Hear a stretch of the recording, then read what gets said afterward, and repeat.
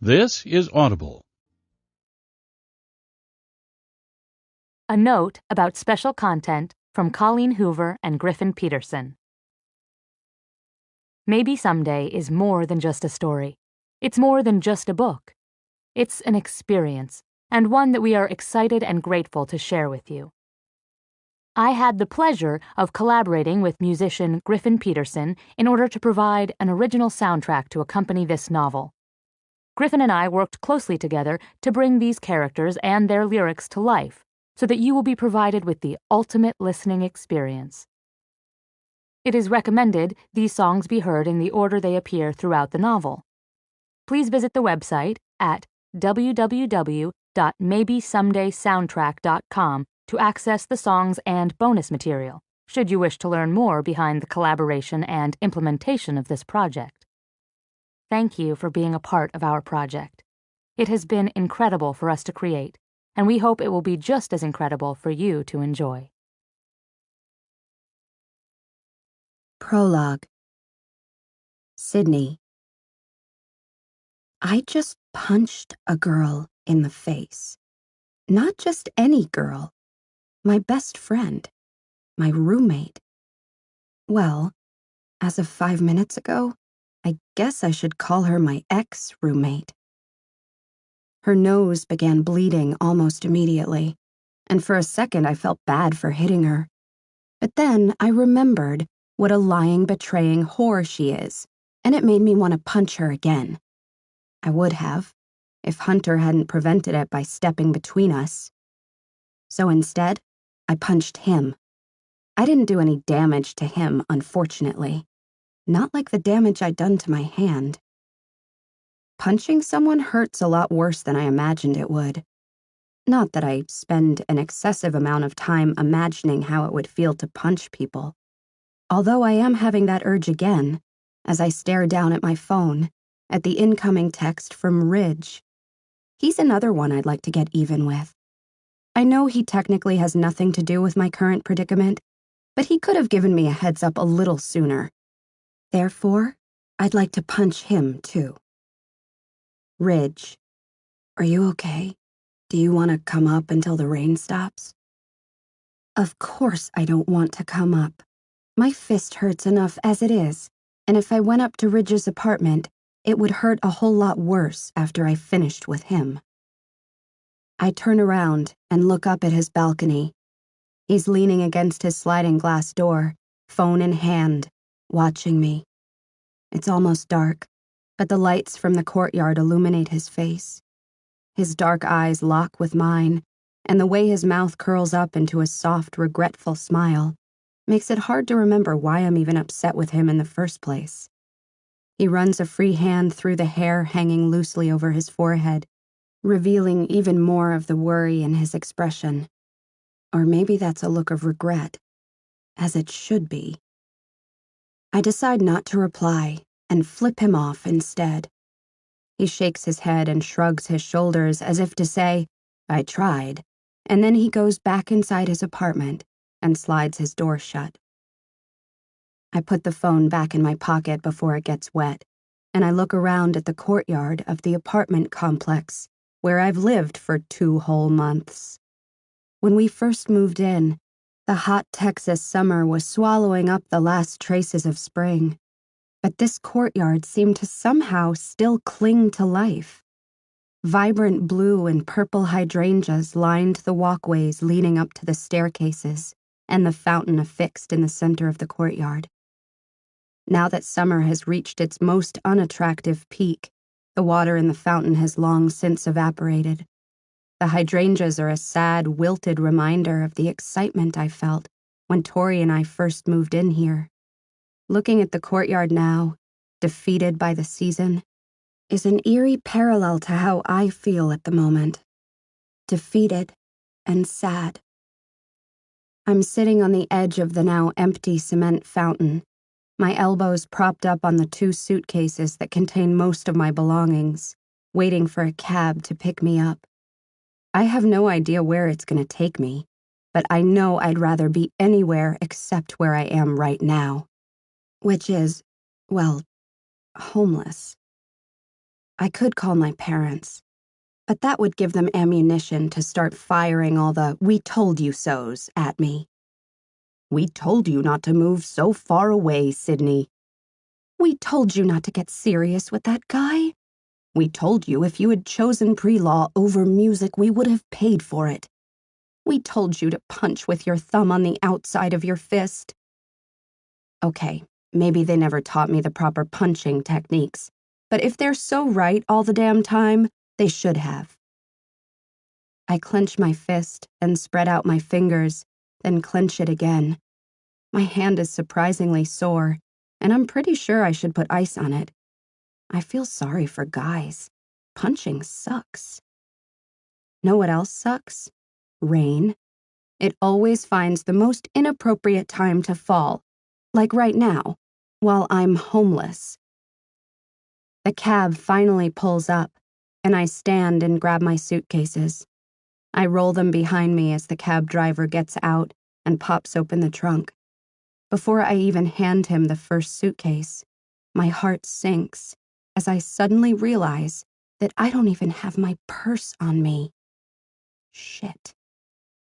I look around, back to where I was sitting on the suitcases, then feel around my body as if my purse will magically appear across my shoulder.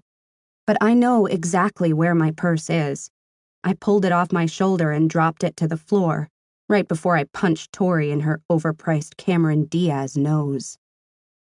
I sigh, and I laugh. Of course I left my purse. My first day of being homeless would have been way too easy if I'd had a purse with me. "I'm sorry," I say to the cab driver, who is now loading my second piece of luggage. "I changed my mind. I don't need a cab right now." I know there's a hotel about a half-mile from here. If I can just work up the courage to go back inside and get my purse, I'll walk there and get a room until I figure out what to do. It's not as if I can get any wetter. The driver takes the suitcases back out of the cab, sets them on the curb in front of me, and walks back to the driver's side without ever making eye contact. He just gets into his car and drives away, as if my canceling is a relief. Do I look that pathetic? I take my suitcases and walk back to where I was seated before I realized I was purseless.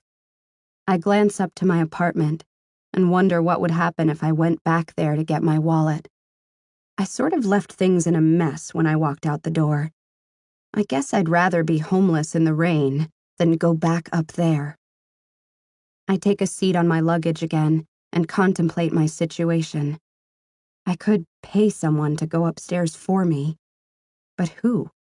No one's outside, and who's to say Hunter or Tori would even give the person my purse? This really sucks. I know I'm gonna have to end up calling one of my friends, but right now I'm too embarrassed to tell anyone how clueless I've been for the last 2 years. I've been completely blindsided. I already hate being 22, and I still have 364 more days to go. It sucks so bad that I'm crying? Great. I'm crying now. I'm a purseless, crying, violent homeless girl. And as much as I don't want to admit it, I think I might also be heartbroken. Yep. Sobbing now.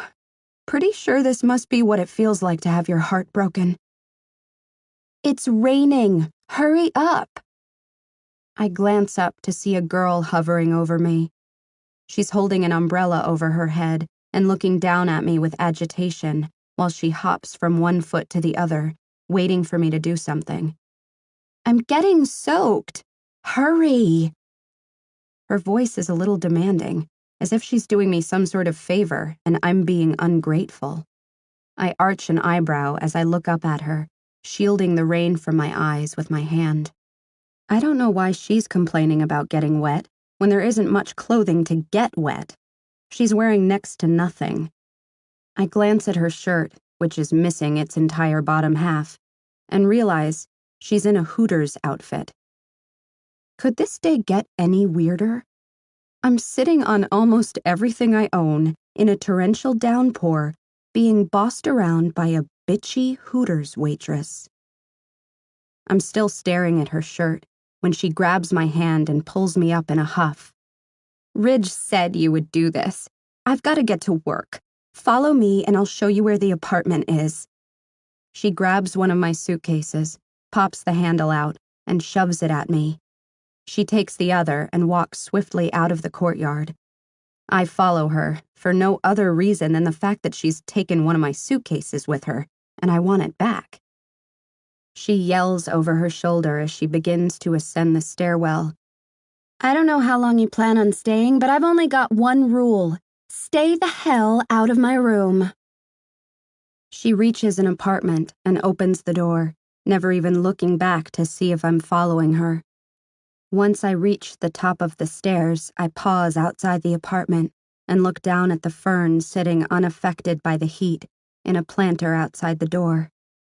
Its leaves are lush and green, as if they're giving summer the middle finger with their refusal to succumb to the heat. I smile at the plant, somewhat proud of it. Then I frown with the realization that I'm envious of the resilience of a plant. I shake my head, look away, then take a hesitant step inside the unfamiliar apartment. The layout is similar to my own apartment, only this one is a double split bedroom with 4 total bedrooms. My and Tori's apartment only had 2 bedrooms, but the living rooms are the same size. The only other noticeable difference is that I don't see any lying, backstabbing, bloody-nosed whores standing in this one. Nor do I see any of Tori's dirty dishes or laundry lying around. The girl sets my suitcase down beside the door, then steps aside and waits for me to... Well, I don't know what she's waiting for me to do. She rolls her eyes and grabs my arm, pulling me out of the doorway and further into the apartment. What the hell is wrong with you? Do you even speak? She begins to close the door behind her, but pauses and turns around, wide-eyed. She holds her finger up in the air. Wait, she says. You're not... She rolls her eyes and smacks herself in the forehead. Oh my God, you're deaf! Huh? What the hell is wrong with this girl? I shake my head and start to answer her, but she interrupts me. God, Bridget, she mumbles to herself. She rubs her hands down her face and groans, completely ignoring the fact that I'm shaking my head. You're such an insensitive bitch sometimes. Wow, this girl has some serious issues in the people skills department. She's sort of a bitch, even though she's making an effort not to be one, now that she thinks I'm deaf. I don't even know how to respond. She shakes her head as if she's disappointed in herself, then looks straight at me. I have to go to work now, she yells very loudly and painfully slowly.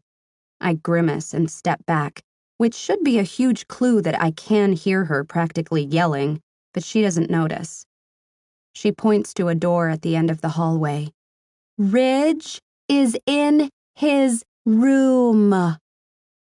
Before I have a chance to tell her she can stop yelling, she leaves the apartment and closes the door behind her. I have no idea what to think or what to do now.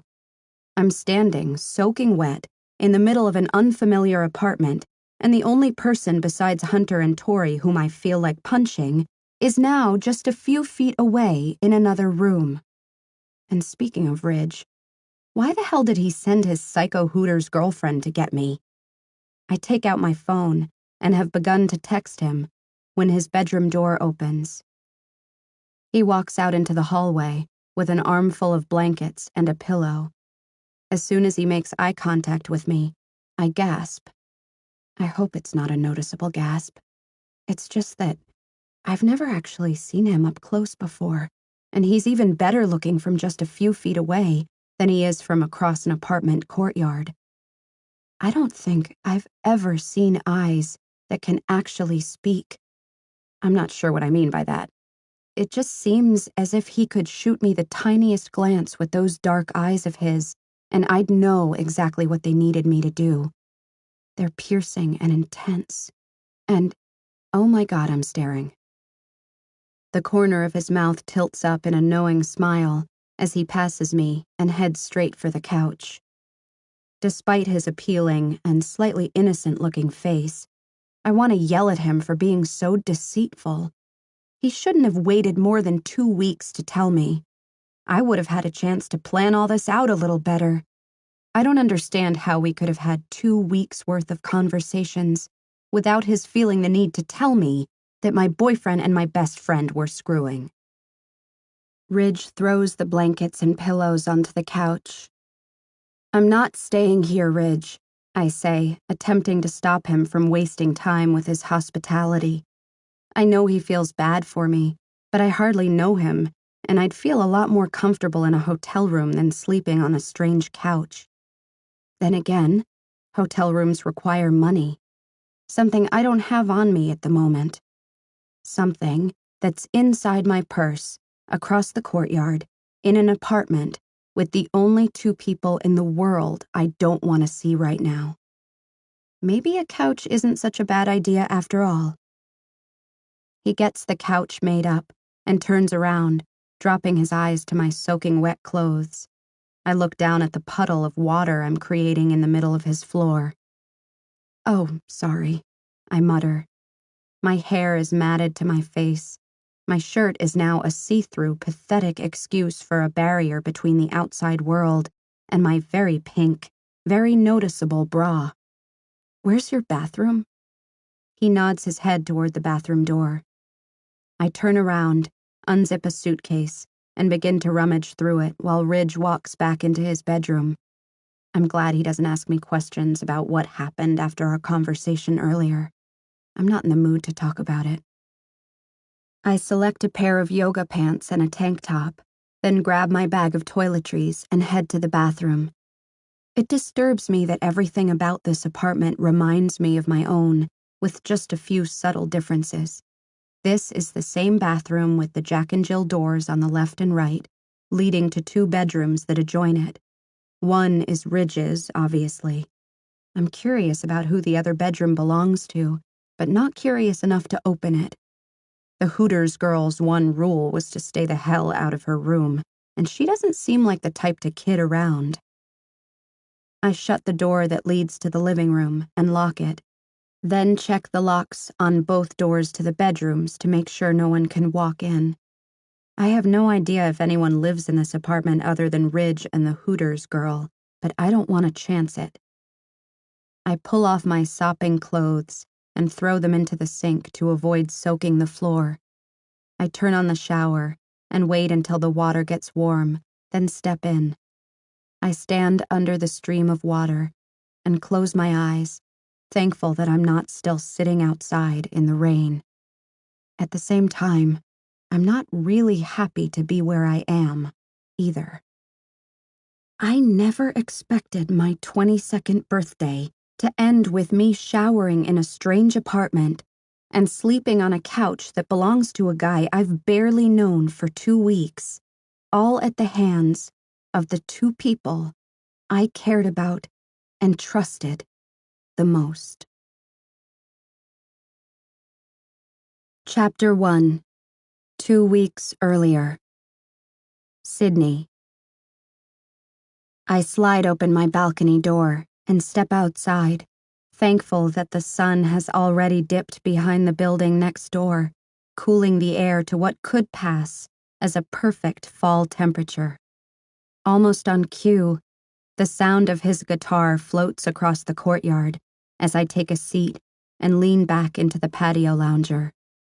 I tell Tori I come out here to get homework done because I don't want to admit that the guitar is the only reason I'm outside every night at 8, like clockwork. For weeks now, the guy in the apartment across the courtyard has sat on his balcony and played for at least an hour. Every night I sit outside and listen. I've noticed a few other neighbors come out to their balconies when he's playing, but no one is as loyal as I am. I don't understand how someone could hear these songs and not crave them day after day. Then again, music has always been a passion of mine, So maybe I'm just a little more infatuated with his sound than other people are. I've played the piano for as long as I can remember, and although I've never shared it with anyone, I love writing music. I even switched my major to music education 2 years ago. My plan is to be an elementary music teacher, although if my father had his way, I'd still be pre-law. "A life of mediocrity is a waste of a life," he said when I informed him that I was changing my major. A life of mediocrity.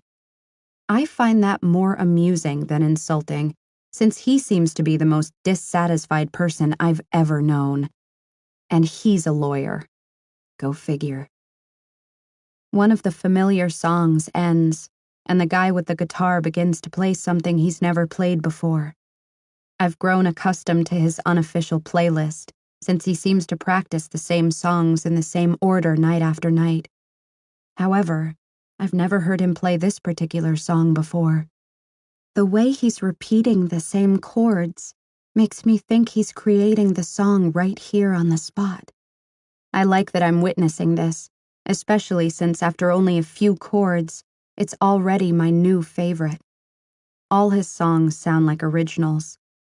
I wonder if he performs them locally, or if he just writes them for fun. I lean forward in the chair, rest my arms on the edge of the balcony, and watch him.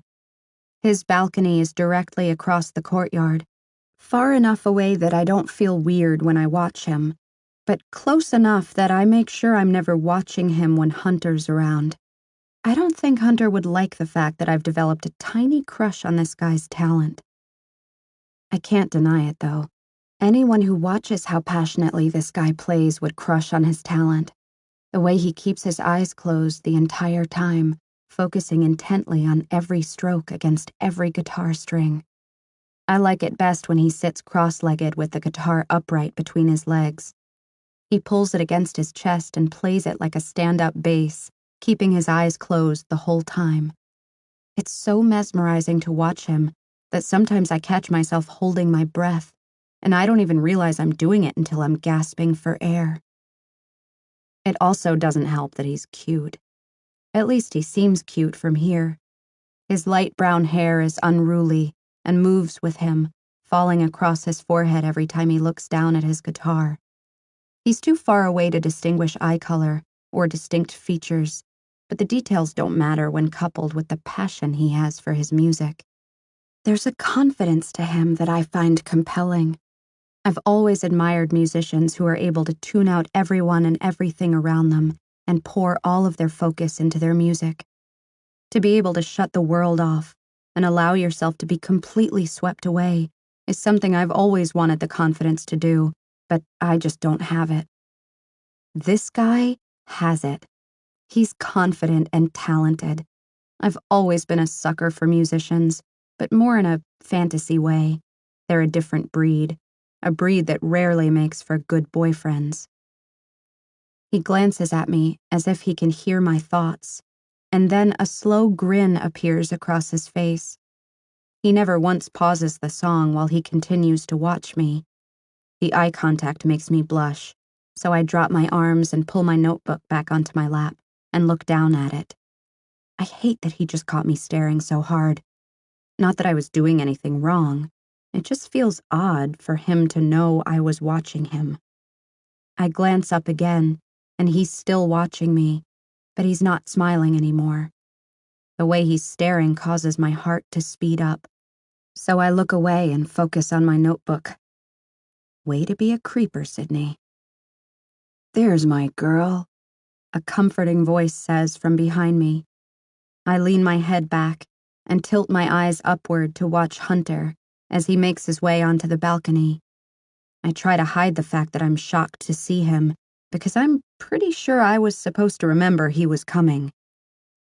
On the off chance that Guitar Boy is still watching, I make it a point to seem really into Hunter's hello kiss, so that maybe I'll seem less like a creepy stalker and more like someone just casually relaxing on her balcony. I run my hand up Hunter's neck as he leans over the back of my chair and kisses me upside down. "Scoot up," Hunter says, pushing on my shoulders. I do what he asks and slide forward in the seat as he lifts his leg over the chair and slips in behind me. He pulls my back against his chest and wraps his arms around me. My eyes betray me when the sound of the guitar stops abruptly, and I glance across the courtyard once more. Guitar Boy is eyeing us hard as he stands, then goes back inside his apartment. His expression is odd, almost angry. "How was school?" Hunter asks. "Too boring to talk about. What about you? How was work?" "Interesting," he says, brushing my hair away from my neck with his hand. He presses his lips to my neck and kisses his way down my collarbone. "What was so interesting?" He tightens his hold on me, then rests his chin on my shoulder and pulls me back in the chair with him. "The oddest thing happened at lunch," he says. "I was with one of the guys at this Italian restaurant. We were eating out on the patio, and I had just asked the waiter what he recommended for dessert when a police car rounded the corner. They stopped right in front of the restaurant, and 2 officers jumped out with their guns drawn. They began barking orders toward us when our waiter mumbled, 'Shit.' He slowly raised his hands, and the police jumped the barrier to the patio, rushed toward him, threw him to the ground, and cuffed him right at our feet. After they read him his rights, they pulled him to his feet and escorted him toward the cop car. The waiter glanced back at me and yelled, 'The tiramisu is really good.' Then they put him in the car and drove away." I tilt my head back and look up at him. "Seriously? That really happened?" He nods, laughing. "I swear, Sid, it was crazy." "Well, did you try the tiramisu?" "Hell yeah, we did. It was the best tiramisu I've ever had." He kisses me on the cheek and pushes me forward. "Speaking of food, I'm starving." He stands up and holds out his hand to me. "Did you cook tonight?" I take his hand and let him pull me up. "We just had salad, but I can make you one." Once we're inside, Hunter takes a seat on the couch next to Tori. She's got a textbook spread open across her lap as she half-heartedly focuses on both homework and TV at the same time. I take out the containers from the fridge and make his salad. I feel a little guilty that I forgot tonight was one of the nights he said he was coming. I usually have something cooked when I know he'll be here. We've been dating for almost 2 years now. I met him during my sophomore year in college when he was a senior. He and Tori had been friends for years. After she moved into my dorm and we became friends, she insisted I meet him. She said we'd hit it off, and she was right. We made it official after only 2 dates, and things have been wonderful since. Of course, we have our ups and downs, especially since he moved more than an hour away. When he landed the job in the accounting firm last semester, he suggested I move with him. I told him no, that I really wanted to finish my undergrad before taking such a huge step. In all honesty, I'm just scared. The thought of moving in with him seems so final, as if I would be sealing my fate. I know that once we take that step, the next step is marriage, and then I'd be looking at never having the chance to live alone. I've always had a roommate, and until I can afford my own place, I'll be sharing an apartment with Tori. I haven't told Hunter yet, but I really want to live alone for a year. It's something I promised myself I would do before I got married. I don't even turn 22 for a couple of weeks, so it's not as if I'm in any hurry. I take Hunter's food to him in the living room. "Why do you watch this?" he says to Tori. "All these women do is talk shit about each other and flip tables." "That's exactly why I watch it," Tori says without taking her eyes off the TV. Hunter winks at me and takes his food, then props his feet up on the coffee table. "Thanks, babe." He turns toward the TV and begins eating. "Can you grab me a beer?" I nod and walk back into the kitchen. I open the refrigerator door and look on the shelf where he always keeps his extra beer. I realize as I'm staring at his shelf that this is probably how it begins. First, he has a shelf in the refrigerator, Then he'll have a toothbrush in the bathroom, a drawer in my dresser, and eventually his stuff will infiltrate mine in so many ways it'll be impossible for me ever to be on my own. I run my hands up my arms, rubbing away the sudden onset of discomfort washing over me. I feel as if I'm watching my future play out in front of me. I'm not so sure I like what I'm imagining. Am I ready for this? Am I ready for this guy to be the guy I bring dinner to every night when he gets home from work? Am I ready to fall into this comfortable life with him?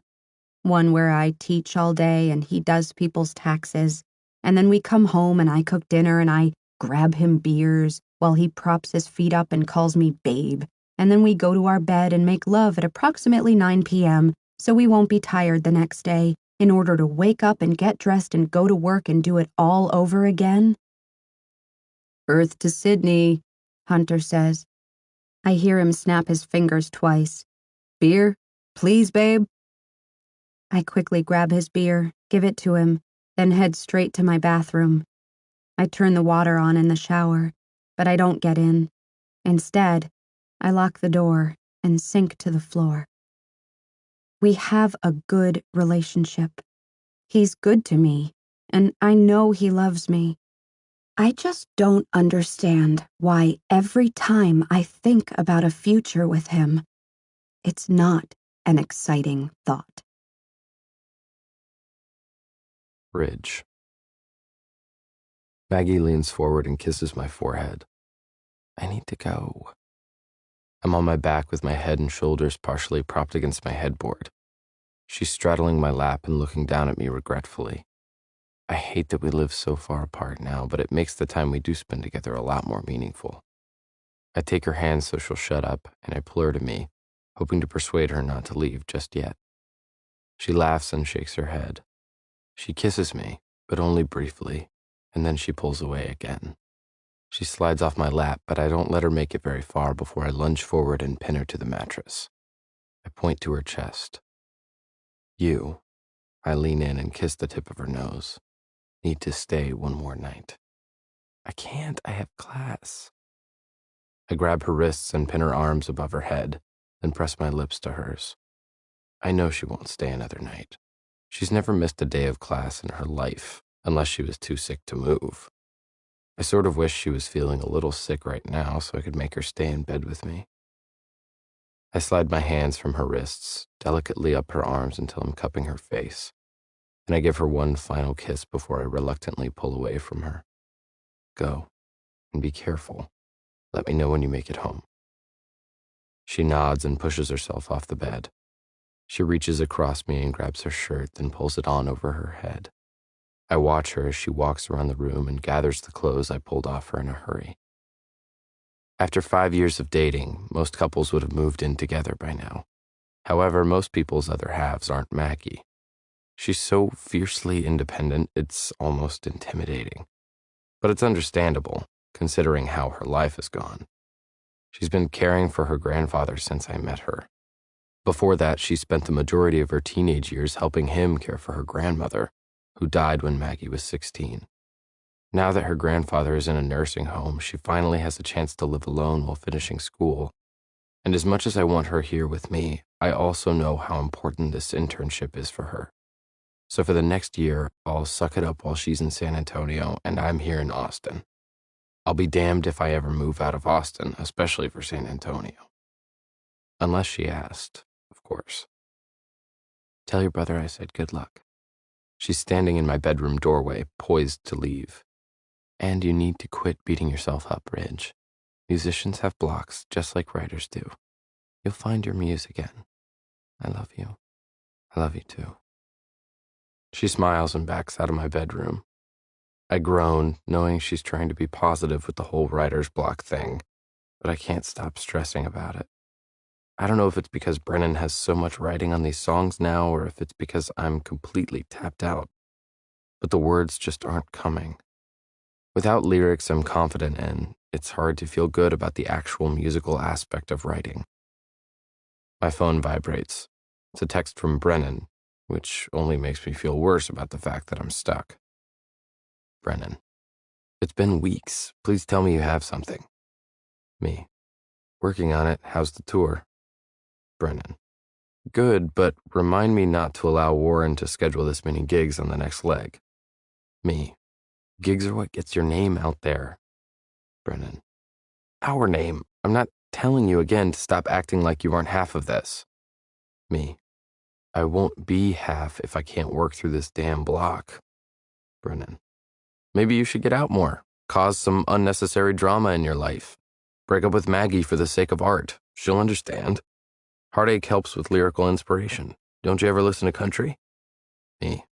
Good idea. I'll tell Maggie you suggested that. Brennan. Nothing I say or do could ever make Maggie hate me. Give her a kiss for me and get to writing. Our careers are resting squarely on your shoulders. Me. Asshole. Brennan. Ah, is that anger I detect in your text? Use it. Go write an angry song about how much you hate your little brother, then send it to me. Me. Yeah, I'll give it to you after you finally get your shit out of your old bedroom. Bridget's sister might move in next month. Brennan. Have you ever met Brandy? Me. No. Do I want to? Brennan. Only if you want to live with two Bridgets. Me. Oh, shit. Brennan. Exactly. Talk to you later.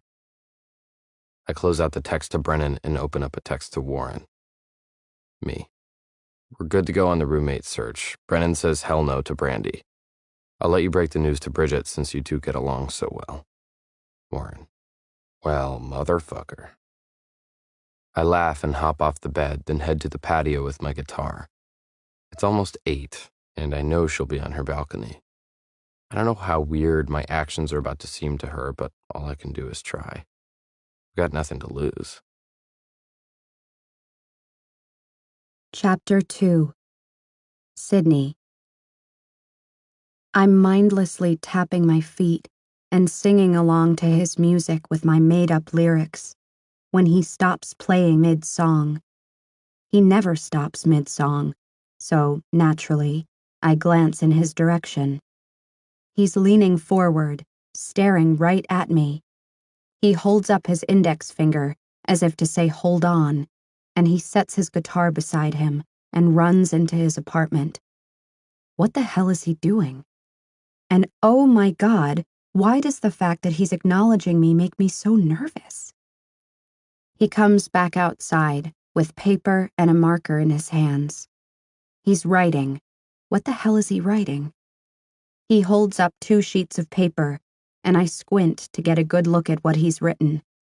A phone number. Shit, his phone number? When I don't move for several seconds, he shakes the papers and points at them, then points back to me. He's insane. I'm not calling him. I can't call him. I can't do that to Hunter. The guy shakes his head, then grabs a fresh sheet of paper and writes something else on it, then holds it up. Text me. When I still don't move, he flips the paper over and writes again. I have a question. A question. A text. Seems harmless enough. When he holds up the papers with his phone number again, I pull out my phone and enter his phone number. I stare at the screen for a few seconds, not really knowing what to say in the text, so I go with, Me, what's your question? He looks down at his phone, and I can see him smile when he receives my text. He drops the paper and leans back in his chair, typing. When my phone vibrates, I hesitate a second before looking down at it. Him. Do you sing in the shower? I shake my head, confirming my initial suspicion. He's a flirt. Of course he is. He's a musician. Me. I don't know what kind of question that is, but if this is your attempt at flirting, I've got a boyfriend. Don't waste your time. I hit send and watch him read the text. He laughs, and this irritates me, mostly because his smile is so smiley. Is that even a word? I don't know how else to describe it. It's as if his whole face smiles right along with his mouth. I wonder what that smile looks like up close. Him. Believe me, I know you have a boyfriend, and this is definitely not how I flirt. I just want to know if you sing in the shower. I happen to think highly of people who sing in the shower, and need to know the answer to that question in order to decide if I want to ask you my next question. I read the lengthy text, admiring his fast typing. Guys aren't normally as skilled as girls when it comes to speed texting, but his replies are almost instantaneous. Me. Yes, I sing in the shower. Do you sing in the shower? Him. No, I don't. Me. How can you think highly of people who sing in the shower if you don't sing in the shower? Him. Maybe the fact that I don't sing in the shower is why I think highly of people who do sing in the shower. This conversation isn't going anywhere. Me. Why did you need this vital piece of information from me? He stretches his legs out and props his feet up on the edge of the patio, then stares at me for a few seconds before returning his attention to his phone. Him. I want to know how you're singing lyrics to my songs when I haven't even added lyrics to them yet. My cheeks instantly heat from embarrassment. Busted. I stare at his text, then glance up at him. He's watching me, expressionless. Why the hell didn't I think that he could see me sitting out here? I never thought he would notice me singing along to his music. Hell, until last night I never thought he even noticed me. I inhale, wishing I'd never made eye contact with him to begin with. I don't know why I find this embarrassing, but I do. It seems as if I've invaded his privacy in some way, and I hate that. Me.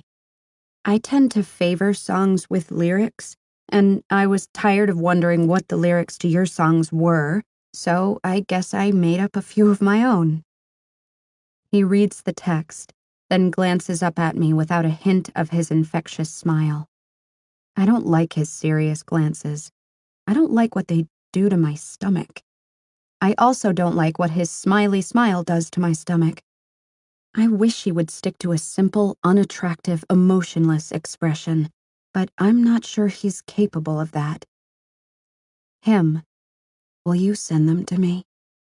Oh God, hell no. Me. Hell no. Him. Please. Me. No. Him. Pretty please. Me. No thank you. Him. What's your name? Me. Sydney. Yours? Him. Ridge. Ridge. That fits him. Musical, artisty, moody type. Me. Well, Ridge, I'm sorry, but I don't write lyrics that anyone would want to hear. Do you not write lyrics to your own songs?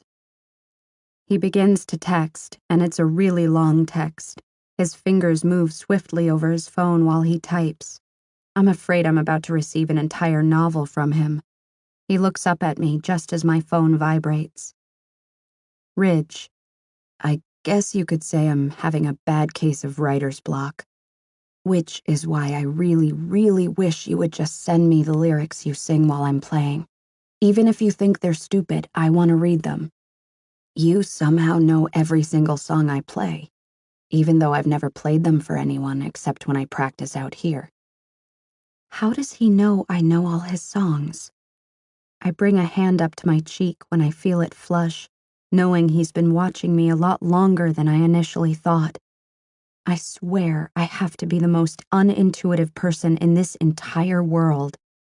I glance up at him, and he's continuing with another text, so I look back to my phone and wait for it. Ridge. I can see it in the way your whole body responds to the guitar.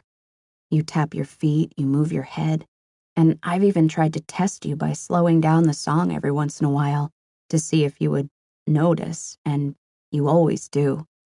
Your body stops responding when I change something up. So just by watching you, I can tell you have an ear for music. And since you sing in the shower, it probably means you're an okay singer, which also means that maybe there's a chance you have a talent for writing lyrics. So Sydney, I want to know what your lyrics are.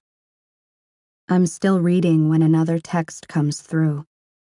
Ridge, please, I'm desperate. I inhale a deep breath, wishing more than anything that this conversation had never started. I don't know how in the hell he can come to all these conclusions without my ever having noticed him watching me.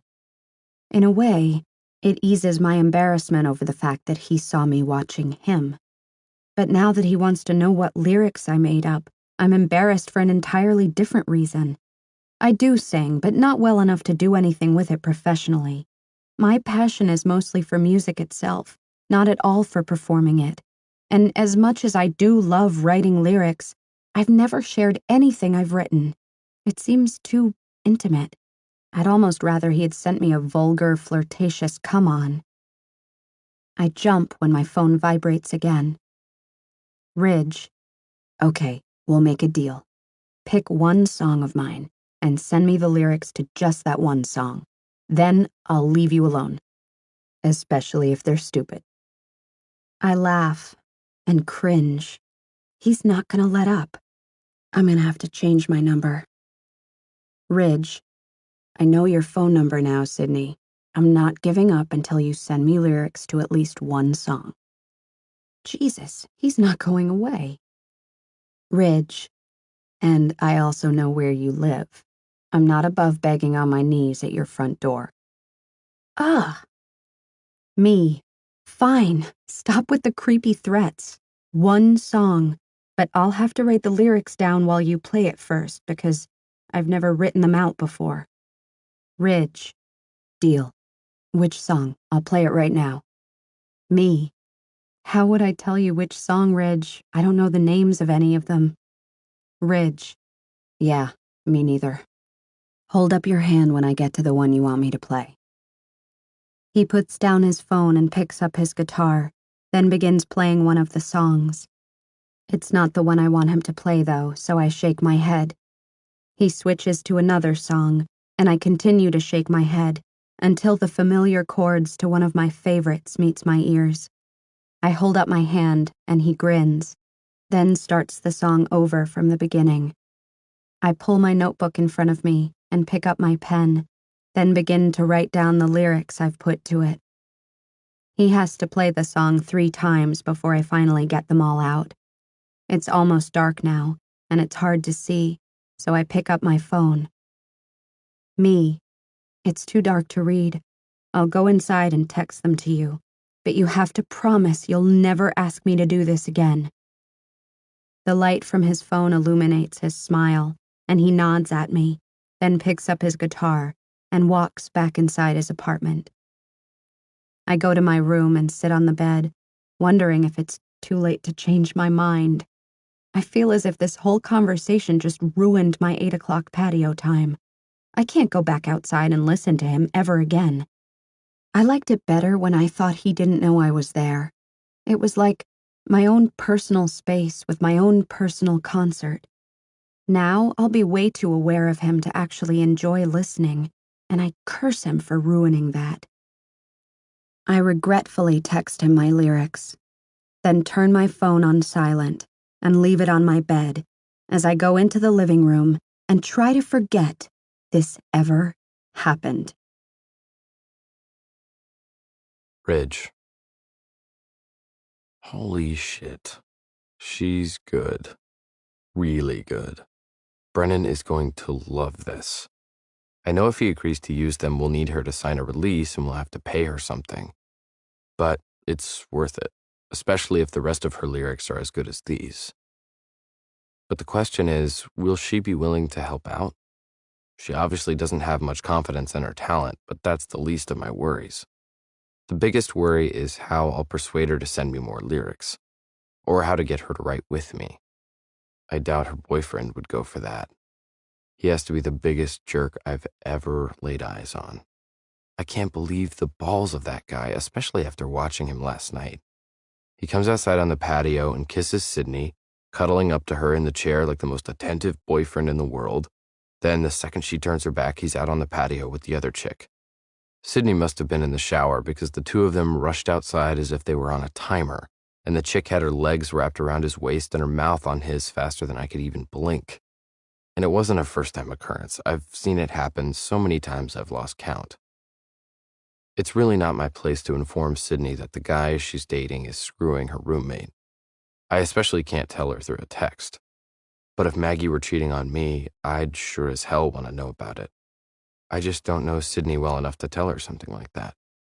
Usually the person to break the news is the one to catch all the blame anyway, especially if the person being cheated on doesn't want to believe it. I could send her an anonymous note, but the douchebag boyfriend would more than likely be able to talk his way out of it. I won't do anything for now. It's not my place, and until I get to know her better, I'm not in a position for her to trust me. My phone vibrates in my pocket, and I pull it out, hoping Sydney decided to send me more lyrics. But the text is from Maggie. Maggie. Almost home. See you in 2 weeks. Me. I didn't say text me when you're almost home. I said text me when you're home. Now stop texting and driving. Maggie. Okay. Me. Stop. Maggie. Okay. I toss the phone onto the bed and refuse to text her back. I'm not giving her a reason to text me again until she makes it home. I walk to the kitchen for a beer, then take a seat next to a passed-out Warren on the couch. I grab the remote and hit info to see what he's watching. Porn. Figures. The guy can't watch anything without nudity. I start to change the channel, but he snatches the remote out of my hands. It's my night. I don't know if it was Warren or Bridget who decided we should divvy up the TV, but it was the worst idea ever. Especially since I'm still not sure which night is actually mine, even though technically this is my apartment. I'm lucky if either of them pays rent on a quarterly basis. I put up with it because Warren has been my best friend since high school, and Bridget is, well, she's too mean for me to even want to strike up a conversation with her. I've avoided that since Brennan let her move in 6 months ago. I really don't have to worry about money right now thanks to my job and the cut Brennan gives me, so I just leave it alone. I still don't know how Brennan met Bridget or how they're involved, but even though their relationship isn't sexual, he obviously cares about her. I have no idea how or why, since she doesn't have any noticeable redeeming qualities other than how she looks in her Hooters uniform. And of course, the second that thought passes through my head, so do the words Maggie said when she found out Bridget was moving in with us. I don't care if she moves in. The worst thing that could happen would be for you to cheat on me. Then I'd have to break up with you. Then your heart would shatter, and we'd both be miserable for life. And you would be so depressed you'd never be able to get it up again. So make sure if you do cheat, it's the best sex you ever have, because it'll also be the last sex you ever have. She doesn't have to worry about my cheating on her, but the scenario she painted was enough to ensure that I don't even look at Bridget in her uniform. How in the hell did my thoughts wander this far? This is why I'm having writer's block. I can't seem to focus on anything important lately. I go back to my room to transfer the lyrics Sydney sent onto paper, and I begin to work out how to add them to the music. I want to text Sydney to tell her what I think about them, but I don't. I should leave her hanging a little while longer. I know how nerve-wracking it is to send someone a piece of yourself and then have to sit back and wait for it to be judged. If I make her wait long enough, maybe once I tell her how brilliant she is, she'll have developed a craving to send me more. It might be a little cruel, but she has no idea how much I need her. Now that I'm pretty sure I've found my muse, I have to work it just right so she doesn't slip away. Chapter 3. Sydney. If he hated them, the least he could have done was send a thank you. I know it shouldn't bother me, but it does, especially because I never wanted to send them to him in the first place. I wasn't expecting him to praise me, but the fact that he begged so hard for them and then just ignored them sort of irritates me. And he hasn't been outside at his usual time in almost a week. I've wanted to text him about it so many times, but if I do, then it'll seem as if I care what he thinks of the lyrics. I don't want to care, but I can tell by how disappointed I feel that I do care. I hate that I want him to like my lyrics, but the thought of actually having a hand in a song is a little bit exciting. Food should be here in a little while. I'm gonna get the clothes out of the dryer, Tori says. She opens the front door, and I perk up on the couch when I hear the familiar sound of the guitar from outside. She closes the door behind her, and as much as I want to ignore it, I rush to my room and quietly slide out onto the balcony, books in hand. If I sink far enough into my chair, he might not notice I'm out here. But he's looking straight at my balcony when I step outside. He doesn't acknowledge me with a smile or even a nod of his head when I take my seat. He just continues playing, and it makes me curious to see if he's just going to pretend our conversation last week never happened. I sort of hope so, because I'd like to pretend it never happened. He plays the familiar songs, and it doesn't take me long to let go of my embarrassment over the fact that he thought my lyrics were stupid. I tried to warn him. I finish up my homework while he's still playing, close my books, and lean back and close my eyes. It's quiet for a minute, and then he begins playing the song I sent him lyrics for. In the middle of the song, the guitar pauses for several seconds, but I refuse to open my eyes. He continues playing, just as my phone vibrates with an incoming text. Ridge, you're not singing. I glance at him, and he's staring at me with a grin. He looks back down at his guitar and watches his hands as he finishes the song. Then he picks up his phone and sends another text. Ridge, do you want to know what I thought of the lyrics? Me. No, I'm pretty positive I know what you thought. It's been a week since I sent them to you. No worries, I told you they were stupid. Ridge. Yeah, sorry about the silence. I had to leave town for a few days. Family emergency. I don't know if he's telling the truth, but the fact that he claims he's been out of town eases my fear that he hasn't been out on his balcony because of me. Me. Everything okay? Ridge. Yep. Me. Good. Ridge. I'm only gonna say this once, Sydney. Are you ready? Me. Oh God, no, I'm turning off my phone. Ridge. I know where you live. Me. Fine. Ridge. You're incredible. Those lyrics. I can't even describe to you how perfect they are for the song. How in the hell does that come out of you? And why can't you see that you need to let it come out of you? Don't hold it in. You're doing the world a huge disservice with your modesty. I know I agreed not to ask you for more, but that was because I really didn't expect to get what I got from you. I need more. Give me, give me, give me. I let out a huge breath. Until this moment, I didn't realize exactly how much his opinion mattered. I can't look up at him yet. I continue to stare at my phone for much longer than it takes me to read the text. I don't even text him back, because I'm still relishing the compliment. If he said he loved it, I would have accepted his opinion with relief, and I would have moved on. But the words he just texted were like stairs stacked one on top of the other, and each compliment was like me running up each step until I reached the top of the damn world. Holy crap. I think this one text just gave me enough confidence to send him another song. I never would have predicted this. I never imagined I would be excited. Food's here, Tori says. You want to eat out here? I tear my gaze away from the phone and look at her. Yeah, sure. Tori brings the food out to the balcony. I've never really looked at that guy before, but damn, she says, staring hard at Ridge while he plays his guitar.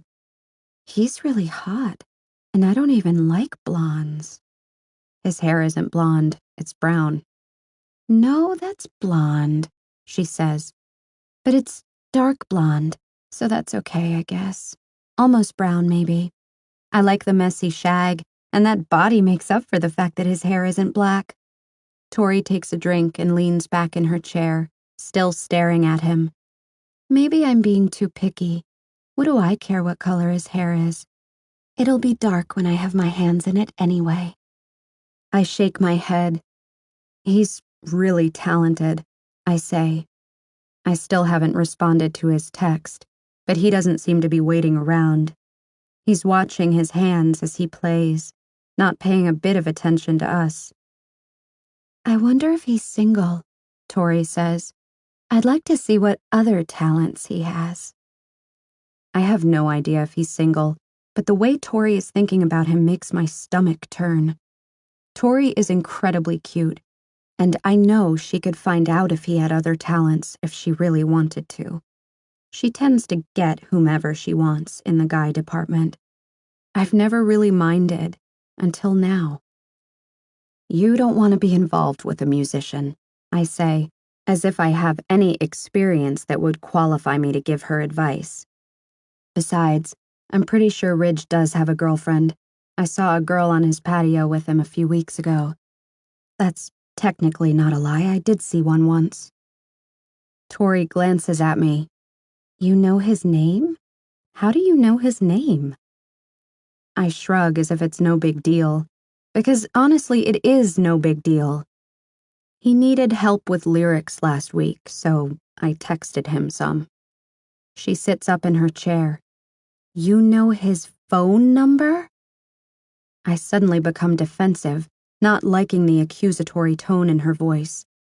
Calm down, Tori. I don't even know him. All I did was text him a few lyrics. She laughs. I'm not judging, Sid, she says, holding up her hands in defense. I don't care how much you love Hunter. If you have an opening with that, she flicks her hand in Ridge's direction. I'd be livid if you didn't take advantage of it. I roll my eyes. You know I'd never do that to Hunter. She sighs and leans back in her chair. Yeah, I know. We're both looking at Ridge when he finishes the song. He picks up his phone and types something, then picks up his guitar, just as my phone vibrates and he begins to play another song. Tori reaches for my phone, but I grab it first and hold it out of her reach. That's from him, isn't it? She says. I read the text. Ridge, when Barbie goes away, I want more. I cringe because there's no way I'm letting Tori read this text. For one thing, he insulted her. Also, the second part of his text would have an entirely different meaning if she read it. I hit delete and press the power button down to lock my phone in case she snatches it away from me. You're flirting, she says teasingly. She picks up her empty plate and stands up. Have fun with your sexting. Ugh, I hate that she thinks I'd ever do that to Hunter. I'll worry about setting her straight later, though. In the meantime, I take out my notebook and find the page with the lyrics I wrote to the song he's currently playing. I transfer them to a text, hit send, and hurry back inside. That was so good, I say as I place my plate in the sink. That's probably my favorite Italian restaurant in all of Austin. I walk to the couch and fall down next to Tori, trying to appear casual about the fact that she thinks I'm cheating on Hunter. The more defensive I get about it, the less likely she'll be to believe me when I try to deny it. Oh my God, that reminds me, she says. The funniest thing happened a couple of weeks ago at this Italian restaurant. I was eating lunch with my mom, and we were out on the patio. Our waiter was telling us about dessert when all of a sudden, this cop car comes screeching around the corner, sirens blaring.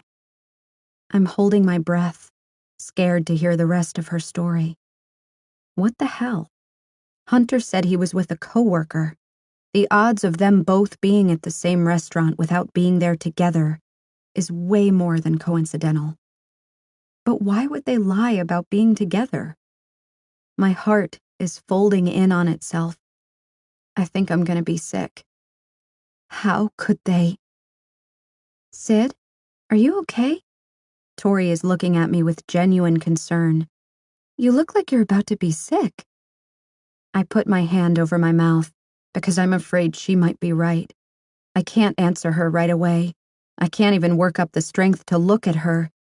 I try to still my hand, but I can feel it trembling against my mouth. Why would they be together and not tell me? They're never together without me. They'd have no reason to be together unless they were planning something. Planning something. Oh, wait a second. I press my palm against my forehead and shake my head back and forth. I feel as if I'm in the stupidest moment in all of my nearly 22 years of existence.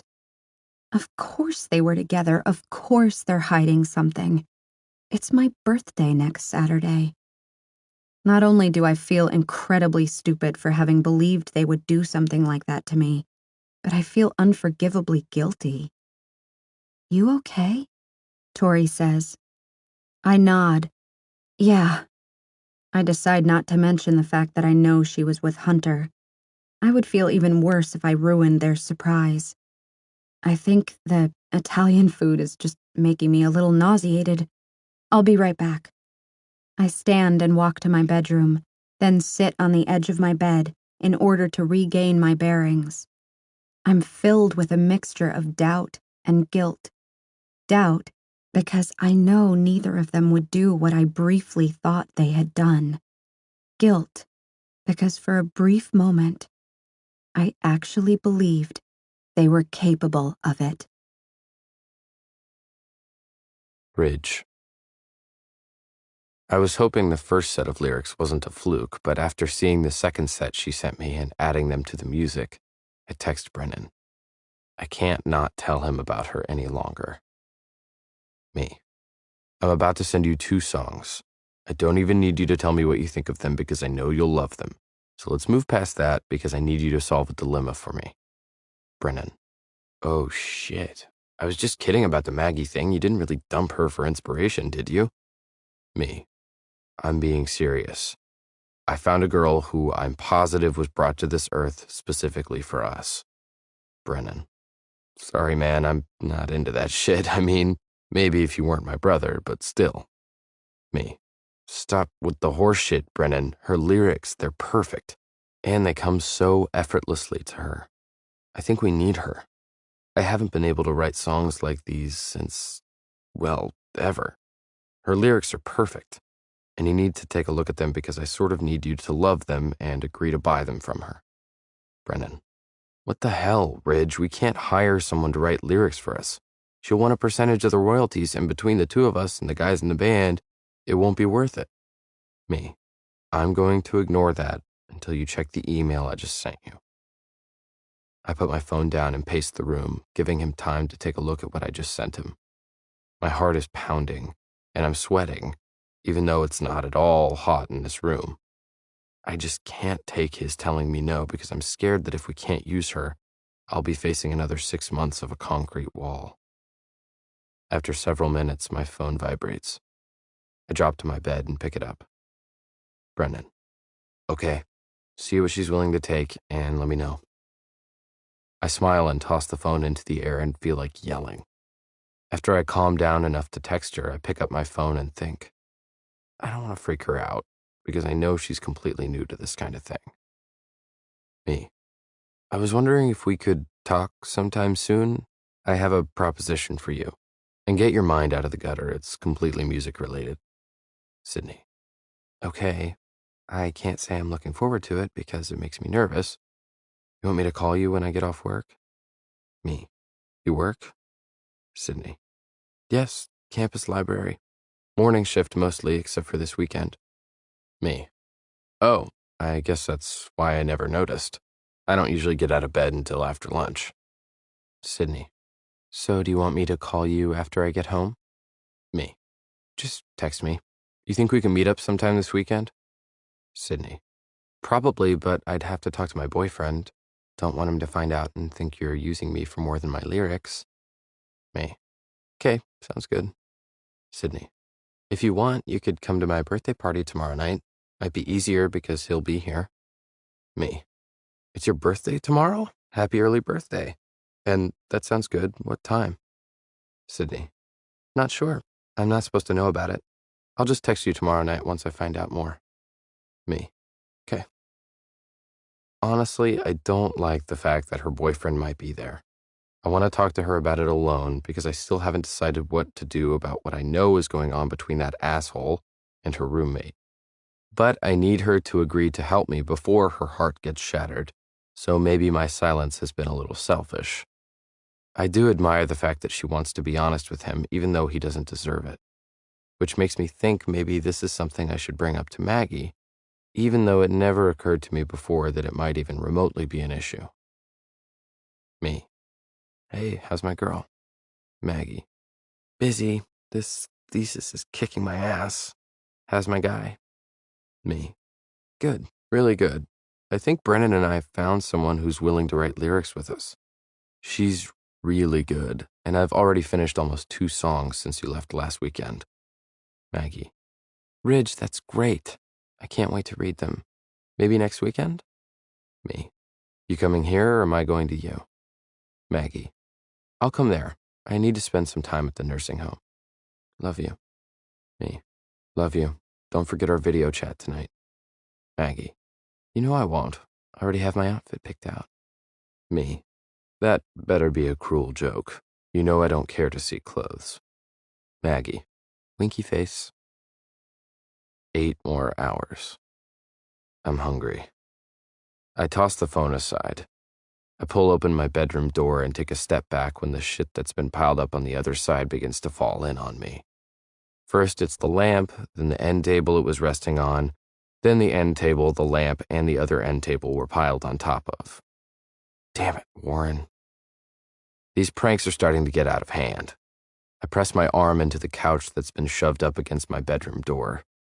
I push it back out into the living room and jump over it, then head toward the kitchen. I carefully spoon toothpaste onto an Oreo, then replace the top of the cookie and gently squeeze it.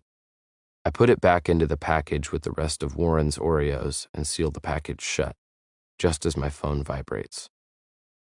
Sydney, can you do me a favor? She has no idea how many favors I'd do for her right now. I'm pretty much at her mercy. Me. What's up? Sydney. Can you look out your balcony door and tell me if you see anything suspicious going on at my apartment? Shit, does she know? What does she want me to tell her? I know it's selfish, but I really don't want to tell her about her boyfriend until after I have the chance to talk to her about the lyrics. Me. Okay, hold on. I walk to my balcony and glance across the courtyard. I don't see anything out of the ordinary. It's almost dark, though, so I can't see much. I'm not sure what she wants me to find, so I choose not to be too descriptive when I respond. Me. Looks quiet. Sydney. Really? Are the blinds open? You don't see people? I look again. The blinds are open, but the only thing I can see from here is the glare from the TV. Me. Doesn't look like anyone's home. Aren't you having a birthday party later tonight? Sydney. I thought so. I'm really confused. There's movement in one of the windows, and I see her roommate go into the living room. Sydney's boyfriend follows closely behind her, and they both sit on the couch, but all I can see is their feet. Me. Wait, your boyfriend and your roommate just sat on the couch. Sydney. Okay, sorry to bother you. Me. Wait, what about tonight? Are you still having a birthday party? Sydney. I don't know. Hunter says he's taking me out to eat as soon as I get home from work, but I sort of thought it was a lie. I know he and Tori had lunch together a couple weeks ago, but they don't know I know. They were obviously planning something, and I assumed it was a surprise party, but tonight's the only night that could happen. I wince. She actually caught them in a lie, and she thought they were together because they were planning something nice for her. Christ. I don't even know the guy, and I have a huge urge to walk over there and beat the shit out of him. It's her birthday. I can't tell her on her birthday. I take a deep breath, then decide to text Maggie for advice. Me. Question. You busy? Maggie. Nope. Shoot. Me. If it was your birthday and someone you knew found out I was cheating on you, would you want to know right then? Or would you hope that person would wait to tell you until it was no longer your birthday? Maggie. If this is a hypothetical question, I'm going to kill you for this heart attack. If it's not hypothetical, I'm going to kill you for this heart attack. Me. You know it's not me. It's not your birthday. Winky face. Maggie. Who's cheating on whom? Me. It's Sydney's birthday today, the girl I was telling you about who writes the lyrics. I happen to know her boyfriend is cheating on her, and I'm kind of in a position where I should tell her because she's becoming suspicious. Maggie. Jesus, I'd hate to be you right now.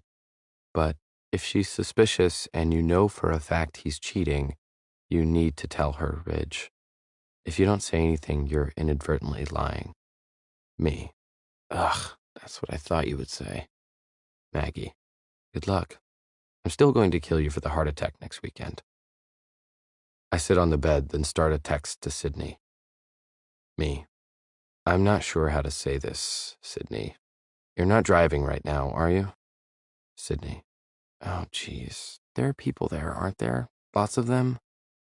Me. No, there isn't anyone there but the two of them. First, I need to apologize for not telling you this sooner.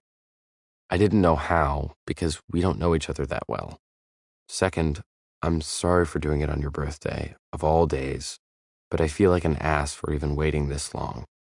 And third, I'm sorry you have to find out via text, but I don't want you to have to walk back into your apartment without knowing the truth first.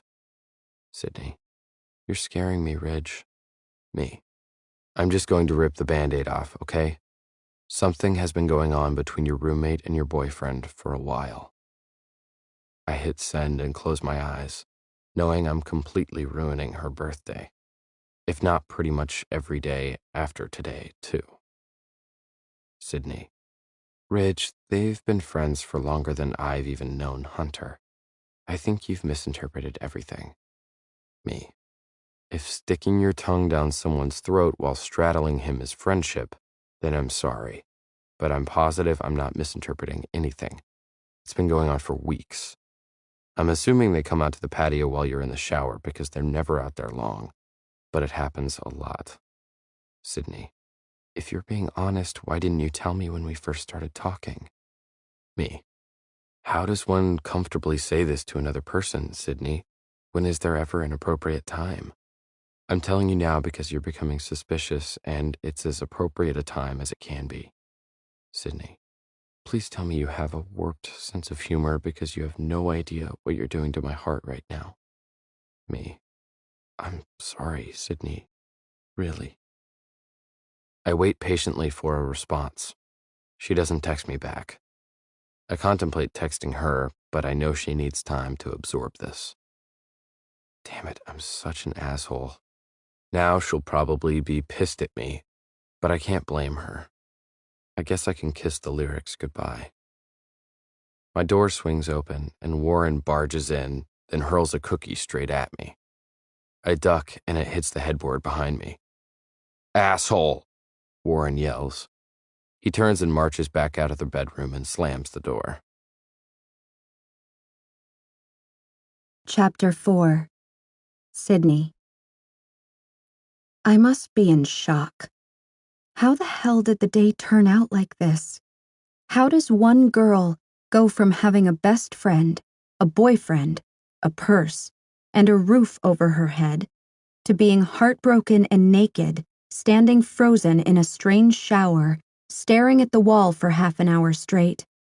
I swear to God, if this is some huge elaborate birthday hoax at my expense, I'm never speaking to anyone, ever again. Ever. However, I know it's not a hoax. A hoax is just wishful thinking. I knew the second I walked through the front door and headed straight for Hunter that everything Ridge had said was true. I flat out asked Hunter if he was sleeping with Tori, and the looks on both of their faces would have been comical if they didn't completely crush my heart and deplete my trust in one fell swoop. I wanted to sink to the floor and cry when he couldn't deny it. Instead, I walked calmly to my bedroom and began packing my things. Tori came into the room, crying. She tried to tell me it meant nothing, that sex had always been a casual thing between them, even before they met me. Hearing her say it meant nothing to them hurt worse than anything. If it meant something to either of them, at least I could vaguely understand their betrayal. But the fact that she was claiming it meant nothing, yet it still happened, hurt me more than anything else she could have possibly said at that moment. I'm pretty sure that's when I punched her. It doesn't help matters that I lost my job just minutes after Ridge told me about Hunter and Tori. I think it's frowned upon in most libraries when student workers begin crying and throwing books at the wall in the middle of their shift. But I can't help the fact that I happened to be stocking the romance section the second I found out my boyfriend of 2 years was sleeping with my roommate. The sappy romantic covers on the cart in front of me just really pissed me off. I turn the water off in Ridge's shower and step out, then get dressed. I feel better physically after finally getting into dry clothes, but my heart is growing heavier and heavier with each passing minute. The more time that passes by, the more my reality begins to sink in. In the course of just 2 hours, I've lost the entire last 2 years of my life. That's a lot of time to invest in 2 people who were supposed to be the most trusted people in my life. I'm not sure if I would have ended up marrying Hunter, or if he would have been the father of any future children of mine, but it hurts to know that I trusted him enough to possibly fill those roles, and he ended up being the opposite of who I thought he was. I think the fact that I misjudged him pisses me off more than the fact that he cheated on me. If I can't even accurately judge the people closest to me, then I can't trust anyone, ever. I hate them for taking that away from me. Now, no matter who comes into my life after this, I'll always be skeptical. I walk back into the living room, and all the lights are out except for a lamp beside the couch. I look at my phone, and it's barely after 9. Several texts came through while I was in the shower, so I take a seat on the couch and scroll through them. Hunter, please call me. We need to talk. Tori, I'm not mad at you for hitting me. Please call me. Hunter, I'm worried about you. Where are you? Ridge, I'm sorry I didn't tell you sooner. Are you okay? Hunter, I'll bring your purse to you. Just tell me where you are. I drop the phone onto the coffee table and sink back onto the couch. I have no idea what I'm going to do. Of course, I never want to speak to either of them again, but where does that put me? I can't afford my own apartment right now, since financial aid doesn't come in for another month. I don't have enough money in savings to put down a deposit, plus get all the utilities turned on until then. The majority of the friends I've made since I've been going to school here still live in dorms, so staying with them is out of the question. I'm basically left with 2 options: call my parents, or enter into some odd plural relationship with Hunter and Tori in order to save money. Neither option is one I'm willing to entertain tonight. I'm just thankful that Ridge allowed me to stay at his place. At least I'm saving money on a hotel room. I have no idea where I'll go when I wake up in the morning, but that's still a good 12 hours away. Until then, I'll just continue to hate the entire universe while I feel sorry for myself. And what better way to feel sorry for myself than while getting drunk? I need alcohol. Bad. I walk to the kitchen and begin to scan the cabinets. I hear the door to Ridge's bedroom open. I glance over my shoulder at him as he comes out of his room. His hair is definitely light brown. Take that, Tori. He's in a faded t-shirt and jeans, and he's barefoot, eyeing me inquisitively as he makes his way into the kitchen. I feel a little embarrassed for being caught rummaging through his cabinets, so I turn away from him before he sees me blush. I need a drink, I say. You got any alcohol? He's staring down at his phone, texting me again. He either can't do 2 things at once, or he's upset because I had an attitude with him today. I'm sorry if I was a bitch to you, Ridge, but you have to admit my response was a little justified considering the day I've had. He casually slips his phone into his pocket and looks at me from across the bar, but he chooses not to respond to my half-assed apology.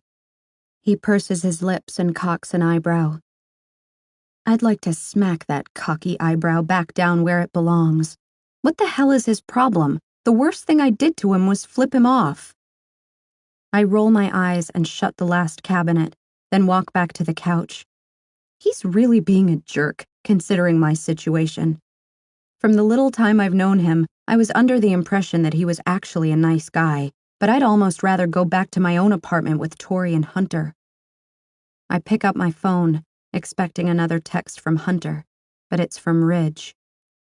Ridge, if you aren't going to look at me when you speak, you might want to stick to texting. I read the text several times, trying to make sense of it, but no matter how many times I read it, I don't understand it. I grow concerned that maybe he's a little weird and I need to leave. I look at him, and he's watching me. He can see the confusion on my face, but he still doesn't explain himself. Instead, he resumes texting. When my phone receives another message, I look at the screen. Ridge, I'm deaf, Sydney. Deaf? Oh, wait. Deaf? But how? We've had so many conversations. The last few weeks of knowing him and talking to him flash through my memory, and I can't recall a single time I've actually heard him speak. Is that why Bridget thought I was deaf? I stare at my phone, sinking into a heap of embarrassment. I'm not sure how to feel about this. I'm sure that feeling betrayed isn't a fair response, but I can't help it. I feel I need to tack this onto the ways the world can betray Sydney on her birthday list. Not only did he not tell me he knew my boyfriend was screwing around on me, but he also failed to mention that he's deaf. Not that being deaf is something he should feel obliged to tell me, I don't know. I feel a little hurt that he didn't share that fact with me. Me, why didn't you tell me you were deaf? Ridge, why didn't you tell me you could hear? I tilt my head as I read his text and flood with even more humiliation. He makes a good point.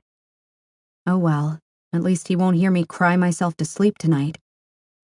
Me, do you have any alcohol? Ridge reads my text and laughs, then nods. He walks to the cabinet below the sink and pulls out a container of Pine Sol. He takes 2 glasses out of the cabinet, then proceeds to fill them with cleaning liquid? What the hell are you doing? I ask. When he doesn't turn around, I slap myself in the forehead, remembering he can't hear me. This will take some getting used to. I walk to where he's standing. When he sets the Pine Sol down on the counter and picks up both glasses, I grab the bottle of cleaning solution and read it, then arch an eyebrow. He laughs and hands me a glass. He sniffs his drink, then motions for me to do the same. I hesitantly bring it to my nose, and am met with the burning scent of whiskey. He holds the glass out, clinks it to mine, and we both down our shots. I'm still recovering from the awful taste when he picks up his phone and texts me again. Ridge, our other roommate has an issue with alcohol, so we have to hide it from him. Me, is his issue that he hates it? Ridge, his issue is that he doesn't like to pay for it himself and he drinks everyone else's. I nod, set my phone back down, grab the container, and pour us each another shot. We repeat the motions, downing the second one. I grimace as the burn spreads its way down my throat and through my chest. I shake my head, then open my eyes. Can you read lips? I ask. He shrugs, then grabs a piece of paper and a pen conveniently placed on the counter next to him. Depends on the lips. I guess that makes sense. Can you read mine? He nods and takes the pen again. Mostly.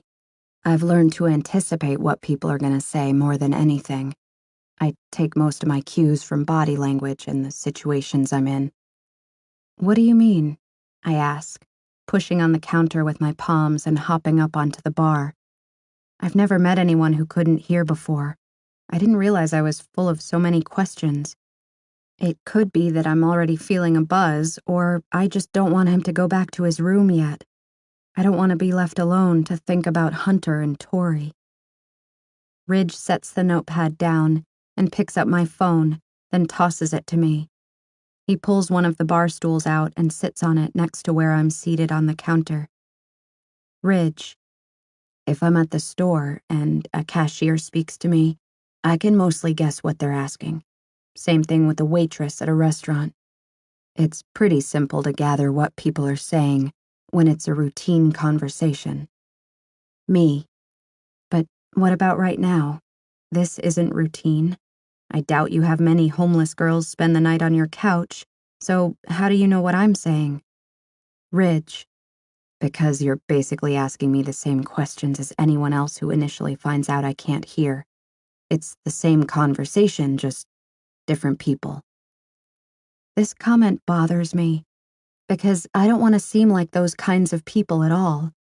It has to get old, having to field the same questions over and over. Me.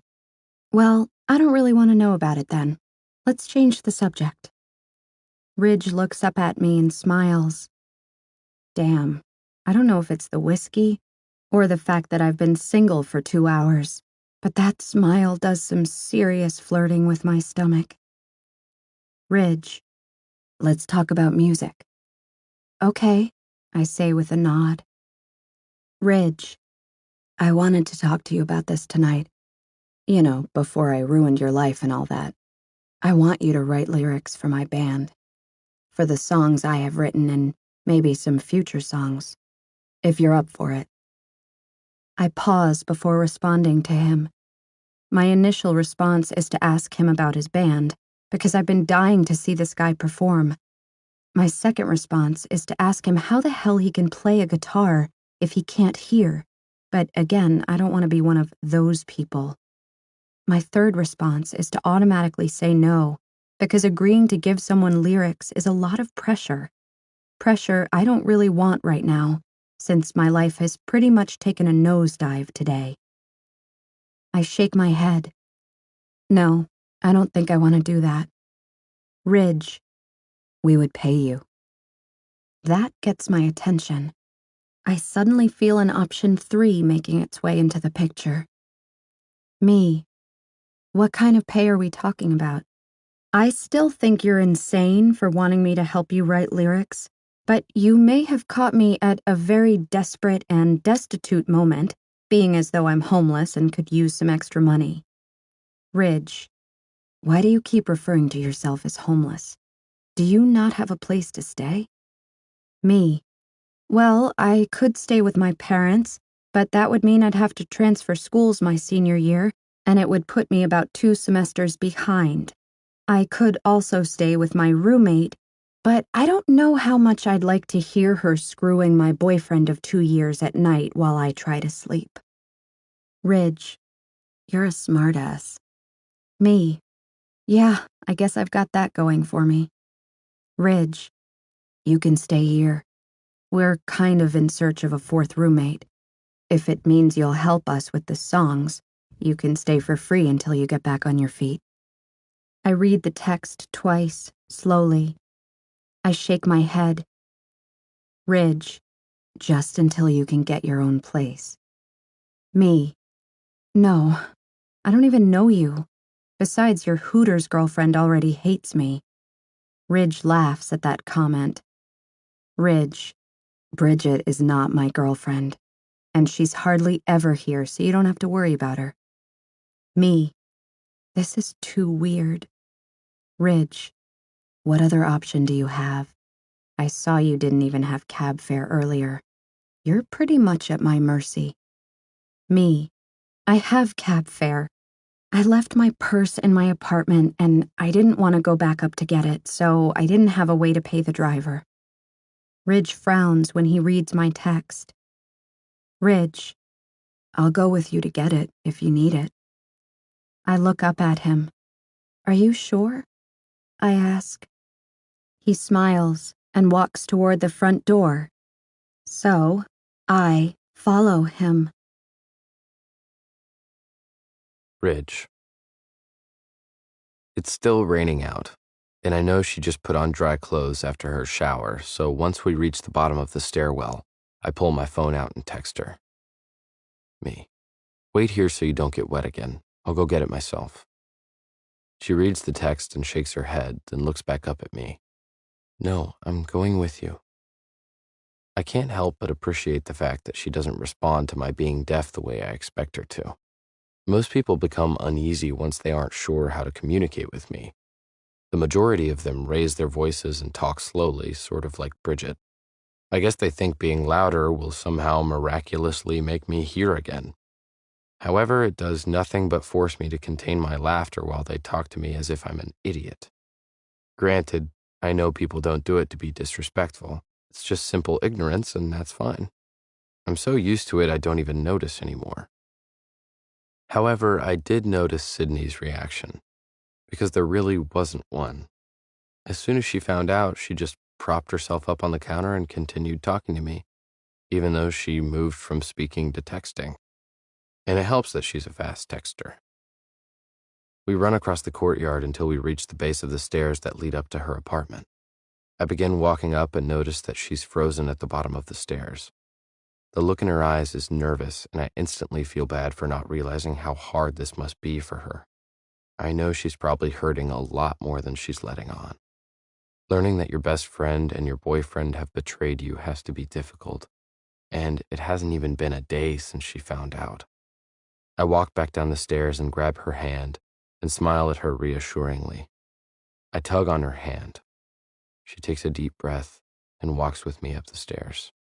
She taps me on the shoulder before we reach her door, and I turn around. Can I wait here? She says.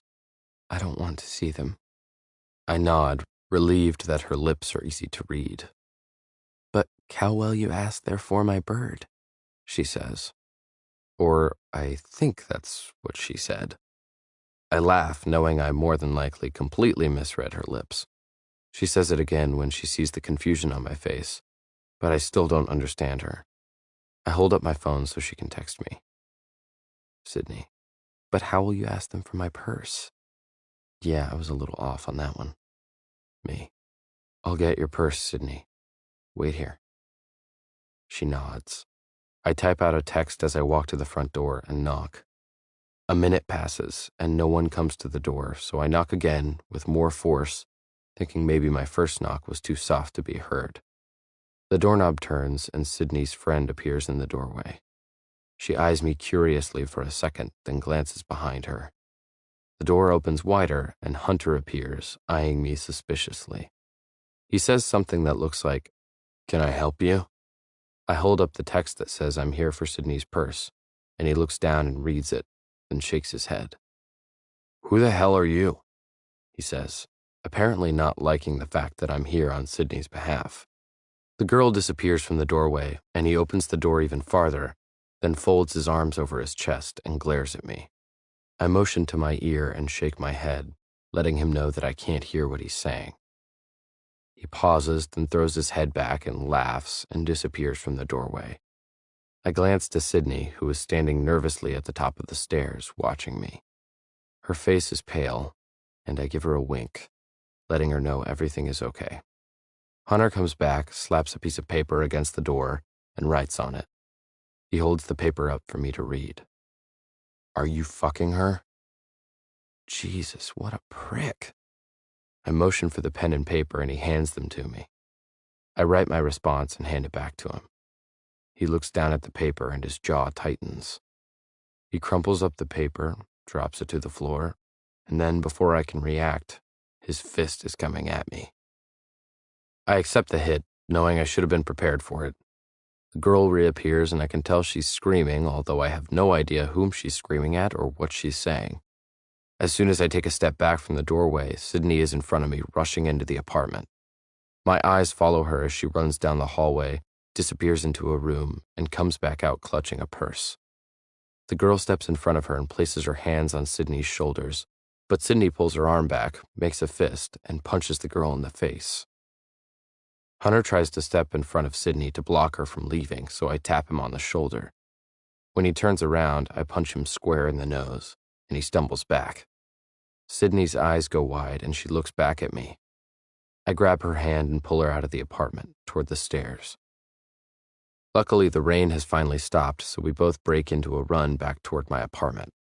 I glance behind me a couple of times to make sure neither of them is following us. Once we make it back across the courtyard and up my stairs, I swing open the door and step aside so she can run in. I shut the door behind us and bend over, clasping my knees with my hands to catch my breath.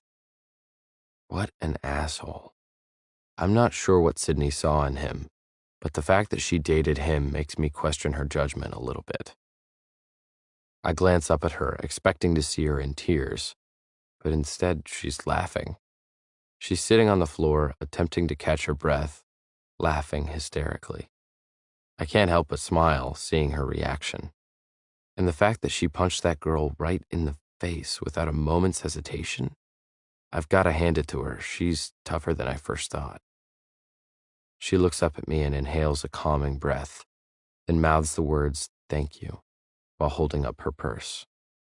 She stands up and brushes the wet hair out of her face, then walks to the kitchen and opens a few drawers until she finds a dish towel and pulls it out. She wets it under the faucet, turns around, and motions me over. When I reach her, I lean against the counter while she takes my chin and angles my face to the left. She presses the towel to my lip, and I wince. I didn't even realize it was hurting until she touched it. She pulls the rag back and there's blood on it, so she rinses it under the faucet and puts it back up to my mouth. I notice that her own hand is red. I take it and inspect it. It's already swelling. I pull the rag from her hand and wipe the rest of the blood off my face, then grab a Ziploc bag out of the cabinet, go to the freezer, and fill it with ice. I take her hand and press the ice onto it, letting her know she needs to keep it there. I lean against the counter next to her and pull my phone out. Me. You hit her good. Your hand is already swelling. She texts me with one hand, keeping the ice on top of the other as she rested on the counter. Sydney. It could be because that wasn't the first time I've punched her today. Or it could also be swollen because you aren't the first one to punch Hunter today. Me. Wow, I'm impressed. Or terrified. Is 3 punches your daily average? Sydney. 3 punches is now my lifetime average. I laugh. She shrugs and sets her phone down, then pulls the ice off her hand and brings it back up to my mouth. Your lip is swelling, she says. My hands are clenching the countertop behind me. I become increasingly uneasy with how comfortable she is with all this. Thoughts of Maggie flash through my head, and I can't help but wonder if she'd be okay with this scenario if she were to walk through the front door right now. I need a distraction. Me. You want birthday cake? She smiles and nods. Me. I probably shouldn't drive since you've turned me into a raging alcoholic tonight. But if you feel like walking, Park's Diner makes a damn good dessert, and it's less than a mile from here. Pretty sure the rain is over. Let me change, she says, motioning to her clothes. She pulls clothes from her suitcase, then heads to the bathroom. I put the top on the pine sol and hide it back under the cabinet. Chapter 5. Sydney. We don't interact much while we eat. We're both sitting in the booth with our backs to the wall and our legs stretched out in front of us on the seats. We're quietly watching the restaurant crowd, and I can't stop wondering what it's like for him, not being able to hear anything going on around us. I'm probably too blunt for my own good, but I have to ask him what's on my mind. Me. What's being deaf like?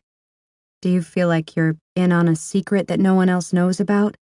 Like you have a leg up on everyone because the fact that you can't hear has magnified all your other senses, and you've got superhuman powers and no one can tell just by looking at you? He almost spits out his drink while reading my text. He laughs, and it occurs to me that his laugh is the only sound I've heard him make. I know that some people who can't hear can still talk, but I haven't heard him say a single word all night, not even to the waitress. He either points to what he wants on the menu or writes it down. Ridge. I can honestly say I've never thought about it like that before. I kind of like it that you think of it that way, though. To be honest, I don't think about it at all. It's normal to me. I have nothing to compare it to because it's all I've ever known. Me. I'm sorry. I'm being one of those people again, aren't I? I guess me asking you to compare being deaf to not being deaf is like you asking me to compare being a girl to being a boy. Ridge, don't apologize. I like that you're interested enough to ask me about it.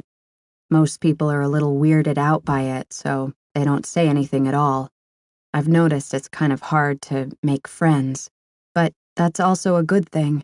The few friends I do have are genuine, so I look at it as an easy way of weeding out all the shallow, ignorant assholes. Me. Good to know I'm not a shallow, ignorant asshole. Ridge. Wish I could say the same about your ex. I sigh. Ridge is right. But damn if it doesn't sting to know I couldn't see through Hunter's bullshit.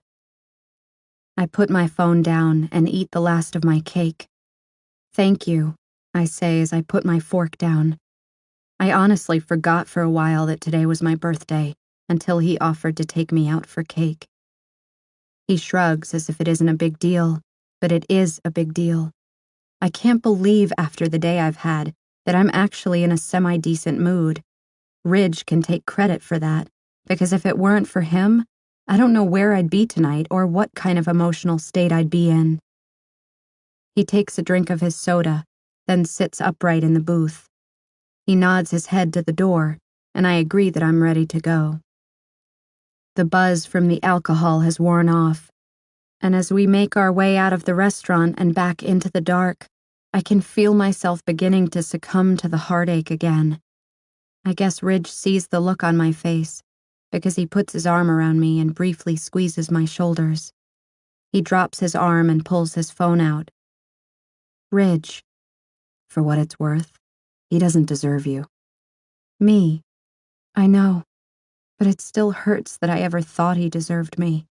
And honestly, I'm more hurt about Tori than I am about what happened with Hunter. I'm mostly just pissed at Hunter. Ridge. Yeah, I don't even know the guy and I've been pretty pissed at him. I can't imagine how you must feel. I'm surprised you haven't retaliated with some evil revenge plot yet. Me. I'm not that clever. I wish I were because I'd be all about revenge right now. Ridge stops walking and turns to face me. He cocks an eyebrow and a slightly wicked grin appears. It makes me laugh because I can tell by his smile that he's mapping out a plan. Okay, I say, nodding my head without even knowing what he's about to propose, as long as it doesn't land us in jail. Ridge, do you know if he leaves his car unlocked? Fish? I ask, crinkling my nose in disgust. We've made a pit stop at a local grocery store next to the apartment complex, and he's buying a huge, scaly, whole fish. I'm assuming this has to be part of his elaborate revenge scheme, but he could just be hungry. Ridge, we need duct tape. I follow him to the hardware aisle, where he grabs a roll of heavy-duty duct tape. Fresh fish and duct tape. I'm still not sure what he has planned, but I sort of like where this is headed.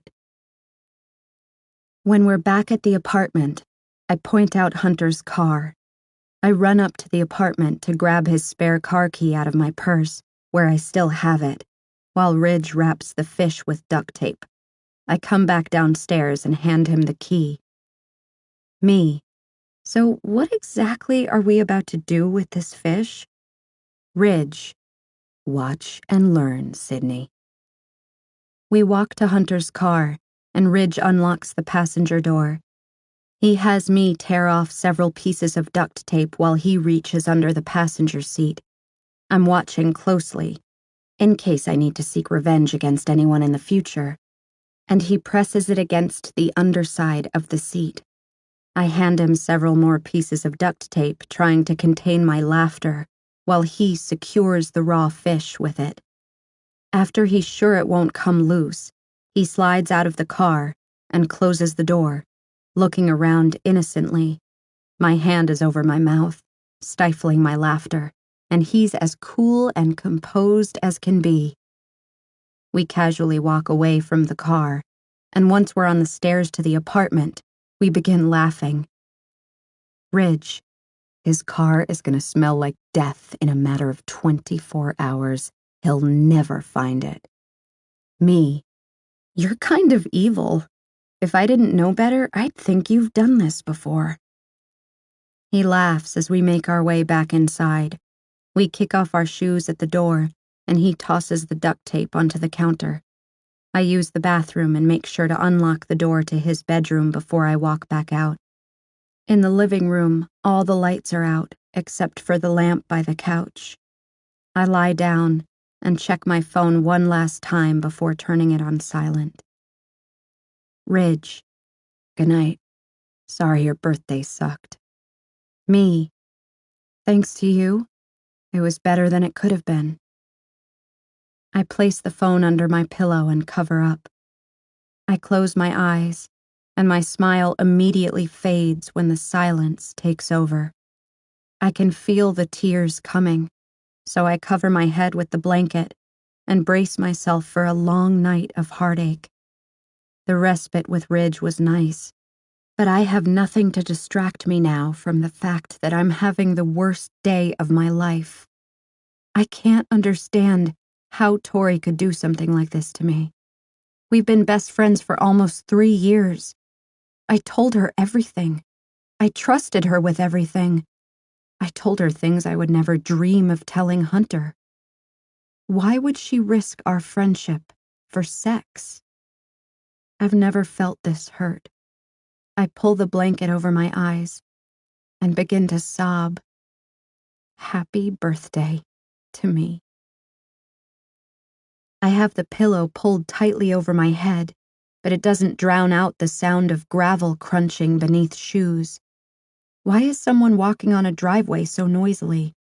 And why can I even hear it? Wait, where am I? Did yesterday really happen? I reluctantly open my eyes, and I'm met with sunlight, so I pull the pillow tighter over my face and give myself a minute to adjust. The sound seems to get louder, so I lift the pillow from my face and peer out with one eye open. The first thing I see is a kitchen that isn't mine. Oh, yeah, that's right. I'm on Ridge's couch, and 22 is the worst age ever. I lift the pillow all the way off my head and groan as I squeeze my eyes shut again. Who are you, and why are you sleeping on my couch? My body jumps, and my eyes flick open at the deep voice that can't be more than a foot away.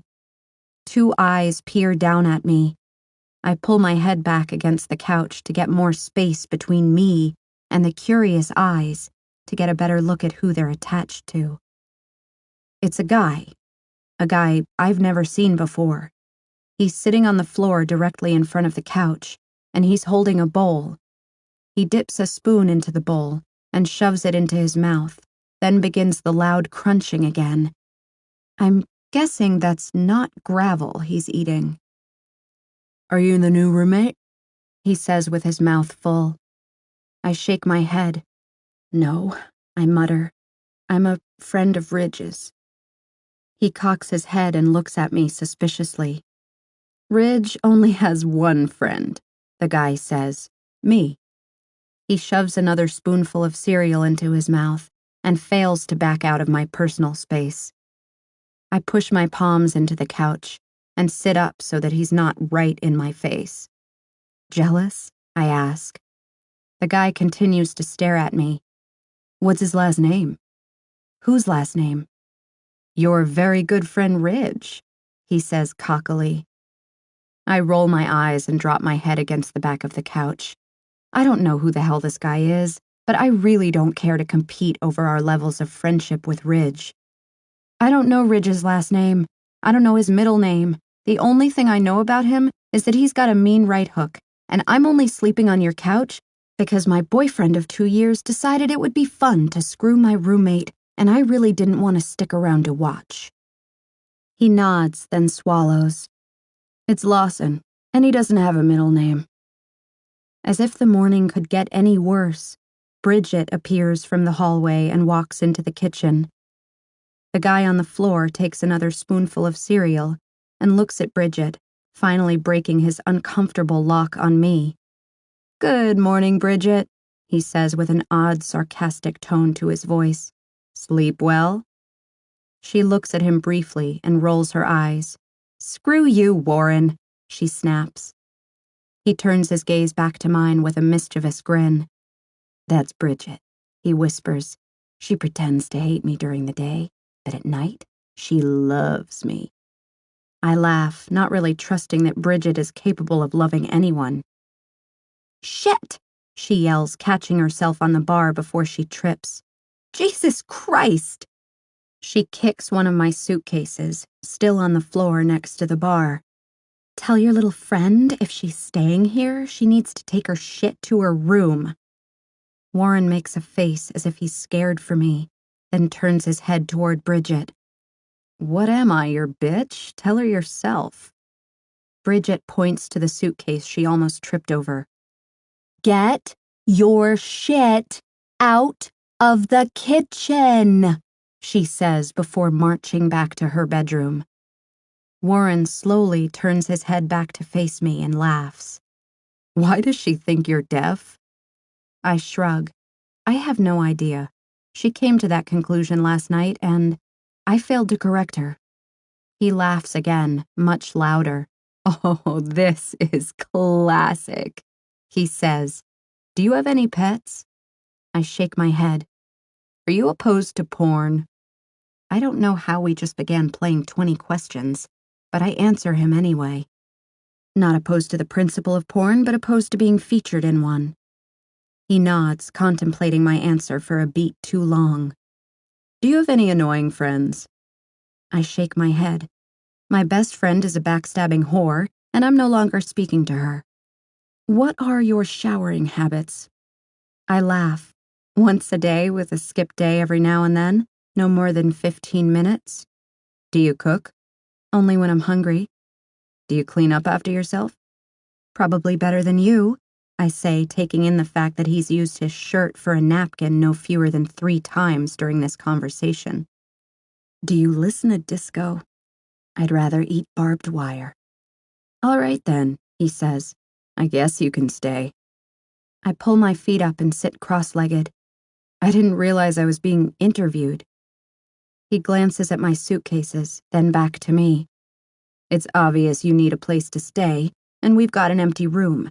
If you don't take it, Bridget wants to move her sister in next month, and that's the last thing Ridge and I need." "I can't stay here," I say. "Why not? From the sound of it, you're about to spend the day searching for an apartment anyway. What's wrong with this one?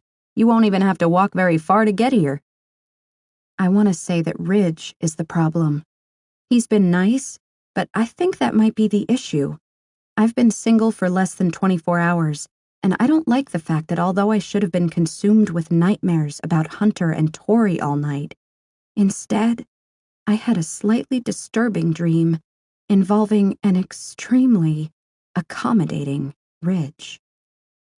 I don't tell Warren that Ridge is why I can't stay here, though.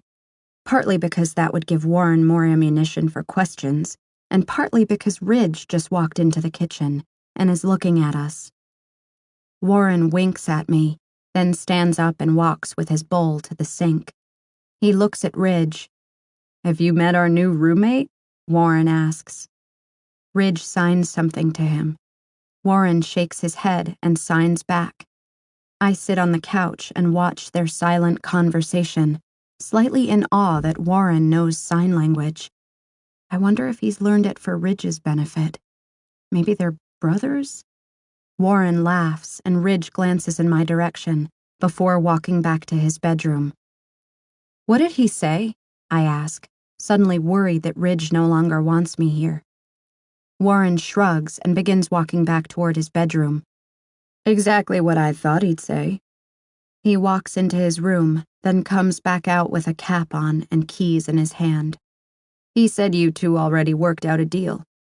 Warren slips a pair of shoes on by the front door. Heading to work now. That's your room if you want to put your stuff in it.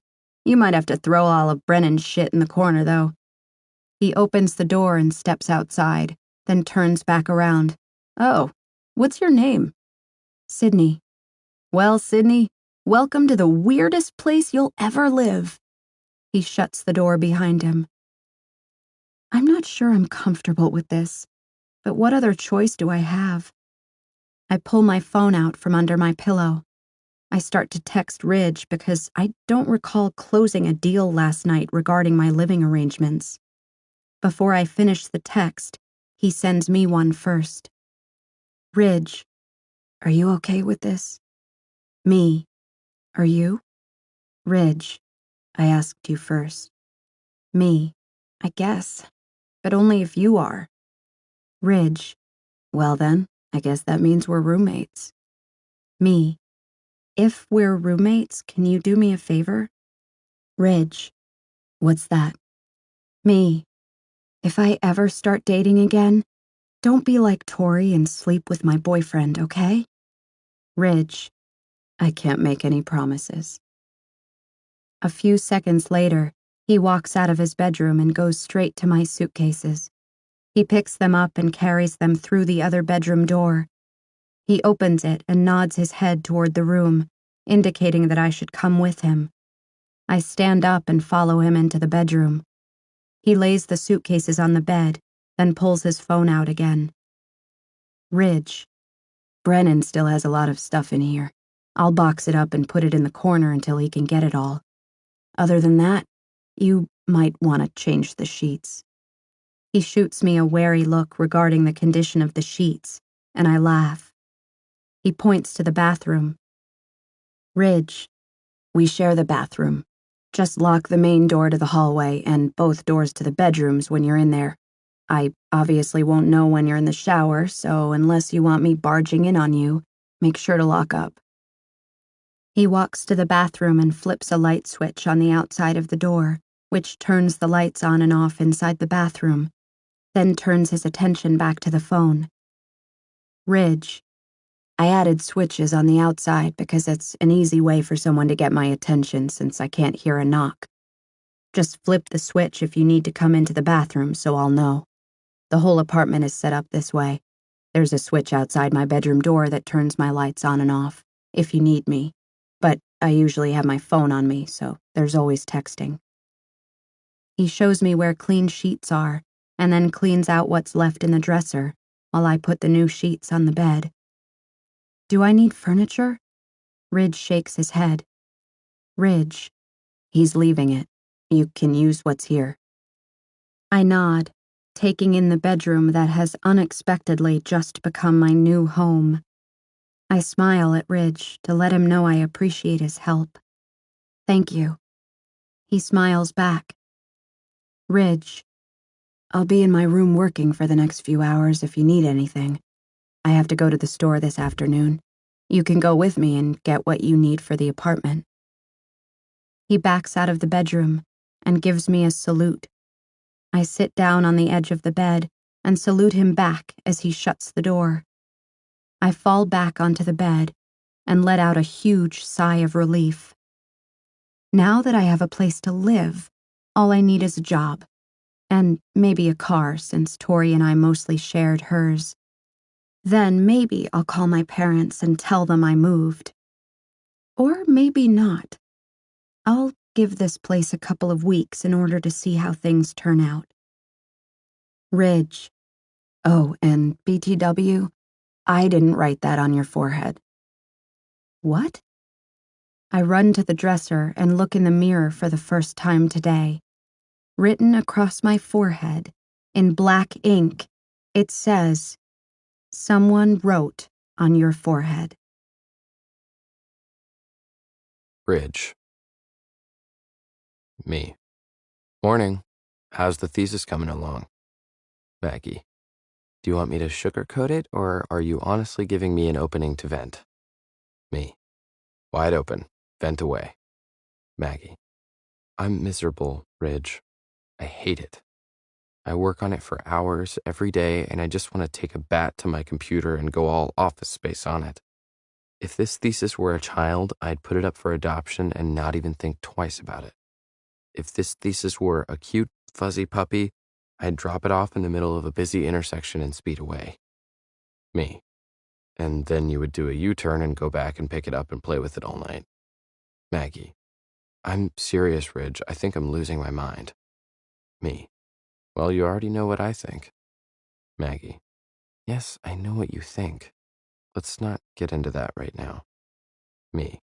You're the one who wanted to vent. You don't need this kind of stress. Maggie. Stop. Me. I can't, Maggie. You know how I feel, and I'm not keeping my opinion to myself when we both know I'm right. Maggie. This is exactly why I never whine to you about it, because it always comes back to this same thing.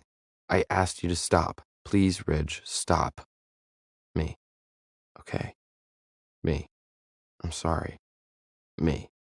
Now is when you return a text that says, it's okay, Ridge, I love you. Me. Hello? Me. Don't do this, Maggie. Maggie. Give a girl a minute to pee. Dang, I'm not mad. I just don't want to talk about it anymore. How are you? Me. Phew. Good. We got a new roommate. Maggie. I thought she wasn't moving in until next month. Me. No, it's not Bridget's sister. It's Sydney. The one I was telling you about a few days ago. After I decided to break the news to her about her boyfriend, it left her with nowhere to go. Warren and I are letting her stay here until she finds her own place. You'll like her. Maggie.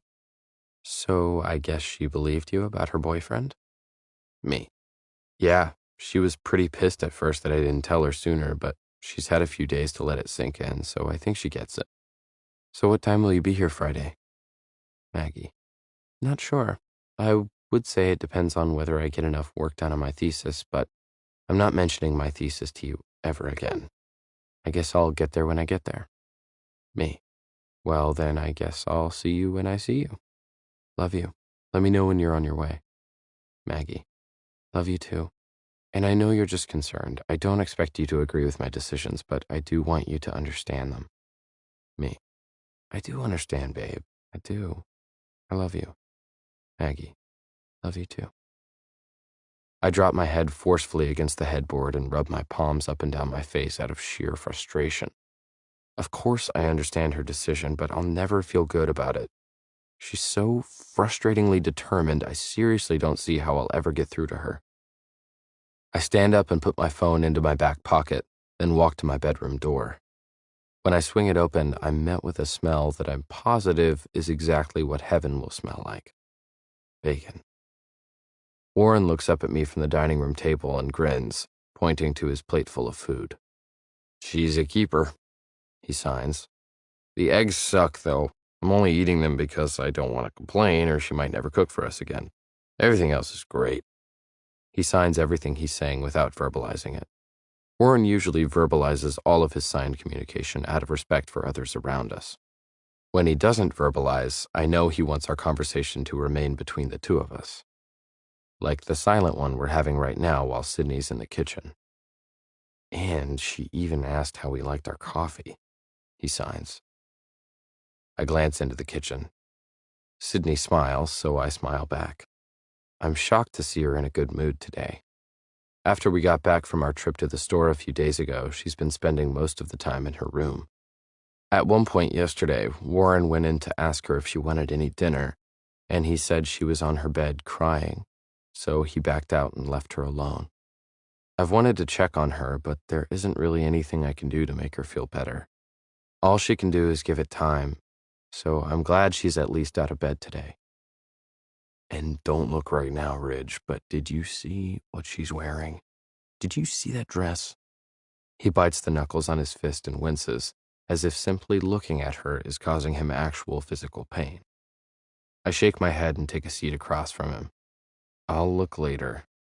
He grins. I'm so glad her boyfriend cheated on her. Otherwise, I'd be eating leftover toothpaste-filled Oreos for breakfast. I laugh. At least you wouldn't have to brush your teeth. This was the best decision we've ever made, he says. Maybe later we can talk her into vacuuming in that dress while we sit on the couch and watch. Warren laughs at his own comment, but I don't crack a smile. I don't think he realizes he signed and spoke that last sentence. Before I can tell him, a biscuit comes hurtling past my head and smacks him in the face.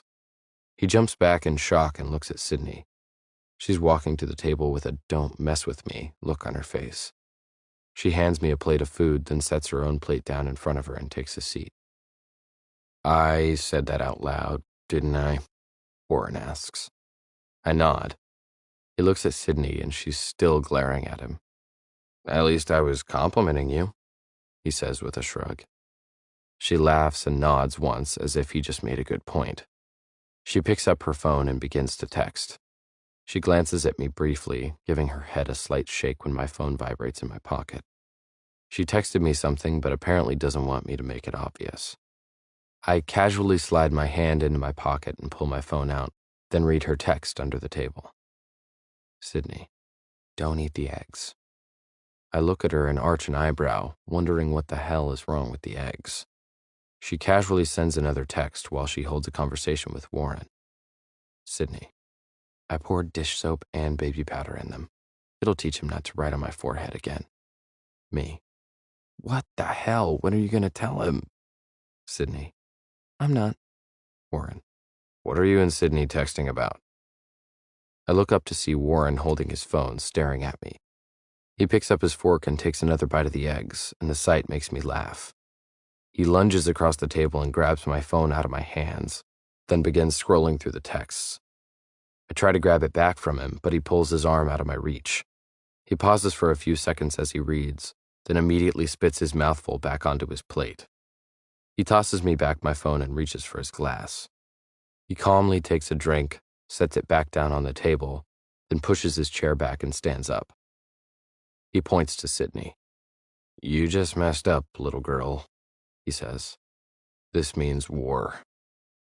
Sydney is smirking at him with a challenging gleam in her eye. Once Warren walks back to his bedroom and shuts his door, she loses the confident smirk and turns to me wide-eyed. Sydney, help me, I need ideas. I suck at pranks. Me, yeah, you do. Dish soap and baby powder? You need serious help. Good thing you have the master on your side. She grins, then begins eating her breakfast. I don't even get my first bite down before Bridget walks out of her room, sans smile. She walks straight to the kitchen and proceeds to make herself a plate of food. Warren returns from his room and sits back down at the table. I walked away for dramatic effect, he says. I wasn't finished eating yet. Bridget sits, takes a bite of bacon, then looks over at Sydney. Did you make this? She says, pointing at the food dramatically. I cock my head because she's talking to Sydney the same way she talks to me, as if she's deaf. I look over at Sydney, who nods a response to Bridget. I look back at Bridget, and she says, Thank you. She takes a bite of the eggs, and she spits them right back out onto her plate. She coughs and rushes to take a drink, then pushes away from the table. She looks back at Sydney. I can't eat this shit. She walks back to the kitchen, drops her food in the trash, and heads back to her bedroom. The three of us break out into laughter after her door closes. When the laughter subsides, I turn to Warren. Why does Bridget think Sydney is deaf? Warren laughs. We don't know, he says, but we don't feel like correcting her just yet. I laugh on the outside, but inside I'm a little confused. I don't know when Warren began referring to himself and Sydney as we, but I'm not sure I like it. My bedroom light flicks on and off, so I close my laptop and walk to the door. I open it, and Sydney is standing in the hallway holding her laptop. She hands me a piece of paper. I already finished my homework for the rest of the week. I even cleaned the entire apartment, excluding Bridget's room, of course. Warren won't let me watch TV because it's not my night, whatever that means. So I was hoping I could hang out with you for a little while. I have to keep my mind busy or I'll start thinking about Hunter again, and then I'll start feeling sorry for myself, and then I'll want Pine Sol, and I really don't want to have any Pine Sol because I don't want to become a raging alcoholic like you. I smile, step aside, and motion her into my bedroom. She looks around. The only place to sit is my bed, so I point to it, then take a seat and pull my laptop onto my lap. She sits on the other side of the bed and does the same. Thanks, she says with a smile. She opens her laptop and drops her eyes to the screen. I tried not to take Warren's advice this morning about admiring the dress she had on today, but it was hard not to look, especially when he so blatantly pointed it out. I'm not sure what kind of weird thing he and Bridget have going on, but it rubs me the wrong way that he and Sydney seem to have hit it off so well. And it really rubs me the wrong way that it rubs me the wrong way. I don't look at her like that, so I don't understand why I'm sitting here thinking about it. And if she were standing next to Maggie, there wouldn't be a doubt in my mind that Maggie is more physically my type. Maggie is petite with dark eyes and straight black hair. Sydney is the complete opposite. She's taller than Maggie, pretty average height, but her body is a lot more defined and curvy than Maggie's. Sydney definitely fills out the dress well, which is why Warren liked it. At least she changed into shorts before showing up at my bedroom door. That helps a little. The tops she wears are usually way too big for her, and they hang off her shoulders, which makes me think she took a lot of Hunter's t-shirts with her when she packed her bags. Maggie's hair is always straight, whereas Sydney's is hard to figure out. It seems to change with the weather, but that's not necessarily a bad thing. The first time I saw her sitting on her balcony, I thought she had brown hair, but it turns out her hair was just wet. After playing guitar for about an hour that night, I looked at her as she was walking back inside her apartment, and her hair had dried completely and was in piles of blonde waves that fell past her shoulders. Today it's curly and pulled up into a messy knot on top of her head. Sydney, stop staring at me. Shit. I laugh and attempt to brush away whatever the hell that internal detour was I just took. Me, you look sad. The first night she showed up here, she seemed happier than she does right now. Maybe it just took time for reality to sink in. Sydney, is there a way we can chat on the computer? It's a lot easier for me than texting. Me, sure, what's your last name? I'll friend you on Facebook. Sydney, Blake. I open my laptop and search her name. When I find her profile, I send her a friend request. She accepts it almost instantly and shoots me a message. Sydney, hello, Rage Lawson. Me, hello, Sydney Blake. Better? She nods. Sydney, you're a computer programmer? Me, already stalking my profile? And yes, I work from home. Graduated 2 years ago with a degree in computer engineering. Sydney, how old are you? Me, 24. Sydney, please tell me 24 is a lot better than 22. Me, 22 will be good for you. Maybe not this week or next week, but it'll get better. She sighs and puts one of her hands up to the back of her neck and rubs it, then begins typing again. Sydney, I miss him. Is that crazy? I miss Tori too. I still hate them and want to see them suffer, but I miss what I had with him. It's really starting to hurt.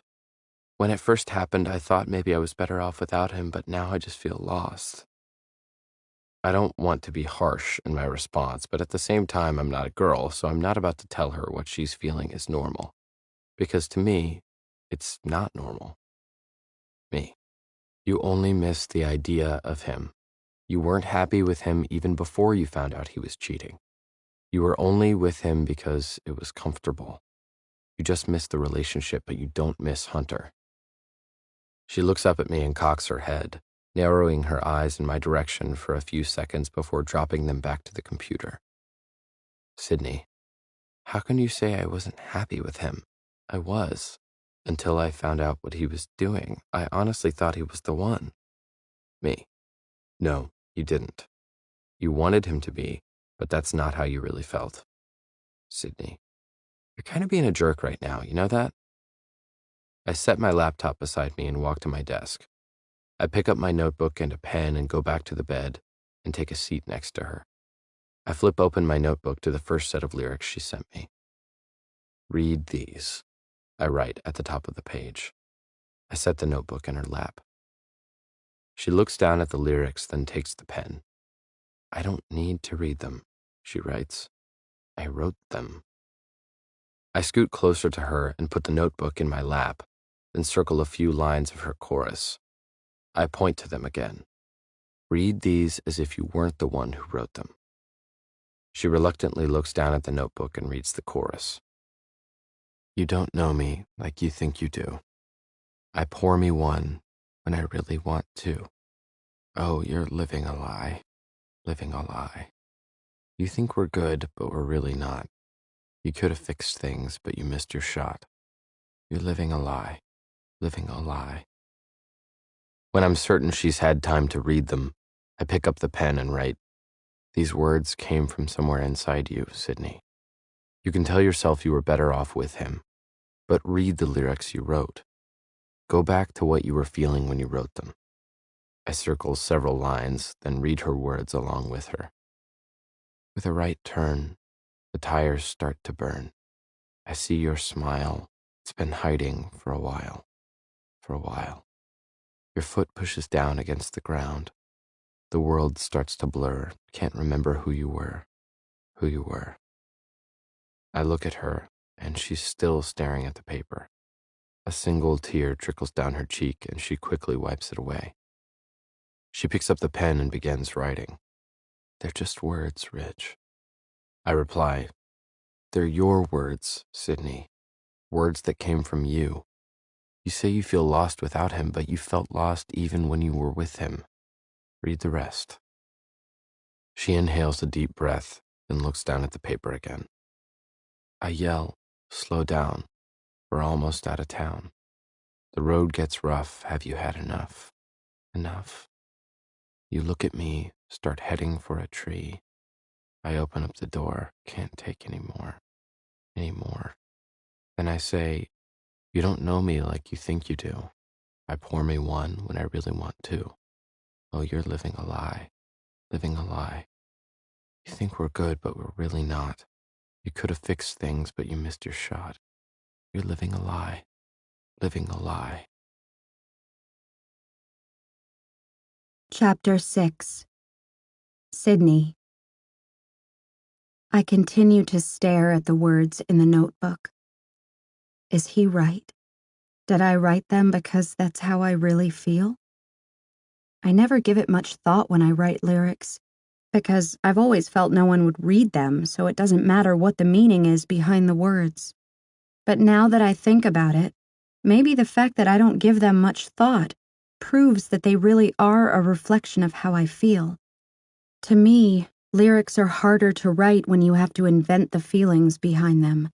That's when lyrics take a lot of thought, when they aren't genuine. Oh, wow.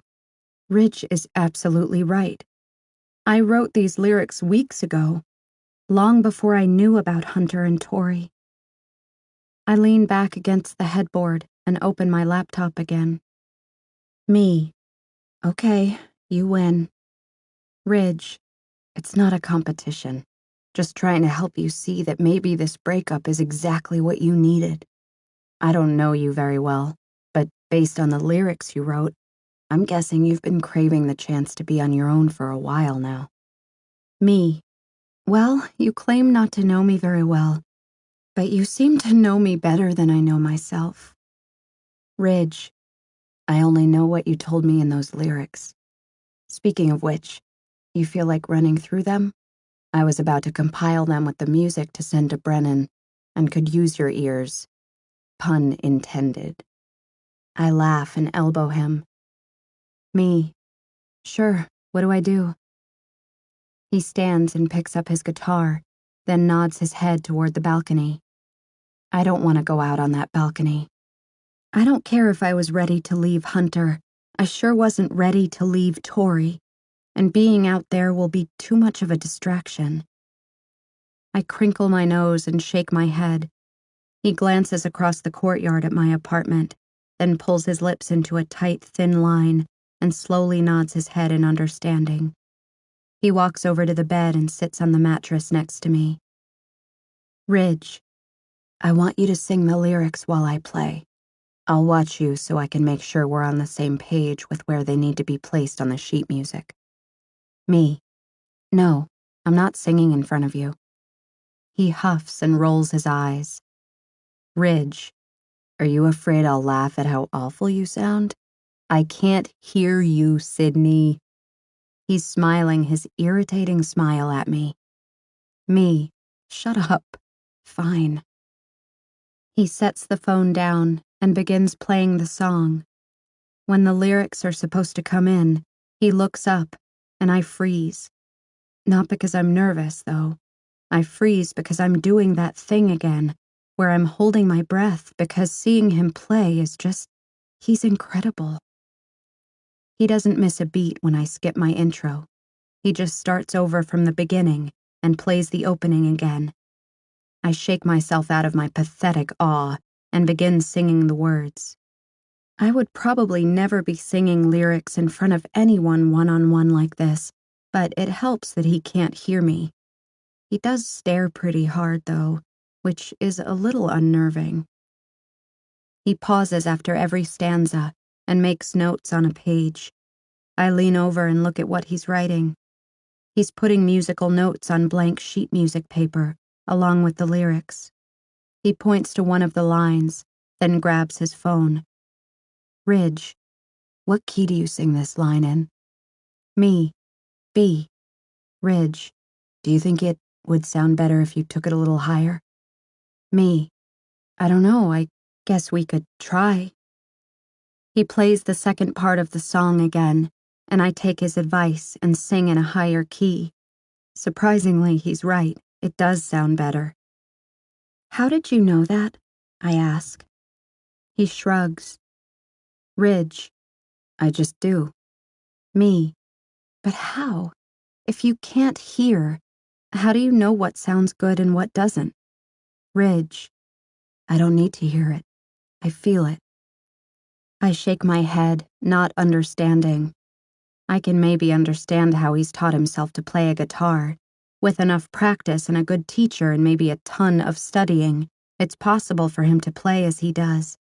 But that doesn't explain how he can know which key a voice should be in, and especially which key sounds better. Ridge, what's wrong? You look confused. Me, I am confused. I don't understand how you can differentiate between vibrations or however you say you feel it. I'm beginning to think you and Warren are trying to pull off the ultimate prank, and you're only pretending to be deaf. Ridge laughs, then scoots back on the bed until his back meets the headboard. He sits up straight and holds his guitar to his side. He spreads his legs, then pats the empty spot between them. What the hell? I hope my eyes aren't open as wide as I think they are. There is no way I'm sitting that close to him. I shake my head. He rolls his eyes and picks up his phone. Ridge, come here. I want to show you how I feel it. Get over yourself and stop thinking I'm trying to seduce you.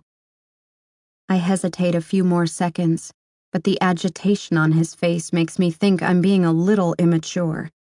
I crawl forward, then turn around and carefully sit in front of him, with my back to his chest, but with several inches between us. He pulls the guitar in front of me and wraps his other arm around me until he's holding it in position.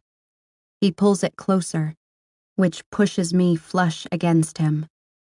Ridge reaches down to his side and picks up his phone. Ridge, I'm gonna play a chord, and I want you to tell me where you feel it. I nod, and he brings his hand back to the guitar. He plays a chord and repeats it a few times, then pauses. I grab my phone. Me, I felt it in your guitar. He shakes his head and picks up his phone again. Ridge, I know you felt it in the guitar, dummy, but where in your body did you feel it?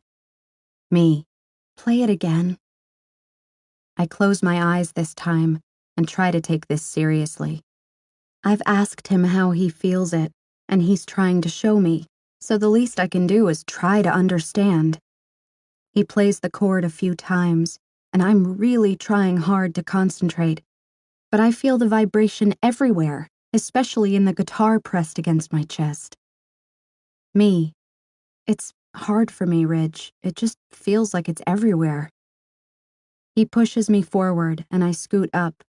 He sets the guitar down, stands up, and walks out of the bedroom.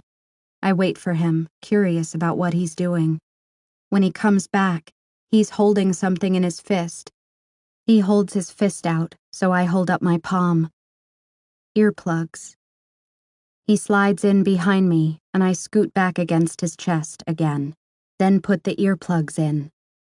I close my eyes and lean my head back against his shoulder. He wraps his arms around me and picks up his guitar, pulling it against my chest. I can feel his head rest lightly against mine, and the intimate way we're seated suddenly registers. I've never sat like this with someone I wasn't seriously dating. It's odd, because it seems so natural with him, not at all as if he's got anything other than music on his mind. I like that about him, because if I were pressed up against Warren like this, I'm positive his hands wouldn't be on the guitar. I can feel his arms moving slightly, so I know he's playing, even though I can't hear it. I concentrate on the vibration and focus all my attention on the movement inside my chest. When I'm able to pinpoint exactly where I feel it, I bring my hand to my chest and pat it. I can feel him nod his head, and then he continues playing. I can still feel it in my chest, but it's so much lower this time. I move my hand down and he nods again. I pull away from him and turn around to face him. Wow. He lifts his shoulders and smiles shyly. It's adorable. Me. This is crazy. I still don't understand how you can play an instrument like this, but I know how you feel it now. He shrugs off my compliment, and I love how modest he is, because he clearly has more talent than anyone I've ever met. Wow, I say again, shaking my head. Ridge, stop. I don't like compliments, it's awkward. I set down my phone, and we both move back to the laptops. Me. Well, you shouldn't be so impressive then. I don't think you realize what an incredible gift you have, Ridge. I know you say you work hard at it, but so do thousands of people who can hear, and they can't put together songs like you can. I mean, I can maybe understand the whole guitar thing now that you've explained it, but what about the voices? How in the heck can you know what a voice sounds like and what key it needs to be in? Ridge. Actually, I can't differentiate the sounds of a voice. I've never felt a person sing the way I listen to a guitar. I can place vocals to a song and develop melodies because I've studied a lot of songs and have learned which keys match up to which notes based on the written form of music. It doesn't just come naturally. I work hard at this. I love the idea of music, and even though I can't hear it, I've learned to understand and appreciate it in a different way. I've had to work harder at the melodies. There are times I'll write a song and Brennan will tell me we can't use it because it either sounds too much like an existing song, or it doesn't actually sound good to hearing ears like I assumed it would. He can downplay this all he wants, but I'm convinced I'm sitting next to a musical genius. I hate that he thinks his ability comes from working so hard at it. I mean, I'm sure it helps, because all talents have to be nurtured in order to excel, even for the gifted. But his talent is mind-blowing. It makes me hurt for him, knowing what he could do with his gift if he could hear. Me. Can you hear anything? At all? He shakes his head. Ridge. I've worn hearing aids before, but they were more inconvenient than helpful. I have profound hearing loss, so they didn't help at all when it came to hearing voices or my guitar. When I used them, I could tell there were noises, but I couldn't decipher them. In all honesty, hearing aids were a constant reminder that I couldn't hear. Without them, I don't even think about it. Me, what made you want to learn guitar, knowing you would never be able to hear it? Ridge. Brennan. He wanted to learn when we were kids, so we learned together. Me. The guy who used to live here? How long have you known him? Ridge. 21 years. He's my little brother. Me. Is he in your band? Ridge glances at me in confusion. Ridge. Have I not told you about our band? I shake my head. Ridge. He's the singer. He also plays guitar. Me. When do you play next? I want to watch. He laughs. Ridge. I don't play. It's kind of complicated. Brennan insists that I have as much stake in the ownership of the band as he does, because I write the majority of the music, which is why I refer to myself as being part of the band sometimes. I think it's ridiculous, but he's convinced we wouldn't be where we are at this point without me, so I agree to it for now. But with the success I think he's about to have, I'll make him renegotiate eventually. I don't like feeling as though I'm taking advantage of him. Me. If he doesn't feel that way, then you definitely shouldn't feel that way. And why don't you play with them? Ridge. I have a few times. It's kind of difficult not being able to hear everything else going on with the band during a song, so I feel like I throw them off when I play with them. Besides, they're on tour right now and I can't travel, so I've just been sending him the stuff I write. Me. Why can't you tour with them? Don't you work from home? Ridge. Other obligations. But next time they're in Austin, I'll take you. I'll take you. I think I like that part of his message a little too much. Me. What's the name of the band? Ridge. Sounds of Cedar. I slam my laptop shut and swing my eyes to his. Shut up! He nods, then reaches down and opens my laptop again. Ridge. You've heard of us? Me. Yes. Everyone on campus has heard of your band, considering they played almost every single weekend last year. Hunter loves you guys. Ridge. Ah, well, this is the first time I've ever wished we had one less fan. So you've seen Brennan play? Me. I only went with Hunter once, and it was one of the last shows, but yes, I think I may have most of the songs on my phone, actually. Ridge. Wow, small world. We're close to a record deal. That's why I've been stressing so much about these songs, and why you need to help me. Me. OMG. I just realized I'm writing lyrics for Sounds of Cedar. I slide my laptop over, then roll onto my stomach and squeal into the mattress while I kick my legs up and down. Holy crap, this is too cool. I compose myself, ignoring Ridge's laughter, then sit up straight again and grab my laptop. Me. So you wrote most of those songs? He nods. Me.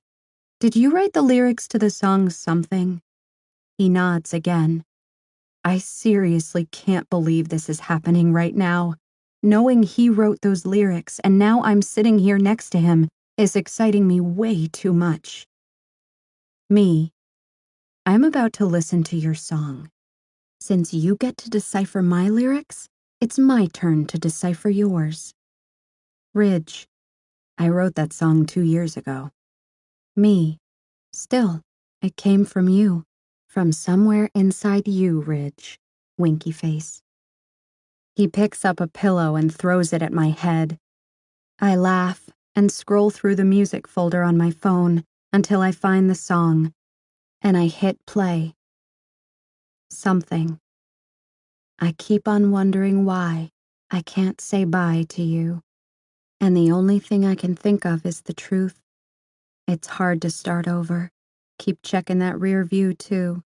But something's coming, something right for you.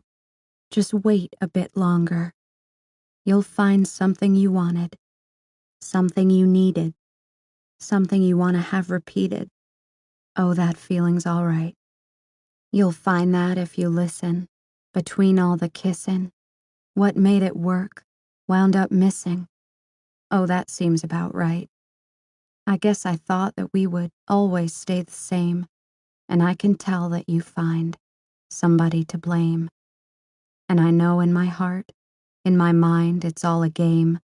Our hopes and wishes won't relight the flame. Just wait a bit longer. You'll find something you wanted, something you needed, something you want to have repeated. Oh, that feeling's all right. You'll find that if you listen, between all the kissing. What made it work wound up missing. Oh, that seems about right.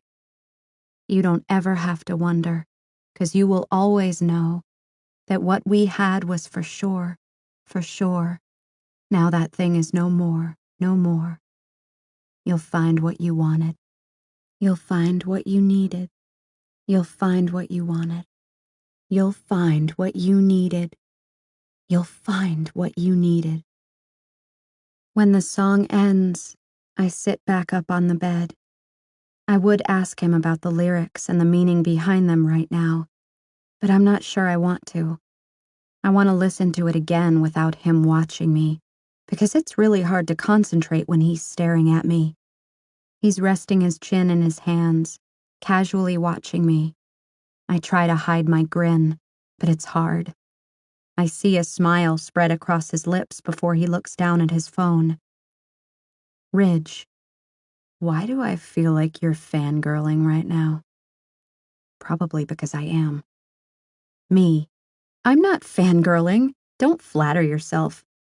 I've witnessed how evil you can be with your revenge schemes, and I've been exposed to your severe alcoholism, so I'm not as enamored with you as I could be. Ridge, my father was a severe alcoholic. Your jokes are a little off-putting. I look up at him, apologetically, and with a hint of embarrassment. I'm sorry, I was kidding. Ridge, I'm kidding too. I kick him in the knee and glare at him. Ridge, well, sort of kidding. My father really is a raging alcoholic, but I don't give a shit if you joke about it. Me, I can't now, you've ruined the fun. He laughs, and it's followed by an awkward moment of silence. I grin and drop my eyes back to my phone. Me, OMG, can I have your autograph? He rolls his eyes. Me, please? And can I have my picture taken with you? OMG, I'm in Ridge Lawson's bed. I'm laughing, but Ridge isn't finding me amusing. Me, Ridge Lawson, will you sign my boobs? He puts his laptop down beside him, leans over to his nightstand and picks up a marker, then turns back to me. I don't really want his autograph. Surely he knows I'm kidding. He pulls the lid off the marker, swiftly lunges across the bed, and knocks me onto my back, bringing the marker to my forehead. He's trying to sign my face? I lift my legs and create a barrier with my knees as I try to force his hands away. Damn it, he's strong. He puts one of my hands under his knee and locks my arm to the bed. His other arm grabs my arm that's pushing his face away, and he pushes that hand to the bed too. I'm screaming and laughing and trying to turn my face away from him, but every time I move, the marker moves over my face while he tries to sign his name. I'm unable to overpower him, so I eventually sigh and hold my head still so he'll stop drawing all over my face. He hops up, puts the lid back on the marker, and smirks at me. I reach over to my laptop. Me, you are no longer my prank master. This has officially turned into a three-way war. Excuse me while I go Google my revenge. I fold up my laptop and walk quietly out of the room while he laughs at me. As I head through the living room toward my bedroom, Warren glances at me. Twice. Should have stayed in here and watched porn with me, he says, taking in the marker all over my face. I ignore his comment. Ridge and I just finished discussing TV rules. I lie. I get Thursdays. No, you don't, Warren says. Tomorrow is Thursday. I watch Thursday night porn on Thursday. Not anymore, you don't. Guess you should have asked about my television habits when you were interviewing me. He groans. Fine. You can have Thursdays, but only if you wear that dress you had on earlier. I laugh. I'm burning that dress. Ridge. Why'd you give Sydney the TV tonight? Warren signs. He drops onto the couch next to me. You know I love Thursday night. I'm off work on Fridays. I never talked to Sydney about TV nights. He glances toward Sydney's bedroom door with a scowl on his face. What a little liar. How did you meet her anyway? Music related. She's writing lyrics for the band. Warren's eyes bulge, and he straightens up on the couch, turning to look at me as if I've just betrayed him. Don't you think this is something your manager should know about? I laugh and sign back to him. Good point. Hey, Warren, Sydney is officially writing lyrics for us. He frowns. And don't you think your manager should have discussed a financial arrangement with her? What percentage are we giving her? We're not. She feels guilty taking a percentage while she's not paying rent, so we're good for now. He's standing now, glaring down at me. How do you know you can trust her? And what if something happens with a song she helped write? What if it makes the cut on the album and she suddenly decides she wants a percentage? And why the hell aren't you writing the lyrics anymore? I sigh. We've been over this so many times, it's making my head hurt. I can't. You know I can't. It's just for a little while until I get over my block. And calm down, she's agreed to sign over anything she helps with. He drops back onto the couch, frustrated. Just don't add any more people to our band without consulting me first, okay? I feel like I'm being shut out when you don't include me. He folds his arms across his chest and pouts. Is sweet little Warren pouting? I lean forward and wrap my arms around him, and he tries to shove me off. I climb on top of him and kiss his cheek, and he starts hitting me in the arm, trying to pull away from my grasp. I laugh and let go of his face, then look up at Sydney, who just walked into the room. She's staring at us. Warren slides his hand up my thigh and lays his head on my shoulder. I reach up and pat his cheek while we both stare up at her straight-faced. She shakes her head slowly and walks back into her bedroom. As soon as her bedroom door closes, we separate. I wish I hated Bridget a little more than I do at night because Sydney definitely needs me. Warren sighs. I laugh knowing Sydney is more than likely swearing off guys based on the week she's had. That girl doesn't need anything other than the opportunity to be alone for a while. Warren shakes his head. No, that girl definitely needs me. I wonder how I can pull off an elaborate prank that involves her agreeing to have sex with me. Bridget, I remind him. I don't know why I remind him. I never remind him about Bridget when he talks about other girls. You're a dream crusher, he signs, falling back against the couch at the same moment I receive a text. Sydney, can I ask you a question? Me. As long as you promise never again to start a question off with whether or not you can propose a question. Sydney. Okay, asshole. I know I shouldn't be thinking about him at all, but I'm curious.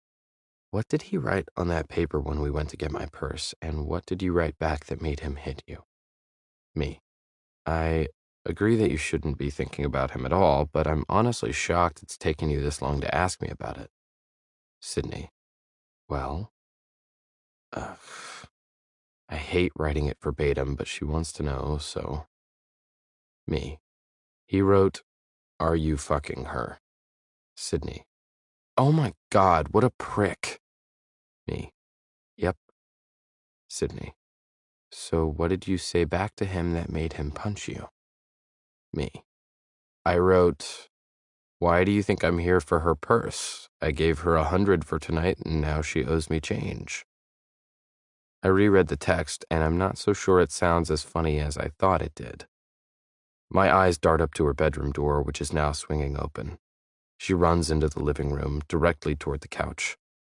I don't know if it's the look on her face or the hands that are coming at me, but I immediately cover my head and duck behind Warren. He doesn't really like being used as a human shield, though, so he jumps off the couch. She continues slapping at my arms until I'm curled up in a fetal position on the couch. I'm trying not to laugh, but she hits like a girl. This is nothing compared to what I saw her do to Tori. She backs away, and I reluctantly uncover my head. She marches back to her room, and I watch as she slams her door. Warren is now standing next to the couch with his hands on his hips. He looks at me, then looks back at Sydney's door. He puts his palms up and shakes his head, then retreats into his bedroom. I should probably apologize to her. It was just a joke, but I guess I can see how it would piss her off. I knock on her door a couple of times. She doesn't open it, so I text her. Me. Can I come in? Sydney. That depends. Do you have any bills smaller than 100 this time? Me. It seemed funny at the time. I'm sorry.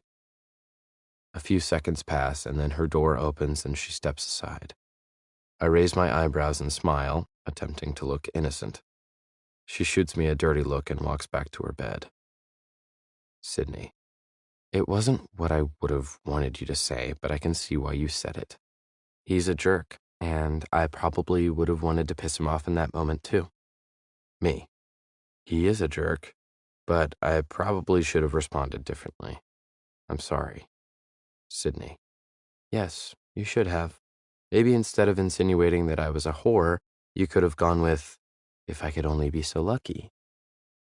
I laugh at her comment, then offer up another alternative answer. Me. I could have gone with, only when you're being faithful to her, which is never. Sydney. Or you could have said, no, I'm not. I'm madly in love with Warren. At least she's making jokes about it. I really do feel sort of bad for saying that to him, but it felt oddly appropriate at the time. Me. We didn't really get any work done last night. Are you in the mood to make beautiful music together? Chapter 7. Sydney. Ridge puts down his guitar for the first time in more than an hour. We haven't texted at all because we've been on a roll. It's pretty cool how well we seem to work together. He plays a song over and over, while I lie across his bed with a notebook in front of me. I write down the lyrics as they come to me, most of the time crumpling up the paper, chucking it across the room and starting over. But I've finished lyrics for almost an entire song tonight, and he's only crossed out 2 lines he didn't like. I'd say that's progress. There's something about these moments when we're writing music that I absolutely love. All my worries and thoughts about everything wrong in my life seem to go away for the short times we write together. It's nice. Ridge. Let's do the whole song now. Sit up so I can watch you sing it. I want to make sure we have it perfect before I send it to Brennan. He starts playing the song, so I begin singing. He's watching me closely, and the way his eyes seem to read my every movement makes me uneasy. Maybe it's because he can't express words through speaking, but everything else about him seems to make up for that. As easy as he is to read, it's only that way when he wants to be read. Most of the time, he's able to hold back his expressions, and I don't know what the hell he's thinking. He holds the crown in the nonverbal department. I'm pretty sure that with the looks he gives, if he could speak, he'd never even have to. I feel uncomfortable watching him watch me sing, so I close my eyes and try to recall the lyrics as he continues to play the song. It's awkward singing them with him only a few feet away. When I wrote the lyrics the first time, he was playing his guitar but was a good 200 yards away on his balcony. Still though, as much as I tried to pretend I was writing them about Hunter at the time, I knew I was imagining Ridge singing them all along. A little bit more. Why don't you let me take you away? We can live like you wanted, from place to place. I'll be your home. We can make our own. 'cause together makes it pretty hard to be alone. We can have everything we ever wanted, and just a little bit more. Just a little bit more. His guitar stops, so naturally I stop. I open my eyes, and he's watching me with one of his expressionless expressions. I take that back. This expression isn't expressionless at all. He's thinking. I can tell by the squint in his eyes that he's coming up with an idea. He glances away in order to pick up his phone. Ridge, do you mind if I try something? Me, as long as you promise never again to propose a question by asking if I mind if you can try something. Ridge, nice try, but that made no sense. I laugh, then look up at him. I nod softly, scared of what he's about to try. He sits up on his knees and leans forward, placing both hands on my shoulders. I attempt to hold in my gasp, but it's a failed attempt. I don't know what he's doing or why he's getting so close to me, but holy crap. Holy crap. Why is my heart spazzing out right now? He pushes me until I'm flat on his mattress. He reaches behind him and picks up his guitar, then lays it on the other side of me. He lies down next to me. Calm down, Hart. Please. Ridge has supersonic senses, and he'll feel you beating through the vibrations of the mattress. Ridge scoots closer to me, and by the way he's hesitating, it makes me think he's unsure if I'll allow him any closer. I will. I absolutely will. He's staring at me now, contemplating his next move. I can tell he's not about to make a pass at me. Whatever he's about to do is making him way more apprehensive than if he were just planning to kiss me. He's eyeing my neck and chest as if he's searching for a particular part of me. His eyes stop on my abdomen, pause, then fall back to his phone. Oh Lord, what is he about to do? Put his hands on me? Does he want to feel me sing this song? Feeling requires touching, and touching requires hands. His hands. Feeling me. Ridge, do you trust me? Me. I don't trust anyone anymore. My trust has been completely depleted this week. Ridge, can you replenish your trust for about 5 minutes? I want to feel your voice. I inhale, then look at him, lying next to me, and I nod. He sets down his phone without breaking my gaze. He's watching me as if he's warning me to stay calm, but it's having the exact opposite effect. I'm sort of panicked right now. He scoots closer and slides his arm under the back of my neck. Oh, now he's even closer. Now his face is hovering over mine. He reaches across my body and pulls the guitar flush against my side, bringing it closer to us. He's still eyeing me with a look that seems intended to produce a calming effect. It doesn't. It doesn't calm me down at all. He lowers his head to my chest, then presses his cheek against my shirt. Oh, this is great. Now he definitely feels how spastic my heart is beating right now. I close my eyes and want to die of embarrassment, but I don't have time for that because he begins strumming the strings of the guitar next to me. I realize he's playing with both hands, one from underneath my head and one over me. His head is against my chest, and I can feel his hair brush my neck. He's pretty much sprawled across me in order to reach his guitar with both arms.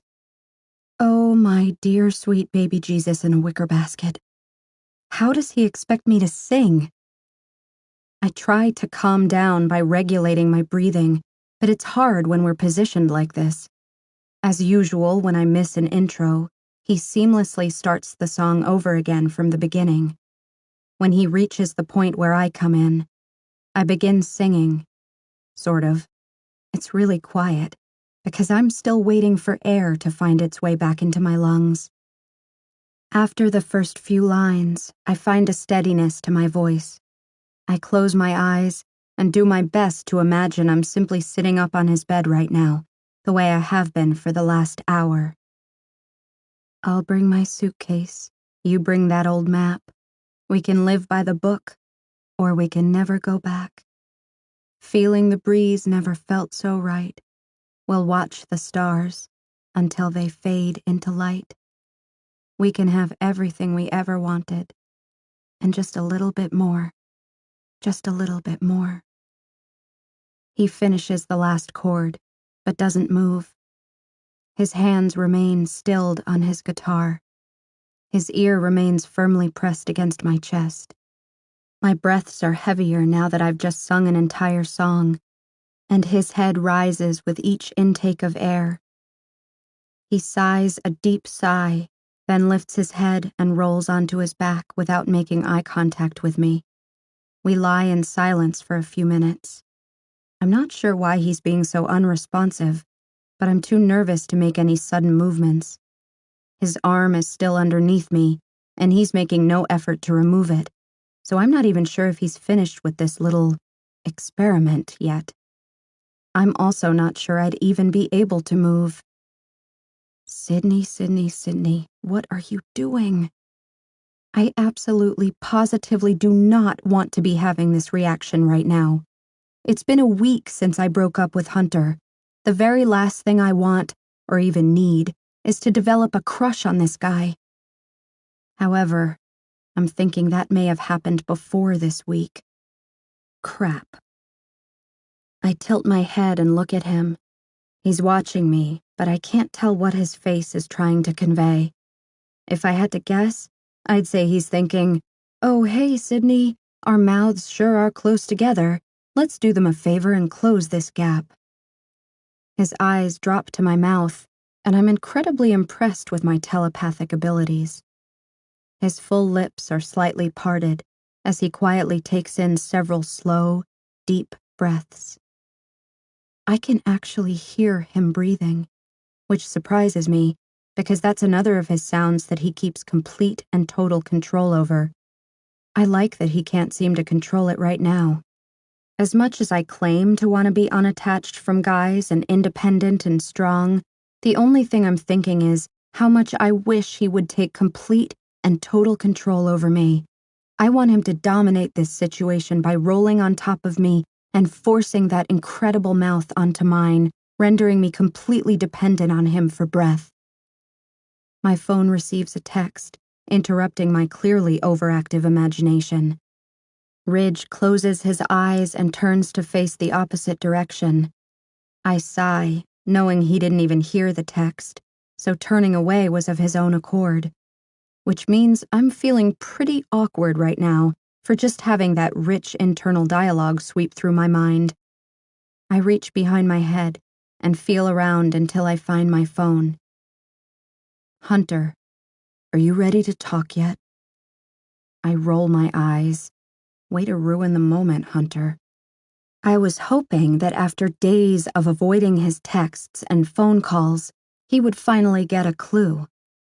I shake my head and text him back. "Me, your behavior is bordering on harassment.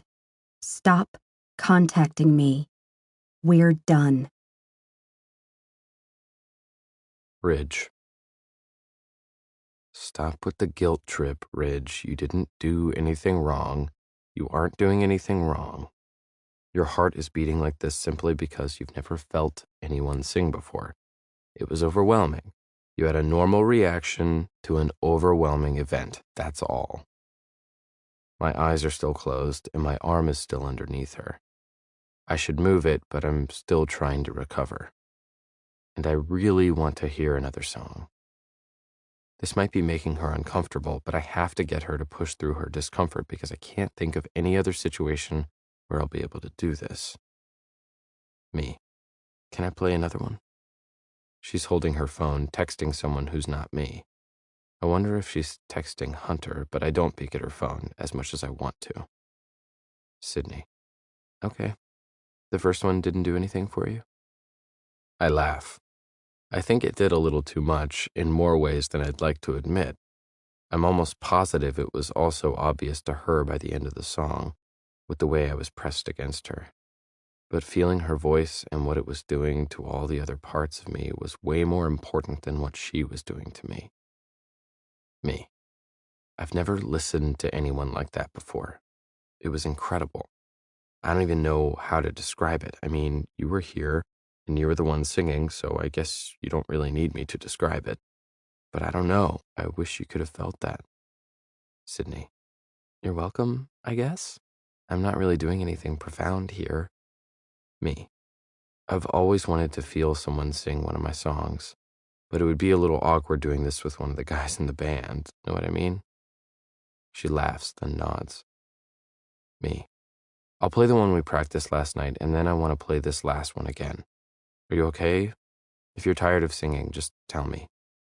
Sydney. I'm good. She lays down her phone, and I reposition myself against her chest. My entire body is battling itself. My left brain is telling me this is somehow wrong. My right brain is wanting to hear her sing again. My stomach is nowhere to be found, and my heart is punching itself in the face with one arm and hugging itself with the other. I might never have this opportunity again, so I wrap my arm over her and begin playing. I close my eyes and search for the beat of her heart, which has slowed down some since the first song. The vibration of her voice meets my cheek, and I swear my heart flinches. She feels the way I imagined a voice would feel during a song, but multiplied by 1,000. I focus on how her voice blends with the vibration of the guitar, and I'm in complete awe.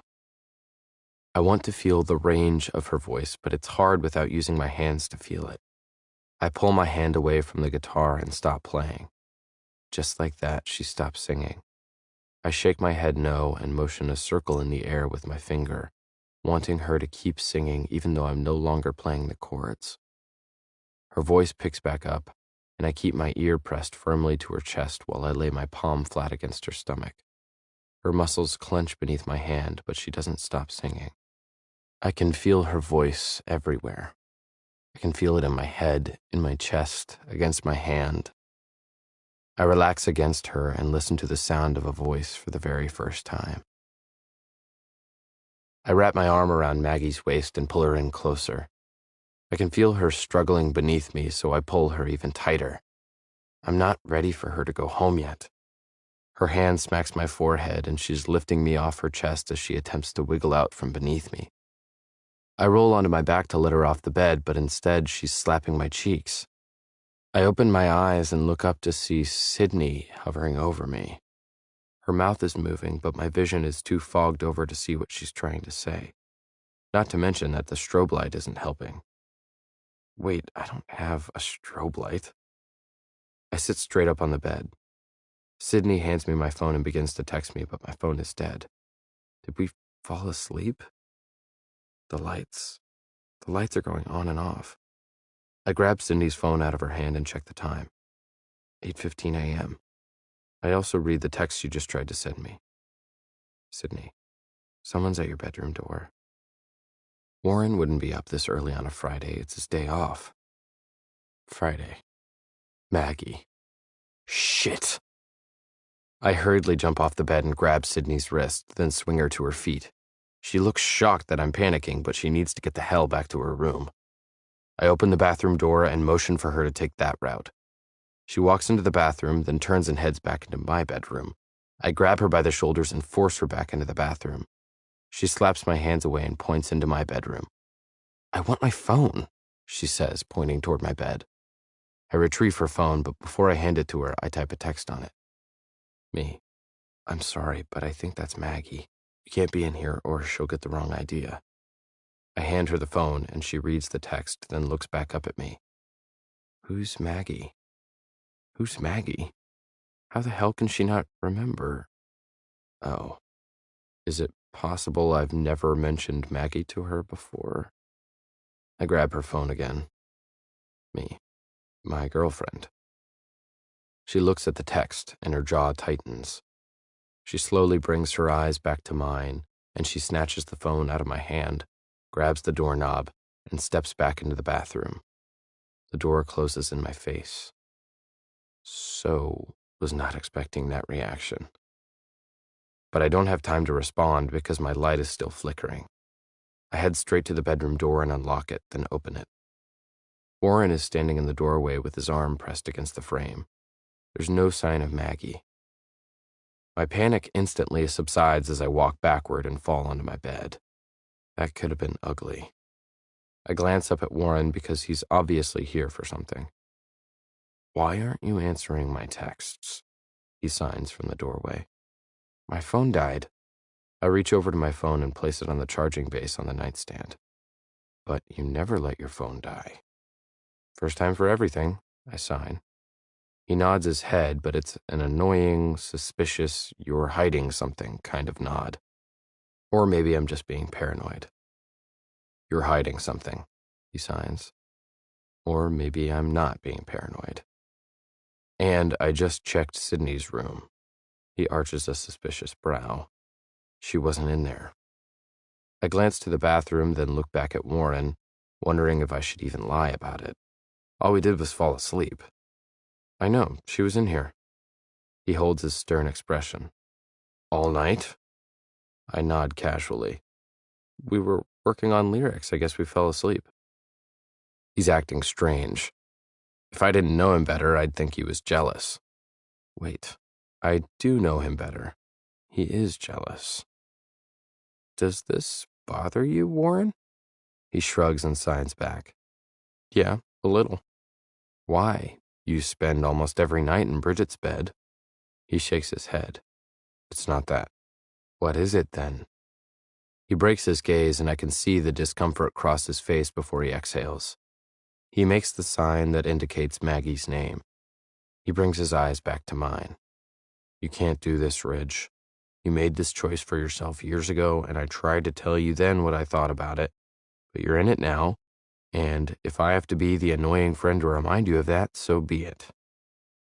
I wince, because it kind of pisses me off how he's referring to my and Maggie's relationship. Don't refer to my relationship with Maggie as being in it ever again. His expression grows apologetic. "You know what I mean, Ridge." I stand and walk toward him. "How long have we been best friends?" He shrugs. "That's all I am to you? A best friend?" "Ridge, I thought we were so much more than that." He smirks as if he's trying to be funny, but I don't laugh. When he sees how much his remarks have bothered me, his expression quickly sobers. 10 years. 10. 10 years. You know me better than that, Warren. He nods, but his face is still full of doubt. "Goodbye," I sign. "Shut the door on your way out." I turn and walk back to my bed, and when I face the door again, he's gone. Chapter 8. Sydney. Why am I so pissed? We didn't do anything. Did we? I can't even tell what the hell happened last night before we fell asleep.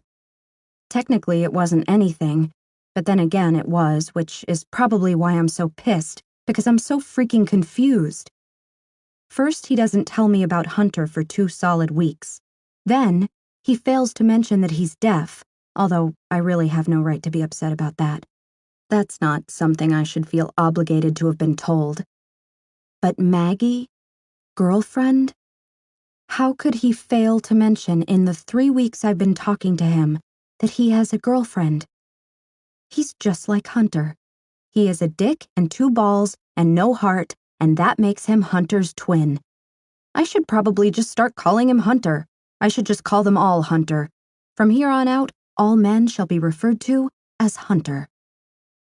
My father should be thanking the high heavens that I'm not in law school, because I am by far the absolute worst judge of character who has ever walked the planet. Ridge. False alarm. It was just Warren. Sorry about that. Me. Screw you. Ridge. Question mark, question mark, question mark. Me. Don't even. A few seconds pass with me staring at my silent phone, and then a knock comes from the bathroom. Ridge swings the door open and enters my room, holding his hands with his palms up in the air as if he has no idea why I'm upset. I laugh, but it isn't a happy laugh at all. Me. This conversation will require a laptop. I have a lot to say. I open my computer as he makes his way back to his room. I give him a minute to log on, then I open our chat. Ridge, can you please explain why you're so pissed? Me. Let me count the ways. Number 1, you have a girlfriend. Number 2, you have a girlfriend. Number 3, why, if you have a girlfriend, was I even in your bedroom? Number 4, you have a girlfriend. Ridge, I have a girlfriend. Yes, and you were in my room because we agreed to work on lyrics together. I don't recall anything happening between us last night to warrant this reaction from you. Or am I mistaken? Me. Ridge, it's been 3 weeks. I've known you for 3 weeks now, and you've never once mentioned that you have a girlfriend. And speaking of Maggie, does she even know I moved in? Ridge. Yes, I tell her everything. Look, it wasn't an intentional omission, I swear. You and I have just never had a conversation where she came up. Me. Okay, I'll let it go that you failed to mention her, but I'm not about to let everything else slide. Ridge. And this is where I'm confused because I'm not clear on what you think we did. Me. You're such a guy. Ridge. Ouch, I guess. Me. Can you honestly say that your reaction to the possibility of her being at your door earlier was a normal, innocent reaction? You were freaking out that she would see me with you, which means you were doing something you wouldn't want her to see. I know all we did was fall asleep, but what about the way we fell asleep? Do you think she would have been okay with the fact that you had your arms around me all night and your face was practically glued to my chest? And not only that, but what about the fact that I sat between your legs the other night? Would she have smiled and kissed you hello if she had walked in right then? I doubt it. I'm fairly certain that would have ended with me being punched. Ugh, why is this upsetting me so much? I bang my head lightly against the headboard out of frustration. Moments later, Ridge appears in the doorway between our bathroom and my bedroom. He's chewing on the corner of his bottom lip. His features are a lot calmer than when he was in here just a few minutes ago. He walks slowly into my room, then sits on the edge of my bed with his laptop on his knees. Ridge, I'm sorry. Me.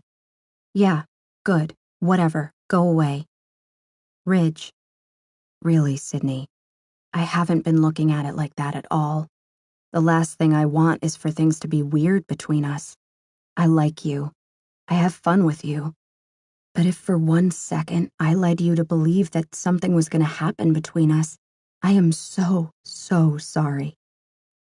I sigh and attempt to blink the tears away. Me. I'm not upset because I thought something was going to happen between us, Ridge. I don't want anything to happen between us. I haven't even been single for a whole week yet.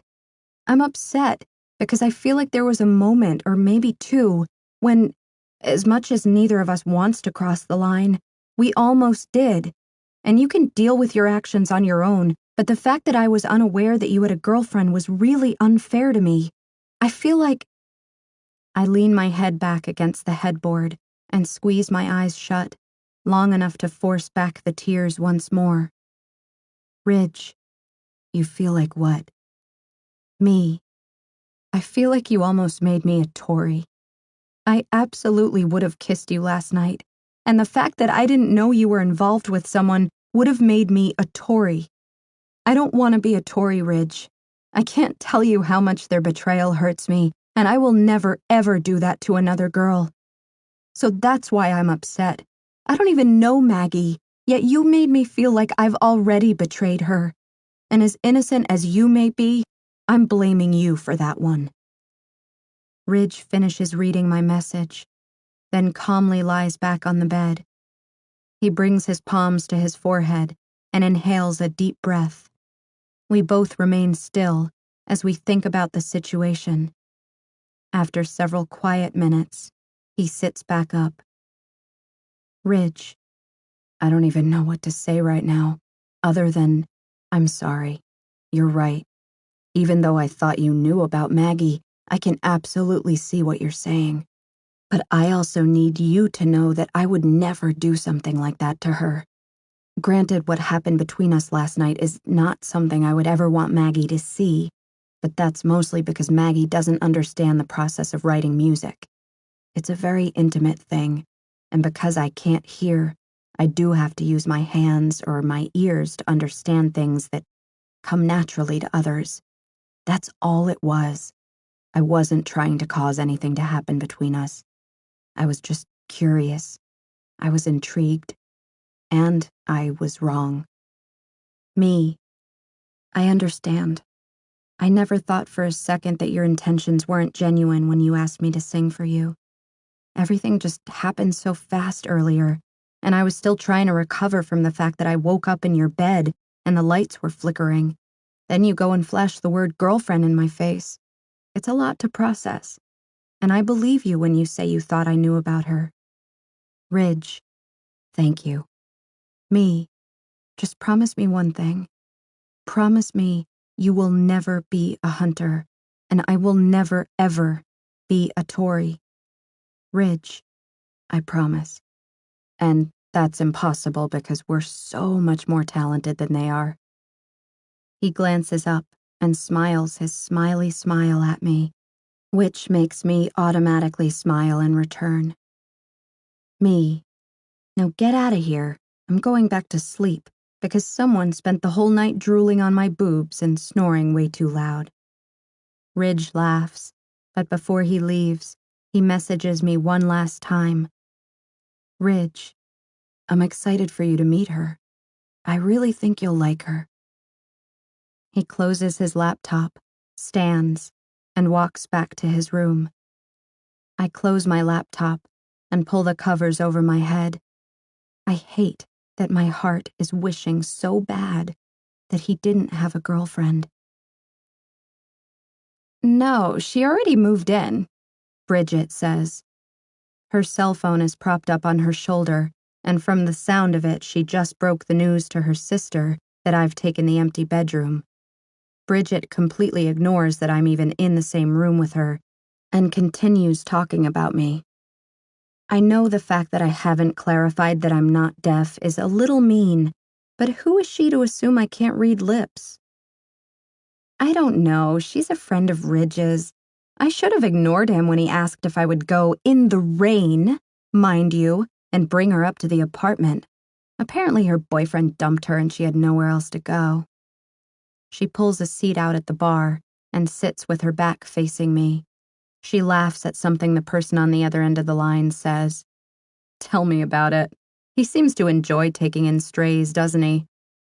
I grip the remote in my hand and hold it tightly in an attempt to keep from hurling it at the back of her head. I told you not to ask about Warren, she says with a sigh. You know he irritates the hell out of me, but damn it, I just can't stay away. Wait, did I just hear that correctly? Might Bridget have feelings? She's lucky I like Warren, or the remote would be greeting her pretty little head right now. She's also lucky someone is knocking at the door loudly enough to distract me from hurting her. Bridget stands up and turns to face me, pointing at the front door. Someone's at the door. Rather than answer it, she walks to her bedroom and closes her door. So hospitable, that one. I stand and make my way to the front door, knowing it's more than likely Maggie. I place my hand on the doorknob and inhale a steady breath. Here we go. I open the door, and standing in front of me is one of the most beautiful women I've ever laid eyes on. Her hair is straight and jet black, and it falls around two naturally tanned shoulders. Her face is smiling. Her whole entire face is beaming. She's nothing but a face full of beautiful white teeth, and they're smiling at me, and it's making me smile back, even though I really don't want to.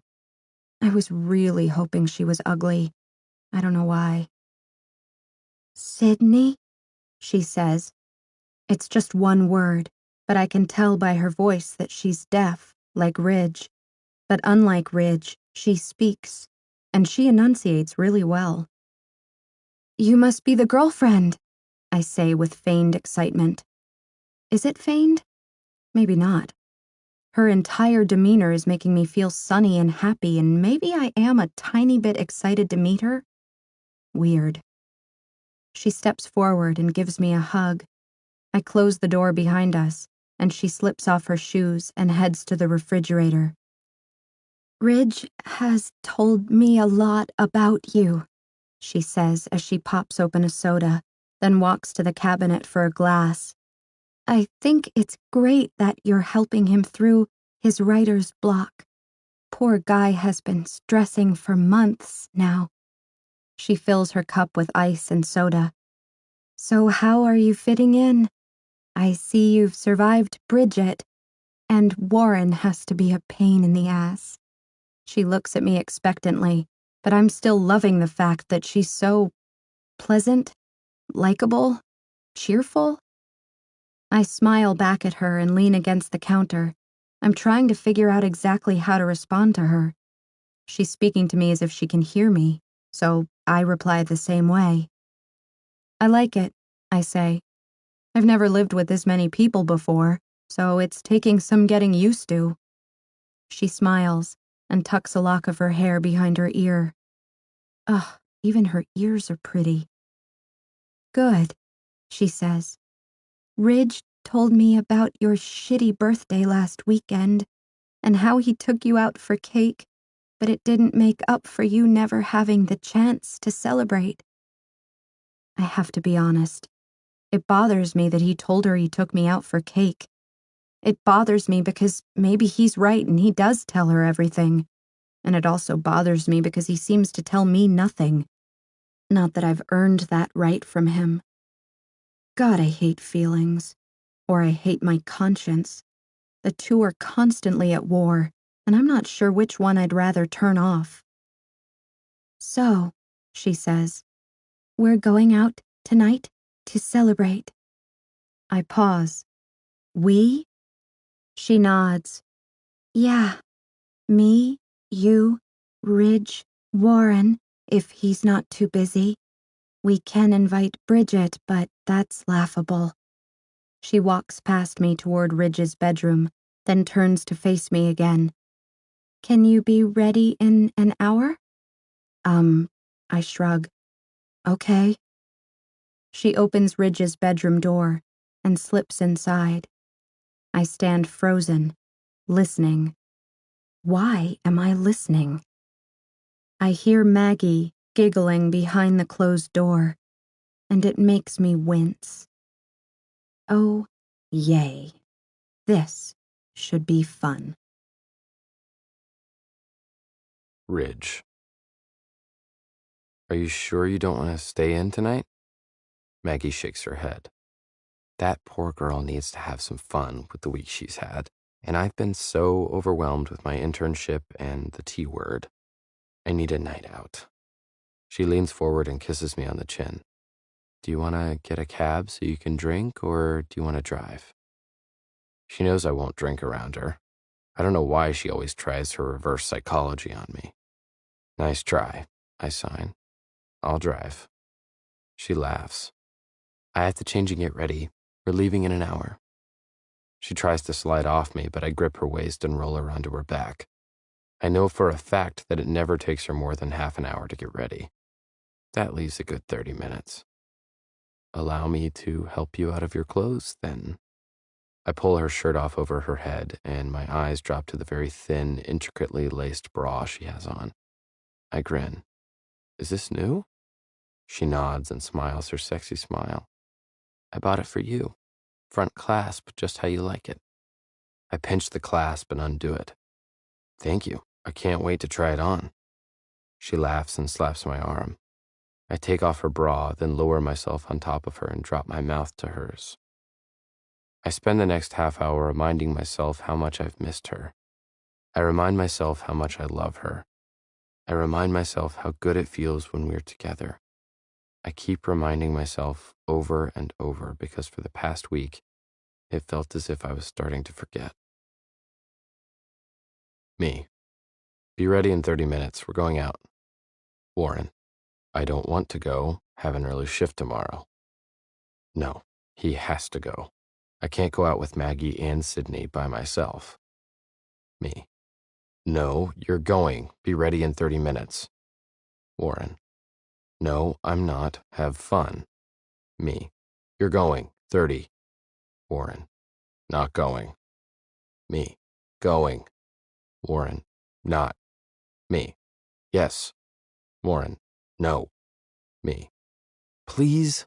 You owe me. Warren. What the hell do I owe you for? Me. Let's see, about a year's worth of rent, for one? Warren. Low blow, man. Fine. Thank God. I don't know what Sydney gets like when she drinks, but if she's a lightweight like Maggie is, I don't think I can handle the two of them on my own. I walk to the kitchen and Maggie is at the sink pulling out the bottle of Pine Sol. She holds it up to ask if I want any and I shake my head. Figured I'd save money if I downed a couple of shots here first. You think Sydney wants any? I shrug but pull out my phone to ask her. Me. You want a shot before we go? Sydney. No, thank you. I'm not sure if I feel like drinking tonight, but you go right ahead. She doesn't want any. I sign to Maggie. Warren walks out of his bedroom and sees Maggie pouring a shot from the Pine Sol container. Shit. There goes the hiding spot. He doesn't even blink when he sees her filling her shot glass. Meg it too, he says to her. If Ridge is forcing me to go out tonight, I'm getting so wasted he'll regret it. I cock my head. How long have you known that wasn't cleaning solution?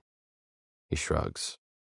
You're deaf, Ridge. You would be surprised how many times I'm behind you and you don't even know it. He picks up the shot Maggie poured, and they both turn their attention to something behind me. Their shocked expressions force me to turn around and see what they're looking at. Oh, wow. I shouldn't have turned around. Sydney is walking out of her bedroom, but I'm not sure if it's really Sydney. This girl isn't wearing baggy shirts or walking around with her hair pulled up and a naked face. This girl is wearing a strapless black dress that's anything but simple. Her blonde hair is down and thick, and I'm thinking it probably smells as incredible as it looks. She smiles past me and says thanks to either Maggie or Warren, one of whom more than likely just told her how great she looks. She's smiling at them, but then she holds her hands up and yells, "No!"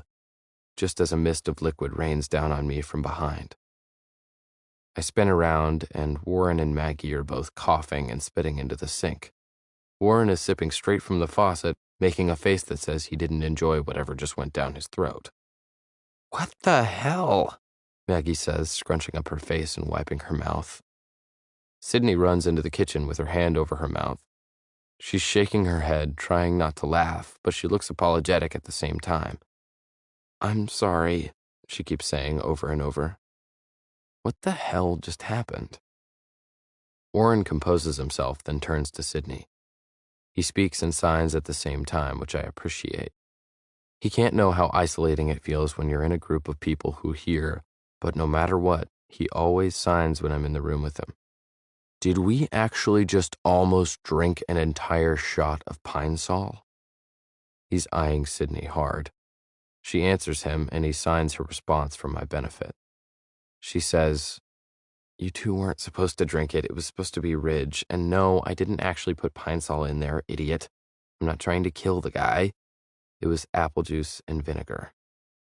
She tried to prank me, and she failed. I start laughing and text her. Me. Nice try. That was a valiant effort, although it backfired. She flips me off. I look at Maggie.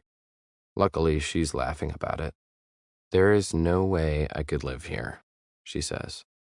She walks to the refrigerator and pulls out the milk and makes herself and Warren a quick drink to wash away the aftertaste. "Let's go," Warren says after he downs the milk and tosses his cup into the sink. "Ridge is driving because I won't be able to walk in 3 hours. Chapter 9. Sydney. I have no idea where we're going, but I'm doing my best to appear engaged. I'm in the back seat with Warren, and he's talking to me about the band, explaining his involvement in it. I ask the appropriate questions and nod at the appropriate moments, but my mind isn't here at all. I know I can't expect the hurt and heartache to go away this quickly, but today has been the worst day so far since my actual birthday. I realize that all the pain I've been feeling hasn't been quite as bad because I've had Ridge this week. I don't know if it's the way he brings comedic relief when he's around, or if it's because I really was developing a crush on him, but the times I've spent with him were the only times I felt remotely happy. They were the only times I wasn't thinking about what Hunter and Tori did to me. But now, watching him in the front seat with his hand clasping Maggie's, I don't like it. I don't like how his thumb occasionally sweeps back and forth. I don't like the way she looks at him. I especially don't like the way he looks at her. I didn't like how he slipped his fingers through hers when we reached the bottom of the apartment stairs. I didn't like how he opened her door, then placed his hand on her lower back while she climbed inside the car. I didn't like how they had a silent conversation while he was putting the car in reverse. I didn't like how he laughed at whatever she said and then pulled her to him so he could kiss her forehead. I don't like how all of these things make me feel as though the only good moments I've had since last week are now over. Nothing has changed. Nothing significant happened between the two of us, and I know we'll continue with the way things have been. We'll still write lyrics together. He might still listen to me sing.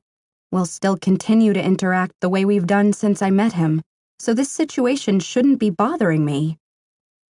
I know in my heart that I didn't want anything to happen with him, especially at this point in my life. I know I need to be on my own. I want to be on my own. But I also know that the reason I'm feeling so conflicted by this entire situation is that I did have a little hope. Although I wasn't ready for anything right now, I thought the possibility would be there. I assumed that maybe someday, when I was ready, things could have developed between us. However, now that Maggie is in the picture, I realize there can't be a maybe someday between us. There will never be a maybe someday. He loves her, and she obviously loves him, and I can't blame them because whatever they have is beautiful. The way they look at each other and interact and obviously care about each other is something I didn't realize was missing between Hunter and me. Maybe someday I'll have that, but it won't be with Ridge. And knowing that diminishes whatever ray of hope shone through the storm of my week. Jesus, I'm so depressed. I hate Hunter. I really hate Tori. And right now, I'm so pathetically miserable, I even hate myself. "Are you crying?"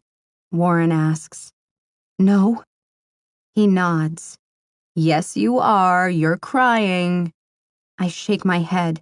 "I am not." "You were about to," he says, looking at me sympathetically. He puts his arm around my shoulder and pulls me against him. "Chin up, little girl. Maybe tonight we can find someone who will screw the thought of that jerk-off ex right out of that pretty little head of yours." I laugh and slap him in the chest. "I would volunteer to do it, but Bridget doesn't like to share," he says. "She's kind of a bitch like that if you haven't noticed."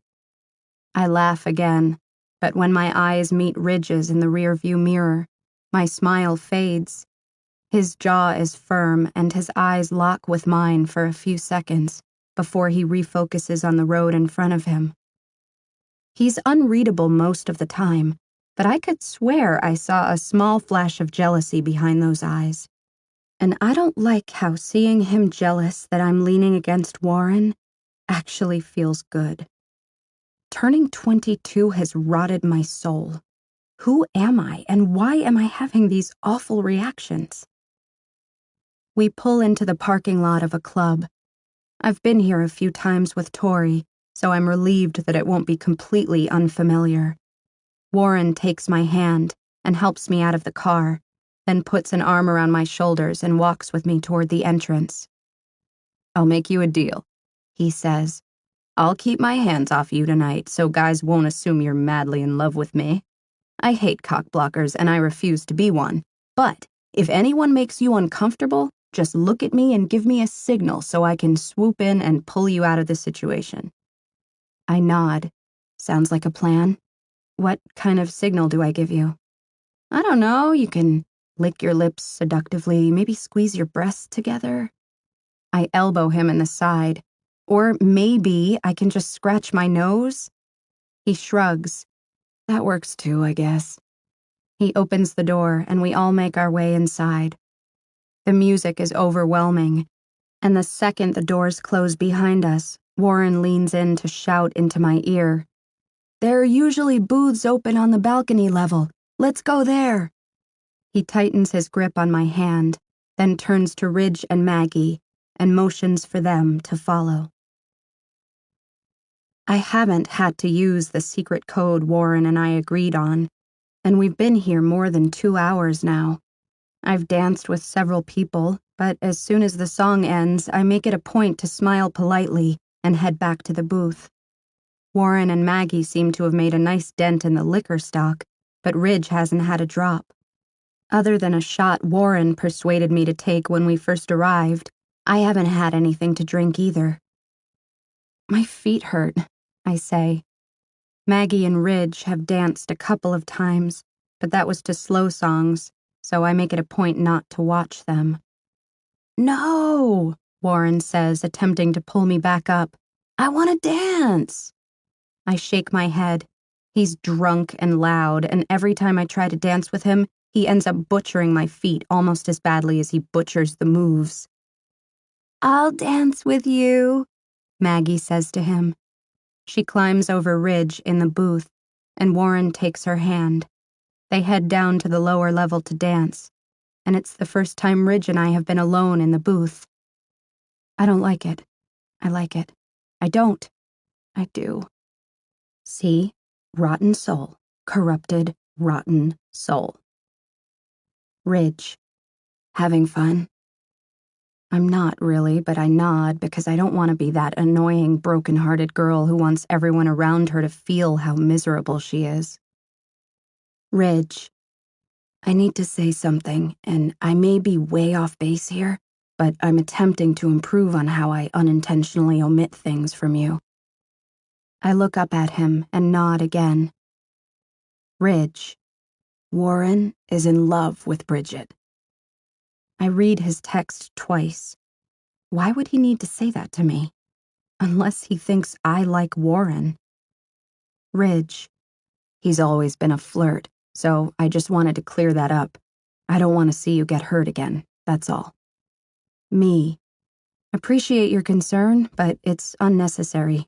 Really, have no interest there. He smiles. Me. You were right. I like Maggie. Ridge. I knew you would. Everyone likes Maggie. She's very likable. I lift my eyes and look around when a Sounds of Cedar song begins to play. I scoot to the back of the booth and look over the railing. Warren and Maggie are standing by the DJ's table, and Warren is interacting with the DJ while Maggie dances around next to him. Me. They're playing one of your songs. Ridge. Yeah? That always happens when Warren's around. Are they playing Getaway? Me. Yeah. How'd you know? Ridge presses a flat palm to his chest and smiles. Me. Wow. You can differentiate your songs like that? He nods. Me. What's Maggie's story? She communicates really well. She seems to dance really well. Does she have a different level of hearing loss from yours?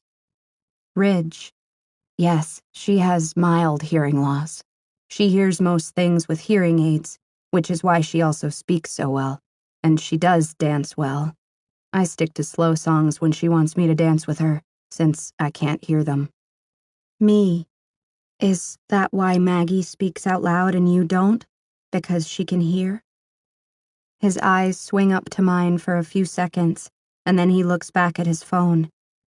Ridge. No, I could speak if I wanted to. I should stop. I know he's probably annoyed by these questions, but I'm too curious. Me. Why don't you then? He shrugs, but doesn't text me back. Me. No, I want to know. There has to be a reason. It seems like it would make things a lot easier for you. Ridge. I just don't. I get along fine with how I do things now. Me. Yes, especially when Maggie and Warren are around. Why would you need to talk when they can do it for you? I hit send before I realize I probably shouldn't have said that. I have noticed Maggie and Warren do a lot of his talking for him, though. They've ordered for him every time the waitress has come by the booth, and I've noticed Warren do it several times this week in different situations. Ridge reads my text, then looks back up at me. It seems I made him uncomfortable, and I immediately regret saying what I did. Me. I'm sorry. I didn't mean for that to come out how it probably sounded. I just meant you seem to let them do things for you that they wouldn't necessarily have to do if you would speak for yourself. My explanation seems to bother him even more than the initial text. I feel as if I'm digging myself a hole. Me. Sorry. I'll stop. It's not my place to judge your situation, because I obviously can't put myself in your shoes. I was just trying to understand. He looks at me and pulls the corner of his bottom lip into his mouth. I've noticed he does this when he's thinking hard about something. The way he continues to stare at me makes my throat go dry. I break his gaze, pull the straw into my mouth, and take a sip of my soda. When I look back at him, he's texting again. Ridge. I was 9 when I stopped verbalizing. His text does more to my stomach than his stare did. I don't know why. Me. You used to talk? Why did you stop? Ridge. It might take me a while to text the explanation. Me. It's fine. You can tell me about it at home when we have our laptops. He scoots to the edge of the booth and peers over the balcony. I follow his gaze down to Maggie and Warren, who are still both hovering around the DJ booth.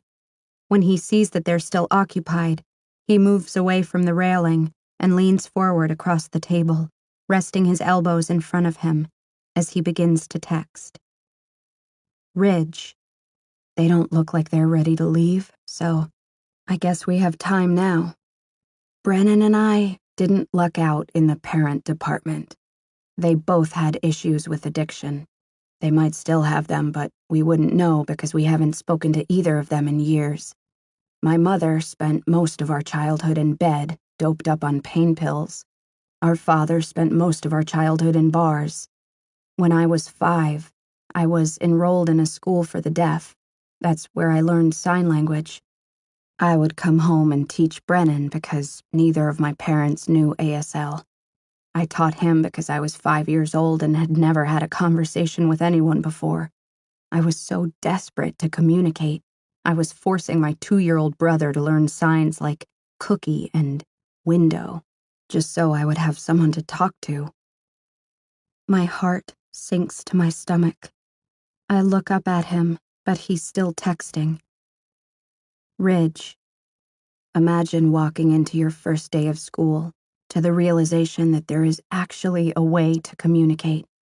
When I saw kids having conversations with their hands, I was amazed. I lived the first 5 years of my life never knowing what it was like to communicate.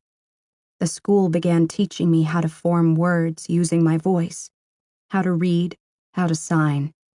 I spent the next few years practicing everything I learned on Brennan. He became just as fluent in ASL as I was.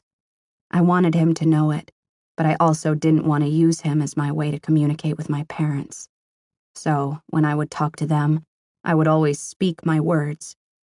I couldn't hear my own voice, of course, and I know it sounds different when deaf people speak, but I wanted a way to communicate with them since they didn't know ASL. One day, when I was talking to my father, he told Brennan to tell me to shut up, then had Brennan speak for me.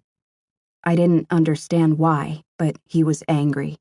Every time I would try to talk to my father after that, the same thing would happen, and he would tell Brennan to tell me to stop voicing my words. Brennan would translate what my father wanted him to say back to me.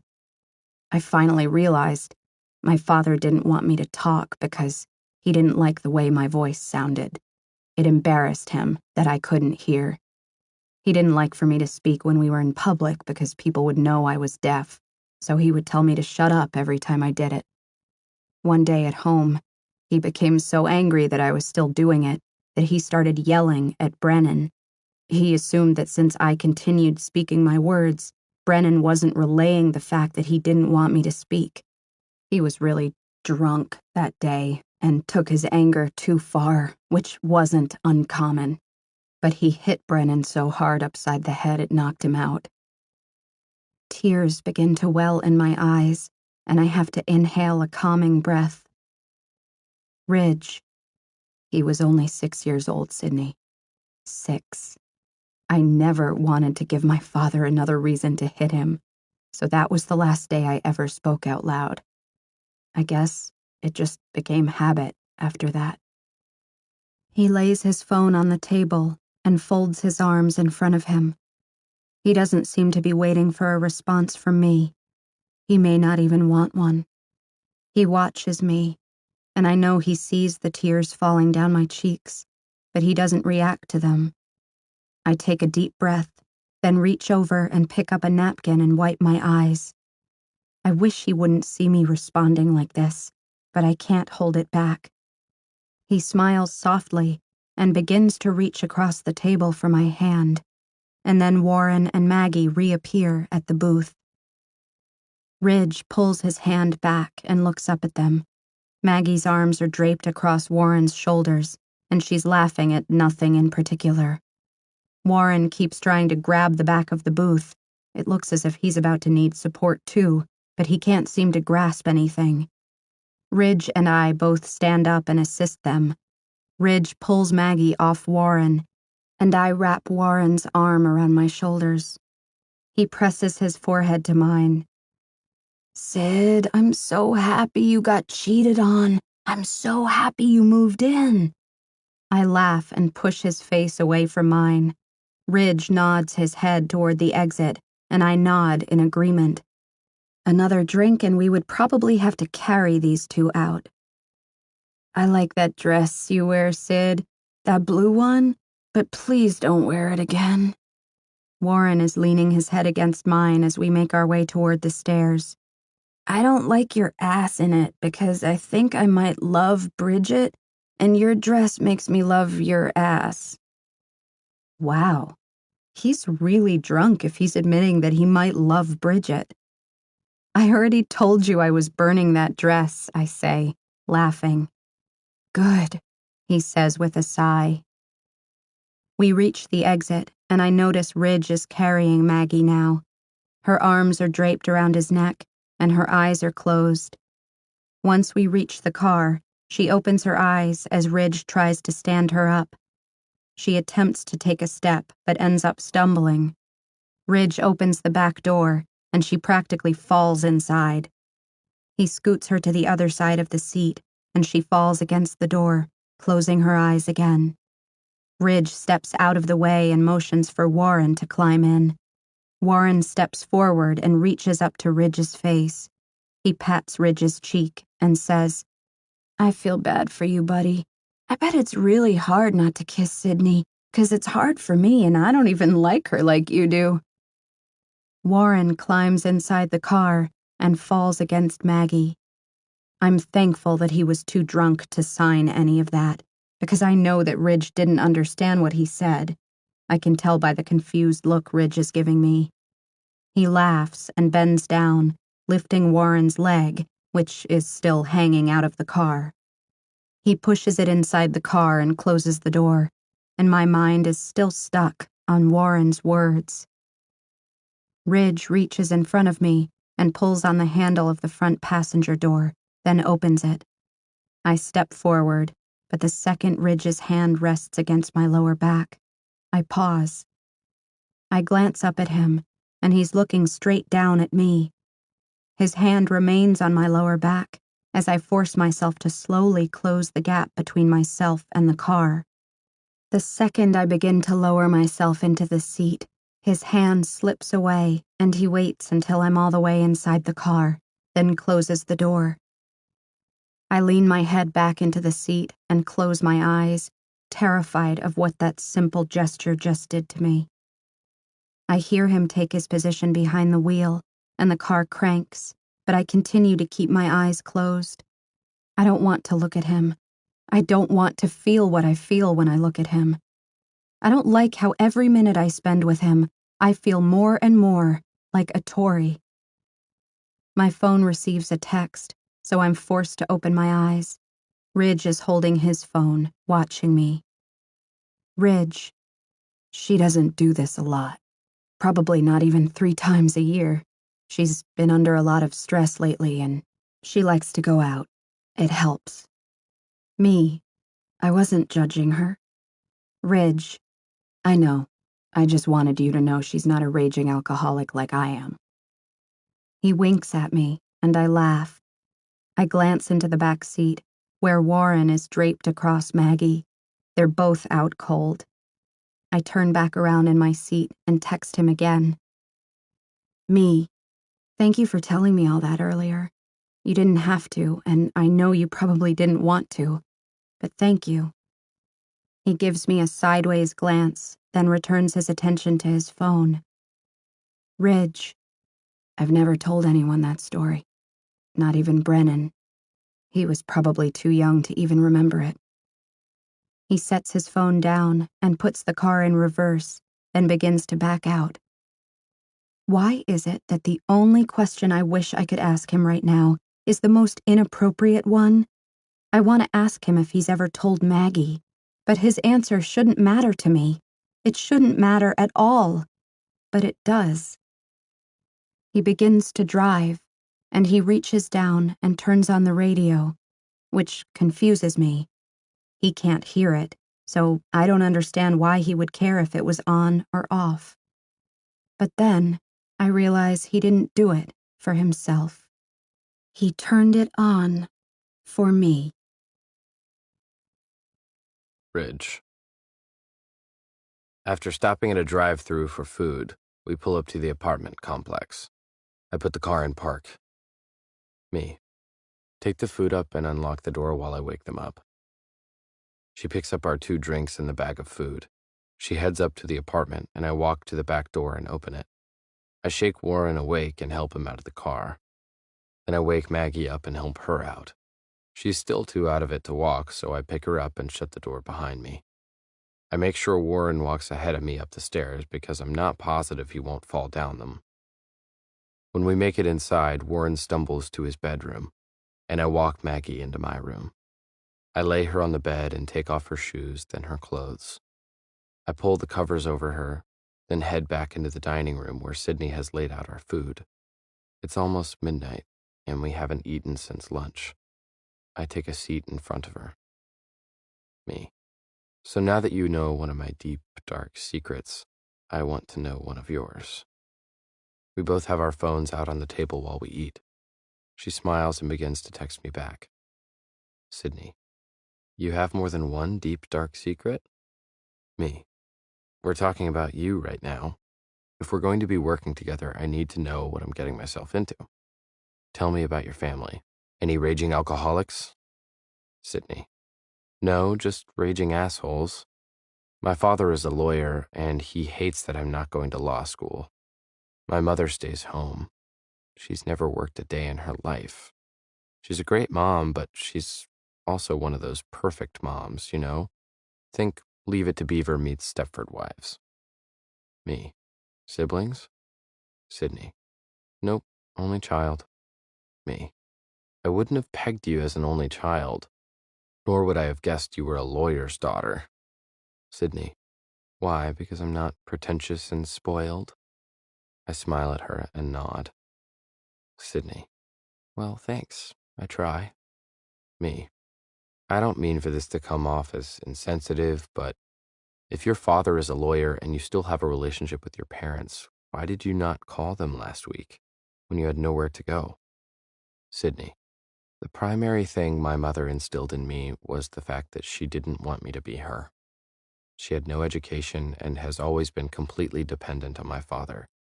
She raised me to be very independent and financially responsible, so I've always taken pride in not asking for their help. It's hard sometimes, especially when I really need their help, but I always get by. I also don't ask for their help because my father would point out in a not so nice way that if I were in law school, he'd be paying for it. Me. Wait, you're paying for school on your own, but if you changed your major to pre-law, your father would pay for it. She nods. Me. That's not really fair. Sydney. Like I said, my father is an asshole. But I don't go around blaming my parents for everything. I have a lot to be thankful for. I've grown up in a relatively normal household. Both of my parents are alive and well, and they support me to an extent. They're better than most, just worse than some. I hate it when people spend their entire lives blaming their parents for every bad thing that happens to them. Me. Yeah, I completely agree. Which is why I was emancipated at 16. Decided to take my life into my own hands. Sydney. Really? What about Brennan? Me. I took him with me. The courts thought he stayed with my parents, but he moved in with me. Well, with Warren. We've been friends since we were 14. Both of his parents are deaf, which is how he knows ASL. Once I became emancipated, they allowed me and Brennan to stay with them. My parents still had guardianship over Brennan, but as far as they were concerned, I did them a huge favor by taking him off their hands. Sydney. Well, that was incredibly considerate of Warren's parents. Me. Yes, they're great people. Not sure why Warren turned out the way he did, though. She laughs. Sydney. Did they continue to raise Brennan after you left for college? Me. No, we actually only stayed with them for 7 months. When I turned 17, I moved us into an apartment. I dropped out of school and got a GED so I could start college sooner. Sydney. Wow, so you raised your brother? Me. Hardly. Brennan lived with me, but he was never the type who could be raised. He was 14 when we got our own place. I was only 17. As much as I'd like to say I was the responsible, mature adult, I was quite the opposite. Our apartment became the hangout for everyone who knew us, and Brennan partied just as hard as I did. Sydney. That shocks me. You seem so responsible. Me. I wasn't as wild as I probably could have been, being on my own at that young an age. Luckily, all our money went to bills and rent, so I never got into any bad habits. We just liked to have fun. Our band was formed when Brennan was 16 and I was 19, so that took up a lot of our time. That's also the year I started dating Maggie, and I calmed down a lot after that. Sydney. You've been with Maggie since you were 19? I nod but don't text her back. My food has hardly been touched from all the texting, so I pick up my burger. She does the same, and we eat until both of us are finished. We stand up and clear off the table, and she gives me a wave and heads off to her room. I sit on the couch and turn on the TV. After about 15 minutes of channel surfing, I finally stop on a movie channel.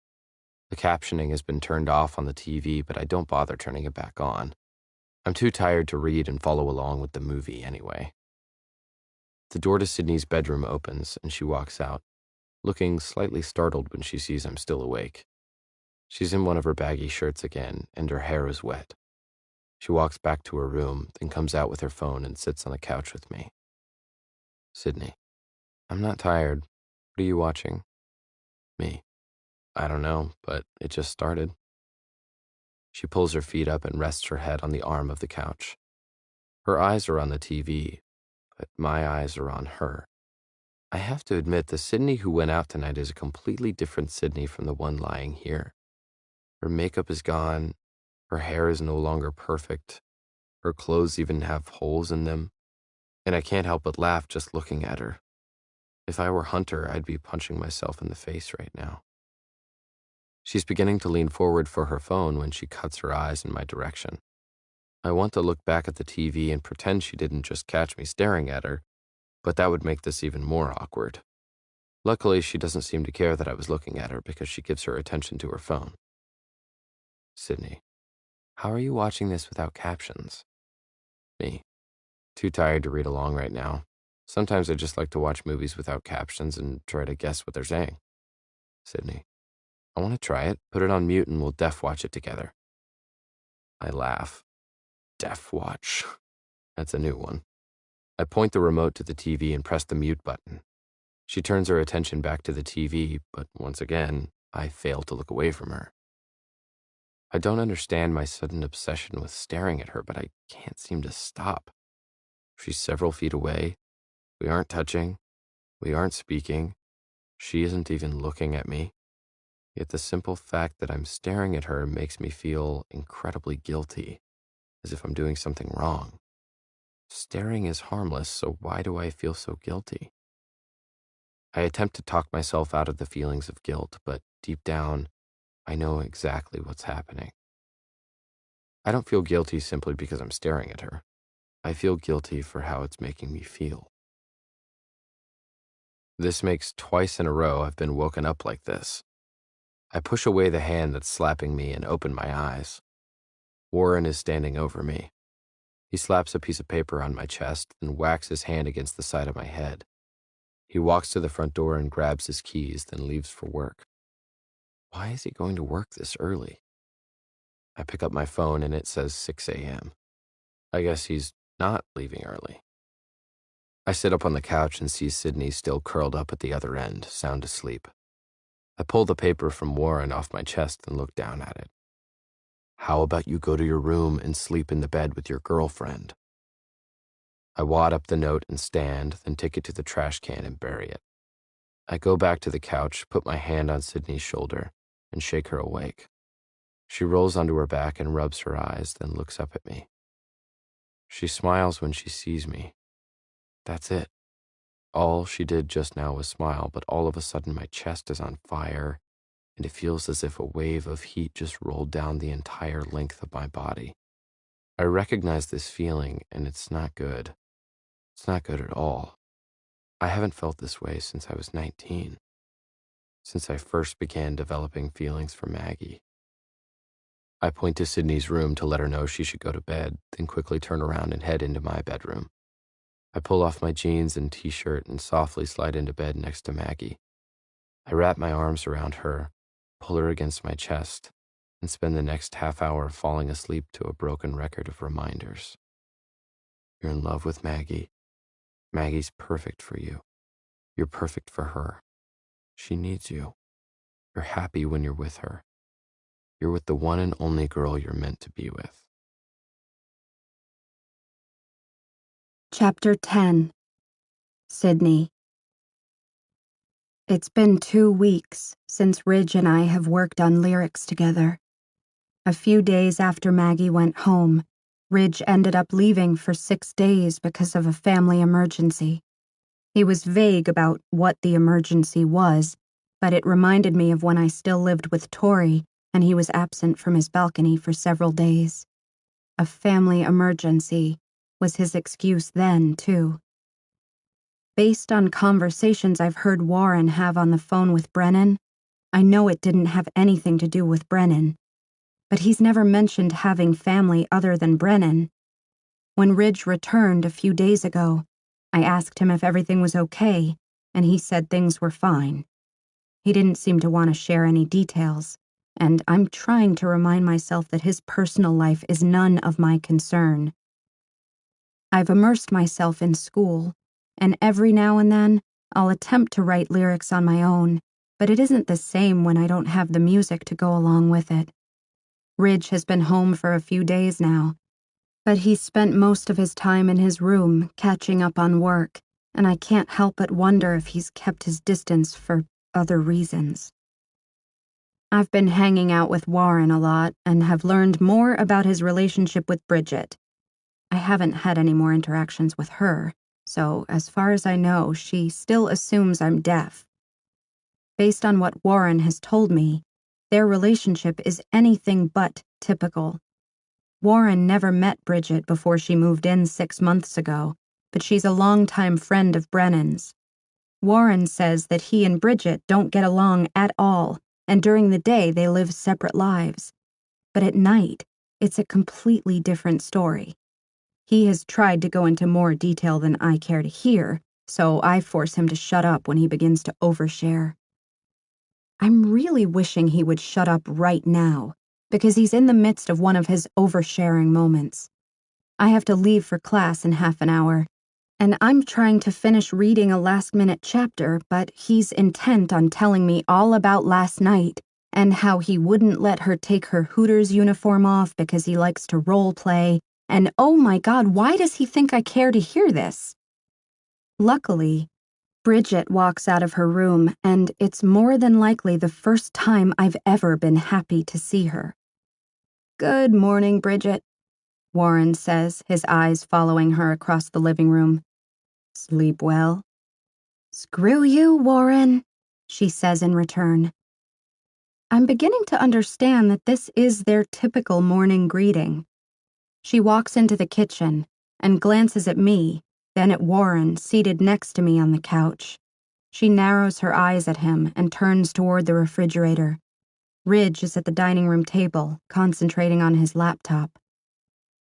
"I don't like how she's up your ass all the time," Bridget says with her back to me. Warren looks at me and laughs.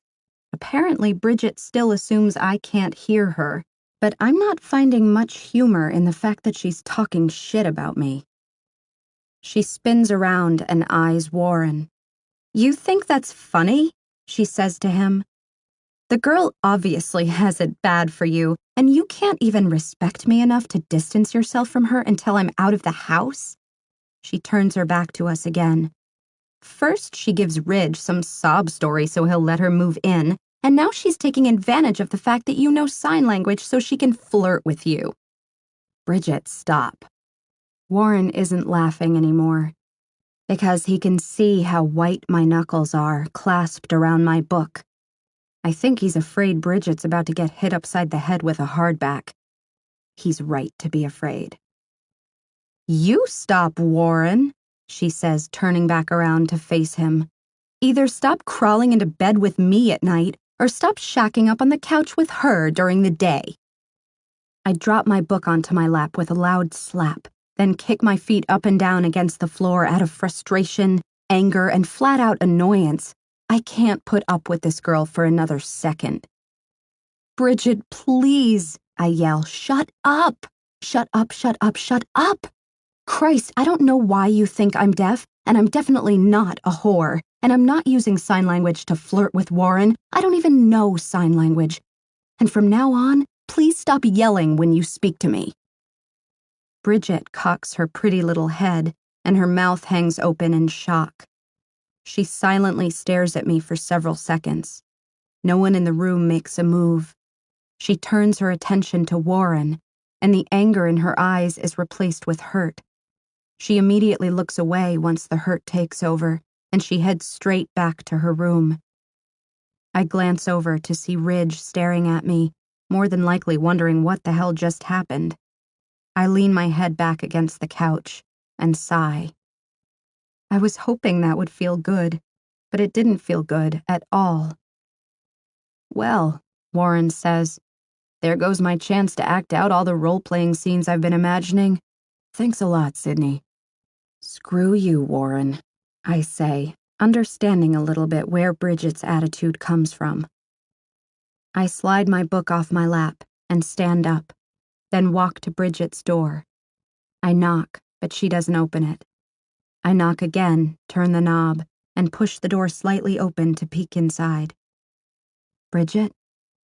A pillow meets the back of the door with a thud. Get the hell out of my room! I ignore her and open the door a little further until I can see her. She's sitting on her bed, with her knees pulled up to her chest. When she sees me coming into her room, she quickly wipes her eyes, then turns the other way. She's crying, and now I feel really shitty. I walk to her bed and sit on the edge of it, as far out of her reach as possible. I may feel bad, but I'm still scared to death of her. I'm sorry, I say. She rolls her eyes and falls back onto the bed in a huff. You are not, she says. I don't blame you, I deserved it. I tilt my head. Did she really just admit that she deserved it? I'm not gonna lie, Bridget. You are kind of a bitch. She laughs softly, then folds her arm over her eyes. God, I know. I just get so annoyed with people, but I can't help it. It's not like it's my goal in life to be a bitch. I lie back on the bed with her. So don't be one, then. It takes way more effort to be a bitch than it does to not be one. She shakes her head. You can say that because you're not a bitch. I sigh. She may not think I'm a bitch, but I sure have been feeling like one lately. For what it's worth, I'm more evil than you might think. I may not express my feelings in quite the same fashion as you, but I definitely have evil thoughts. And, lately, evil intentions. I'm beginning to think I'm not as nice as I always thought I was. Bridget doesn't respond to my admission for a few quiet moments. She finally sighs heavily and sits up on the bed. Can I ask you something, now that I know you can actually answer me? I sit up too and nod. Are you and Warren... She pauses. You guys seem to get along really well, and I was curious if... I smile because I know where she's going with this, and I interrupt her string of thought. Warren and I are friends, and we could never be more than friends. He's sort of oddly infatuated with this bitchy Hooters waitress he knows. Bridget smiles, but then she quickly stops smiling and looks straight at me. How long has Warren known that I thought you were deaf? I think back on the past few weeks. Since the morning after I moved in? I wince, knowing Warren's about to experience the side of Bridget we all know too well. But please go easy on him, Bridget. As strangely as you two show it, he really does like you. He might even love you, but he was drunk when he said that, so I don't know for sure. If it's possible to hear a heart stop, I just heard hers come to a screeching halt. He said that? I nod. A couple of weeks ago. We were leaving the club and he was wasted, but he said something about how he's pretty sure he might love you. I probably shouldn't be telling you this, though. She drops her eyes to the floor and is quiet for several seconds, then looks back up at me. You know, most things people say when they're drunk are more accurate and honest than the things they say when they're sober. I nod, unsure if that's a true fact or just a Bridget fact. She stands up and walks swiftly to the door, then swings it open. Oh no, she's about to kill Warren, and it's partly my fault. I stand up and rush to the door, prepared to catch the blame for telling her what Warren said. However, once I reach the living room, she's swinging her leg over his, sliding onto his lap. Warren's eyes are wide, and he's looking at her in fear, which tells me this isn't one of her usual moves. Bridget takes Warren's face in her hands, and he hesitantly brings his hands to her lower back. She sighs, staring him hard in the eyes. I can't believe I'm falling in love with such a stupid asshole, she says to him. He stares at her for several seconds while her comment registers, and then his hands fly up to the back of her head and he crashes their lips together. He scoots forward and stands with Bridget wrapped around him. Then, without breaking for air, he takes her directly to his bedroom, where the door shuts behind them. I'm smiling because Bridget is more than likely the only girl in existence who could pull off calling someone an asshole and in the same breath confess her love. And oddly enough, Warren is probably one of the few guys who would find that appealing. They're perfect for each other. Ridge, how in the hell did you pull that one off? I was waiting for her to come out here and strangle him. You spend 2 minutes with her and she's all over him.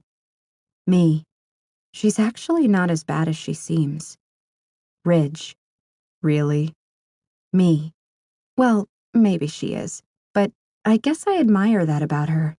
She's true to herself. Ridge smiles, sets his phone down, and drops his eyes back to his laptop. There's something different about him now. I can't pinpoint exactly what it is, but I can see it in his eyes. He looks distraught, or sad, or maybe just tired. He actually looks like a little bit of all three, and it makes me hurt for him.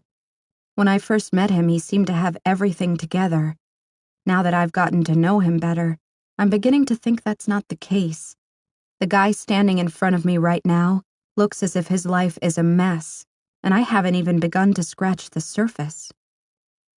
Ridge, I'm still a little behind on work, but I should be caught up by tonight. If you feel like running through a new song, you know where to find me. Me, sounds good. I have an afternoon study group, but I'll be back by 7. He smiles half-heartedly and heads to his room. I know I'm beginning to understand most of his expressions. The one he just shot me was definitely a look of nervousness. Ridge.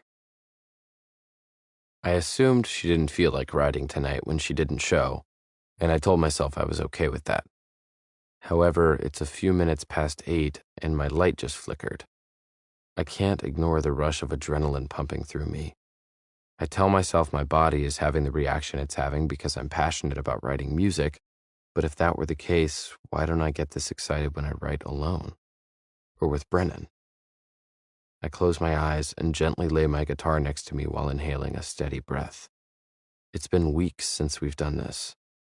Since the night she let me hear her sing, and it completely changed the dynamic of our working relationship. That's not her fault, though. I'm not even sure if it's my fault. It's nature's fault, because attraction is an ugly beast, and I'll be damned if I don't conquer it. I can do this. I open the door to my bedroom and step aside while she comes in with her notebook and her laptop.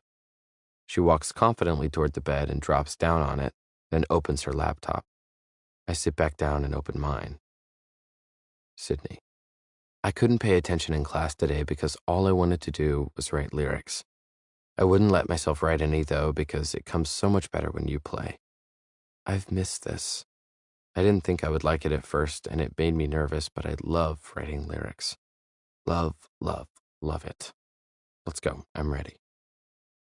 She's smiling at me and giddily patting her palms against the mattress. I smile back as I lean against the headboard and begin playing the opening to a new song I've been working on. I haven't finished it yet, but I'm hoping that with her help, we'll make some headway tonight. I play the song several times, and she watches me some of the time, then writes some of the time. She uses her hands to tell me to pause or back up or move on to the next chorus or to restart the song altogether. I keep a close eye on her while I play, and we continue this dance for more than an hour. She does a lot of scratching out and makes a heck of a lot of faces that I'm not sure convey that she's having any fun. She eventually sits up and tears the paper out of the notebook, then wads it up and tosses it into the trash can. She slaps her notebook shut and shakes her head. Sydney. I'm sorry, Ridge. Maybe I'm just exhausted, but it's not clicking right now. Can we try this again tomorrow night? I nod, doing my best to hide my disappointment. I don't like seeing her frustrated. She takes her laptop and notebook and starts to walk back toward her bedroom. She turns back around and mouths, "Good night." As soon as she disappears, I'm off the bed and digging through the trash can. I pull out her wadded up sheet of paper and take it back to my bed and unfold it. Watching him from here, so far away, Want him closer than my heart can take. I want him here. I want, maybe one of these days. I want him here, maybe someday. There are random sentences, some marked out, some not. I read all of them, attempting to work my way around them. I'd run for him if I could stand. I'd run for you if I could stand. But I can't make that demand. I can't be his right now. Why can't he take me away? But I can't make that demand. I can't be his right now. Reading her words feels like an invasion of her privacy. But is it? Technically, we're in this together, so I should be able to read what she's writing as she writes it. But there's something different about this song. It's different because this song doesn't sound like it's about Hunter. This song sounds a little like it could be about me. I shouldn't be doing this. I should not be picking up my phone right now, and I should definitely not be contemplating how to persuade her to help me finish this song tonight. Me. Don't be mad, but I'm reading your lyrics. I think I know where your frustration is coming from. Sydney.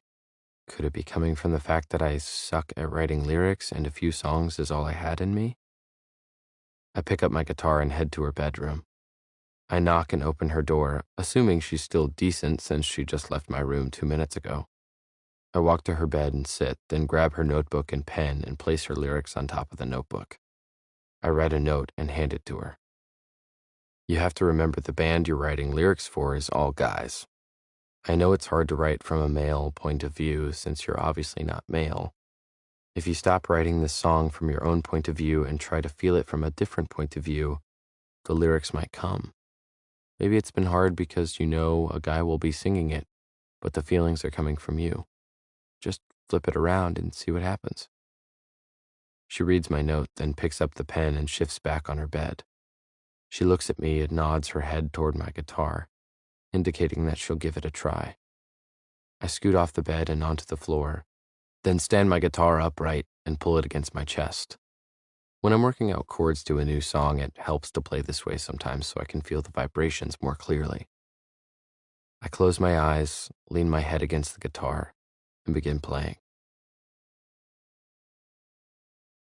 Chapter 11. Sydney. Oh God, he's doing that thing again.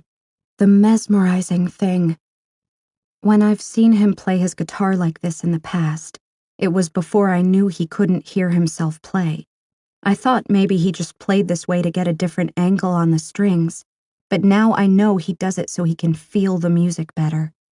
I don't know why, but knowing this makes me love watching him even more. I should probably be working on the lyrics, but I watch him play the entire song without once opening his eyes. When he finishes, I quickly glance down to my notebook because I know he's about to open his eyes and look up at me. I pretend I'm writing, and he flips his guitar around the correct way, then leans back against my dresser and begins playing the song again. I focus on the lyrics and think about what he said. Ridge was right. I wasn't thinking about the fact that a guy would be singing them. I was focused on pouring my feelings onto paper. I close my eyes and try to picture Ridge singing the song. I try to imagine what it would be like to be honest about what I'm feeling for him and use that to take the lyrics a little further. I open my eyes and cross out the first line of the song, then begin rewriting the first verse. Watching him from here, crossed out. Seeing something from so far away. Get a little closer every day. Thinking that I want to make it mine. I think the real reason I'm not able to write tonight is that every line that ends up on paper is about Ridge, and I know Ridge will be able to see through it. He pulled the lyrics out of the trash and already read through them, so he has to have an idea. Still, he's here, wanting me to finish the song. I focus on the second verse and try to keep his advice in mind.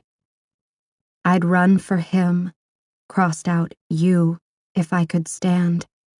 But I can't make that demand, crossed out. What I want, I can't demand. 'cause what I want is you. I continue to go through the lyrics on the page, crossing out the old lines and changing them up as Ridge plays the song several times.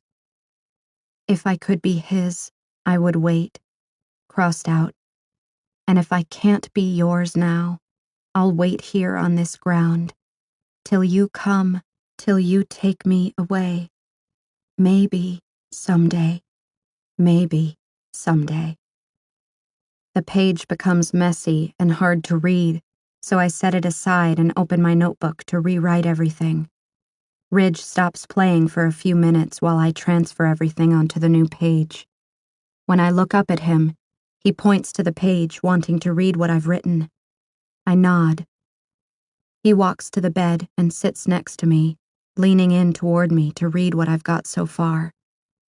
I'm extremely aware that he might see right through the lyrics and know they have more to do with him than with Hunter, which causes panic to course through my veins. He pulls the notebook closer to him, but it's still on my lap. His shoulder is pressed to mine, and his face is so close he could probably feel my breath against his cheek if I were breathing. I force my eyes to fall where his have, onto the lyrics rewritten across the page on my lap. I try to ignore what you say. You turn to me, I turn away. Ridge picks up the pen and marks through the last line, then tilts his head to face me. He points the pen at himself and makes a writing motion in the air, indicating that he wants to change something. I nod, full of nerves and fear that he doesn't like it. He presses his pen to the paper next to the lyrics he crossed out. He pauses for a few seconds before writing and slowly turns to face me again. His expression is full of trepidation, and I'm curious about what's causing it. His eyes fall from mine, slowly grazing over me, until his attention is back on the page. He inhales and carefully exhales, then begins writing the new lyrics. I watch him write out the lyrics to the entire song as I follow closely along, deciphering the new lyrics he adds in himself. Maybe someday. Seeing something from so far away, get a little closer every day, thinking that I want to make it mine. I'd run for you if I could stand, but what I want I can't demand, 'cause what I want is you. Chorus. And if I can't be yours now, I'll wait here on this ground, till you come, till you take me away. Maybe someday, maybe someday. I try to ignore what you say. You turn to me, I turn away. But Cupid must have shot me twice. I smell your perfume on my bed. Thoughts of you invade my head. Truths are written, never said. Repeat, chorus. You say it's wrong, but it feels right. You cut me loose, then hold on tight. Words unfinished, like our song. Nothing good can come this way. Lines are drawn, but then they fade. For her, I bend. For you, I break. Repeat, chorus. When he's finished writing, he sets the pen down across the paper. His eyes turn to mine again, and I don't know if he's expecting me to respond to what he just wrote, but I can't. I'm trying not to allow myself to feel as if there's any truth behind his lyrics, but his words from the first night we wrote together flash through my head. They're your words, Sydney, words that came from you. He was telling me then that lyrics have truth behind them because they come from somewhere inside the person who wrote them. I look back down at the page. For her I bend, for you I break. Oh my God, I can't. I didn't ask for this. I don't want this. But it feels so good. His words feel good. His closeness feels good. His eyes searching mine make my heart go haywire, and for the life of me, I can't figure out how something that feels like this can be so wrong. I'm not a bad person. Ridge isn't a bad person. How can two good people who both have such good intentions end up with feelings derived from all the goodness that are so incredibly bad? Ridge's expression grows more concerned, and he pulls his gaze away from mine and picks up his phone. Ridge, are you okay? Ha, am I okay? Yeah. That's why my palms are sweating and my chest is heaving and I'm clenching the sheet beside me on the bed so I don't do something to him with these hands that I'll never forgive myself for. I nod, then gently push him aside as I stand up and walk to the bathroom. I shut the door behind me and lean against it, closing my eyes and silently repeating the mantra in my head that I've been repeating for weeks now. Maggie, Maggie, Maggie, Maggie, Maggie. Ridge. After several minutes, she finally walks back into her bedroom. She smiles at me, walks to the bed, and picks up her phone. Sydney. Sorry, I felt sick. Me. You okay? Sydney. Yeah, just needed water, I guess. I love the lyrics, Ridge. They're perfect. Do we need to run through them again, or can we call it a night? I really would like to run through them again, but she looks tired. I'd also give anything to feel her sing them again, but I'm not sure that's a good idea. I already beat up my conscience enough while I was writing the rest of the lyrics down. However, the fact that I was more than likely writing about her didn't seem to stop me because the only thing on my mind was the simple fact that I was actually writing. I haven't been able to write lyrics in months, and in just a matter of minutes, it was as if a fog lifted and the words began to flow effortlessly. I would have kept going if I didn't feel I'd already gone way too far. Me. We'll call it a night. I'm really happy with this one, Sid. She smiles, and I pick up my guitar and head to my room. I spend the next several minutes transferring her lyrics into the music program on my laptop and filling in the guitar chords. Once it's all entered, I hit send, close it out, and text Brennan. Me. Just sent you a very rough draft with lyrics. I really want Sydney to hear this one, so if you have time this week to work up a rough acoustic, send it over. I think it'll be good for her to finally be able to hear something she created come to life. Brennan. Looking at it now, I hate to admit this, but I think you were right about her. She really was sent to Earth just for us. Me. Starting to seem that way. Brennan. Give me an hour. Not busy, so I'll see what we can work up. An hour? He's sending it tonight? I immediately text Sydney. Me. Try not to fall asleep. I might have a little surprise for you after a while. Sydney. Okay? 45 minutes later, I get an email with an attachment from Brennan that says, rough cut, maybe someday. I open it on my phone, find a set of earbuds in the kitchen drawer, and head to Sydney's room. She opens the door after I knock and lets me into her room.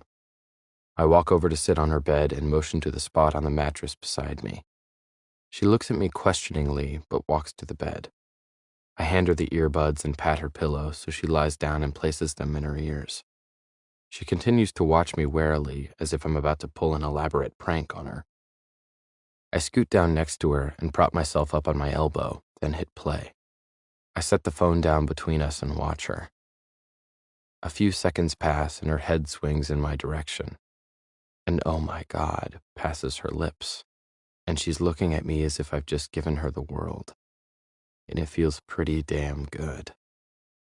She smiles and puts her hand over her mouth as her eyes fill with tears. She tilts her face back up to the ceiling, more than likely because she's embarrassed by her emotional reaction. She shouldn't be. It's exactly what I was hoping to see. I continue to watch her as she listens, and her face conveys a mixture of emotions. She smiles, then exhales, and closes her eyes. When the song ends, she looks at me and mouths, again.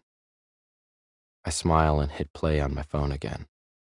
I continue to watch her, but the second her lips begin moving and I realize she's singing along to the song, my smile is washed away by a sudden emotion I didn't expect to feel at all. Jealousy. Never in all my life and in all my years of living in a world of silence have I wanted to hear something as much as I want to hear her sing right now. I want to hear her so bad it physically hurts.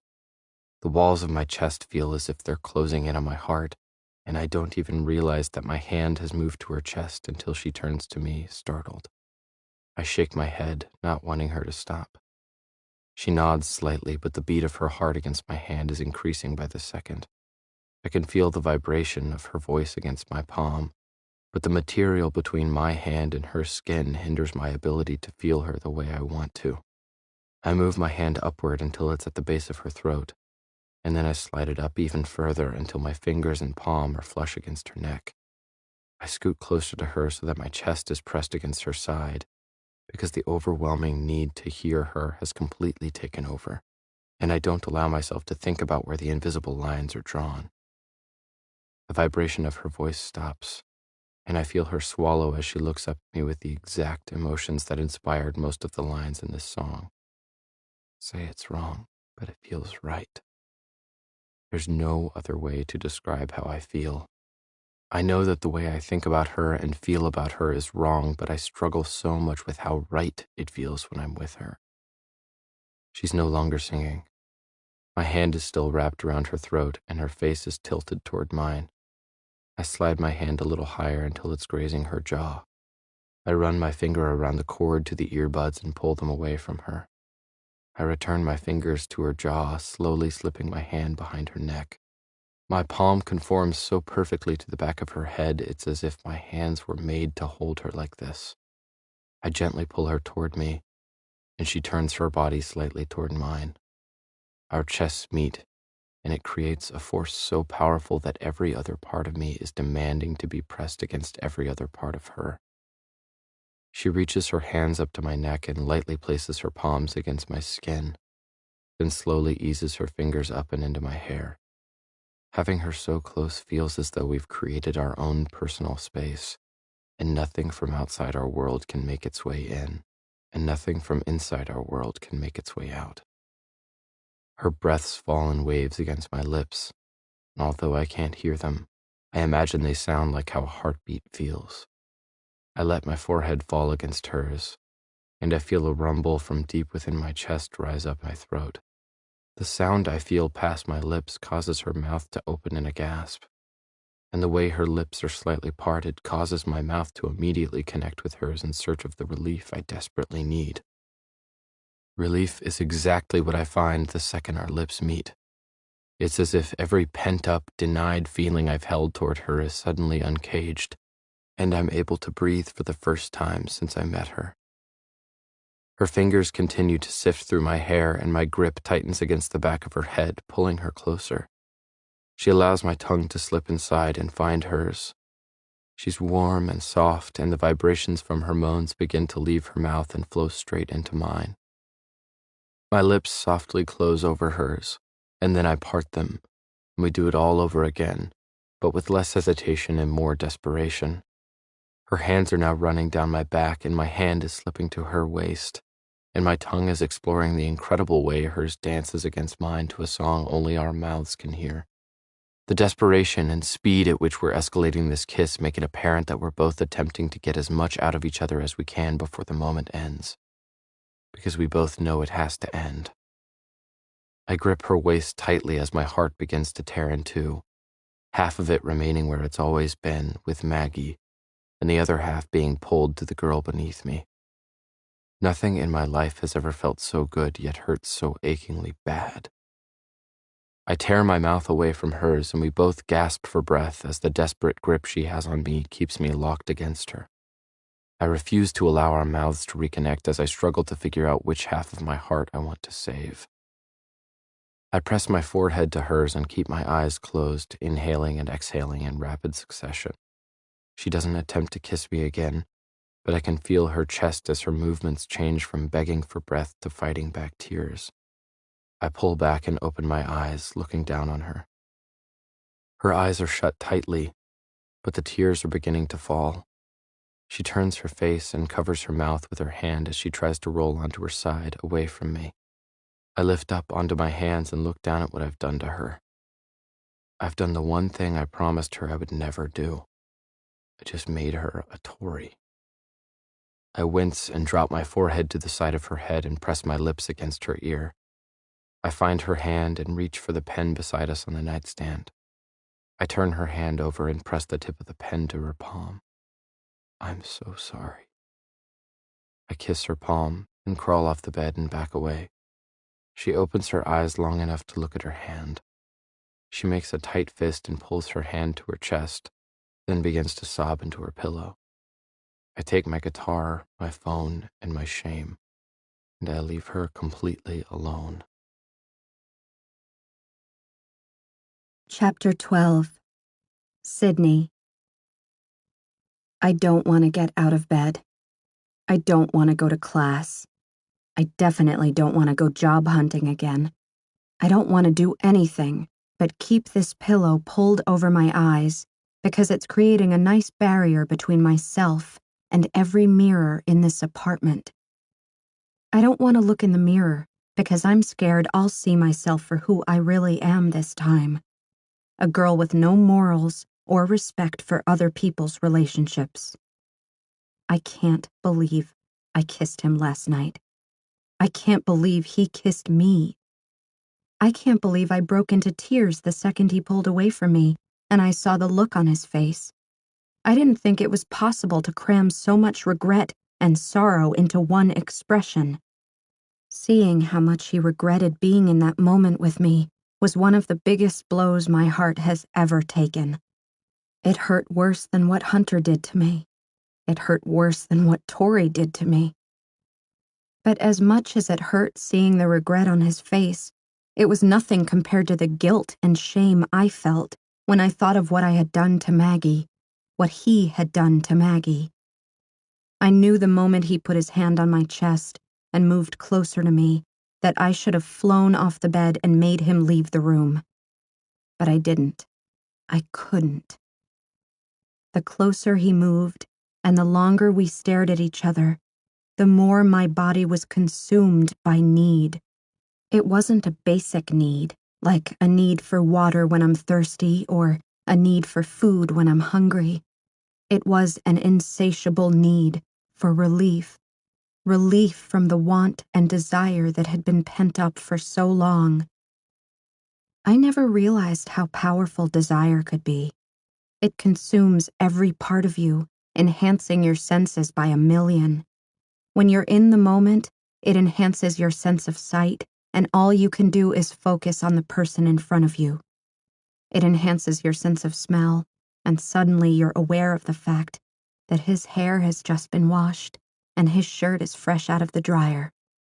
It enhances your sense of touch and makes your skin prickle and your fingertips tingle, and it leaves you craving to be touched. It enhances your sense of taste, and your mouth becomes hungry and wanting, and the only thing that can satisfy it is the relief of another mouth in search of the same.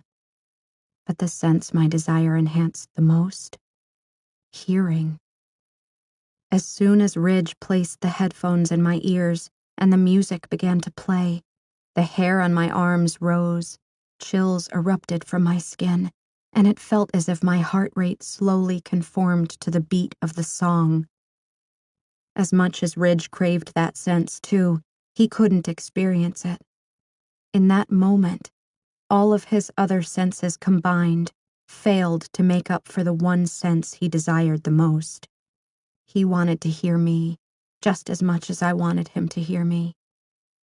What happened between us didn't happen because we were weak. Ridge didn't run his hand up my jaw and around to the back of my head simply because I was in front of him and he was in the mood to make out. He didn't press his body against mine because he thinks I'm attractive and knew it would feel good. He didn't part my lips with his because he enjoys kissing and knew he wouldn't get caught. Despite how hard we tried to fight it, all of those things happened between us because our feelings for each other are becoming so much stronger than our desire. Desire is easy to fight, especially when the only weapon desire possesses is attraction. It's not so easy when you're trying to win a war against the heart. The house has been quiet since I woke up more than an hour ago. The more I lie here and allow myself to think about what happened, the less I want to face him. I know if we don't get it over with, the confrontation will only be harder the longer we wait. I reluctantly get dressed and head to the bathroom to brush my teeth. His bedroom is quiet, and he usually has late nights that result in late mornings, so I decide to let him sleep. I'll wait it out in the living room. I hope Warren and Bridget are either occupied with each other in a bed somewhere or still asleep, because I don't know if I can take either of them this morning. I open the door and walk into the living room. I pause. Turn around, Sydney. Turn around and go back to your room. Ridge is standing at the bar. However, it isn't the sight of Ridge that's rendered me completely immobile. It's the girl he has his arms around. It's the girl he's pressed against. It's the girl he's looking directly at, as if she's the only thing that has, does, and will ever matter to him. It's the girl who planted herself between me and my maybe someday. Warren exits his bedroom and sees them standing together in the kitchen. "Hey, Maggie, I thought you weren't coming for a couple more weeks." Maggie spins around at the sound of Warren's voice. Ridge's eyes move from Maggie over to me. His body tenses, and he stands up straighter, putting a slight distance between the two of them. I'm still immobile, or I'd be putting distance between myself and all three of them. "I'm about to leave," Maggie says and signs simultaneously, facing Warren. Ridge steps away from her, then quickly breaks his gaze from mine and refocuses his attention on Maggie. "My grandfather was admitted to the hospital yesterday. I got here last night." She turns and gives Ridge a light peck on the lips, then heads for the front door. "It's nothing serious, but I'm staying with him until they release him tomorrow." "Oh, man, sorry about that," Warren says. "But you'll be here the weekend of my party, right?" "Party?" Maggie nods and takes a step back toward Ridge. She circles her arms around his neck, and he wraps his arms around her waist, two simple movements that completely shatter entire sections of my heart. He rests his mouth against hers and closes his eyes. He brings his hands to her face, then pulls back and leans in again to kiss her on the tip of her nose. Ouch. Maggie exits the apartment without ever having noticed that I was standing here. Ridge closes the door behind her, turns around, and brings his eyes back to mine with an unreadable expression. "What are we doing today?" Warren asks, moving his head back and forth between Ridge and me. Neither of us breaks our stare to respond to him. After several seconds, Ridge makes the slightest movement with his eyes, motioning toward his bedroom. He turns to Warren and signs something, and I walk back to my room. It's amazing how many reminders I've had to give my organs in the last 3 minutes that should be basic, common knowledge. Breathe in, breathe out. Contract, expand. Beat, beat, pause. Beat, beat, pause. Inhale, exhale. I walk to the bathroom and head for Ridge's bedroom. It was obvious he wants to talk, and I still think confronting it now is better than waiting. It's definitely better than not confronting it at all. The journey across the bathroom is only a few feet and should take no longer than a few seconds, but I somehow stretch it out for 5 whole minutes. I place a nervous hand on his doorknob, then open it and walk into his room. He's walking in at the same time as I'm closing the door to the bathroom. We pause and stare at each other. These stare downs are going to have to end because my heart can't take much more. We both walk to his bed, but I pause before sitting down. I assume we're about to do some serious talking, so I hold up my finger and turn to get my laptop out of my room. He's sitting on his bed with his laptop when I return, so I sit, lean against the headboard, and open mine. He hasn't messaged me yet, so I type something to him first. Me, are you okay? I hit send, and after he reads my question, he turns his face toward mine and appears slightly puzzled. He turns back to his computer and begins typing. Ridge. In what sense? Me. All of them, I guess. I know it was probably difficult seeing Maggie after what happened between us, so I just wanted to know if you were okay. Ridge. I think I'm a little confused right now. Are you not pissed at me? Me. Should I be? Ridge. Considering what happened last night, I would say so. Me. I have no more of a right to be mad at you than you do to be mad at me. I'm not saying I'm not upset, but how will being mad at you help us work through this? He reads my message and expels a huge breath, leaning his head back against the headboard. He closes his eyes for a moment before lifting his head and responding to me. Ridge. Maggie showed up last night an hour after I got back to my room. I was convinced you were going to barge in and tell her what a jerk I am for kissing you. Then, in the kitchen earlier, when I saw you standing outside your door, I was bracing myself. Me. I would never tell her, Ridge. Ridge. Thank you for that. So, what now? Me. I don't know. Ridge. Can we not do the thing where we brush it under the rug and act like it never happened? Because I don't think that's going to work for us.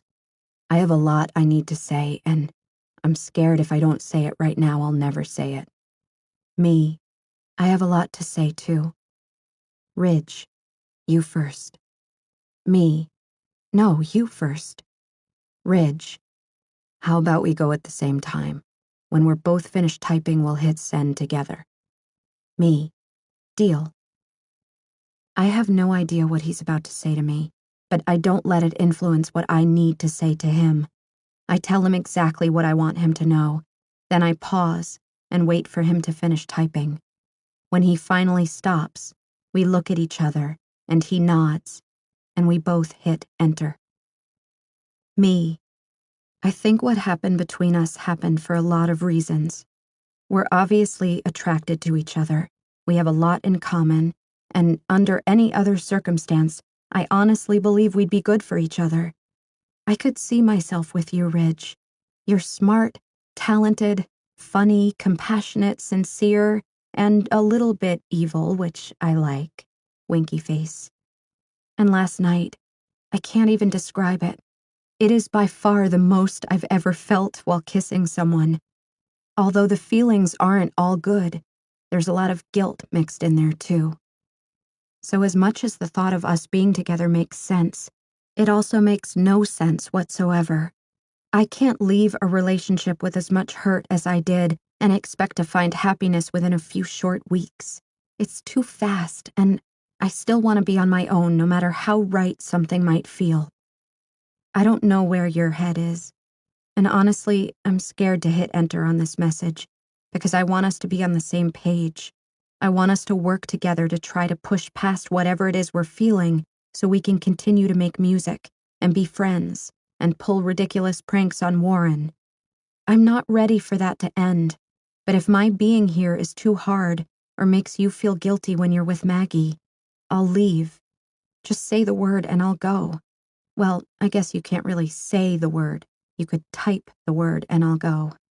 Sorry for the lame joke at your expense, but there's just too much seriousness going on right now. Ridge. First and foremost, I'm sorry. I'm sorry I put you in that position. I'm sorry I couldn't be stronger in that moment.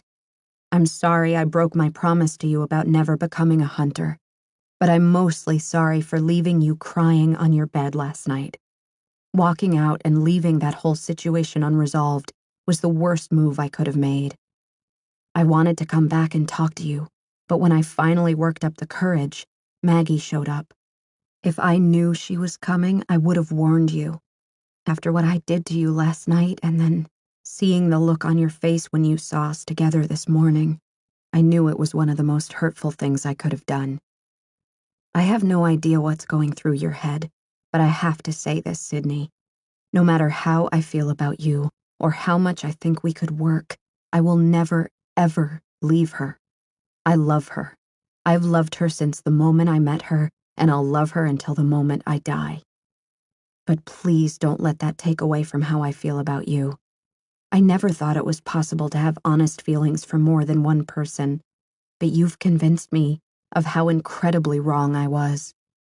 I'm not going to lie to myself and say I don't care about you, and I'm definitely not going to lie to you. I just hope you understand where I'm coming from, and that you will give us a chance to navigate through this, because I believe we can. If there are two people in this world capable of figuring out how to be friends, it's us.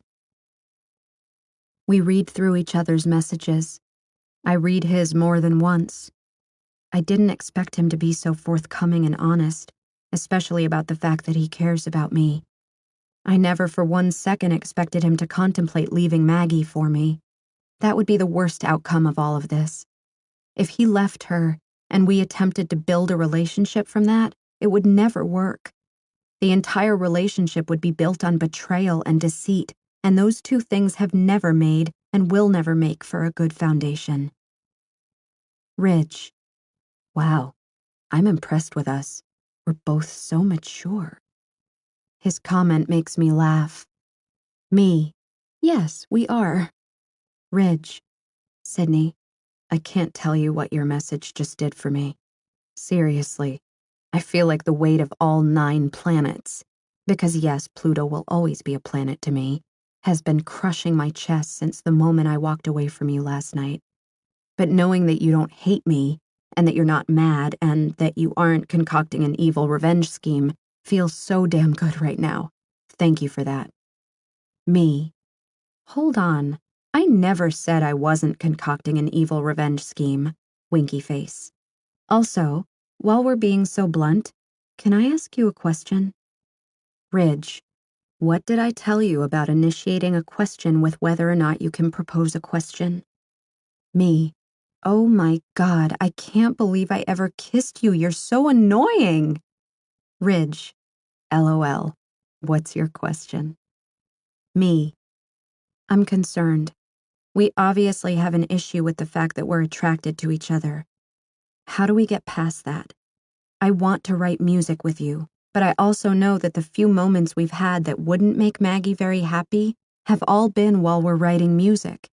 I think I'm just too desirable when I'm being creative, and I want to know what I need to do to lessen my attractiveness, if that's even possible. Ridge, keep up the egotism. It's very unattractive, and if it continues, I won't even be able to look at you in a week's time.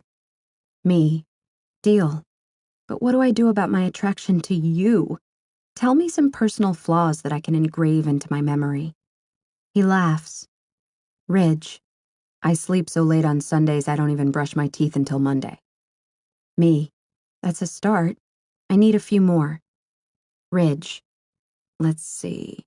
Once when Warren and I were 15, I had a crush on a girl. Warren didn't know I liked her, and he asked me if I would ask her out for him. I did, and she agreed, because apparently she had a crush on Warren in return. I told him she said no. Me, Ridge, that's terrible. Ridge, I know. I need a flaw from you now. Me, when I was 8, we went to Coney Island. I wanted an ice cream, and my parents wouldn't buy me one because I was wearing a new shirt that, quote-unquote, June Cleaver didn't want me to get dirty. We were walking by a trash can, and there was a melted ice cream cone in it. So when my parents turned around, I picked it up and started eating it. Ridge, yeah, that's pretty gross. But you were only 8, so it really doesn't count. I need something more recent. High school, college.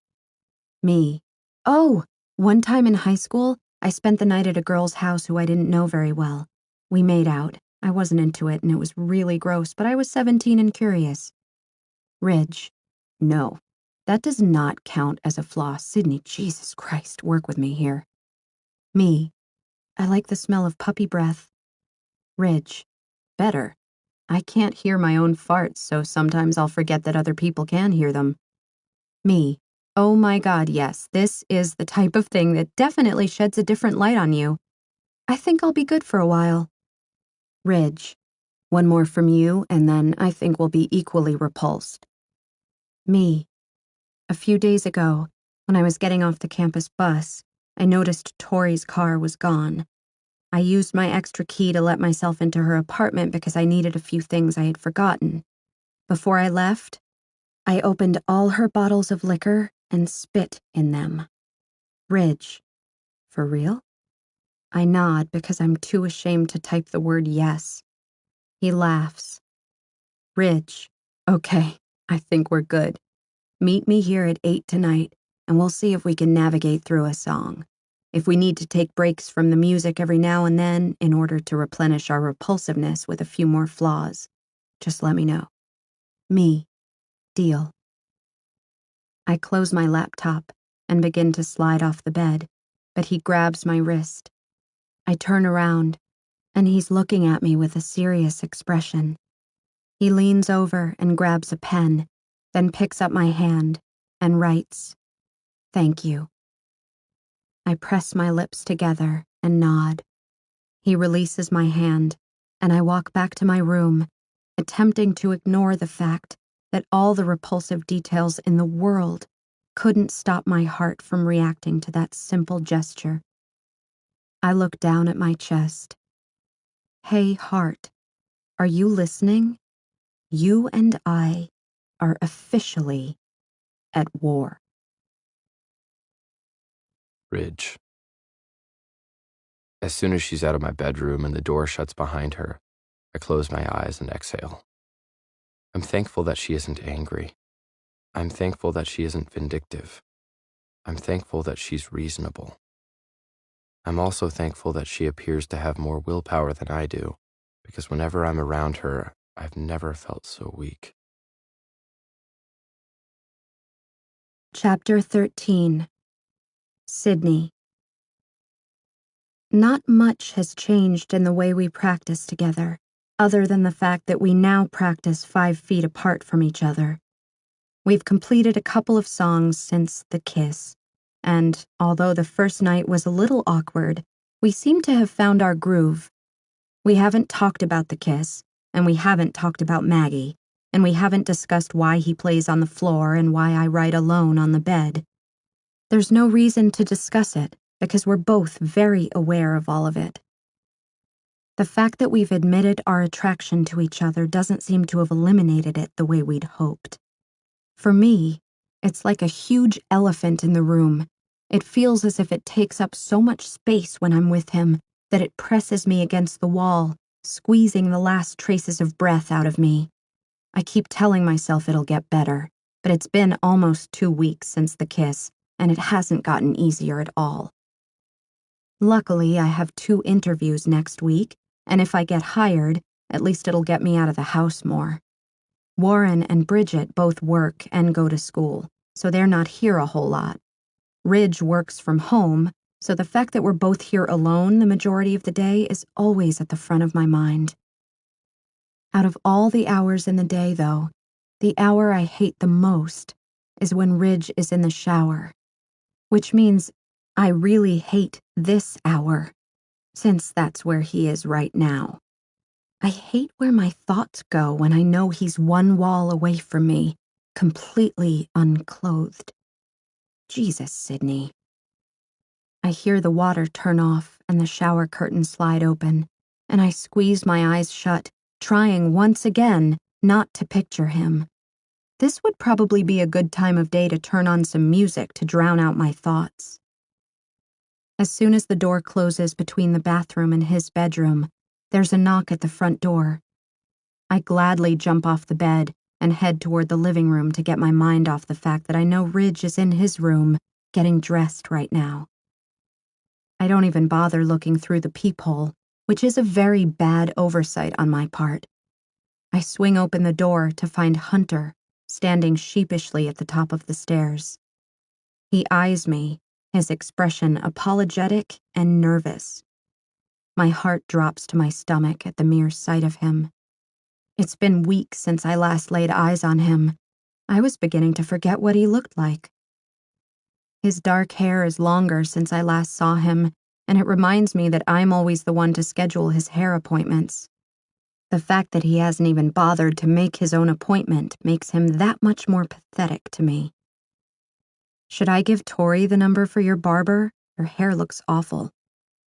The mention of Tori's name makes him grimace. Or maybe it's the fact that I'm not jumping back into his arms that's causing that regretful expression on his face. You look good, he says, capping his words off with a smile. I am good, I say, not sure if I'm lying to him or not. He runs a free hand over his jaw and turns away from me, appearing to regret the fact that he's here. How is he here? How does he even know where I live? How did you know where to find me? I ask, tilting my head in curiosity. I see the split-second shift of his eyes as they glance across the courtyard toward Tori's apartment. It's obvious he doesn't want me to notice what's going on in his mind, because it would only shed light on the fact that he's still visiting Tori on a regular basis. Can we talk? He asks, his voice void of the confidence I've always known him to have. If I let you in and convince you it's over, will you promise to stop texting me? He barely nods his head, so I step aside and he walks into the living room. I walk to the dining room table and pull out a chair, making it obvious that he's not making himself comfortable by sitting on the couch. He walks toward the table as his eyes work their way around the room, more than likely in search of information on who lives here with me. He grips the back of the chair and pulls it out slowly while his eyes focus on a pair of Ridge's shoes tucked beside the couch. I like that he noticed them. Are you living here now? He asks, his voice tight and controlled. For now, I say, my own voice even more controlled. I'm proud of myself for keeping calm, because I'm not going to lie and say it doesn't hurt to see him. I gave him 2 years of my life, and all the things I felt for him can't just be cut off at once. Feelings take time to disappear, so they're still here. They're just mixed and swirled together with a hell of a lot of hatred now. It's confusing to feel this way when I see him, because I never thought I could dislike the man in front of me. I never thought he would betray me the way he did. Do you think that's safe? Just moving in with some strange guy you barely know? He's eyeing me disapprovingly as he takes his seat, as if he has the right to judge any part of my life. You and Tori didn't leave me much choice, did you? I found myself screwed over and homeless on my birthday. If anything, I would think you should be congratulating me for handling it all so well. You sure as hell can't sit here and judge me. He huffs, then leans forward over the table and closes his eyes, pressing the palms of his hands against his forehead. Sydney, please, I didn't come here to fight or make excuses. I came here to tell you how sorry I am. If there's one thing I'd like to hear from him, it's an apology.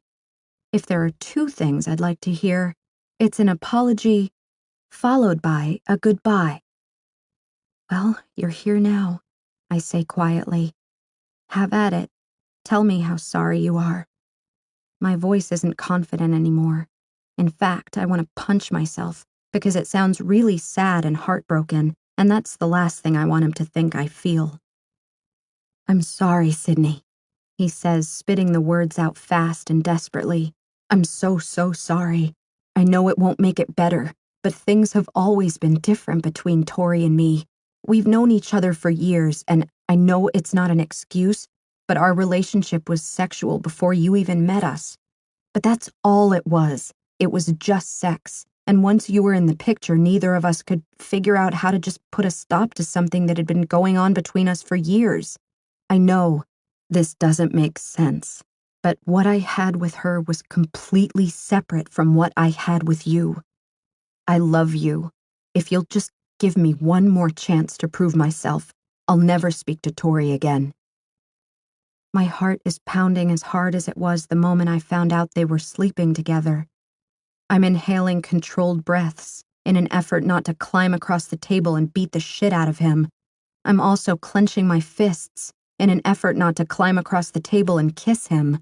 I would never take him back, but my head is so damn confused right now because I miss what we had so much. It was simple and good, and my heart never ached the way it's been aching these past few weeks. What's confusing me the most is the fact that my heart hasn't been aching like this because I can't be with Hunter. It's aching because I can't be with Ridge. I realize as I'm sitting here that I'm more upset that Ridge came into my life than I am that Hunter left it. How screwed up is that? Before I can respond, Ridge's bedroom door opens, and he walks out. He's in jeans and nothing else, and I tense from the way my body responds to his presence. However, I love the fact that Hunter is about to turn around and witness Ridge looking like this. Ridge pauses just feet from the table when he sees Hunter sitting across from me. He glances from Hunter to me just as Hunter turns to see who I'm looking at. I can see the concern wash over Ridge's face, along with a flash of anger. He eyes me hard, and I know exactly what's going through his head right now. He's wondering what the hell Hunter is doing here, just as I am. I nod in reassurance, letting Ridge know I'm fine. I shift my eyes to his bedroom and silently tell him that Hunter and I need privacy. Ridge doesn't move. He doesn't like that I just told him to go back to his bedroom. From the looks of it, he doesn't really trust Hunter alone with me. Maybe it's the fact that he wouldn't be able to hear me if I needed him to return for any reason. Whatever it is, I just made him completely uncomfortable with my request. Regardless, he nods and turns back toward his room, but not before eyeing Hunter with a warning shot. Hunter faces me again, but his expression is no longer apologetic. "What the hell was that?" he asks, his voice dripping in jealousy. "That was Ridge," I reply firmly. "I believe the two of you have already met. Are the two of you, like—" Before I answer him, Ridge walks back into the room with his laptop and heads straight to the couch. He drops down onto the sofa, eyeing Hunter the entire time, while he opens his laptop and props his feet up on the coffee table in front of him. The fact that Ridge refuses to leave me alone with Hunter pleases me way too much. "Not that it's any of your business," I say, "but no, we aren't dating. He has a girlfriend." Hunter returns his attention to me and laughs under his breath. I have no idea what he just found funny, but it pisses me off. I fold my arms while I glare at him and lean back against my seat. Hunter leans forward and looks straight into my eyes. "Please tell me you see the irony in this, Sydney." I shake my head, absolutely not seeing any irony in this situation. My lack of comprehension makes him laugh again. "I'm trying to explain to you that what happened between Tori and me was strictly physical. It meant nothing to either of us, but you won't even try to understand my side of it. Yet you're practically eye-fucking your roommate who happens to be in love with another woman, and you don't see the hypocrisy in your actions? You can't tell me you haven't slept with him in the 2 months you've been here. How can you not see that what the two of you are doing isn't any different from what Tori and I did? You can't justify your own actions without forgiving mine." I'm trying to keep my jaw off the floor. I'm trying to keep my anger subdued. I'm trying to keep myself from reaching across this table and punching him square between his accusing eyes, but I've learned the hard way that punching isn't all it's cracked up to be. I allow myself several moments to calm down before I respond. I glance at Ridge, who is still eyeing me. He knows by the look on my face that Hunter just crossed the line. Ridge's hands are gripping the screen of his laptop, prepared to shove it aside if I need him. I don't need him. I've got this. I square up with Hunter, pulling my gaze off Ridge and focusing on the eyes I so desperately want to rip out of Hunter's head. Ridge has an amazing girlfriend who doesn't deserve to be cheated on, and luckily for her, he's the type of guy who realizes her worth. With that said, you're wrong about the fact that I'm sleeping with him because I'm not. We both know how unfair it would be to his girlfriend, so we don't act on our attraction. You should take note that simply because a girl makes your dick hard, that doesn't mean you have to go shove it inside her. I push myself away from the table at the same time as Ridge sets his laptop aside and stands. Go, Hunter. Just go, I say, unable to look at him for another second. The simple fact that he thought he had Ridge pegged as being anything like him pisses me off, and he'd be smart to leave. He stands up and walks straight to the door. He opens it and leaves without even looking back.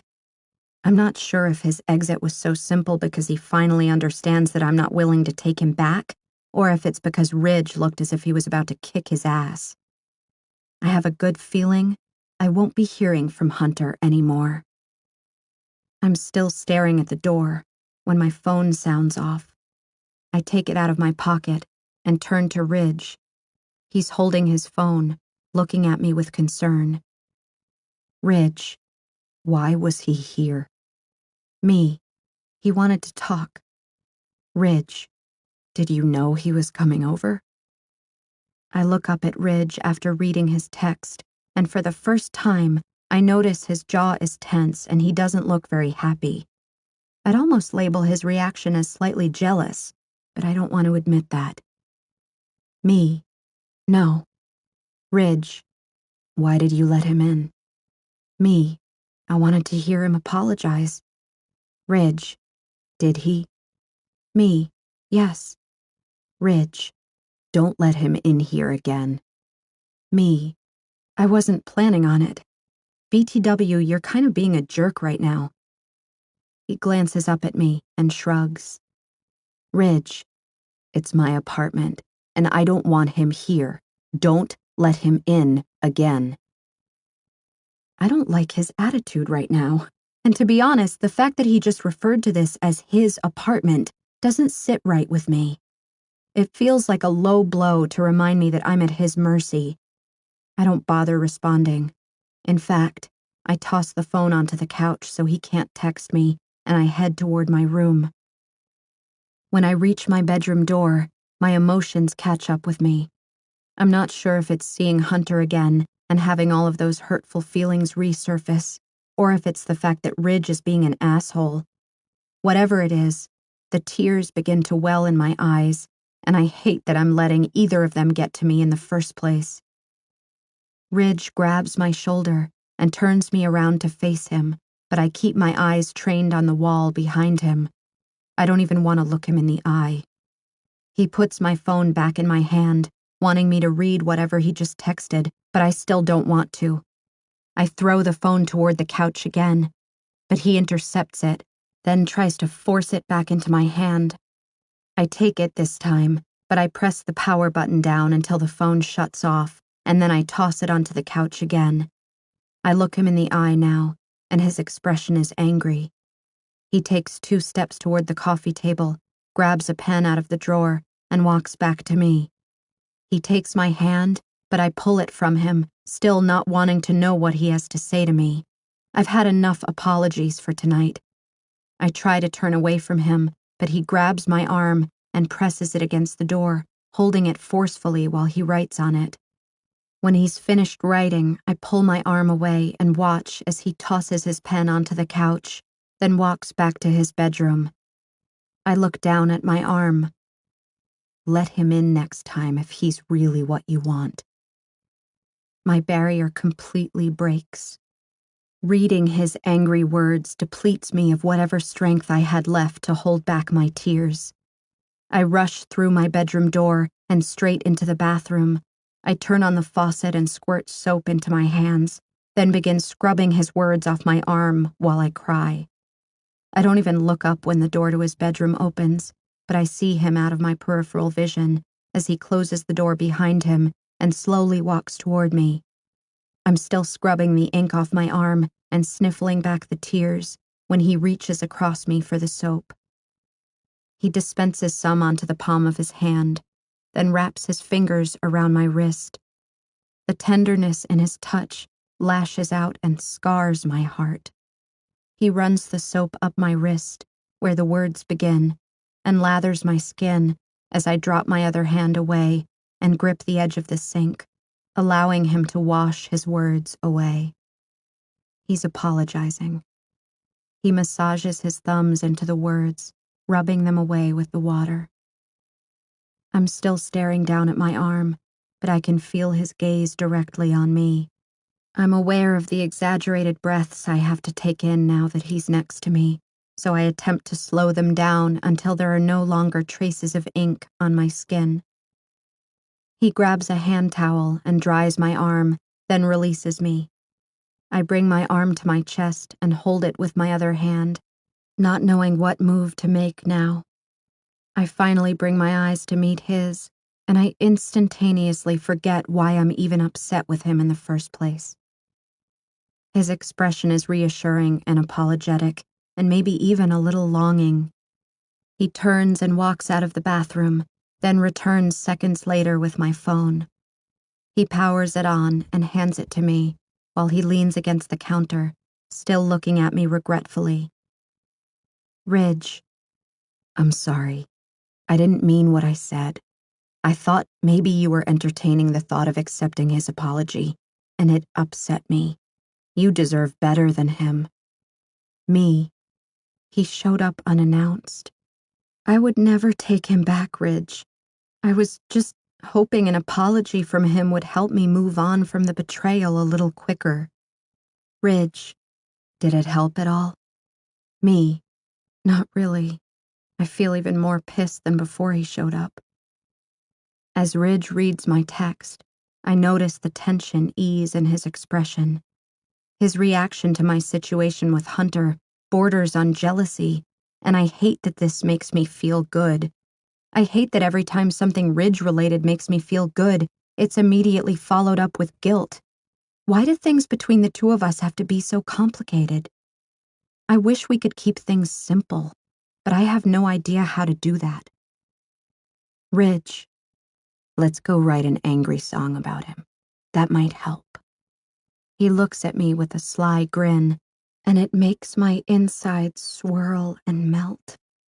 Then I freeze just as fast from the guilt of those feelings. For once, it would be nice not to be consumed with shame. I nod and follow him to his room. Ridge. I'm sitting on the floor again. It's not the most comfortable place to play, but it's much better than being on the bed next to her. I can never seem to focus on the actual music when I'm in her personal space and she's in mine. She requested that I play one of the songs I used to play when I sat out on my balcony to practice, so we've been working through it. She's lying on her stomach, writing on her notepad, erasing and writing, erasing and writing. I'm sitting here on the floor, not even playing. I've played the song enough for her to know the melody by now, so I'm just waiting while I watch her. I love how she focuses so intently on the lyrics as if she's in her own world, and I'm just a lucky observer. Every now and then she'll tuck behind her ear the hair that keeps spilling in front of her face. My favorite thing to watch her do is erase her words. Every time the eraser meets the paper, she pulls her top lip in with her bottom teeth and chews on it. I hate that it's my favorite thing to watch her do, because it shouldn't be. It triggers all these what-ifs in my head, and my mind begins imagining things it shouldn't be imagining. I begin to picture myself lying next to her on the bed while she writes. I imagine her lip being tucked in while I'm just inches from her, looking down on the words she's written. I imagine her glancing up at me, noticing what she's doing to me with her small, innocent gestures. I imagine her rolling onto her back, welcoming me to create secrets with her that'll never leave this room. I close my eyes, wanting to do whatever I can to stop the thoughts. They make me feel just as guilty as if I were to act on them. Sort of similar to how I felt a couple of hours ago when I thought there was a chance she was getting back together with Hunter. I was pissed. I was jealous. I was having thoughts and feelings I knew I shouldn't be having, and it was scaring the shit out of me. I've never had an issue with jealousy until now, and I don't like the person it's turning me into, especially when the jealousy I'm feeling has nothing to do with the girl I'm in an actual relationship with. I flinch when something hits me on the forehead. I immediately open my eyes and look at Sydney. She's on the bed laughing, pointing at my phone. I pick it up and read her text. Sydney, are you falling asleep? We aren't finished. Me, no, just thinking. She moves over on the bed to make more room and pats the spot next to her. Sydney, come think right here so you can read these. I have most of the lyrics down, but I'm hung up on the chorus. I'm not sure what you want. We haven't openly discussed the fact that we don't write on the bed together anymore. She's focused on the lyrics, though, so I need to pull my shit together and focus on them, too. I set my guitar down and pull myself up, then walk to the bed and lie beside her. I take the notebook out of her hands and pull it in front of me to read what she's written so far. She smells good. Damn. I try to block off my senses somehow, but I know it's a wasted effort. Instead, I focus on the words she's written, quickly impressed at how effortlessly they come to her. Why don't we keep it simple? You talk to your friends, and I'll be here to mingle. But you know that I want to be right by your side, where I ought to be. And you know that I can see the way that your eyes seem to follow me. After reading what she's written, I hand her back the notebook and pick up my phone. I'm confused about the lyrics because they aren't at all what I was expecting. I'm not sure I like them. Me. I thought we were writing an angry song about Hunter. She shrugs, then begins texting me back. Sydney, I tried. The subject of Hunter doesn't really inspire me anymore. You don't have to use them if you don't like them. I can try something different. I stare at her text, not sure how to respond. I don't like the lyrics, but not because they aren't good. It's because the words she's written down make me think she's somehow able to read my mind. Me. I love them. She smiles and says thank you. She flips onto her back, and I catch myself appreciating this moment and this night and her low-cut dress way more than I probably should. When my eyes make their way back to hers, she's watching me, plainly aware of what's going through my head. Eyes don't lie, unfortunately. When neither of us breaks our gaze, I'm forced to swallow the huge lump in my throat. Don't get yourself in trouble, Ridge. Thank God she sits up when she does. Sydney, I'm not sure where you want the chorus to come in. This song is a little more upbeat than the ones I'm used to. I've written 3 different ones, but I don't like how any of them sound. I'm stuck. Me, let me watch you sing it one more time. I roll off the bed and grab the guitar, then take it back to the bed, but sit on the edge this time. We turn to face each other, and I play while she sings. When we make it to the chorus, she stops singing and shrugs, letting me know this is where she's stuck. I take her notebook and read the lyrics over a few times. I glance up at her without being too obvious about it and write the first thing that comes to mind. And I must confess, my interest, the way that you move when you're in that dress, it's making me feel like I want to be the only man that you ever see. I pause from writing and look up at her again, feeling every bit of the words in this chorus. I think we both know the words we write have to do with each other, but that doesn't seem to stop us at all. If we keep having moments like these with words that are way too honest, we'll both end up in trouble. I quickly look back down at the paper as more lyrics begin to enter my head. Whoa, oh, oh, oh, I'm in trouble, trouble.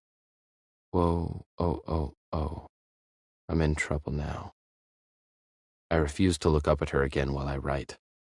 I keep my mind focused on the words that somehow seem to flow from my fingertips every time we're together. I don't question what's inspiring me or what they mean. I don't question it because it's obvious. But it's art. Art is just an expression. An expression isn't the same as an act as much as it sometimes feels that way. Writing lyrics isn't the same as directly informing someone of your feelings. Is it? I keep my eyes on the paper and continue to write the words I honestly wish I didn't feel. The second I'm finished writing, I'm so worked up I don't allow myself to witness her reaction to the words. I quickly hand her back the notebook and pull my guitar around and begin playing so she can work through the chorus. Chapter 14. Sydney. He's not looking at me. He doesn't even know I'm not singing the lyrics. I can't sing them. I've listened to him play this song dozens of times from his balcony, yet it never held emotion or meaning until this moment. The fact that he can't even look at me makes the song feel way too personal. It feels as if this song somehow just became his song to me. I turn the notebook over, not wanting to read the words anymore. This song is just one more thing that never should have happened, even though I'm positive it's my new favorite. Me. Do you think Brennan can make a rough cut of this one? I want to hear it. I nudge him with my foot after I send the text, then nod toward his phone when he looks at me. He picks it up to read the text and nods. He doesn't reply or make eye contact with me, though. I glance back down to my phone as the room grows quiet in the absence of the sound of his guitar. I don't like how awkward things just got between us, so I attempt to make small talk to fill the void. I roll onto my back and type out a question that's been on my mind for a while to break up the stillness around us. Me. Why don't you ever practice on your balcony, like you used to? This question gets me immediate eye contact from him, but it doesn't last. His eyes flicker across my face, down my body, and finally back to his phone. Ridge. Why would I? You're not out there anymore. And just like that, my defenses are down, and my willpower's shot to hell with his honest reply. I nervously pull my bottom lip in and chew on it, then slowly raise my eyes back to his. He's looking at me as if he wishes he were a guy like Hunter, who cared only about himself. He's not the only one wishing that. I want to be Tori right now so much it hurts. I want to be just like her and not give a shit about my self-respect or about Maggie for just a few minutes. Long enough to allow him to do everything his lyrics make clear he wants to do. His eyes fall to my lips, and my mouth runs dry. His eyes fall to my chest, and it begins to heave deeper than it already was. His eyes fall to my legs, and I have to cross them because the way his gaze penetrates my body makes it seem as though he can see right through this dress I'm wearing. His eyes close tightly, and knowing the effect I'm having on him makes me feel as if there might be a lot more truth to his lyrics than he'd like there to be. It's making me feel like I want to be the only man that you ever see. Ridge suddenly stands and drops his phone onto the bed, then walks straight into the bathroom and slams the door. I listen as the shower curtain slides open and the water kicks on. I roll onto my back and release all my pent-up breaths. I'm flustered and confused and angry. I don't like the situation we've put ourselves in, and I know for a fact that even though we haven't acted on it again, nothing about this is innocent. I sit up on the bed, then quickly stand. I need to get out of his room before it completely closes in on me. Just as I'm walking away from the bed, Ridge's phone vibrates on the mattress. I look down at it. Maggie, I'm missing you extra hard today. When you're finished writing with Sydney, can we video chat? I need to see you. Winky face. I stare at her text. I hate her text. I hate that she knows we were just writing together. I hate that he tells her everything. I want these moments to belong to me and Ridge and no one else. It's been 2 hours since he got out of the shower, and I can't bring myself to leave my bedroom. I'm starving, though, and really want to go to the kitchen. I just don't want to see him, because I hate how we left things. I don't like that we both know we almost crossed a line tonight. Actually, I don't like that we did cross a line tonight. Although we aren't verbalizing what we're thinking and feeling, writing it in lyrics isn't any less harmful. There's a knock on my door, and knowing that it's more than likely Ridge causes my heart to betray me by dancing rapidly in my chest. I don't bother getting up to open the door because he nudges it open right after knocking. He holds up a set of headphones and his cell phone, indicating that he has something he wants me to hear. I nod, and he walks over to the bed and hands them to me. He hits play, but takes a seat on the floor, while I scoot back onto the bed. The song begins to play, and I spend the next 3 minutes barely breathing. Ridge and I never once break our stare throughout the duration of the song. I'm in trouble. Why don't we keep it simple? You talk to your friends, and I'll be here to mingle. But you know that I want to be right by your side where I ought to be. And you know that I can see the way that your eyes seem to follow me. And I must confess, my interest, the way that you move when you're in that dress, it's making me feel like I want to be the only man that you ever see. Whoa, oh, oh, oh, I'm in trouble, trouble. Whoa, oh, oh, oh, I'm in trouble, trouble. Whoa, oh, oh, oh, I'm in trouble now. I see you some places from time to time. You keep to your business and I keep to mine. But you know that I want to be right by your side where I ought to be. And you know that I can see the way that your eyes seem to follow me. And I must confess, my interest, the way that you move when you're in that dress, it's making me feel like I want to be the only man that you ever see. Whoa, oh, oh, oh, I'm in trouble, trouble. Whoa, oh, oh, oh, I'm in trouble, trouble. Whoa, oh, oh, oh, I'm in trouble now. Ridge. Maggie. Guess who gets to see me tomorrow? Me. Kurt Vonnegut? Maggie. Guess again. Me. Anderson Cooper? Maggie. No, but close. Me. Amanda Bynes? Maggie. You're so random. You get to see me tomorrow, and you get to spend a whole 2 days with me, and I know I'm trying to save money, but I bought you 2 new bras. Me.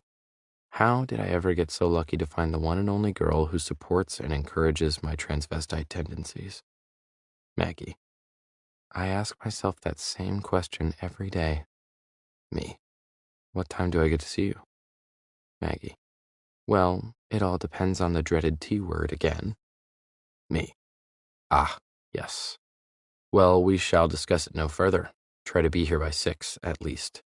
Warren's birthday party is tomorrow night, and I want to spend time with you before all his crazy friends get here. Maggie. Thank you for reminding me. What should I get him? Me. Nothing. Sydney and I are pulling the ultimate prank. We told everyone to donate to charity in lieu of gifts. He'll be pissed when people start handing him all the donation cards in his honor. Maggie. You two are evil. Should I bring something? A cake, maybe? Me. Nope, we got it. We felt bad for the no gifts pranks, so we're about to bake him 5 different flavored cakes to make up for it. Maggie. Make sure one of them is German chocolate. Me. Already got you covered, babe. I love you. Maggie. Love you too. I close out our texts and open the unread one I have from Sydney. Sydney. You forgot vanilla extract, dumbass. It was on the list, item 5. Now you have to go back to the store. Me. Maybe next time you should write more legibly and return my text when I'm at the grocery store, attempting to decipher item 5. I'll be back in 20. Preheat the oven and text me if you think of anything else. I laugh, put my phone into my pocket, grab my keys, and head to the store. Again. We're on cake number 3. I'm beginning to believe that those who are musically gifted seriously lack talent in the kitchen skills department. Sydney and I work really well together when it comes to writing music, but our lack of finesse and knowledge when it comes to mixing a few ingredients together is a little pathetic. She insisted that we bake the cakes from scratch, whereas I would have grabbed the box mixes, but it's kind of fun, so I'm not complaining. She places the 3rd cake in the oven and sets the timer. She turns around and mouths, 30 minutes, then pushes herself up onto the counter. Sydney, is your little brother coming tomorrow? Me. They're going to try. They opened for a band in San Antonio at 7 tomorrow night, so as long as they get loaded up on time, they should be here by 10. Sydney. The whole band? I get to meet the whole band? Me. Yep, and I bet they'll even sign your boobs. Sydney. Squee! Me. If those letters really make up a sound, I am so glad I can't hear it. She laughs. Sydney. How did y'all come up with the band name Sounds of Cedar? Anytime anyone's asked how I came up with the name of the band, I just say I thought it sounded cool. But I can't lie to Sydney. There's something about her that pulls stories about my childhood out of me that I've never told anyone, not even Maggie. Maggie has asked in the past why I never speak out loud and where I came up with the name of the band, but I don't like to bring up anything negative that might cause her even the smallest amount of concern. She's got enough to deal with in her own life. She doesn't need to add my childhood issues to that. They're in the past, and there's no need to bring them up. However, Sydney's a different story. She seems so curious about me, about life, about people in general. It's easy to tell her things. Sydney. Uh-oh. Looks like I need to prepare myself for a good story because you look like you don't want to answer that. I turn around until my back is pressed against the countertop she's sitting on, and I lean against it. Me. You just love the heart-wrenching stuff, huh? Sydney. Yep, give it to me. Maggie, Maggie, Maggie. I often find myself repeating Maggie's name when I'm with Sydney, especially when Sydney says things like, give it to me. The last couple of weeks have been okay since our talk. We've definitely had our moments, but one of us is usually quick to begin pointing out flaws and repulsive personality traits to get us back on track. Aside from a couple of weeks ago, when our writing session ended with me having to take a cold shower, 2 nights ago was probably the hardest time of all for me. I don't know what it is about the way she sings. I can simply be watching her, and I get the same feeling I get when I press my ear to her chest or rest my hand against her throat. She closes her eyes and starts singing the words, and the passion and feelings that pour from her are so powerful I sometimes forget I can't even hear her. This particular night, we were writing a song from scratch, and we couldn't communicate well enough to understand it. I needed to hear her, and although we were both reluctant, it ended with my head pressed to her chest and my hand resting against her throat. While she was singing, she casually brought her hand to my hair and was twirling her fingers around. I could have stayed in that position with her all night. I would have if every touch of her hand didn't make me crave a little bit more. I finally had to tear myself away from her, but just being on the floor wasn't enough separation. I wanted her so bad. It was all I could think about. I ended up asking her to tell me one of her flaws, and instead of giving me one, she stood up and left my bedroom. The way she had been touching my hair was a very natural thing for her to do, considering the way we were positioned. It's what a guy would do to his girlfriend if he were holding her against his chest, and it's what a girl would do to her boyfriend if he were wrapped around her. But we aren't those things. The relationship we have is different from anything I've experienced, mostly because we do have a lot of physical closeness based on the nature of writing music together, and the fact that I have to use my sense of touch to replace my sense of hearing in some situations. So while we're in those situations, the lines become muddy, and reactions become unintentional. As much as I wish I could admit we've moved past our attraction for each other, I can't deny that I feel mine growing with each day that passes. Being around her isn't necessarily hard all the time, though, just most of the time. Whatever is going on between us, I know Maggie wouldn't approve, and I try to do right by my relationship with her. However, since I can't really define where the line is drawn between inappropriate and appropriate, it makes it hard to stay on the right side sometimes. Like right now. I'm staring down at my phone, about to text her, and she's leaning behind me, both of her hands kneading the tension out of my shoulders. With as much writing as we've been doing and the fact that I sit on the floor now instead of the bed, I've had a few issues with my back. It's become natural for her to rub it when she knows it's hurting. Would I let her do this when Maggie is in the room? Hell no. Do I stop her? No. Should I? Absolutely. I know without a doubt that I don't want to cheat on Maggie. I've never been that type of guy, and I don't ever want to be that type of guy. The problem is, I'm not thinking about Maggie when I'm with Sydney. The times I spend with Sydney are spent with Sydney, and nothing else crosses my mind.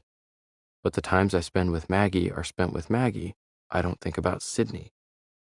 It's as though times with Maggie and times with Sydney occur on two different planets. Planets that don't intersect, and in time zones that don't overlap. Until tomorrow, anyway. We've all spent time together in the past, but not since I've been honest with myself about how I feel for Sydney. And although I would never want Maggie to know I've developed feelings for someone else, I'm worried she'll be able to tell.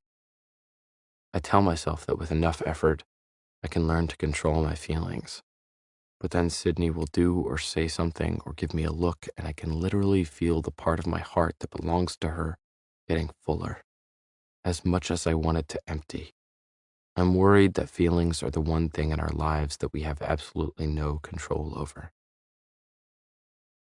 Chapter 15. Sydney. Me.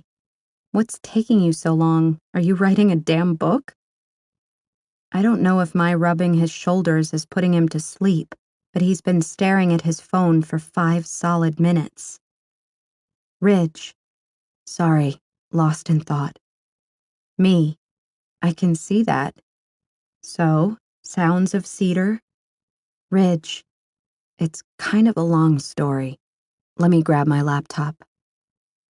I open up our Facebook messages on my phone. When he returns, he leans against a counter several feet away from me.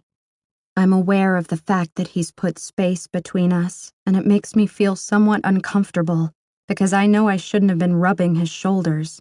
It's too much considering what's happened between us in the past, but I feel as if it's my fault his shoulders hurt in the first place. He doesn't really complain about what playing on the floor is doing to him, but I can tell it hurts sometimes, especially after nights like last night when we wrote for 3 hours straight. I asked him to start playing on the floor to help with the fact that things seem to be more difficult when he's on the bed. If I didn't still have such a huge crush on his guitar playing, it might not be as big a problem. But I do still have a definite crush on his guitar playing. And I would say I have a definite crush on him, but crush doesn't even begin to define it. I'm not even gonna try to define how I feel about him, because I refuse to let my thoughts go there. Not now, and not ever. Ridge. We had all been playing together for fun for about 6 months before we got our first real gig at a local restaurant. They needed us to give them the name of our band so they could put us on the schedule. We had never really considered ourselves an actual band before that, since it was all in fun, but that night we agreed that maybe for local things like the restaurant it would be good to have a name. We all took turns throwing out suggestions, but we couldn't seem to agree on anything. At one point, Brennan suggested we call ourselves Freak Frogs. I laughed. I told him it sounded like a punk band, that we needed a title with more of an acoustic sound. He got upset and said I shouldn't really be allowed to comment on how music or titles sound since, well, yay for lame deaf jokes from 16-year-old little brothers. Anyway, Warren didn't like how cocky Brennan was back then, So he said I should choose the name and everyone had to agree on it. Brennan got pissed and walked off, said he didn't want to be in the band anyway. I knew he was just having a Brennan tantrum. He didn't have them often, but when he did have them, I understood. I mean, the kid had virtually no parents and he was raising himself, so I thought he was pretty damn mature despite the sporadic tantrums. I told the guys I wanted to think on it for a while. I tried to come up with names that I thought would mean something to everyone, but mostly to Brennan. I thought back on what got me into listening to music in the first place. Brennan was around 2 years old, and I was 5. I've already shared to you all the qualities my parents possessed, so I won't go back into that. But in addition to all their addictions, they also liked to party. They would send us to our rooms at night once all their friends began to arrive. I noticed that Brennan was always wearing the same diapers when he woke up that he wore to bed. They never checked on him, never fed him at night or changed him or even checked to see if he was still breathing. This is probably something that had been occurring since he was an infant, but I didn't really notice until I started school, because I think I was just too young. We weren't allowed to leave our rooms at night. I don't remember why I was too scared to leave my room, but I'm sure I'd been punished for it before, or it wouldn't have bothered me. I would wait until the parties were over and my parents went to bed before I could leave my room and go check on Brennan. The problem with this was that I couldn't hear, so I never knew when the music would stop, and I never knew if they had gone to their bedroom because I wasn't allowed to open my door. Instead of risking being caught, I would just press my ear to the floor and feel the vibrations of the music. Every night I would lie there for no telling how long, just waiting for the music to stop. I began to recognize the songs based on how they felt through the floor, and I learned how to predict which songs were coming next since they played the same albums night after night. I even began to learn how to tap along with the rhythm. After the music would finally stop, I would keep my ear pressed to the floor and wait for my parents' footsteps to indicate that they had gone to their bedroom. Once I knew the coast was clear, I would go to Brennan's room and bring him back to bed with me. That way, when he woke up crying, I could help him.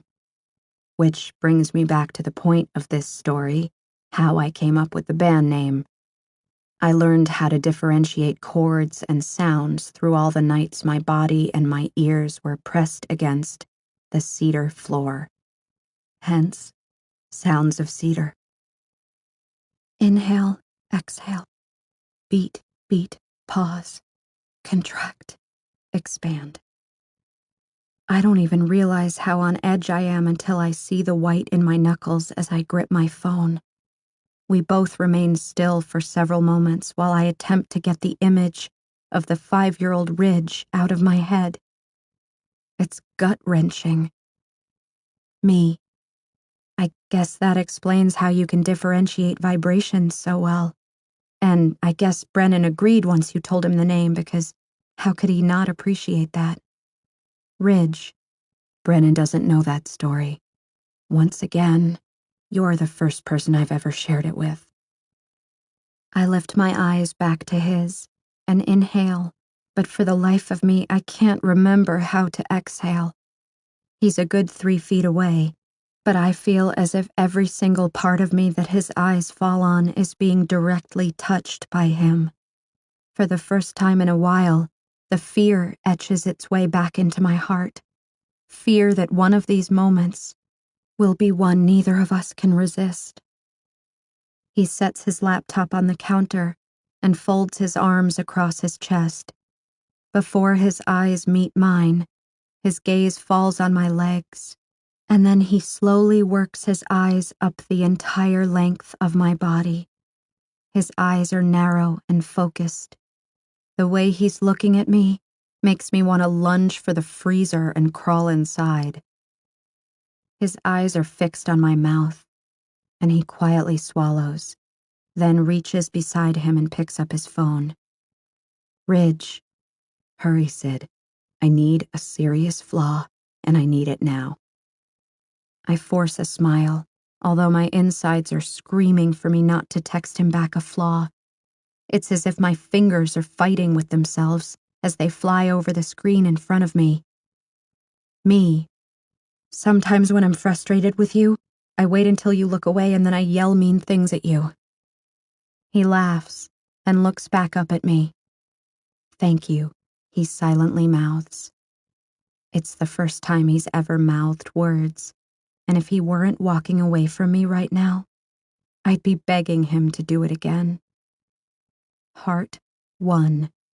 Sydney 0. It's after midnight, but we finally finish adding icing to the 5th and final cake. He cleans the last of the ingredients off the counter while I secure the saran wrap around the cake pan and slide it next to the other 4 pans. Ridge, do I finally get to meet the raging alcoholic side of you tomorrow night? Me, I'm thinking you just might. He grins and flips off the kitchen light. I walk to the living room to power off the TV. Warren and Bridget should come home sometime in the next hour, so I leave the lamp on in the living room. Ridge, will it be weird for you? Me, being drunk? Nope, I'm pretty good at it. Ridge, no, I mean Maggie. I look up at him where he's standing in front of his bedroom door, watching his phone, not making eye contact with me. He looks nervous that he even asked the question. Me, don't worry about me, Ridge. Ridge, can't help it. I feel like I've put you in an awkward situation. Me, you haven't. I mean, don't get me wrong, it would help if you weren't so attractive, but I'm hoping Brennan looks a lot like you. That way, when you're shacking up with Maggie tomorrow night, I can have drunk wild fun with your little brother. I hit send, then immediately gasp. What the hell was I thinking? That wasn't funny.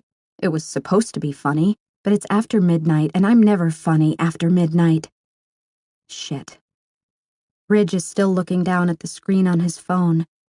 His jaw twitches and he shakes his head slightly, then looks up at me as if I've just shot him through the heart.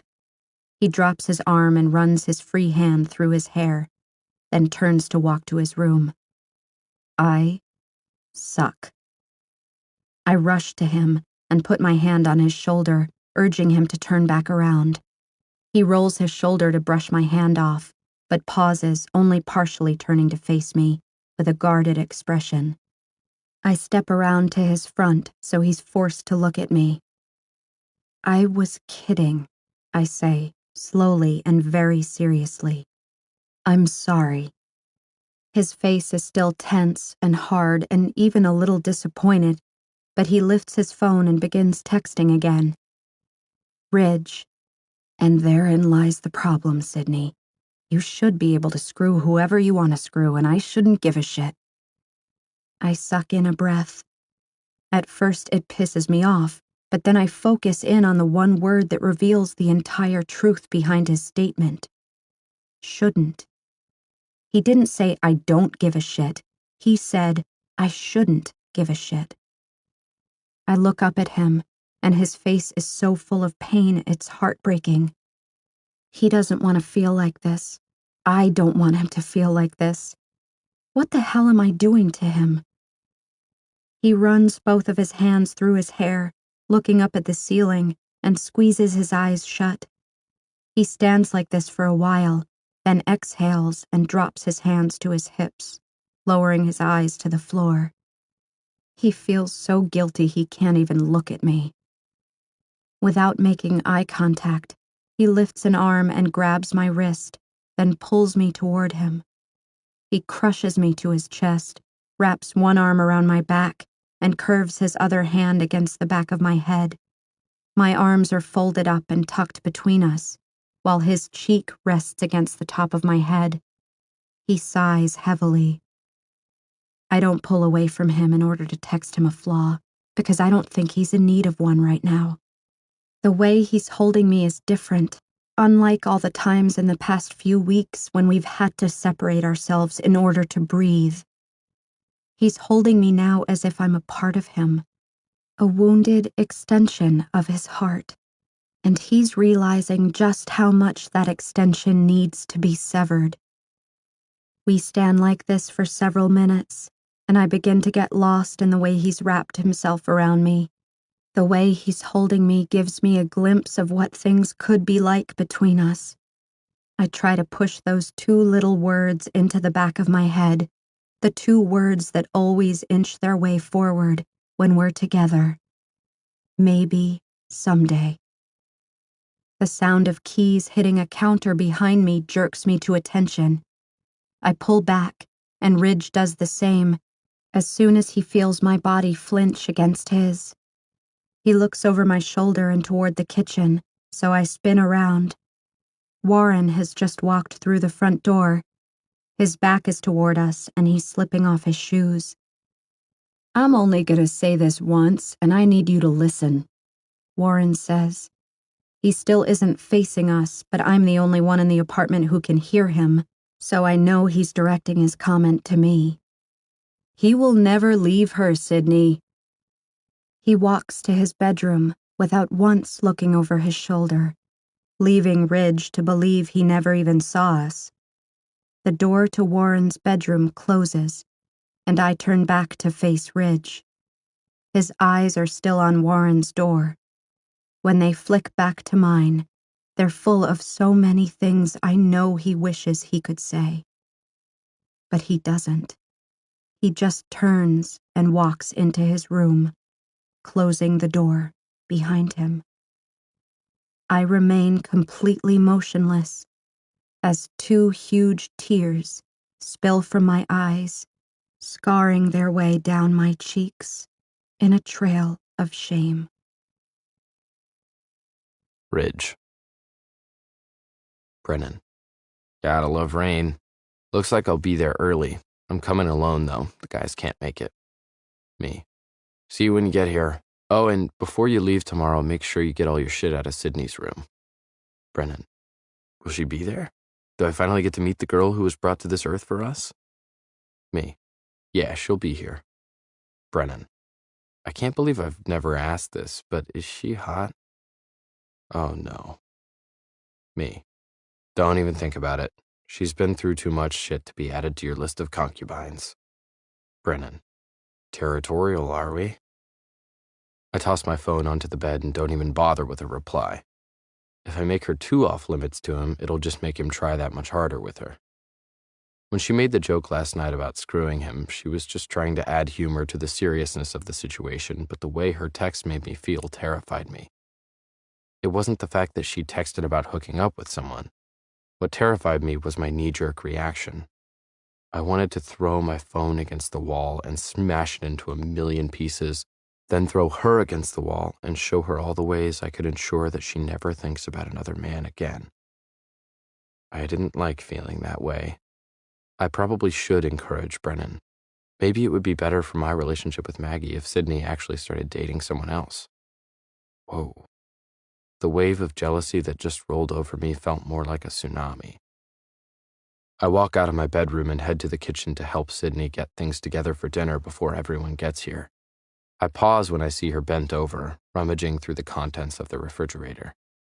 She's wearing the blue dress again. I hate it when Warren is right. My eyes slowly scroll from the dress down her tanned legs and back up again. I exhale and contemplate asking her to go change. I'm not sure I can deal with this tonight, especially when Maggie gets here.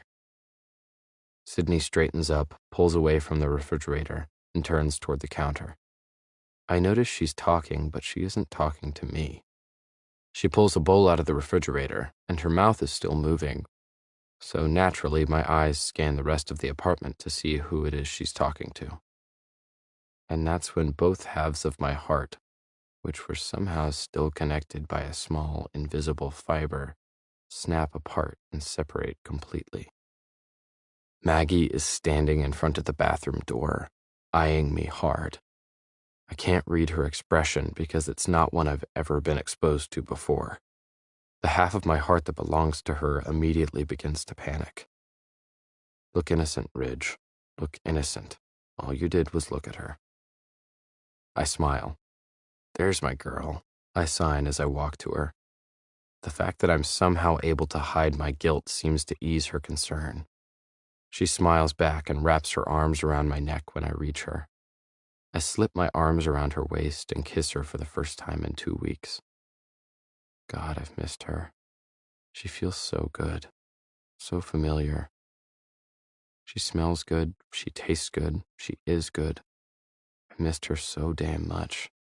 I kiss her cheek and her chin and her forehead, and I love that I'm so relieved to have her here. For the past few days, I began to fear that I wouldn't have this reaction the next time I saw her.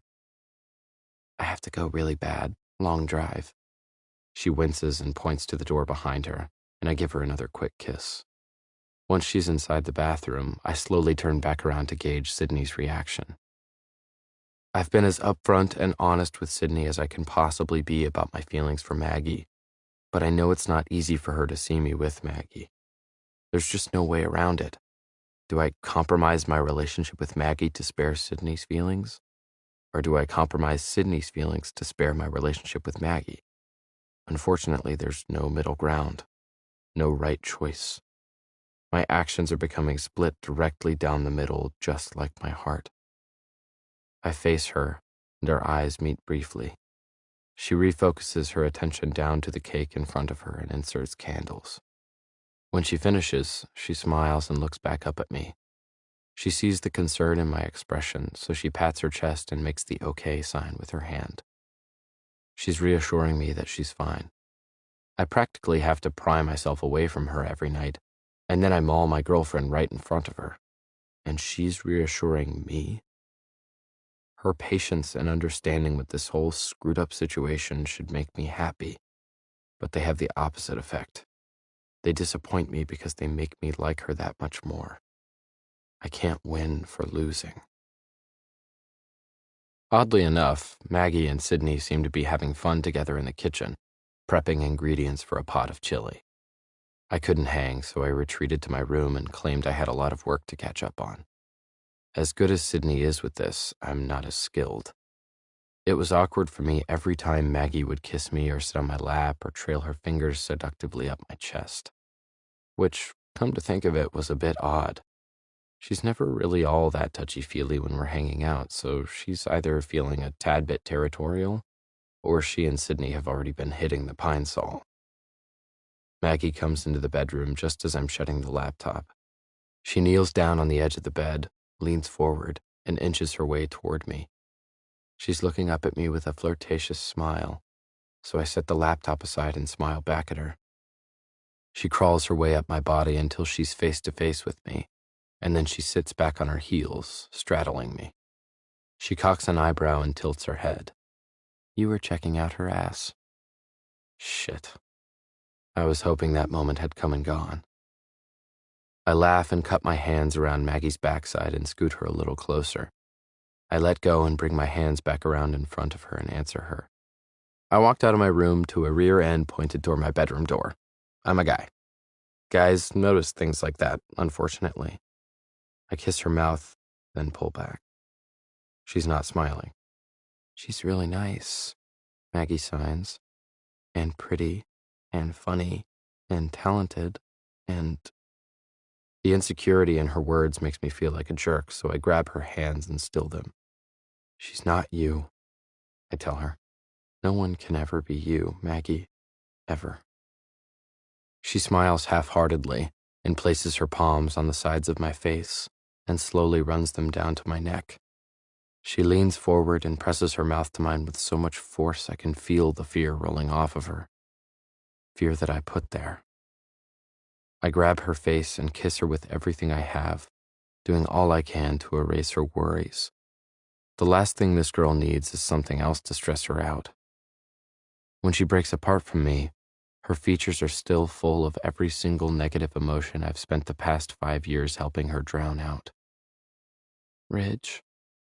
She pauses, then drops her eyes while she blows out a long, controlled breath. The nervousness in her demeanor twists around my heart and squeezes it. She brings her eyes carefully back to mine. Did you tell her about me? Does she know? Her eyes search mine for an answer to the question she should never even feel the need to ask. Does she not know me by now? No. God, no, Maggie. Why would I do that? That's always been your story to tell, not mine. I would never do that. Her eyes fill with tears, and she tries to blink them away. I let my head fall back against the headboard. This girl still has no idea how far I'll go for her. I lift my head away from the headboard and look her hard in the eyes. To the ends of the earth, Maggie, I sign, repeating our phrase to her. She forces a sad smile. And back. Chapter 16. Sydney. Someone is removing my clothes. Who in the hell is removing my clothes? I begin slapping away the hand that's pulling my shorts down past my knees. I try to remember where I am, why I'm here, and how I got here. Party. Cake. Pine Sol. Spilling Pine Sol on my dress. Changing. Drinking more Pine Sol. Lots of Pine Sol. Watching Ridge love Maggie. God, he loves her so much. I saw it in the way he watches her from across the room. I saw it in the way he touches her, in the way he communicates with her. I can still smell the alcohol. I can still taste it as I slide my tongue over my lips. I danced. I drank more Pine Sol. Oh, the drinking game. I invented my own solitary drinking game, where every time I saw how much Ridge loved Maggie, I downed a shot.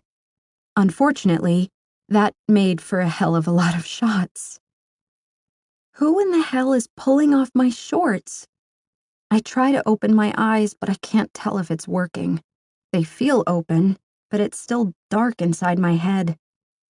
Oh my God, I'm drunk and someone is undressing me. I'm about to be raped. I start kicking at the hands that are yanking the shorts from my feet. Sydney, a girl yells. Stop! She's laughing. I focus for a few seconds and can tell the voice belongs to Maggie. Maggie? She comes closer, and a soft hand brushes back my hair as the bed dips down next to me. I squeeze my eyes shut, then force them wide open several times until I finally begin to adjust to the dark. She puts her hands on my shirt and attempts to unbutton it. Why in the hell is she still taking off my clothes? Oh my God, Maggie wants to rape me. I slap at her hand and she grips my wrist. Sydney, she laughs. You're covered in puke. I'm trying to help you. Puke? Covered in it? That explains the massive headache. But it doesn't explain why I'm laughing. Why am I laughing? Am I still drunk? What time is it? I ask her. I don't know. Tonight, I think, like midnight. That's it? She nods, then starts laughing with me. You threw up on Brennan. Brennan? I met Brennan? It looks as if her eyes are trying hard to focus on my face. Can I tell you a secret? She says. I nod. Okay, but I probably won't remember it because I think I'm still drunk. She smiles and leans forward. She's so pretty. Maggie is really, really pretty.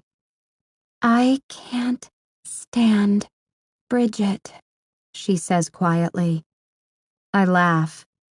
Maggie starts laughing again, too, and tries to pull my shirt off, but she's laughing too hard and keeps having to pause for deep breaths. Are you drunk, too? I ask her.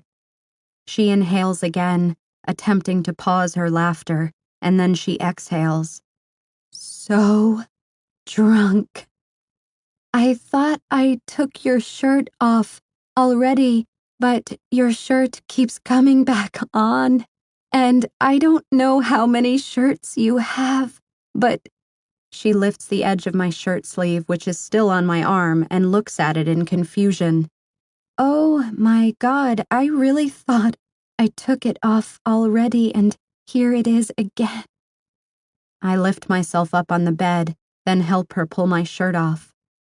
Why am I already in bed if it's only midnight? She shrugs. I have no idea what you just said. She's funny. I reach to the nightstand and turn on the lamp.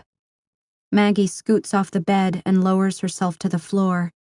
She lies flat on her stomach with a sigh and begins moving her arms, making snow angels against the carpet. I don't want to go to bed yet, I tell her. She flips over onto her back and looks up at me. Then don't. I told Ridge to let you stay up and play because we were having so much fun, but you threw up in Brennan's lap, so he made you go to bed. She sits up. Let's go play some more. I want more cake. She pushes up on her hands and stands, then reaches for my hands and pulls me off the bed. I look down at myself. But you took off my clothes, I say, pouting. She looks at my bra and underwear.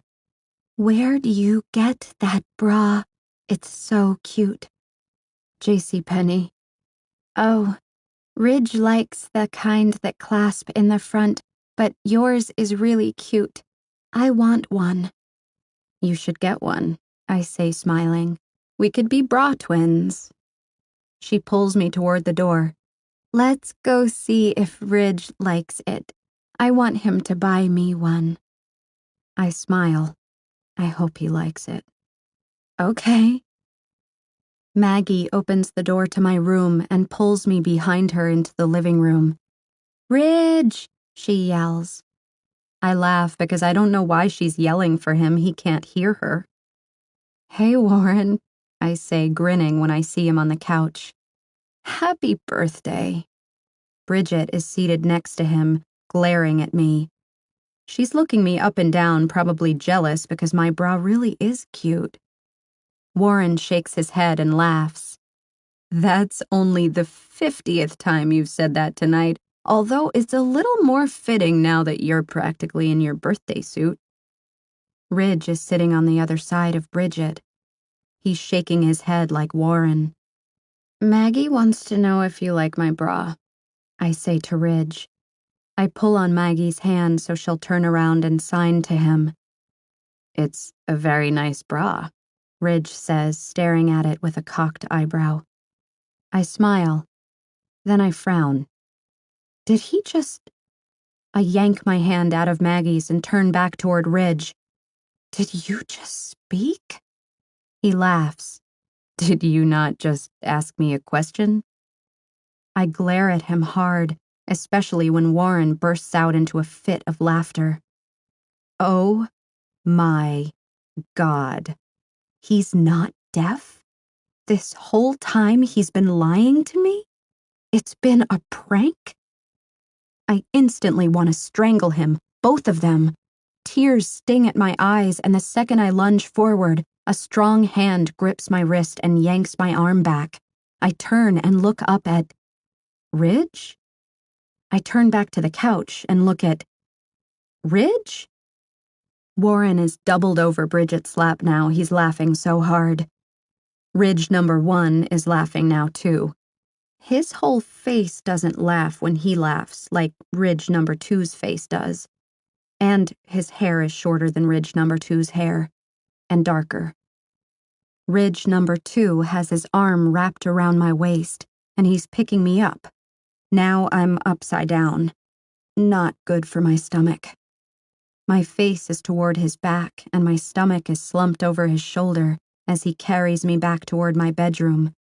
I look at Warren and the guy I now realize is Brennan, and then I squeeze my eyes shut because I think I'm about to throw up all over Ridge number 2. I'm being seated on something cold, a floor. As soon as my mind comprehends where he's put me, my hands reach forward until I grasp the toilet, and then it suddenly feels as if I've eaten Italian food all over again. He holds my hair back while the toilet fills with Pine Sol. I wish it really were Pine Sol. I wouldn't have to clean it. Don't you love her bra? Maggie says from behind me, giggling. I know it's a back clasp, but look at how cute the straps are. I feel a hand on one of my bra straps. I can feel Ridge pull her hand away. His arm moves, and I know he's signing something. Maggie huffs. I don't want to go to bed yet.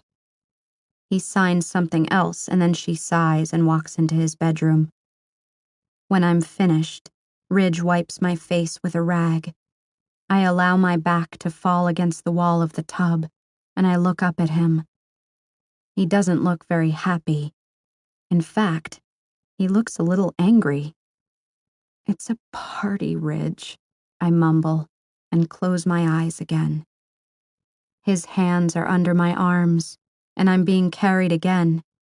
He makes his way into his room. He lowers me onto his bed, and I roll over and open my eyes. Maggie is grinning at me from the pillow next to me. Yay, a sleepover, she says with a groggy smile.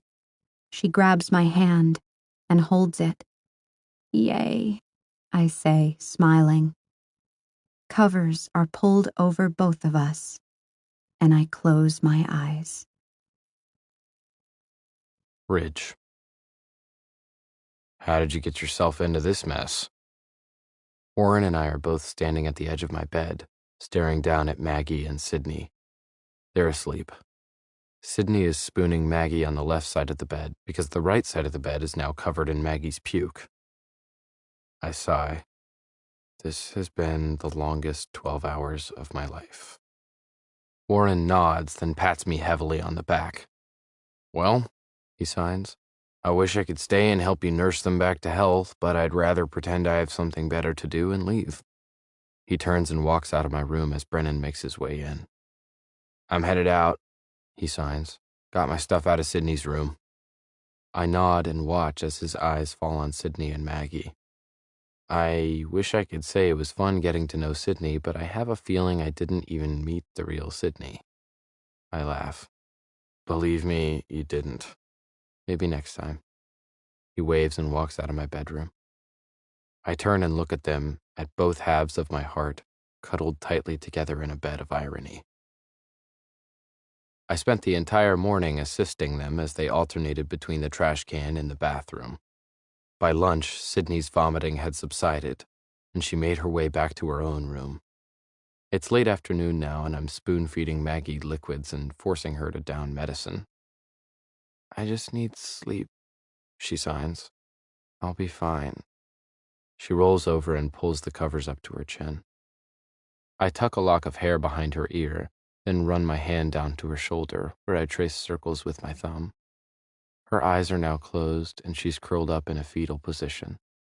She looks so fragile right now, and I wish I could wrap myself around her like a cocoon and shield her from every single thing this world has left to throw at her.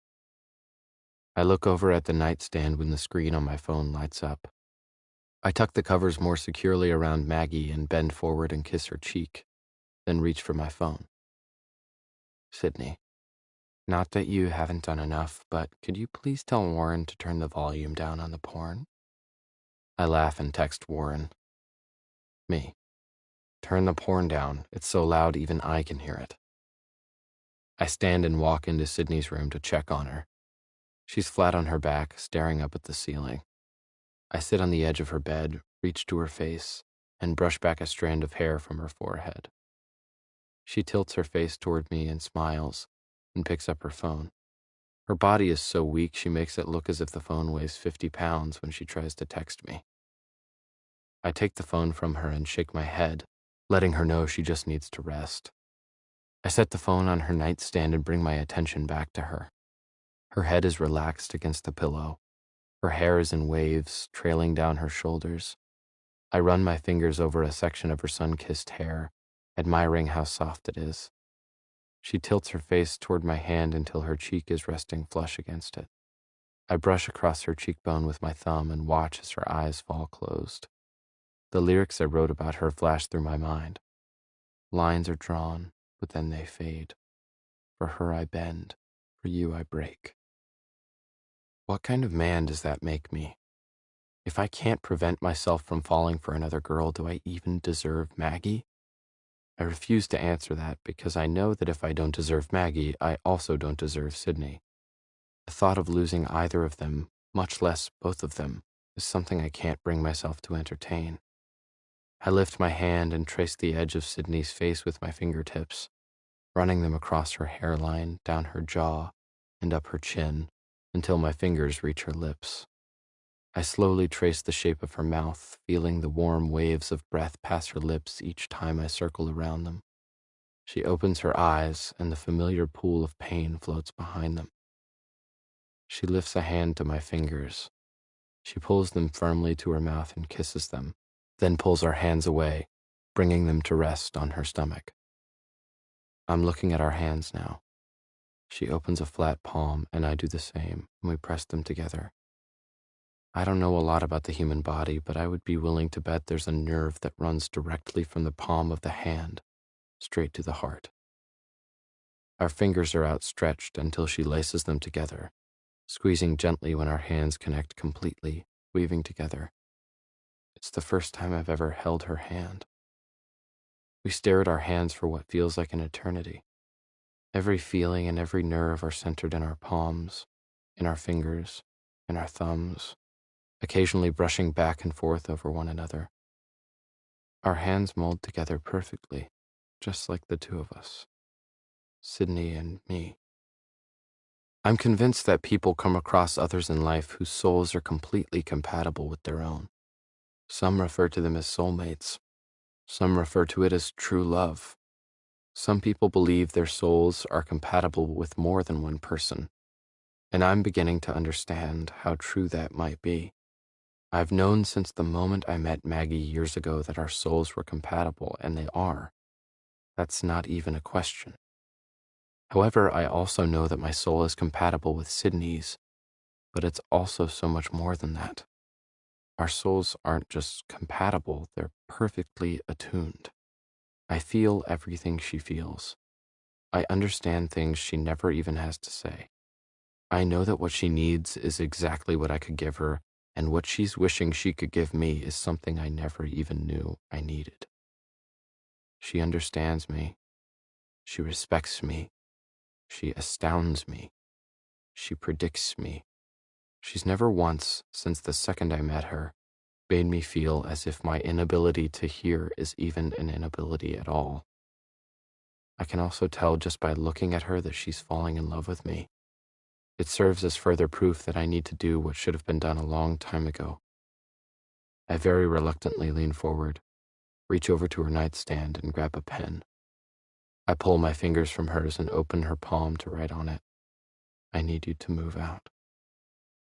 I close her fingers over her palm so she doesn't read it while I'm watching her, and I walk away, leaving behind an entire half of my heart as I go. Chapter 17. Sydney. I watch as he closes the door behind him. I'm clutching my hand to my chest, terrified to read what he wrote. I saw the look in his eyes. I saw the heartache, the regret, the fear, the love. I keep my hand clutched tightly to my chest without reading it. I refuse to accept that whatever words are written on my palm will obliterate what little hope I had for our maybe someday. My body flinches and my eyes flick open. I don't know what just woke me up, but I was in the middle of a dead sleep. It's dark. I sit up on the bed and press my hand to my forehead, wincing from the pain. I don't feel nauseated anymore, but I've never in my life been this thirsty. I need water. I stand up and stretch my arms above my head, then glance down to the alarm clock. 2:45 a.m. Thank God.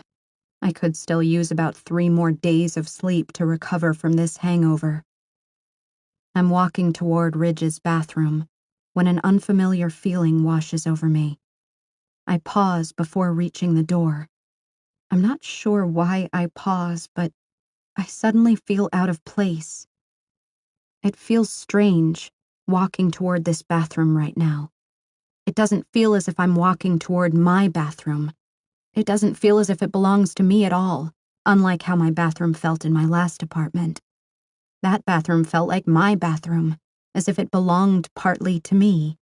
That apartment felt like my apartment. All the furniture in it felt like my furniture. Nothing about this place feels like me, other than the belongings that were contained in the 2 suitcases I brought with me that first night. Nothing else here feels even remotely like mine. The dresser? Borrowed. The bed? Borrowed. Thursday night TV? Borrowed. The kitchen, the living room, my entire bedroom, they all belong to other people. I feel as if I'm just borrowing this life until I find a better one of my own. I felt as if I've been borrowing everything since the day I moved in here. Hell, I'm even borrowing boyfriends. Ridge isn't mine. He'll never be mine. As much as that hurts to accept, I'm so sick of this constant ongoing battle with my heart. I can't take this anymore. I don't deserve this kind of self-torture. In fact, I think I need to move out. I do. Moving out is the only thing that can start the healing, because I can't be around Ridge anymore, not with what his presence does to me. You hear that, heart? We're even now. I smile at the realization that I'm finally about to experience life on my own. I'm consumed with a sense of accomplishment.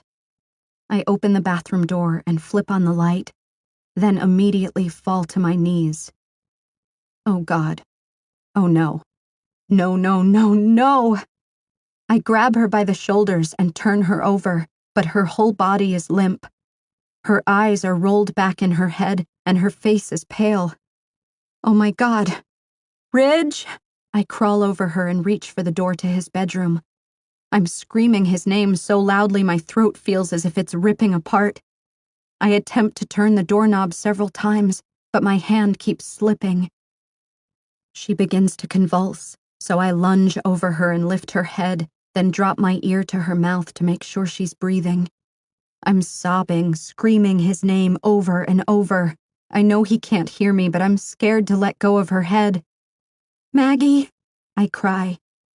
What am I doing? I don't know what to do. Do something, Sydney. I lower her head carefully back to the floor and spin around. I grab the doorknob more firmly and pull myself to my feet. I swing his bedroom door open and rush toward the bed, then jump on it and climb over to where he's lying. Ridge! I scream, shaking his shoulder. He lifts an elbow in defense as he rolls over, then lowers it when he sees me hovering over him. Maggie! I yell hysterically, pointing to the bathroom. His eyes flash to the empty spot on his bed, and his focus shoots up to the open bathroom door. He's off the bed and on the bathroom floor on his knees in seconds. Before I even make it back to the bathroom, he's got her head cradled in his arms, and he's pulling her onto his lap. He turns his head to look at me and signs something. I shake my head as the tears continue to flow down my cheeks. I have no idea what he's trying to say to me. He signs again and points toward his bed. I look at the bed, then look back at him helplessly. His expression is growing more frustrated by the second. Ridge, I don't know what you're asking me. He slams his fist against the bathroom cabinet out of frustration, then holds his hand up to his ear as if he's holding a phone. He needs his phone. I rush to the bed and search for it, my hands flying frantically over the bed, the covers, the nightstand. I finally find it under his pillow and run it back to him. He enters his password to unlock it, then hands it back to me. I dial 911, put the phone to my ear, and wait for it to ring while I drop to my knees next to them. His eyes are full of fear as he continues to hold her head against his chest. He's watching me, nervously waiting for the call to connect. He intermittently presses his lips into her hair as he continues to try to get her to open her eyes. As soon as the operator answers, I'm bombarded with a list of questions that I don't know the answers to. I give her the address because it's the only thing I know, and she begins firing more questions I don't know how to communicate to him. Is she allergic to anything? I say to Ridge, repeating what the operator is asking. He shrugs and shakes his head, not understanding me. Does she have any pre-existing conditions? He shakes his head again to tell me he has no idea what I'm asking him. Is she diabetic? I ask Ridge the questions over and over, but he can't understand me. The operator is firing questions at me, and I'm firing them at Ridge, and we're both too frantic for him even to read my lips. I'm crying. We're both terrified. We're both frustrated with the fact that we can't communicate. Is she wearing a medical bracelet? The operator asks. I lift both of her wrists. No, she doesn't have anything on her. I look up at the ceiling and close my eyes, knowing that I'm not helping a damn bit. Warren? I yell. I'm off my feet and out of the bathroom, making my way to Warren's bedroom. I swing open his door.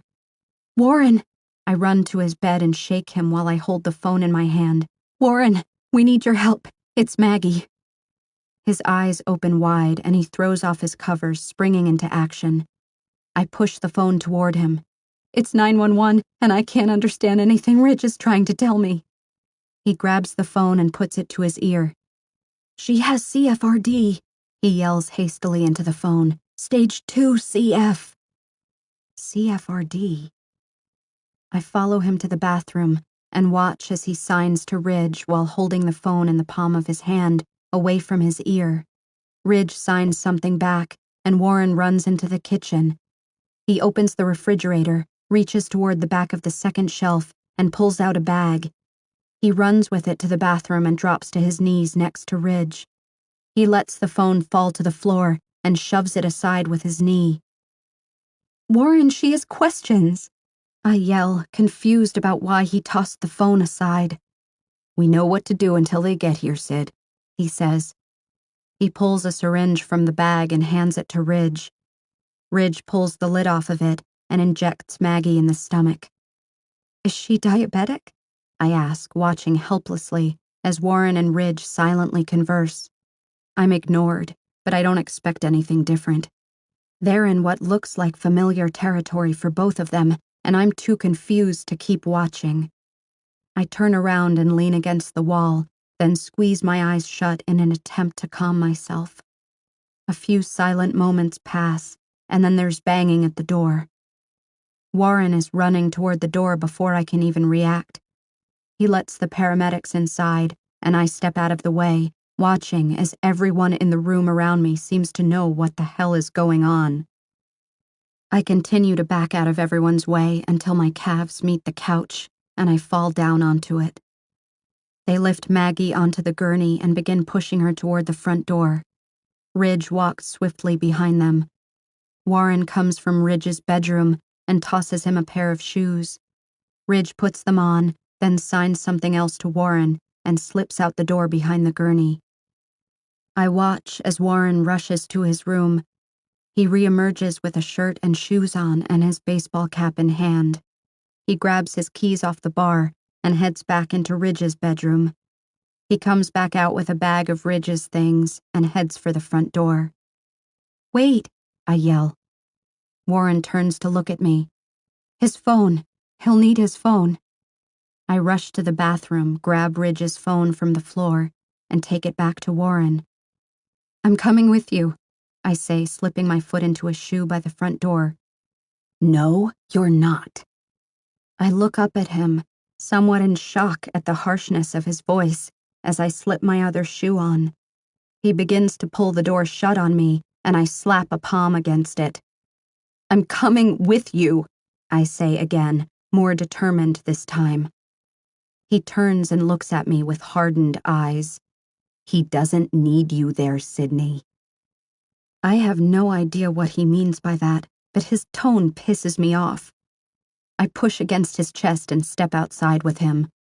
I'm coming, I say with finality. I walk down the stairs just as the ambulance begins to pull away. Ridge is standing with his hands clasped behind his head, watching as it leaves. Warren makes it to the bottom of the stairs, and as soon as Ridge sees him, They both rush toward Ridge's car. I follow them. Warren climbs into the driver's seat, Ridge into the passenger seat. I open the door to the back seat and pull it shut behind me. Warren pulls out of the parking lot and speeds until we're caught up to the ambulance. Ridge is terrified.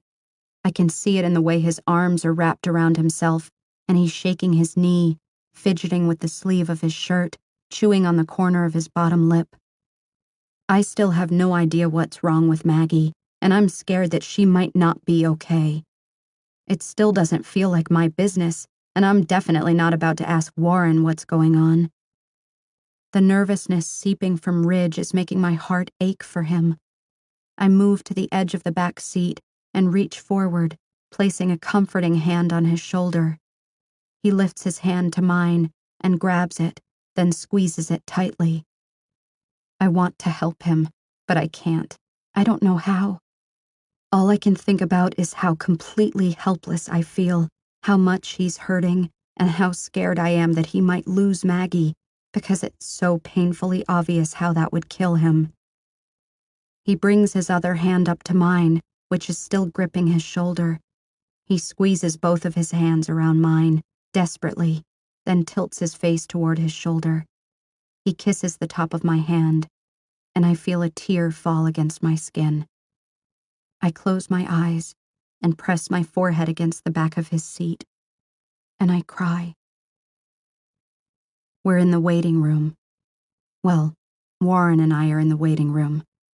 Ridge has been with Maggie since we arrived an hour ago, and Warren hasn't spoken a single word to me. Which is why I'm not speaking to him. He obviously has an issue, and I'm not really in the mood to defend myself, because I've done absolutely nothing to Warren that should even require defending. I slouch back in my chair and pull up the search browser on my phone, curious to know about what Warren said to the 911 operator. I type CFRD into the search box and hit enter.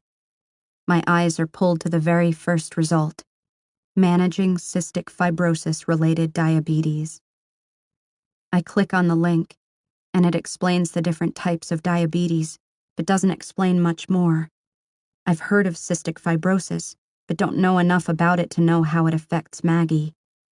I click a link on the left of the page that says, "What is cystic fibrosis?"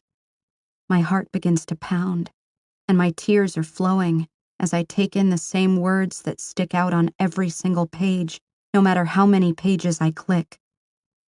Genetic disorder of the lungs, life-threatening, shortened life expectancy, no known cure, survival rates into mid and upper 30s. I can't read any more through all the tears I'm crying for Maggie, for Ridge. I close the browser on my phone, and my eyes are pulled to my hand. I take in the unread words in Ridge's handwriting across my palm. I need you to move out. Ridge. Both Warren and Sydney spring to their feet when I round the corner to the waiting room. "How is she?" Warren signs. "Better. She's awake now." Warren nods, and Sydney is looking back and forth between us. "The doctor says the alcohol and dehydration probably caused her." I stop signing because Warren's lips are pressed into a firm line as he watches my explanation. "Verbalize for her," I sign, nodding my head towards Sydney. Warren turns and looks at Sydney, then refocuses his attention on me. "This doesn't concern her," he signs silently. What the hell is his problem? "She's worried about Maggie, Warren. It does concern her. Now verbalize what I'm saying for her." Warren shakes his head. "She's not here for Maggie, Ridge. She doesn't care how Maggie's doing. She's only worried about you." I bury my anger, then slowly step forward and stand directly in front of him. "Verbalize for her, now." Warren sighs but doesn't turn towards Sydney. He stares straight at me as he both signs and verbalizes for us. Ridge says Maggie's okay. She's awake. Sydney's entire body relaxes as her hands go to the back of her head and relief washes over her. She says something to him, And he closes his eyes, takes a quick breath, then opens them. Sydney wants to know if either of you need anything from the apartment. I look at Sydney and shake my head. They're keeping her overnight to monitor her blood sugar. I'll come by tomorrow if we need anything. I'm staying a few days at her house. Warren verbalizes again, and Sydney nods. You two head back and get some rest. Warren nods. Sydney steps forward and gives me a tight hug, then backs away. Warren begins to turn toward the exit, but I grab his arm and make him look at me again. I don't know why you're upset with her, Warren, but please don't be a jerk to her. I've done that enough already. He nods and they turn to leave. Sydney looks back over her shoulder and smiles a painful smile. I turn and walk back to Maggie's room. The head of her bed is slightly raised now, and she looks up at me. There's an IV drip in her arm, replenishing her fluids. Her head slowly rolls across her pillow as her eyes follow me across the room. I'm sorry, she signs. I shake my head, not even remotely wanting or needing any type of apology from her. Stop. Don't feel bad. Like you always say, you're young. Young people do crazy things like get drunk and have hangovers and puke for 12 hours straight. She laughs. Yes, but like you always say, probably not young people with life-threatening conditions. I smile as I reach her bed, then scoot a chair close to it and take a seat. I'm going back to San Antonio with you. I'll stay a few days until I feel better about leaving you alone. She sighs and turns her head, looking straight up at the ceiling. I'm fine. It was just an insulin issue. She turns back to face me. You can't baby me every time this happens, Ridge. My jaw clenches at baby me. I'm not babying you, Maggie. I'm loving you. I'm taking care of you. There's a difference. She closes her eyes and shakes her head. I'm so tired of having the same conversation over and over. Yeah, so am I. I lean back in my chair and fold my arms over my chest while I stare at her. Her refusal of help has been understandable up to this point, but she's not a teenager anymore, and I can't understand why she won't allow things to progress with us. I lean forward, touching her arm so she'll look at me and listen. You need to stop being so hell-bent and determined to have your independence. If you don't take better care of yourself, these brief one-night hospital stays will be a thing of the past, Maggie. Let me take care of you. Let me be there for you. I constantly worry myself sick. Your internship is causing you so much stress, not to mention the thesis.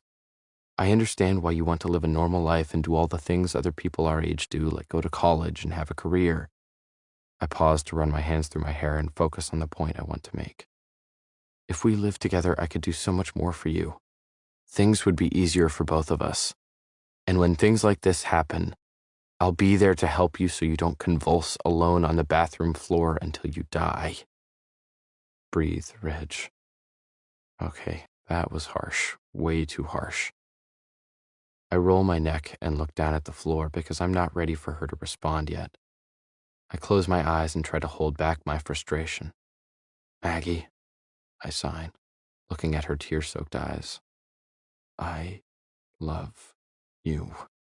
And I am so scared that one of these days I won't be able to walk out of the hospital with you still in my arms. And it'll be my own fault for allowing you to continue to refuse my help. Her bottom lip is quivering, so she tucks it into her mouth and bites it. Sometime in the next 10 or 15 years, Ridge, that will be your reality. You are going to walk out of the hospital without me because no matter how much you want to be my hero, I can't be saved. You can't save me from this. We both know you're one of the few people I have in this world, so until the day comes when I can absolutely no longer take care of myself, I refuse to become your burden. Do you know what that does to me? To know that I've put that much pressure on you? I'm not living alone simply because I crave independence, Ridge. I want to live alone because... Tears are streaming down her cheeks, and she pauses to wipe them away. I want to live alone because I just want to be the girl you're in love with, for as long as we can draw that out. I don't want to be your burden or your responsibility or your obligation. The only thing I want is to be the love of your life, that's all. Please just let that be enough for now. Let it be enough until the time comes when you really do have to go to the ends of the earth for me." A sob breaks free from my chest, and I reach forward and press my lips to hers. I grip her face desperately between my hands and lift my leg onto the bed. She wraps her arms around me as I pull the rest of my body on top of hers and do whatever I can to shield her from the unfairness of this evil, goddamned world. Chapter 18. Sydney. I close the door to Ridge's car and follow Warren up the stairs toward the apartment. Neither of us said a word to each other on the drive home from the hospital. The rigidness in his jaw said all he needed to say, which was, more or less, "Don't speak to me." I spent the drive with my focus out the window and my questions lodged in my throat. We walk into the apartment, and he tosses his keys onto the bar as I shut the door behind me. He doesn't even turn around to look at me as he stalks off toward his bedroom. "Good night," I say. I might have said it with a little bit of sarcastic bite, but at least I'm not screaming, "Screw you, Warren," which is kind of what I feel like saying. He pauses, then turns around to face me. I watch him nervously because whatever he's about to say to me isn't "good night." His eyes narrow as he tilts his head, shaking it slowly. "Can I ask you a question?" he finally says, eyeing me with curiosity. "As long as you promise never again to begin a question by asking whether or not you can propose a question." I want to laugh at my use of Ridge's comment, but Warren doesn't even crack a smile. It only makes things much more awkward. I shift on my feet. "What's your question, Warren?" I say with a sigh. He folds his arms over his chest and walks toward me. I swallow my nervousness as he leans forward to speak to me, barely a foot away. "Do you just need someone to fuck you?" Breathe in, breathe out. Expand, contract. Beat, beat, pause. Beat, beat, pause. "What?" I say, dumbfounded. I'm positive I didn't hear him right. He lowers his head a few inches until he's at eye level with me. "Do you just need someone to fuck you?" he says with more precise enunciation this time. "Because if that's all it is, I'll bend you over the couch right now and fuck you so hard you'll never think about Ridge again." He continues to stare at me, cold and heartless. "Think before you react, Sydney." For several seconds, all I can do is shake my head in disbelief. Why would he say that? Why would he say something so disrespectful to me? This isn't Warren. I don't know who this asshole is standing in front of me, but it definitely isn't Warren.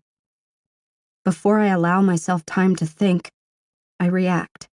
I pull my arm back, then make 4 punches my lifetime average as my fist meets his cheek. Shit, that hurt. I look up at him and his hand is covering his cheek. His eyes are wide and he's looking at me with more surprise than pain. He takes a step back and I keep my eyes focused hard on his. I grab my fist and pull it up to my chest, pissed that I'm gonna have another hurt hand. I wait before going to the kitchen to get ice for it, though. I might need to hit him again. I'm confused by his obvious anger toward me for the past 24 hours. My mind rushes through anything I could have said or done to him that would make him feel this much hatred toward me. He sighs and tilts his head back, pulling his hands through his hair. He gives no explanation for his hateful words, and I try to understand them, but I can't. I've done nothing to him to warrant something that harsh. Maybe that's his problem, though. Perhaps the fact that I've done nothing to him, or with him, is what's pissing him off like this. "Is this jealousy?" I ask. "Is that what's making you this evil, wretched excuse for a human being? Because I never slept with you?" He takes a step forward, and I immediately back up until I fall down onto the couch. He bends down, bringing himself to my eye level. I don't want to screw you, Sydney, and I am definitely not jealous. He pushes himself away from the couch, away from me. He's scaring the living shit out of me, and I want to pack my suitcases and leave tonight and never ever see any of these people again. I begin crying into my hands. I hear him sigh heavily, and he drops down onto the couch beside me. I pull my feet up and turn my knees away from him, curling into the far corner of the couch. We sit like this for several minutes, and I want to stand up and run to my room, but I don't. I feel as if I'd have to ask permission, because I don't even know if I have a room here anymore. I'm sorry, he finally says, breaking the silence with something other than my crying. God, I'm sorry. I'm trying to understand what the hell you're doing. I wipe my face with my shirt and glance at him. His face is a jumbled mixture of sadness and sorrow, and I don't understand anything he's feeling. What is your problem with me, Warren? I've never been anything but nice to you. I've even been nice to your bitch of a girlfriend, and believe me, that takes effort. He nods in agreement. I know, he says, exasperated. I know you are a nice person. He laces his fingers together and stretches his arms out, then brings them back down with a heavy sigh. And I know you have good intentions. You have a good heart, and a pretty good right swing, he says, grinning slyly. I guess that's why I'm so mad, though. I know you have a good heart, so why in the hell haven't you moved out yet? His words hurt me more now than the vulgar ones he spit at me 5 minutes ago. If you and Ridge wanted me gone this bad, why did you both wait until this weekend to tell me? My question seems to catch Warren off guard, because his eyes cut to mine briefly before he looks away again. He doesn't answer that question, though. Instead, he begins to prepare one of his own. Has Ridge ever told you the story of how he met Maggie? He asks. I shake my head, completely confused by the direction this conversation has taken. I was 17, and Ridge had just turned 18, he says. He leans back against the couch and stares down at his hands. I recall Ridge saying he began dating Maggie when he was 19, but I keep silent and let him continue. We had been dating for about 6 weeks, and scratch that thought. Can no longer keep silent. We? I ask hesitantly. As in you and Ridge? No, dumbass, as in me and Maggie. I try to hide my shock, but he doesn't look at me long enough to even see my reaction. Maggie was my girlfriend first. I met her at a fundraising event for children who were deaf. I was there with my parents, who were both on the committee. He pulls his hands behind his head and leans against the couch. Ridge was with me the first time I saw her. We both thought she was the most beautiful thing we had ever laid eyes on, but fortunately for me, my eyes landed on her about 5 seconds before his did, so I called dibs. Of course, neither one of us expected to actually have a chance with her. I mean, you've seen her, she's incredible. He pauses for a moment, then props a leg on the table in front of us. Anyway, I spent the whole day flirting with her, charming her with my good looks and my killer body. I laugh, but only out of courtesy. She agreed to go on a date with me, so I told her I'd pick her up that Friday night. I took her out, made her laugh, took her back home, and kissed her. It was great, so I asked her out again, and she agreed. I took her out for a second date, then a third date. I liked her. We got along well, she laughed at my jokes. She also got along with Ridge, which scored major points in my book. The girl and the best friend have to get along, or one of the two will suffer. Luckily, we all got along great. On our 4th date, I asked her if she wanted to make it official, and she agreed. I was stoked because I knew she was by far the hottest girl I'd ever dated or ever would date. I couldn't let her slip away, especially before I was able to go all the way with her. He laughs. I remember saying that to Ridge the same night. Told him if there was one girl on earth I needed to de-virginize, it was Maggie. Told him I'd go on 100 dates with her if that's what it took. He turned his back to me and signed, "What about 101?" I laughed because I didn't understand what the hell Ridge meant. I didn't understand at the time that he liked her the way he did, and I never really understood all the little gems he would spout. Still don't. Looking back on the whole situation and the way he would sit there and have to listen to the punk-ass things I said about her, I'm surprised he didn't punch me sooner than he did. He punched you? I asked. Why, because you talked about screwing her? He shakes his head, and a look of guilt washes over him. No, he says quietly, because I did screw her. He sighs, but continues. We were staying the night at Ridge and Brennan's. Maggie spent a lot of time over there with me, and we had been dating for about 6 weeks. I know that's not long in virgin weeks, but it's a damn eternity in guy weeks. We were lying in bed together, and she told me she was ready to go all the way, but before she would have sex with me, there was something she needed to tell me. She said I had a right to know, and she wouldn't feel right continuing a relationship until I was fully informed. I remember panicking, thinking she was about to tell me she was a dude or some shit like that. He glances at me and raises an eyebrow. Because, let's be honest, Sid, there are some really hot transvestite-looking dudes out there. He laughs and looks straight ahead again. That's when she told me about her illness, told me about the statistics, the fact that she didn't want children, the reality of how much time she had left. She said she wanted to lay the truth out for me because it wouldn't be fair to anyone who saw something long-term with her. She said the likelihood of her making it to the age of 40 or even 35 was small. She said she needed to be with someone who understood that, someone who accepted that. You didn't want that responsibility? I ask him. He shakes his head slowly. Sydney, I didn't care about the responsibility. I was a 17-year-old guy in bed with the most beautiful girl I had ever seen, and all she was asking me to do was agree to love her. When she mentioned the words future and husband and not wanting kids, it took all I had not to roll my eyes, because in my head, those were a lifetime away. I would be with 1,000,000 girls before then. I didn't know how to think that far ahead, so I just did what I thought any guy would do in that situation. I reassured her and told her that her illness didn't matter to me and that I loved her. Then I kissed her, took off her clothes, and took her virginity. He hangs his head in what looks like shame. After she left the next morning, I was bragging to Ridge about finally getting to bang a virgin. Probably went into way too much detail.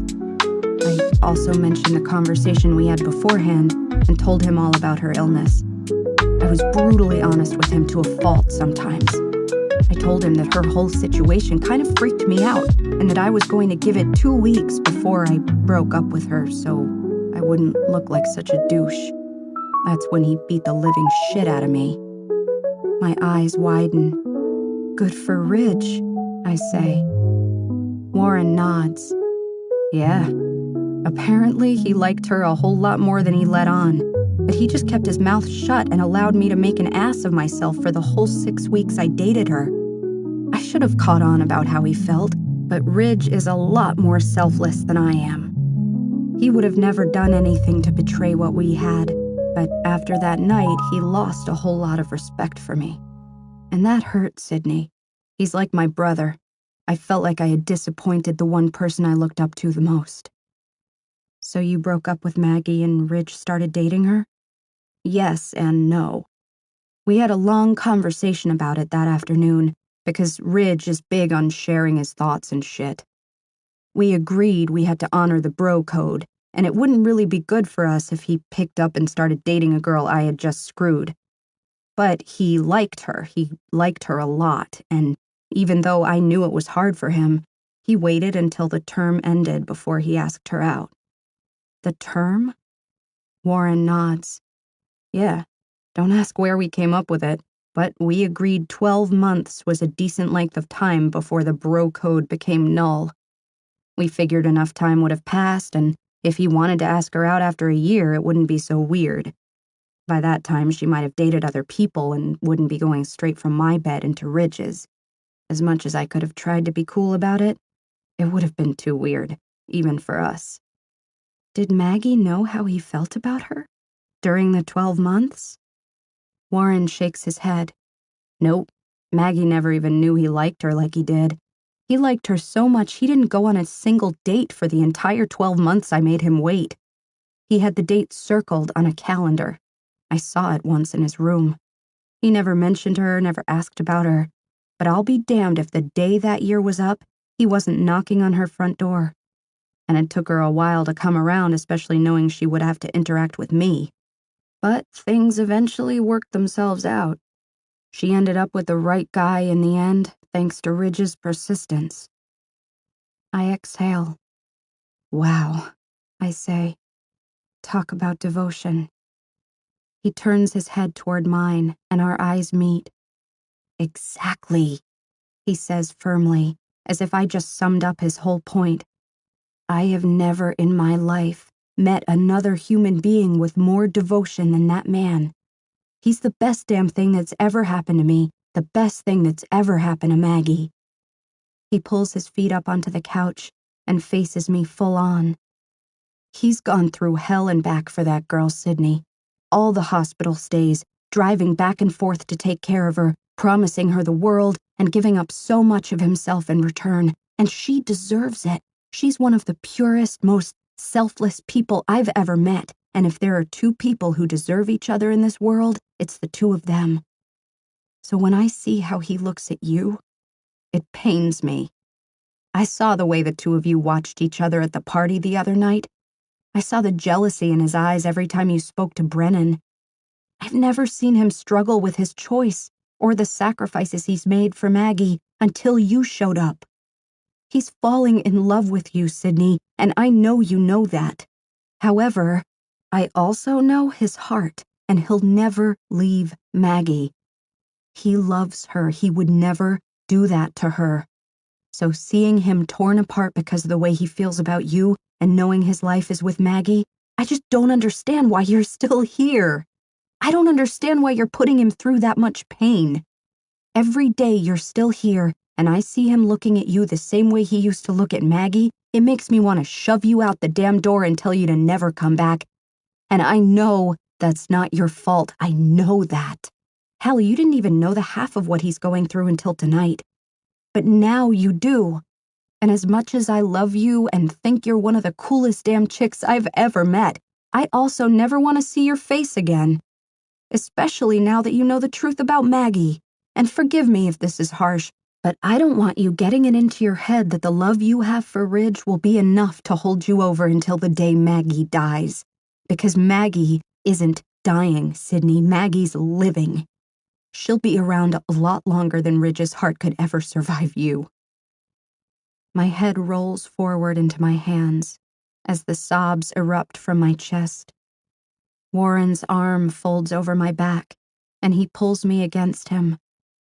I don't know who I'm crying for right now, but my heart hurts so much, I just want to rip it from my fucking chest and throw it over Ridge's balcony, because that's where this whole mess began. Ridge. Maggie has been asleep for a couple of hours now, but I've yet to sleep. That's usually how it is when I'm with her in the hospital. After 5 years of sporadic stays, I've learned it's much easier not to sleep at all than it is to get a half-assed couple of hours. I open my laptop and pull up my messages to Sydney, then send her a quick hello to see if she's online. We haven't had a chance to discuss the fact that I asked her to move out, and I hate not knowing if she's okay. I know it's wrong to be messaging her at this point, but it seems even more wrong to leave things unsaid. She returns my message almost immediately, and the tone of it already relieves some of my worry. I don't know why I always expect she'll respond unreasonably, because she's never once shown a lack of maturity or regard for my situation. Sydney. Yeah, I'm here. How's Maggie? Me. She's good. She'll be discharged this afternoon. Sydney. That's good. I've been worried. Me. Thank you, by the way, for your help last night. Sydney. I wasn't much help. I felt like I was in the way more than anything. Me. You weren't. There's no telling what could have happened if you hadn't found her. I wait a moment for her to respond, but she doesn't. I guess we've reached the point in this conversation where one of us needs to bring up what we both know must be discussed. I feel responsible for this entire situation with her, so I bite the bullet and lay it out there. Me. Do you have a minute? I really have some things I'd like to say to you. Sydney. Yes, and likewise. I glance up at Maggie again, and she's still asleep in the same position. Having this conversation with Sydney in her presence, as innocent as it is, makes me uneasy. I take my laptop and walk out of the hospital room and into the empty hallway. I sit on the floor beside the door to Maggie's room and reopen my laptop. Me. The main thing I've appreciated about our time together over the last couple months is the fact that we've been upfront and consistent with each other. With that being said, I don't want you to leave with the wrong idea about why I need you to move out. I don't want you to think you did anything wrong. Sydney. I don't need an explanation. I've more than worn out my welcome, and you have enough to stress about without adding me into the mix.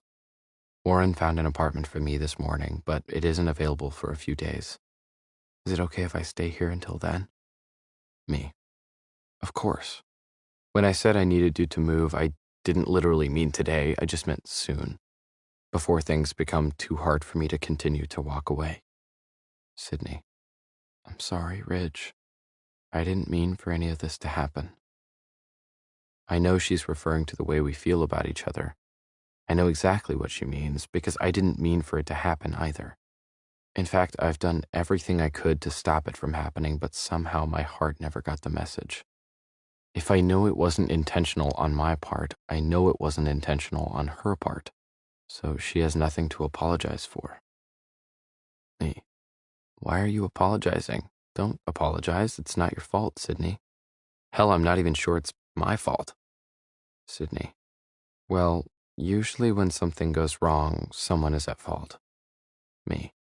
Things didn't go wrong with us. That's our problem. Things are way too right between us. We make sense.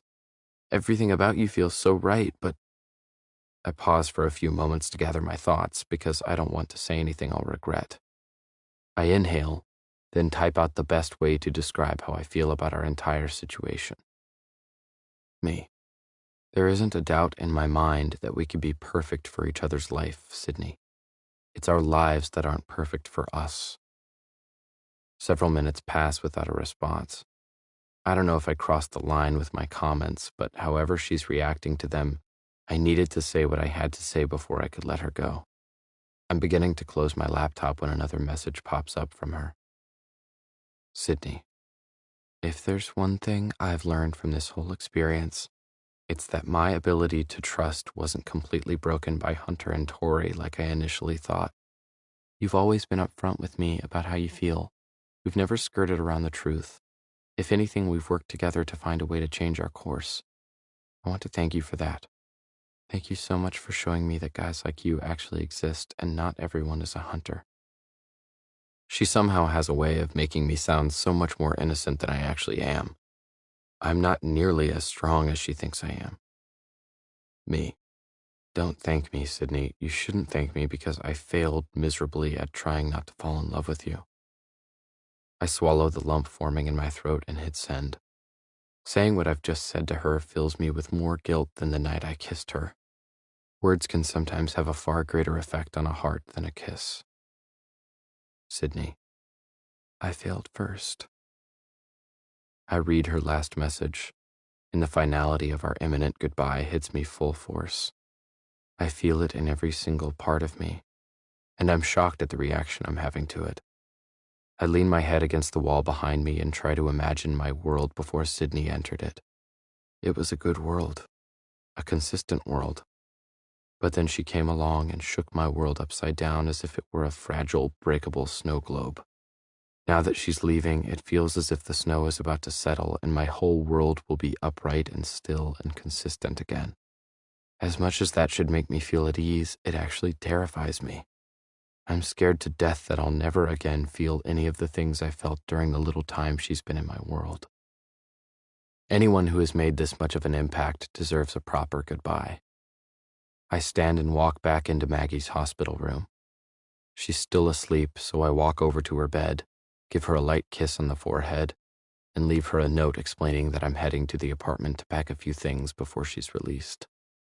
Then I leave to go and give the other half of my heart a proper goodbye.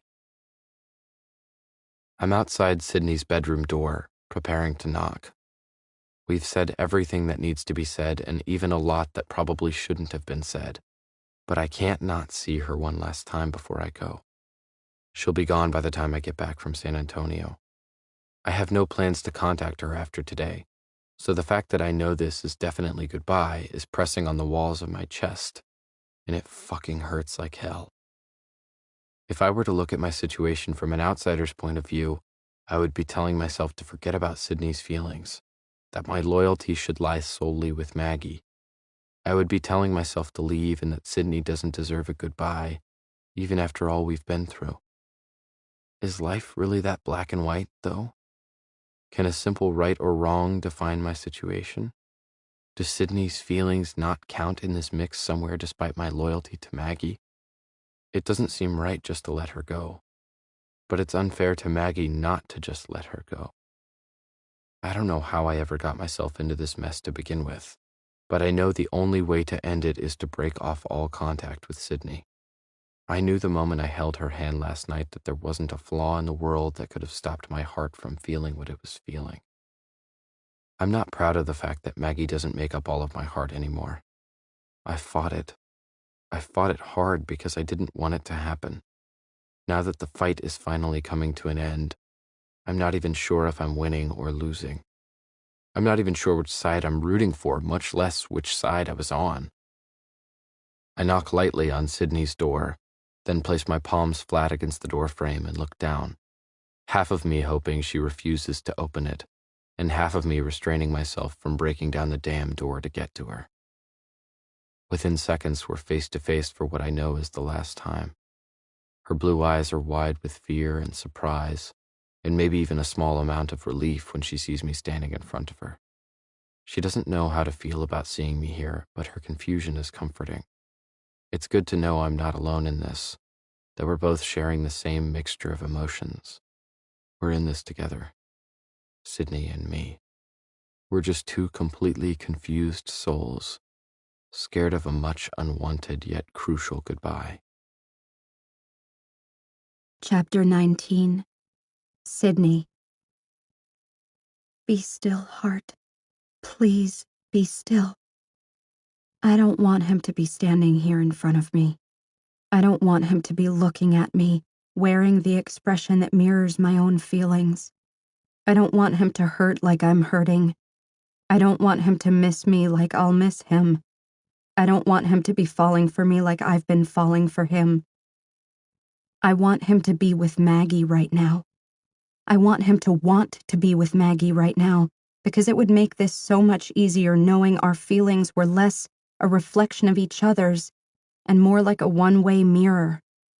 If this weren't so hard for him, it would make it easier for me to forget him, easier to accept his choice.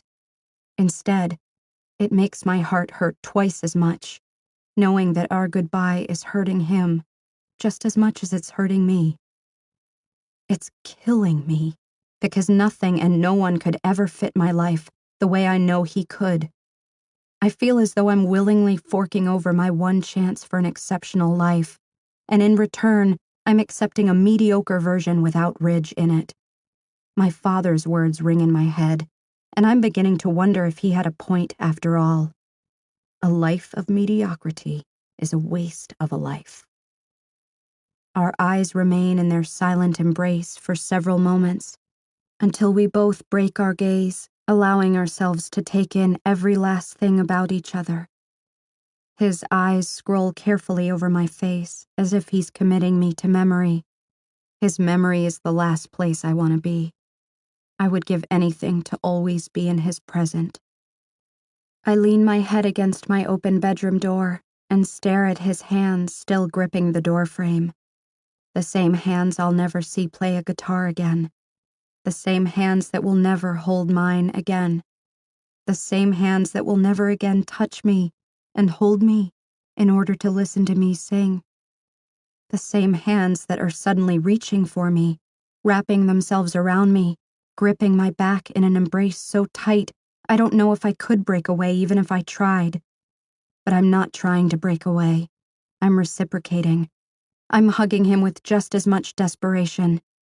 I find solace against his chest, while his cheek presses against the top of my head. With each heavy, uncontrolled breath that passes through his lungs, my own breaths try to keep pace. However, mine are coming in much shorter gasps, thanks to the tears that are working their way out of me. My sadness is consuming me, and I don't even try to hold it in as I cry huge tears of grief. I'm crying tears over the death of something that never even had the chance to live. The death of us. Ridge and I remain clasped together for several minutes. So many minutes that I'm trying not to count, for fear that we've been standing here way too long for it to be an appropriate embrace. Apparently he notices this too, because he slides his hands up my back and to my shoulders, then pulls away from me. I lift my face from his shirt and wipe at my eyes before looking back up at him. Once we make eye contact again, he removes his hands from my shoulders and tentatively places them on either side of my face. His eyes study mine for several moments, and the way he's looking at me makes me hate myself because I love it so much. I love the way he's looking at me, as if I'm the only thing that matters right now. I'm the only one he sees. He's the only one I see. My thoughts once again lead back to some of the lyrics he wrote. It's making me feel like I want to be the only man that you ever see. His gaze flickers between my mouth and my eyes, almost as if he can't decide if he wants to kiss me, stare at me, or talk to me.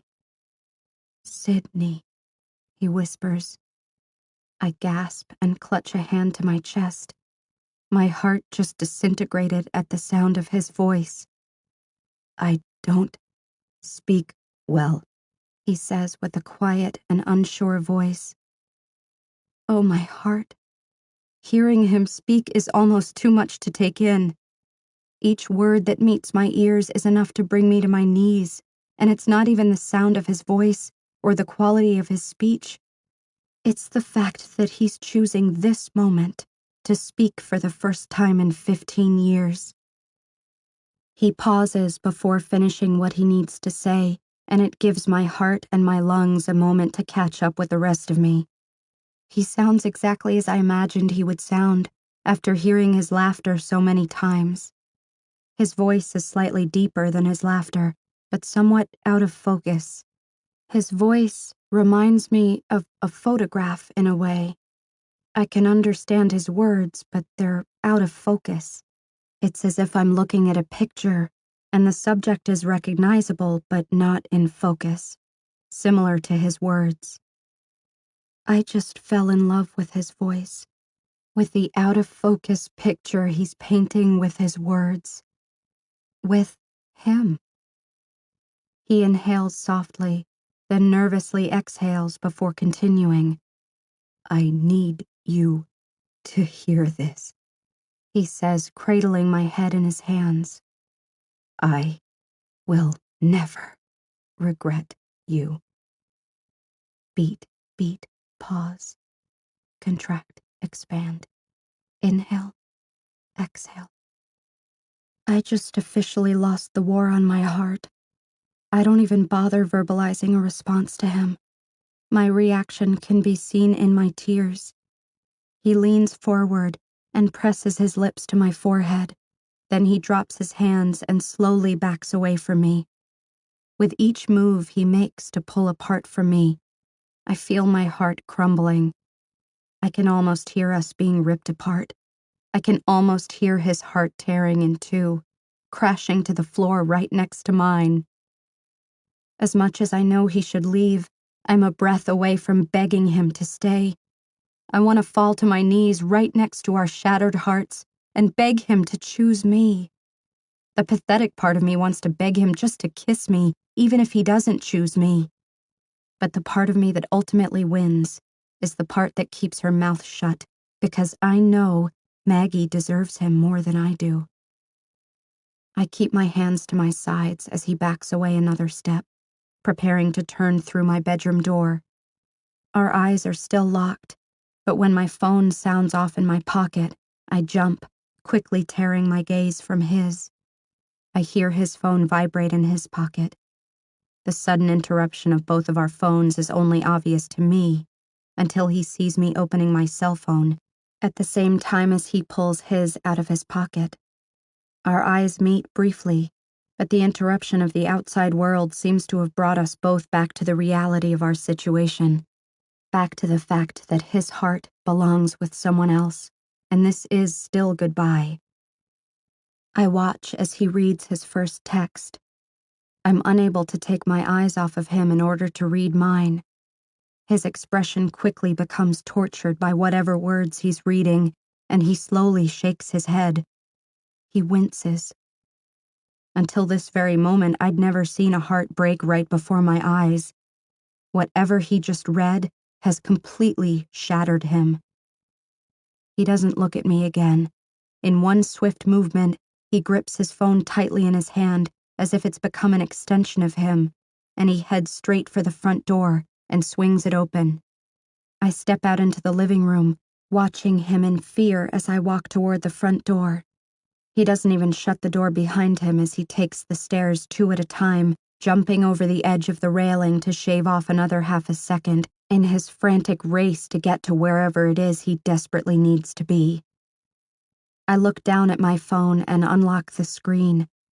Maggie's number shows as the last incoming text message. I open it and see that Ridge and I were the only recipients. I read it carefully, immediately recognizing the familiar string of words she's typed out to both of us. Maggie. Maggie showed up last night an hour after I got back to my room. I was convinced you were going to barge in and tell her what a jerk I am for kissing you. I immediately walk to the couch and sit, no longer able to support my body weight. Her words knocked the breath out of me, sucked the strength from my limbs, and robbed me of any sense of dignity I thought I had left. I tried to recall the medium through which Ridge's words were initially typed. His laptop. Oh no, our messages. Maggie is reading our messages. No, no, no. She won't understand. She'll only see the words that'll hurt. She won't be able to see how much Ridge has been fighting this for her. Another text shows up from Maggie, and I don't want to read it. I don't want to see our conversation through Maggie's eyes. Maggie. I never thought it was possible to have honest feelings for more than one person, but you've convinced me how incredibly wrong I was. I turn my phone on silent and toss it onto the couch beside me, then start crying into my hands. How could I do this to her? How could I do to her what was done to me, knowing it's the worst feeling in the world? I've never in my life known this kind of shame. Several minutes pass, full of regrets, before I realize the front door is still wide open. I leave my phone on the couch and walk to the door to shut it, but my eyes are drawn to the cab pulled up directly in front of our complex. Maggie is stepping out, looking up at me as she closes the door. I'm not at all prepared to see her, so I quickly step back out of her sight to regain my bearings. I don't know if I should go hide in my room or stay out here and try to explain Ridge's innocence in all of this. But how would I do that? She obviously read the conversations herself. She knows we kissed. She knows he admitted having feelings for me. As much as I can try to convince her that he did everything he could not to feel that way, it doesn't excuse the fact that the guy she's in love with has openly admitted his feelings for someone else. Nothing can excuse that, and I feel like complete shit for being a part of it. I'm still standing with the door open when she makes it to the top of the stairs. She's looking at me with a stern expression. I know she's more than likely here for anything other than me, so I take a step back and open the door wider. She looks down at her feet when she passes me, unable to continue the eye contact. I don't blame her. I wouldn't be able to look at me either. In fact, if I were her, I'd be punching me right now.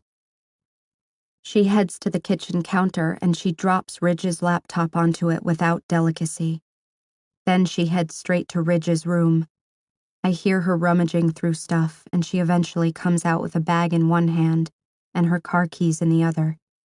I'm still standing motionless with my hands on the door. She continues to keep her eyes focused on the floor as she passes me again.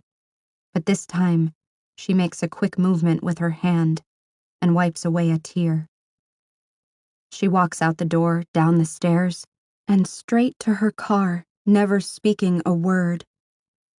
I wanted her to tell me she hated me. I wanted her to punch me and scream at me and call me a bitch.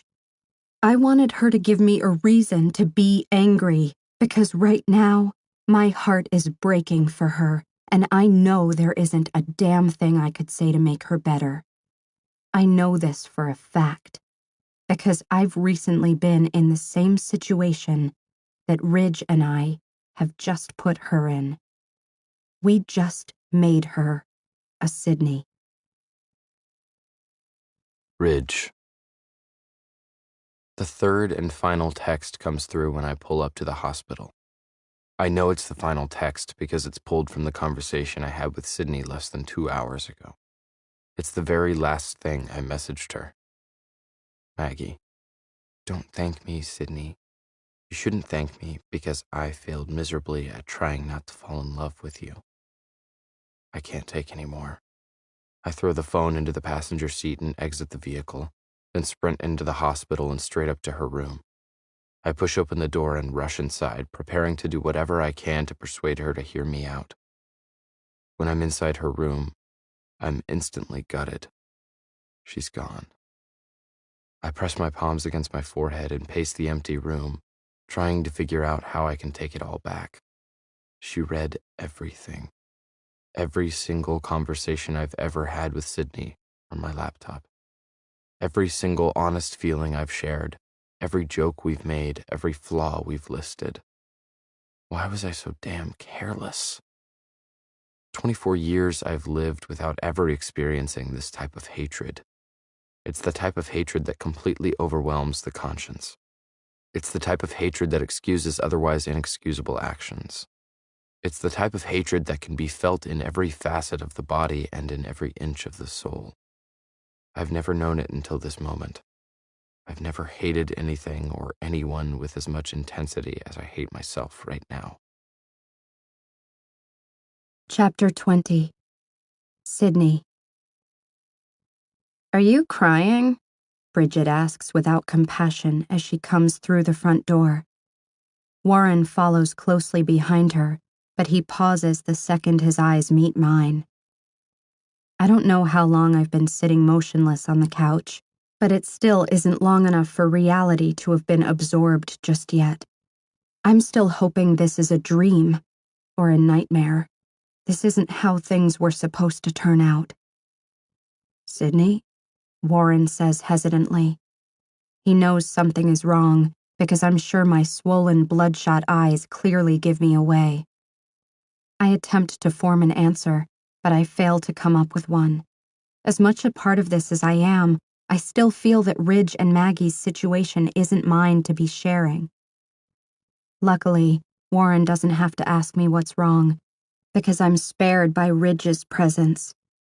He's barging through the front door, taking both Bridget's and Warren's attention off of me. He pushes between the two of them and heads straight for his room. He swings open the door, then comes out through the bathroom seconds later. He looks at Warren and signs something. Warren shrugs and signs back, but I can't follow their conversation at all. When Ridge responds again, Warren looks directly at me. What does he mean? Warren asks me. I shrug. I failed to learn sign language between now and the last time we spoke, Warren. How the hell should I know? I don't know where my unwarranted sarcasm is coming from, but I feel Warren should have anticipated that one. He shakes his head. Where's Maggie, Sydney? Warren points at the counter toward Ridge's computer. He says she had his computer, so she had to come by here after she left the hospital.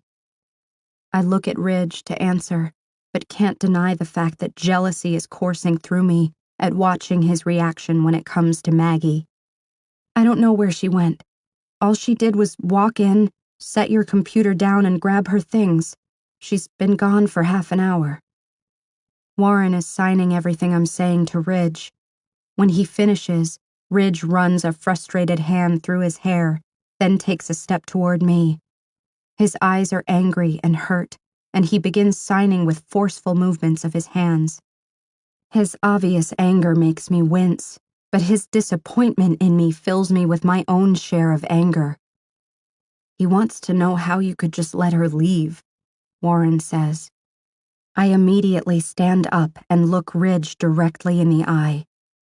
What did you expect me to do, Ridge? Lock her in the damn closet? You can't be mad at me for this. I'm not the one who failed to delete messages I wouldn't want someone else to read. I don't wait for Warren to finish signing for Ridge. I walk to my bedroom and slam the door behind me, then drop down onto my bed. Moments later, I hear the door to Ridge's bedroom slam shut, too. The sounds don't stop there, though. I hear things crashing against his bedroom walls one by one as he takes his frustration out on any inanimate object in his path. I don't hear the knock through the sounds coming from Ridge's bedroom. My door opens, and Warren slips inside. He shuts my bedroom door, then leans his back against it. What happened? He asks. I turn my head to face the other direction. I don't want to answer him, and I don't want to look at him, because I know anything I say to him will only cause him to be disappointed in Ridge and me. I don't want him to be disappointed in Ridge. Are you okay? His voice is closer now. He sits down on the bed beside me and places a comforting hand on my back. The reassuring contact from him causes me to break down again as I bury my face in my arms. I feel as though I'm drowning, but I have no fight left to even bother coming up for air. You said something about messages to Ridge. Did Maggie read something that upset her? I turn my head back over and look up at him. Go ask Ridge, Warren. It's not my place to tell you Maggie's business. Warren purses his lips in a tight line, nodding slowly while he thinks. I kind of think it is your place, though, isn't it? Does it not have everything to do with you? And I can't ask Ridge. I've never seen him like this before, and frankly, I'm a little terrified of him right now. But I'm worried about Maggie, and I need you to tell me what happened, so I can figure out if there's anything I can do to help. I close my eyes, wondering how I can answer Warren's question with a simplified response. I open my eyes and look at him again. Don't be angry with him, Warren. The only thing Ridge has done wrong is fail to delete a few messages. Warren tilts his head and narrows his doubtful eyes. If that's the only thing Ridge did wrong, then why is Maggie avoiding him? Are you saying that the messages she read weren't wrong? Whatever has been going on between the two of you isn't wrong? I don't like the condescending undertone in his voice. I sit up on the bed and scoot back, putting space between the two of us as I respond. The fact that Ridge has been honest in his conversations with me is not something he did wrong. The fact that he has feelings for me also isn't wrong, when you know exactly how much he's fought those feelings. People can't control matters of the heart, Warren. They can only control their actions, which is exactly what Ridge did. He lost control once for 10 seconds, but after that, every single time temptation reared its ugly head, he walked in the other direction. The only thing Ridge has done wrong is fail to delete his messages, because by doing so he failed to protect Maggie. He failed to protect her from the harsh truth that people don't get to choose who they fall in love with. They only get to choose who they stay in love with. I look up at the ceiling and blink back tears. He was choosing to stay in love with her, Warren. Why can't she see that? This will kill him so much more than it's killing her. I fall back onto the bed, and Warren remains beside me, quiet and still. Several long moments pass, and then he stands and slowly makes his way to my bedroom door. "I owe you an apology," he says. "An apology for what?" He drops his eyes to the floor and shifts his feet. "I didn't think you were good enough for him, Sydney." He slowly brings his gaze back to mine. "You are. You and Maggie both are. This is the first moment since meeting Ridge that I don't envy him." He leaves the room, somehow having made me feel the tiniest bit better and a whole hell of a lot worse. I continue to lie still on my bed, listening for the sound of Ridge's anger to return, but it doesn't. It's completely quiet throughout the apartment. The only thing any of us can hear is the lingering shattering of Maggie's heart. I pick up my phone for the first time since I put it on silent and see that I have a missed text from Ridge, sent just a few minutes ago. "Ridge, I changed my mind. I need you to leave today." Ridge. I pile a few things into a bag, hoping I'll actually need it once I get to her house.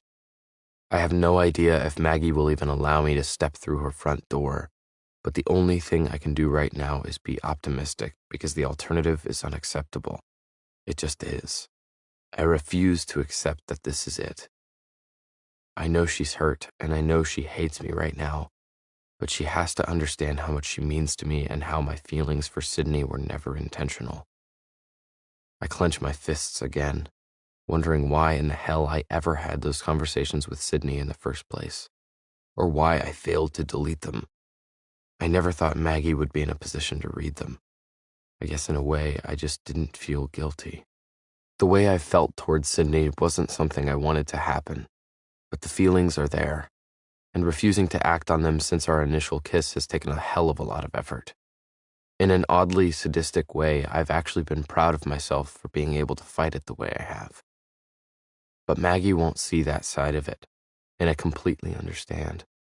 I know Maggie, and if she reads all the messages, she's more upset about the connection I've made with Sydney than she is over the fact that I kissed her. The feelings I have for Sydney aren't something I'm sure I can talk my way out of. I grab my bag and my phone and head into the kitchen to pack the laptop. When I reach the counter, I notice a piece of paper peeking out from the computer. I find a sticky note stuck to the screen. "Ridge, it was never my intention to read your personal stuff, but when I opened your laptop, it was all right there in front of me. I read all of it, and I wish I never saw it. Please give me time to process everything before you show up. I'll contact you when I'm ready to talk in a few days. Maggie." A few days? God, please don't let her be serious. There's no way my heart will survive this for a few days. I'll be lucky if I make it through the end of today knowing how I've made her feel. I toss my bag back toward my bedroom door since I won't need it for a while. I lean forward in defeat and rest my elbows on the bar, crumpling the note up in my fist. I stare down at the laptop before me. Piece of shit computer. Why the hell didn't I have a password on it? Why the hell didn't I take it with me when I left the hospital? Why the hell didn't I delete everything? Why the hell did I even write anything to Sydney in the first place? I've never hated an inanimate object as much as I hate this computer. I slam the screen shut and bring my fist down on top of it with all my strength. I wish I could hear it crack. I wish I could hear the sound my fist makes each time I bring it down forcefully. I want to hear it crushed beneath my fist the same way my heart feels crushed inside my chest. I stand up straight and pick the laptop up, then slam it down on the bar. I see Warren exit his bedroom out of the corner of my eye, but I'm too pissed to care if I'm making too much noise. I continue to pick the laptop up and slam it against the bar over and over, but it doesn't diminish the hatred I feel for it in the least, and it also doesn't do enough damage to the casing. Warren walks toward the kitchen and heads to a cabinet. He reaches inside and grabs something, then walks over to me. I pause my attack on the computer and look up to see him holding out a hammer. I gladly take it and step back and bring the hammer down against the laptop with all my might. This time I can actually see the cracks appear with each hit. Much better. I hit it over and over and watch as pieces fly in all directions. I'm also leaving a hefty amount of damage on the bar beneath my mangled computer, but I don't give a shit. Countertops are replaceable. What this computer destroyed of Maggie isn't. When there isn't much left of the computer to destroy, I finally drop the hammer on the bar. I'm out of breath. I turn and slide down to the floor with my back against the cabinets. Warren walks around me and sits on the floor in front of me, resting his back against the wall behind him. Feel better? He signs. I shake my head. I don't feel better. I just feel worse. Now I know for a fact that it's not the laptop I'm mad at. It's me. I'm mad at myself. Anything I can do to help? I ponder his question. The only thing that could help me get Maggie back is to prove to her that there's nothing going on between me and Sydney. In order to prove that to her, I need to not have any interaction with Sydney whatsoever. That's kind of hard with her in the very next room. Can you help Sydney move? I sign. Today. Warren lowers his chin at my request, eyeing me with disappointment. Today? Her apartment won't be ready for 3 more days. Besides, she needs furniture, and what we ordered this morning isn't even being delivered until the day she moves in. I pull my wallet out of my pocket and remove my credit card. Take her to a hotel, then. I'll pay for her room until her apartment is ready. I need her out in case Maggie comes back. She can't be here. Warren takes my card and stares at it for several seconds before bringing his eyes back to mine. This is kind of a shitty move, considering this is your fault. Don't expect me to be the one to ask her to leave today. You owe her that much. I have to admit, Warren's reaction surprises me. Yesterday, he seemed to hate Sydney. Today, he's acting as if he's protecting her. I already told her I need her to leave today.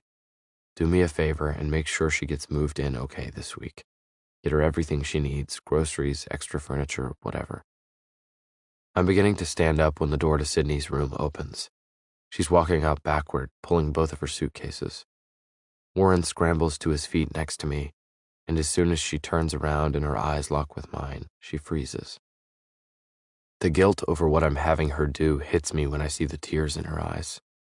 She doesn't deserve this. She hasn't done anything to deserve all that I've put her through. The way it makes me feel to know I've hurt her is exactly why I need her to leave, because I shouldn't care this much. But I do. God, I care about her so much. I break eye contact with her and look back to Warren. Thank you for helping her. I sign. I head back to my room, not wanting to watch Sydney walk out the front door. I can't imagine losing both her and Maggie in the course of a few hours, but it's actually happening. Warren grabs my arm as I pass him, forcing me to turn and look at him. You aren't even going to tell her goodbye? He signs. I can't tell her goodbye when I don't really want her to leave. I continue toward my room, thankful that I can't hear the sound of the front door closing behind her when she leaves. I don't know if I could take it. I pick up my phone and lie down on my bed. I pull up Maggie's number and send her a text. Me. I'll give you however much time you need. I love you more than you even realize. I'm not going to deny anything I said to Sydney because it was all true, especially the parts about you and how much I love you. I know you're hurt, and I know I betrayed you, but please, you have to know how much I've fought for you. Please don't end us like this. I hit the send button and pull the phone to my chest. Then I fucking cry. Chapter 21. Sydney.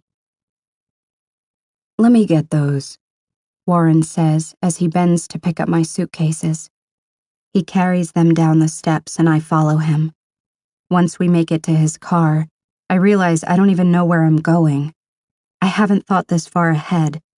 As soon as Ridge told me he needed me to leave today, I just packed my things and walked out, without even a plan for what I'm going to do for the next 3 days. My new apartment isn't ready, but I'm wishing I could be in it. I want to be as far away as I can get right now, from Ridge and Maggie and Warren and Bridget and Hunter and Tori and everything and everyone. Ridge wants me to take you to a hotel until your apartment is ready, but is there anywhere else you'd rather go? Warren is now sitting in the driver's seat, and I'm in the front passenger's seat. I don't even remember our getting into his car. I turn and look at him, and he's just staring at me.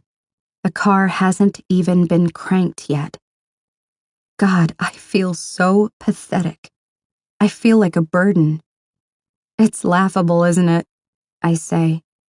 What? I gesture to myself. This? I lean my head against the headrest and close my eyes. I should just go back home to my parents. I'm obviously not cut out for this. Warren sighs. Not cut out for what? College? Real life? I shake my head.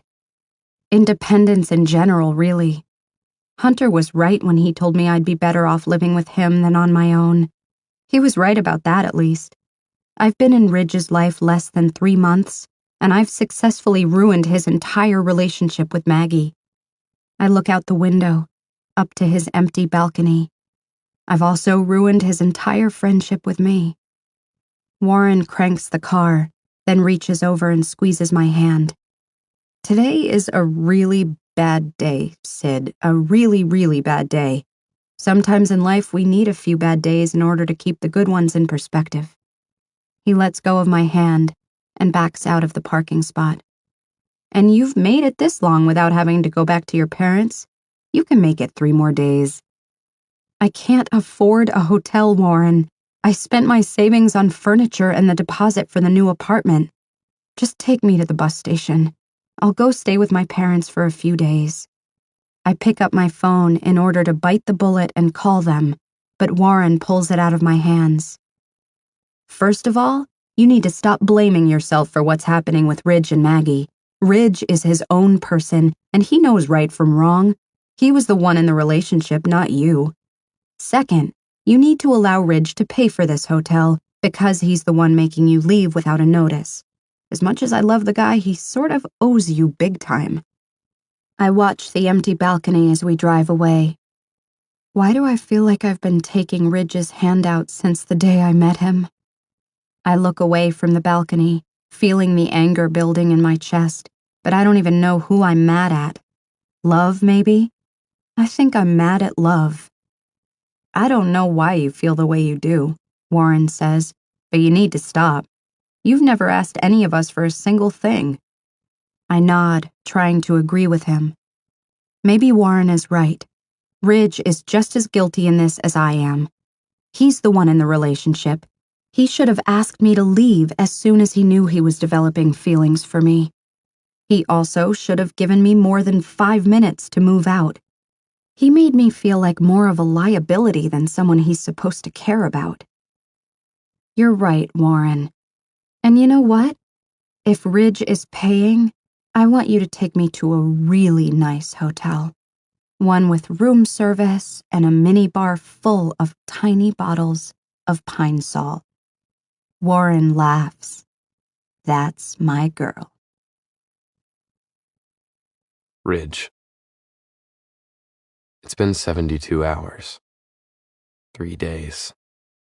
Enough time for me to come up with even more things I need to say to Maggie. Enough time for Warren to let me know that Sydney is finally in her own apartment. He wouldn't tell me which one, but that's probably for the best. 72 hours has also been enough time for me to realize that I miss having Sydney in my life almost as much as I miss Maggie. And it's enough time to know that I'm not going another day without talking to Maggie. I need to know that she's okay. I've done nothing but pace this apartment since the moment I lost her. Since the moment I lost both of them. I pick up my phone and palm it for several minutes, too scared to text her. I'm afraid of what her response will be.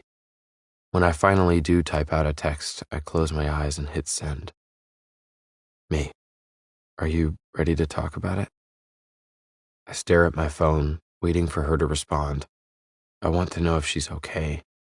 I want to be able to tell her my side. The fact that she's more than likely thinking the worst is killing me, and it feels as if I haven't been able to breathe since she found out about Sydney and me. Maggie, I'll never be ready, but it needs to be done. I'm home all night. As ready as I am to see her, I'm also scared to death. I don't want to see her heartbroken. Me, I'll be there in an hour. I grab my things and head straight out the door, straight back to the half of my heart that needs the most mending. I have a key to her place. I've had a key to her place for 3 years, but I haven't had to ring her doorbell in all that time. I'm ringing her doorbell right now, and it doesn't feel right. It feels as though I'm asking permission to break through an invisible barrier that shouldn't even be here in the first place. I take a step away from the door and wait. After several painfully long seconds, she opens the door and makes brief eye contact with me as she steps aside to let me in. I pictured her on the drive over with her hair a mess, makeup smudged underneath her eyes from all the crying, and sporting 3-day-old pajamas. The typical heartbroken attire for a girl who just lost all trust in the man she loves. I think I would rather she looked the way I pictured her than how she actually looks. She's dressed in her typical jeans, and her hair is neatly pulled back. There isn't a smudge of makeup on her face or a tear in her eyes. She gives me a faint smile as she closes the front door. I watch her closely because I'm not sure what to do. Of course, my first instinct is to pull her to me and kiss her, but my first instinct probably isn't the best. Instead, I wait until she goes into her living room. I follow her, wishing more than anything that she would turn toward me and throw her arms around me. She does turn to face me before she takes a seat, but she doesn't throw her arms around me. Well, she signs, how do we do this? Her expression is hesitant and pained, but at least she's confronting it. I know this is hard for her. How about we quit acting like we're not allowed to be ourselves? I sign. This has been the hardest 3 days of my life, and I can't go another second without touching you. I don't give her a chance to respond before my arms are wrapped around her and I'm pulling her against me. She doesn't resist. Her arms wrap tightly around me, and as soon as my cheek is pressed against the top of her head, I feel her begin to cry. This is the Maggie I need. The vulnerable Maggie. The Maggie who still loves me, despite what I've put her through. I hug her and pull her to the couch, keeping her secured against me as I sit with her now on my lap. We continue to hold each other, neither of us knowing how to begin the conversation. I press a long kiss into her hair. What I wouldn't give to just be able to whisper all my apologies into her ear. I want her as close to me as possible while I tell her how sorry I am, but I can't do that and sign everything I need to say at the same time. I hate these moments in life where I'd give anything to be able to communicate the same way so many others take for granted. She slowly lifts her face, and I reluctantly let her pull back. She keeps her palms pressed against my chest and looks me directly in the eyes. Are you in love with her? She asks. She doesn't sign her question. She only speaks it. The fact that she doesn't sign it makes me think it was too hard for her to even ask. So hard that maybe she doesn't really want to know the answer, so she didn't really want me to understand her question. I did understand it. I grab both of her hands pressed against my chest and I lift them, kissing each of her palms before releasing her hands to answer her. I'm in love with you, Maggie. Her expression is tight and controlled. That's not what I asked. I look away from her, not wanting her to see the struggle in my eyes. I close them and remind myself that lying won't get us back to where we need to be. Maggie's smart. She also deserves honesty, which isn't at all what I've been giving her. I open my eyes and look at her. I don't answer her with a yes or a no. I shrug because I honestly don't know if I'm in love with Sydney. How could I be when I'm in love with Maggie? It shouldn't be possible for the heart to love more than one person at once. She diverts her eyes away and scoots off my lap. She stands and slowly walks the length of the living room and back. She's thinking, so I give her a moment. I know my answer has hurt her, but I know a lie would have hurt her even more. She finally turns to me. I can spend all night asking you really brutal questions, Ridge. I don't want to do that. I've had a lot of time to think this through, and I have a lot I need to say to you. If brutal questions will help you, then ask me brutal questions, please. We've been together 5 years, and I can't let this tear us apart. She shakes her head, then takes a seat on the couch opposite me. I don't need to ask the questions because I already know all the answers. I just need to talk to you now about where we go from here. I lean forward, not liking where this is going. I don't like it at all. At least allow me to explain myself. You can't come to a decision about what happens to us without hearing me out first. She shakes her head again, and my heart clenches. I already know, Ridge. I know you. I know your heart. I've read your conversations with Sydney. I already know what you're going to tell me. You're going to tell me how much you love me, how you would do anything for me. You're going to apologize for developing feelings for another girl, despite how hard you tried to prevent that from happening. You're going to tell me you love me so much more than I know, and how your relationship with me is so much more important to you than your feelings for Sydney. You're going to tell me you'll do anything to make it up to me, and that I just need to give you a chance. You're probably going to be brutally honest with me also and tell me that you do have feelings for Sydney, but they don't compare to how you feel about me. She stands and moves to sit next to me on the couch. There are traces of tears in her eyes, but she isn't crying anymore. She faces me and begins signing again. And you know what, Ridge? I believe you. And I understand all of it, I do. I've read your conversations. It's as if I was right there sifting through it all while the two of you were attempting to fight whatever was developing between you. I keep telling myself to quit logging back into your account, but I can't stop. I've read those conversations 1,000,000 times. I deciphered every word, every sentence, every punctuation mark. I wanted to find the spot in your conversations that proved your disloyalty to me. I wanted to find the moment in your conversations where you became this despicable excuse for a man by admitting that what you felt for her was purely sexual. God, Ridge, I wanted to find that moment so bad, but I couldn't. I know you kissed her, but even the kiss seemed excusable after the two of you had that open discussion about it. I'm your girlfriend, and even I began to excuse it. I'm not saying what you did is readily forgivable by any means. You should have asked her to move out the second you felt compelled to kiss her. Hell, you shouldn't have ever asked her to move in if there was even the slightest possibility that you were attracted to her. What you did was wrong in every sense of the word, but what's so messed up is that I feel like I understand it. Maybe it's because I know you too well, but the fact that you're falling in love with Sydney is obvious, and I can't just sit back and share your heart with her, Ridge. I can't do it. No, no, no, no, no. I quickly pull her to me, wanting the comfort of her to subdue the panic building within me. She can be heartbroken. She can even be pissed or terrified. But the one thing I won't let her be is okay. She can't just be okay with this. Tears begin to sting my eyes as I hold her as if my embrace is somehow supposed to convince her of how I feel. I'm shaking my head no, trying to get her not to take this conversation where I'm afraid it's headed. I press my lips against hers in an attempt to make it all go away. I hold her face in the palms of my hands and try desperately to show her how I feel without having to pull apart from her again. Her lips part and I kiss her, something I've done on a regular basis for more than 5 years, but never with so much conviction or fear. Her mouth tastes of tears, and I'm not sure whose they are because we're both crying now. She pushes against my chest, wanting to speak to me, but I don't want her to. I don't want to watch her tell me how okay my feelings for Sydney are. They're not okay. They shouldn't be okay at all.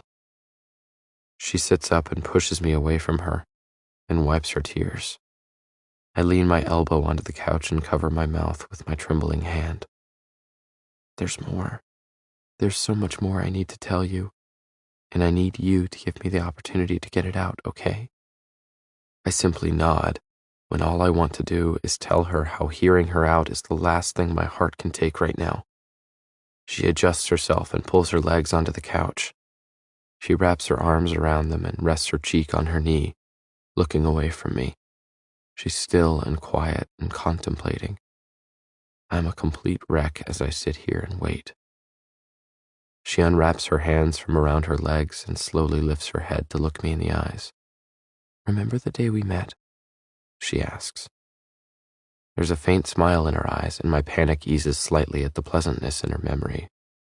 I nod. "I noticed you first, before I noticed Warren. When Warren approached me, I was hoping he was approaching me for you. I remember making eye contact with you over his shoulder because I wanted to smile at you so you would know that you caught my eye the same way I caught yours. But when I realized Warren wasn't approaching me for you, I was disappointed. There was something about you that tugged at me in a way that Warren didn't, but you didn't seem to have that same reaction to me. Warren was cute, so I agreed to go out with him, especially since I thought you weren't into me that day." I close my eyes and soak in her words for a moment. I never knew this. I'm not sure at this point that I want to know this. After several quiet moments, I reluctantly open my eyes again and let her finish.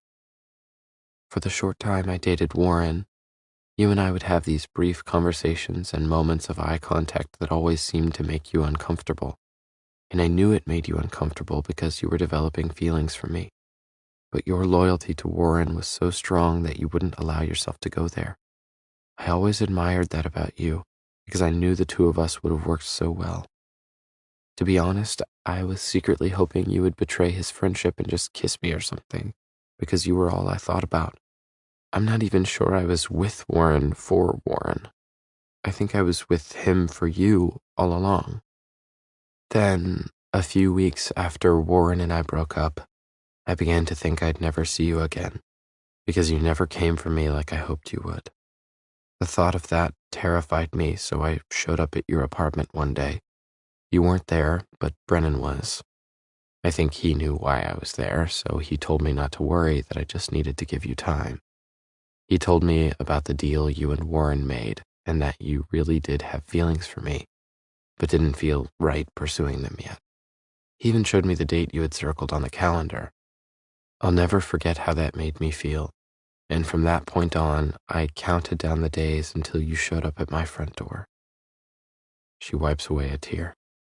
I briefly close my eyes and try to show her respect by not allowing myself to pull her to me again. But it's so hard. I never knew she came for me. Brennan never told me, and right now I'm struggling with wanting to let him know how pissed I am that he kept quiet, and how much I love him for informing Maggie of how I felt. I fell in love with you during that year of waiting for you. I fell in love with your loyalty to Warren. I fell in love with your loyalty to me. I fell in love with your patience and your willpower. I fell in love with the fact that you didn't want to start things out wrong with us. You wanted everything to be as right as it could be, so you waited an entire year. Believe me, Ridge, I know how hard it was, because I was waiting right along with you. I lift my hand and wipe a tear from her cheek, then let her finish. I swore I wouldn't allow my illness to interfere with us. I wouldn't let it prevent me from completely falling in love with you. I wouldn't let it be my crutch to push you away. You were so adamant that it didn't matter to you, and I was so desperate to believe you. We were both lying to ourselves. I think my illness is the thing you love the most about me." My breath catches in my throat. Those words hurt me more than any words ever have.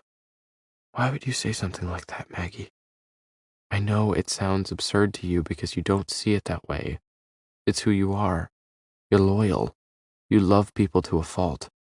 You want to take care of everyone around you, including me, Brennan, Warren, Sydney. It's just who you are. And seeing how Warren treated me back then made you want to jump in and become my hero. I'm not saying you don't love me for me, because I know you do. I just think you love me the wrong way. I run my palm over my forehead and try to squeeze the pain away. My head can't take another second of listening to how incredibly wrong she is. Maggie, stop. If you're about to use your illness as an excuse to leave me, I won't listen to it. I can't. You're talking like you're about to just give up on us, and it's scaring the living hell out of me. I didn't come here for you to give up. I need you to fight with me. I need you to fight for us. She tilts her head to the side, slowly shaking it in disagreement. I shouldn't have to fight for us, Ridge. I fight every goddamn day of my life just to survive. I should be able to revel in us, but I can't. I'm constantly living in fear that I'm going to upset you or make you angry because you want so badly to form a protective bubble around me. You don't want me taking risks or doing anything that causes me one iota of stress. You don't see the point in my going to college since we both know my fate. You don't see the point in me having a career because you think it's better if I just let you take care of me while I take it easy. You don't understand my yearning to experience the things that give people that rush of adrenaline. You get mad when I bring up the idea of traveling because you don't think it's safe for my health.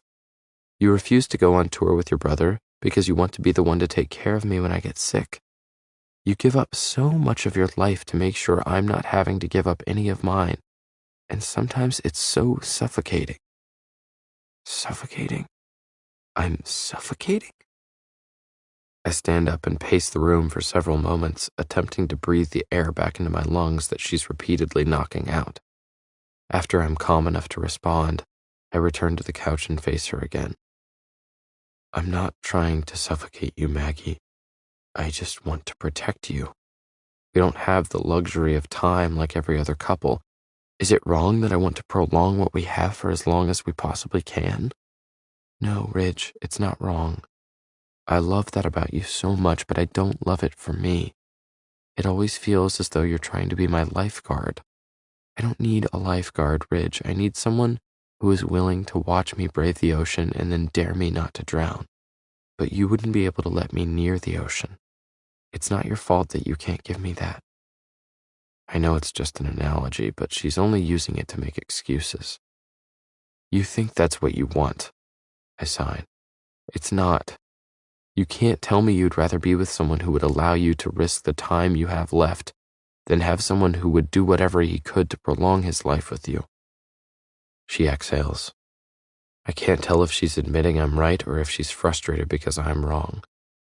She looks me square in the eyes and leans forward, then briefly presses her lips to mine. As soon as I lift my hands to her face, she pulls back again. I've known all my life that I could die at any moment. You don't know what that's like, Ridge, but I want you to try to put yourself in my shoes. If you knew all your life that you were going to die at any moment, would you be okay with just barely living? Or would you live as hard as you could?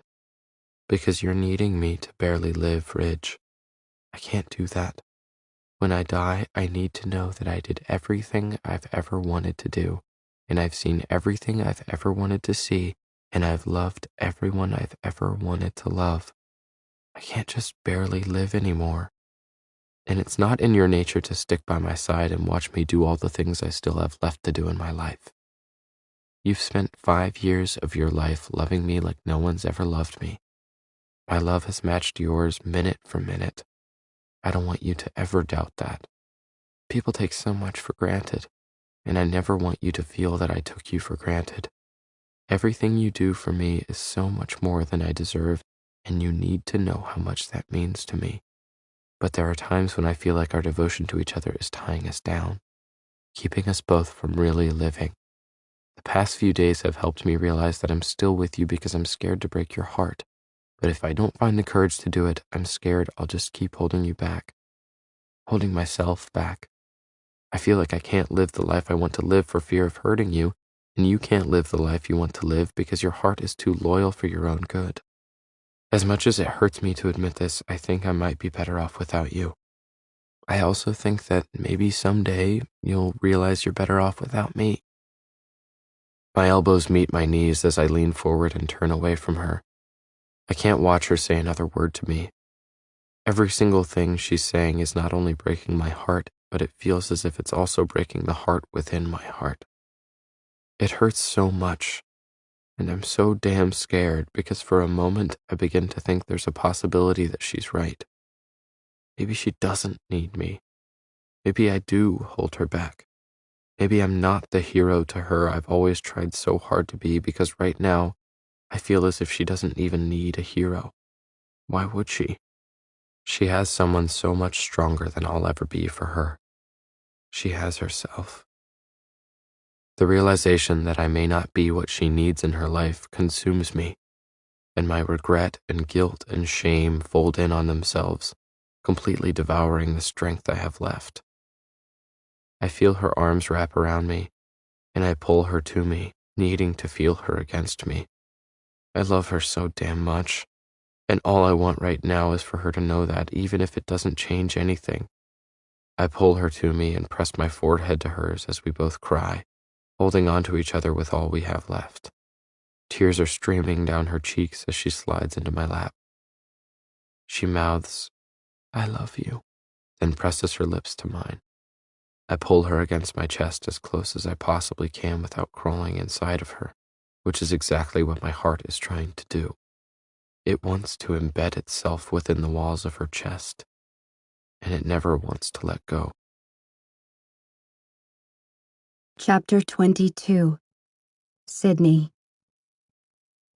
My cable won't be connected until next week. My eyes hurt from reading too much and maybe also from crying. I finally put a down payment on a car with my leftover student loans, but until I get a job, I can't really afford the gas. I'd better find a job soon because I'm pretty sure I've fictionalized how great living alone is. I'm tempted to try to get my job back at the library, even if I have to beg. I just need something to keep me busy. I'm freaking bored. So bored that I'm looking at my hands counting random things that make absolutely no sense to even be counting. 1. The number of people constantly on my mind. Ridge. 2. The number of people I wish would contract a sexually transmitted disease. Hunter and Tori. 3. The number of months since I broke up with my lying, cheating bastard of a boyfriend. 4. The number of times Warren has checked up on me since I moved out of the apartment. 5. The number of times Warren has knocked on my door in the last 30 seconds. 6. The number of days since I last saw Ridge. 7. The number of feet from my couch to the front door. I open the door, and Warren doesn't even wait for me to invite him in. He smiles and slips past me, holding 2 white bags in his hands. "I brought tacos," he says. "I was driving by on my way home from work and thought you might want some." He sets the bags on my kitchen counter, then walks to the sofa and plops down. I close the door and face him. "Thanks for the tacos, but how do I know you aren't pranking me? Would you do switch the beef out with tobacco?" Warren looks up at me and grins, impressed. "Now that's a genius prank idea, Sydney. I think you might finally be getting the hang of it." I laugh and take a seat next to him. Figures, now that I have no roommates to prank. He laughs and pats my knee. "Bridget doesn't get off work until midnight. Want to go catch a movie?" My head sinks into the back of the couch almost as quickly as my heart sinks into my stomach. I hate feeling as if he's only here because he feels sorry for me. The last thing I want to be is someone's worry. "Warren, you don't have to keep coming by here to check on me every day. I know you're trying to be nice, but I'm fine." He shifts his weight on the couch so that he's facing me. "I'm not coming by here because I feel sorry for you, Sydney. You're my friend. I miss having you around the apartment. And I might be coming by here because I feel a tad bit remorseful for treating you like complete shit the night Maggie was admitted to the hospital. I nod. Yeah, you were quite the asshole that night. I know. He laughs. Don't worry, Ridge hasn't let me forget it. Ridge. God, even hearing his name hurts. Warren realizes his slip-up when he sees the change in my expression. Shit, sorry. I press my palms into the couch and stand up, wanting to escape the awkwardness of our conversation. It's really not a subject I need to be talking about anyway. Well, are you hungry? I ask as I head to the kitchen. I just spent hours slaving over the stove to make these tacos, so you'd better eat one. Warren laughs, walks into the kitchen with me, and takes one of the tacos. I unwrap one and lean against the bar, but before I even bring it to my mouth, I become too nauseated to eat. In all honesty, I haven't slept or eaten very much in the 6 days since I moved out.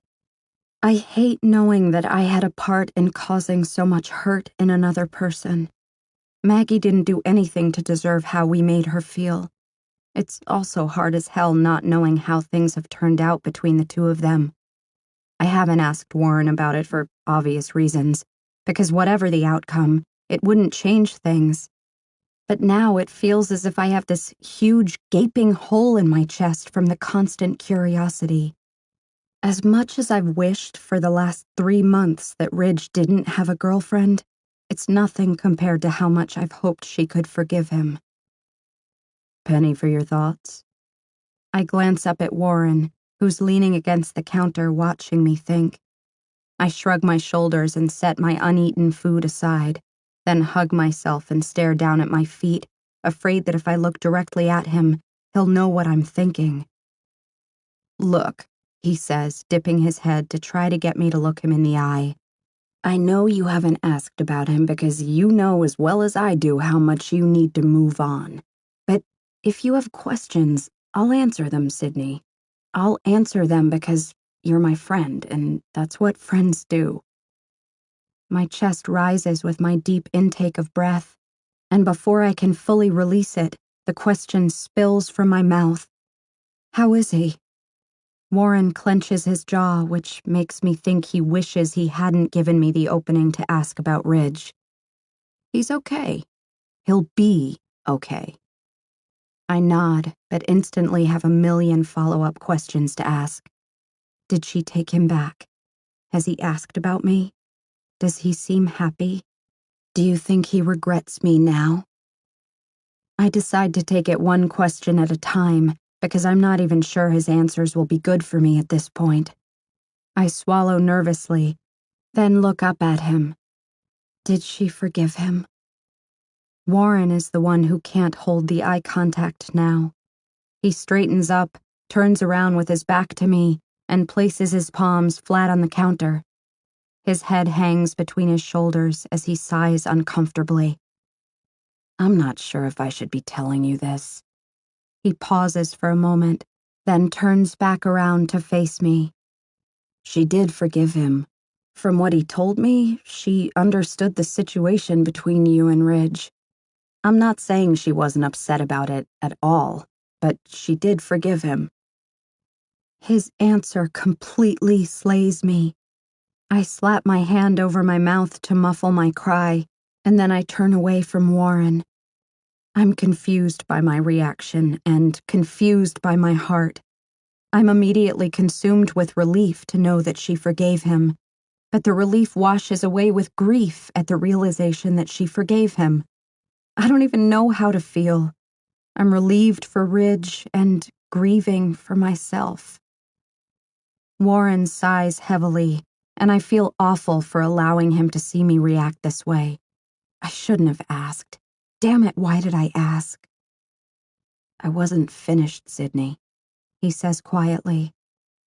I shake my head and keep facing the opposite direction while he gets out the rest of what he wants to say.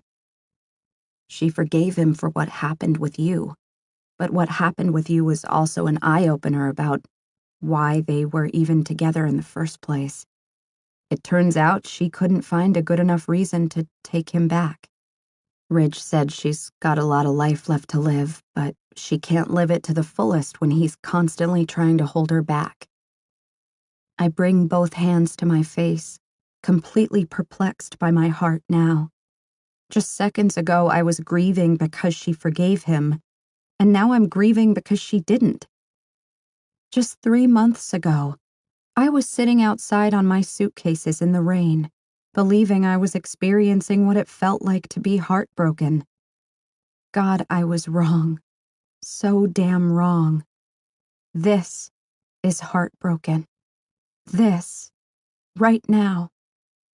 Warren's arms wrap around me, and he pulls me to him.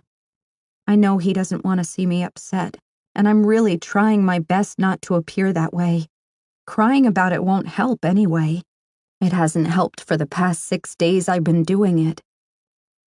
I pull away from Warren and walk to the counter where I tear off a paper towel. I wad it up and wipe my eyes with it. I hate feelings, I say as I sniffle back more tears. Warren laughs and nods in agreement.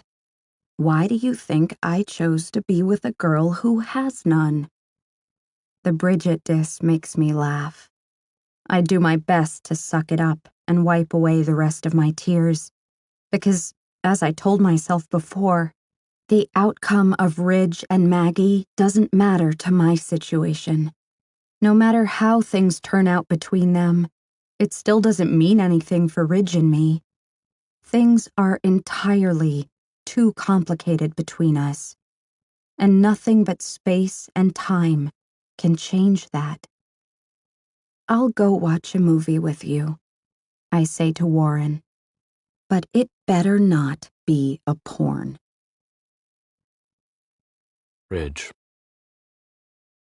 Give me my damn keys, Ridge, Warren signs. I calmly shake my head for the 3rd time in 5 minutes. I'll give you the keys when you tell me where she lives. He glares at me hard, still refusing to budge. I've had his keys for most of the day now, and I'll be damned if I'll give them back before he gives me the information I need. I know it's only been 3 weeks since Maggie broke up with me, but I haven't been able to stop thinking about how everything I've done to Sydney has affected her. I need to know if she's okay. I've gone this long without contacting her simply because I'm not sure what I'll say when I eventually do see her. All I know is that I need to see her, or I'll more than likely never sleep again. It's been more than 3 weeks since the last time I had a full night's sleep, and my mind just needs reassurance. Warren sits across from me at the table, and I return my attention to the computer in front of me. Despite the fact that I want to blame my entire past few weeks on computers, I know that it was all my fault. So I sucked it up and bought a new one. I still have to rely on a computer for income, unfortunately. Warren reaches across the table and slams my laptop shut, forcing me to look up at him. Nothing good will come of it, he signs. It's only been 3 weeks since you and Maggie ended things. I'm not giving you Sydney's address because you don't need to see her. Now give me my keys or I'm taking your car. I grin smugly. Good luck finding my keys. They're in the same spot I hid yours. He shakes his head in frustration. Why are you being such a dick, Ridge? She's finally on her own and making a life for herself and doing well, and you want to barge in and confuse her all over again? How do you know she's doing well? Do you talk to her? The desperation in my question surprises me because I didn't know until this second just how much I need her to be okay. Yeah, I've seen her a few times. Bridget and I had lunch with her yesterday. I fall back against my chair, slightly annoyed that he didn't tell me this, but relieved to know she's not holed up in her apartment, devastated. Has she asked about me? Does she know about Maggie and me? He nods. She knows. She asked how things went with the two of you, so I told her the truth. She hasn't brought it up since then. Jesus Christ. Knowing that she knows the truth should relieve my worry, but it only intensifies it. I can't imagine what she must think about my lack of communication with her now that she knows about Maggie. The fact that I haven't contacted her at all probably has her believing I blame her. I lean forward and look pleadingly to Warren. Please, Warren, tell me where she lives. He shakes his head. Give me my keys. I shake my head. He rolls his eyes at our matched stubbornness and pushes himself away from the table, then storms off to his room. I open my text to Sydney and begin scrolling through them as I do every single day, wishing I had the courage to text her. I'm afraid it will be easier for her to shut me out through a text than it would be if I were to show up at her front door, which is why I haven't texted her. Despite the fact that I don't want to agree with Warren, I know that nothing good will come from my contacting her. I know we're not in a place to start a relationship, and seeing her in person would only exacerbate how much I miss her. However, knowing what I should do and abiding by what I should do are two completely different things. My light flicks on. Seconds later, my shoulders are being violently shaken. I smile through the grogginess, knowing by Warren's presence alone that I've got him right where I want him. I turn over and look up at him. Something wrong? I sign. Where are they? Where are what? My condoms, Ridge. Where the hell did you hide my condoms? I knew that if stealing his keys didn't work, then stealing his condoms would. I'm just glad he thought to put on shorts before leaving Bridget in his bed and storming into my room. You want your condoms? I sign. Tell me where she lives. Warren runs his palms over his face, and from the looks of it, I think he's groaning. Forget it. I'll go to the store and buy new ones. Before he turns to walk out of my room, I sit up on the bed. How do you plan on driving to the store? I have your keys, remember? He pauses for a second, and then his face relaxes when he's hit with a new epiphany. I'll take Bridget's car. Good luck finding her keys. Warren stares at me hard for several seconds, then finally slumps his shoulders and turns toward my dresser. He grabs a pen and paper and writes something down, wads it up, and throws it at me. Here's her address, asshole. Now give me my keys. I unfold the paper and double-check to make sure he actually wrote an address down. I reach behind my nightstand and grab his box of condoms and toss it to him. That should do you for now. I'll tell you where your keys are after I confirm that this is really her address. Warren pulls one of the condoms out of the box and tosses it at me. Take this with you when you go, because that's definitely her address. He turns and leaves the room, and no sooner is he gone than I'm up and dressed and heading out the front door. I don't even know what time it is. I don't even care. Chapter 23. Sydney. Sound triggers. They happen a lot, but mostly when I hear certain songs, especially songs Hunter and I both loved. If I listen to a song during a particularly depressing period, then hear it later on down the road, it brings back all the old feelings associated with that song. There are songs I used to love that now I absolutely refuse to listen to. They trigger memories and feelings I don't want to experience again. My text tone has become one of those sound triggers. Namely, Ridge's text tone. It's very distinct, a snippet from the demo of our song, Maybe Someday. I assigned it to him after I heard the song for the first time. I'd like to say that sound trigger is a negative one, but I'm not so sure it is. The kiss I experienced with him during the song certainly led to negative feelings of guilt, but the kiss itself still turns my heart into a hot mess just thinking about it. And I think about it a lot. Way more than I should. In fact, I'm thinking about it right now as the snippet of our song pours from the speakers of my cell phone, indicating that I'm receiving a text. From Ridge. I honestly never expected to hear that sound again. I roll over on my bed and stretch my arm to the nightstand, my now trembling fingers grasping at my phone. Knowing that I've received a text from him has once again wreaked havoc with my organs, and they've forgotten how to function properly. I pull the phone to my chest and close my eyes, too nervous to read his words. Beat, beat, pause. Contract, expand. Inhale, exhale. I slowly open my eyes and hold up the phone, then unlock the screen. Ridge, are you home? Am I home? Why would he care if I were home? He doesn't even know where I live.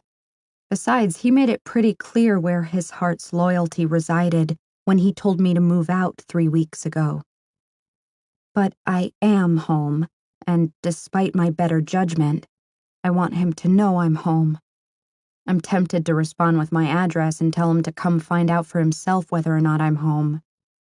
Instead, I go with something safer, something less telling. Me. Yes. I pull the covers off and sit up on the edge of the bed, watching my phone, too afraid even to blink. Ridge, you're not answering the door. Am I at the wrong apartment? Oh God. I hope he's at the wrong apartment. Or maybe I hope he's at the right apartment. I can't really tell because I'm happy he's here, but I'm pissed off that he's here. These conflicting feelings are exhausting. I stand and run out of my bedroom, straight to my front door. I peer through the peephole, and sure enough, he's at my front door. Me. You're outside my door, so yeah, right apartment.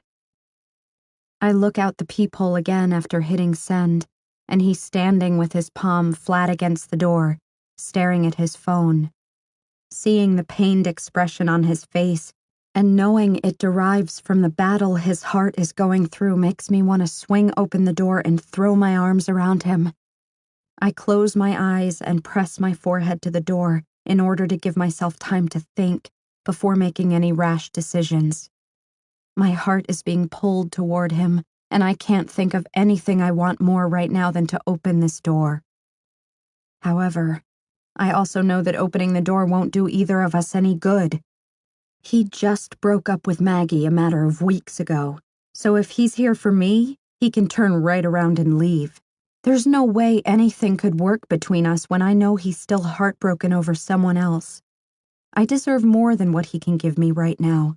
I've been through too much this year to let someone screw with my heart like this. He shouldn't be here. Ridge, can I come in? I turn until my back is pressed against the door. I clutch the phone to my chest and squeeze my eyes shut. I don't want to read his words. I don't want to see his face. Everything about him makes me lose sight of what's important, what's best for me. He isn't what's best for my life right now, especially considering what he's gone through in his own life, and I should walk away from this door and not let him in. But everything in me wants to let him in. Please, Sydney. The words are almost an inaudible whisper through the other side of the door, but I definitely heard them. Every single part of me heard them. The desperation in his voice, combined with the simple fact that he spoke, completely slays me. I allow my heart to make my decision for me this time, as I slowly face the door. I turn the lock and slide the latch loose, then open the door. I can't describe what it feels like to see him standing in front of me again without using the term terrifying. Everything about the way he makes me feel is absolutely terrifying. The way my heart wants to be held by him is terrifying. The way my knees seem to forget how to hold me up is terrifying. The way my mouth wants to be claimed by his is terrifying. I do my best to hide what his presence does to me by turning away from him and walking toward the living room. I don't know why I'm trying to hide my reaction from him, but isn't that what people do? We try so hard to hide everything we're really feeling from those who probably need to know our true feelings the most. People try to bottle up their emotions, as if it's somehow wrong to have natural reactions to life. My natural reaction in this moment is to turn and hug him, regardless of the reason he's here. My arms want to be around him, my face wants to be pressed against his chest, my back wants to be cradled by him. Yet I'm standing here trying to pretend that's the last thing I need from him. Why? I inhale a calming breath, then turn around when I hear him close the front door behind him. I lift my eyes to meet his, and he's standing several feet in front of me, watching me. I can tell by the tightness in his expression that he's doing exactly what I'm doing.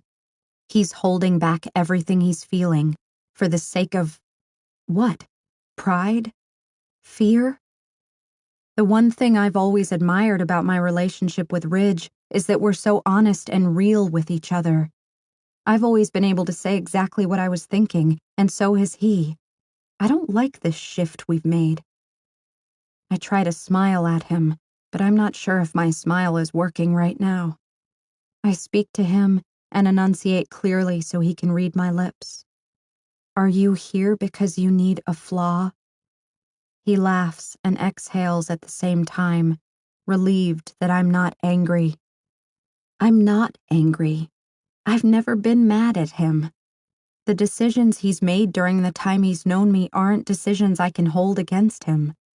The only thing I hold against him is the night he kissed me and ruined me for every other kiss I'll ever experience. I take a seat on the couch and look up at him. Are you okay? I ask. He sighs and I quickly look away. It's hard enough being in the same room as him right now, but even harder to make eye contact with him. He completes the walk into the living room and sits on the couch next to me. I debated buying more furniture, but one couch was all I could afford. A love seat at that. I'm not so sure I'm sad about my lack of furniture, though, because his leg is touching my thigh, and the simple contact causes heat to roll through me like a riptide. I look down at our knees when they brush together and realize I'm still wearing the t-shirt I threw on right before I went to bed. I guess I was so shocked by the fact that he said he was at my apartment door that I didn't concern myself with how I looked. I'm in nothing but an oversized cotton t-shirt that falls to my knees, and my hair is more than likely a wreck. He's in jeans and a gray Sounds of Cedar t-shirt. I would say I feel underdressed, but I'm actually dressed appropriately for what I was doing before he showed up, which was going to bed. Ridge, I don't know if I'm okay. Are you okay?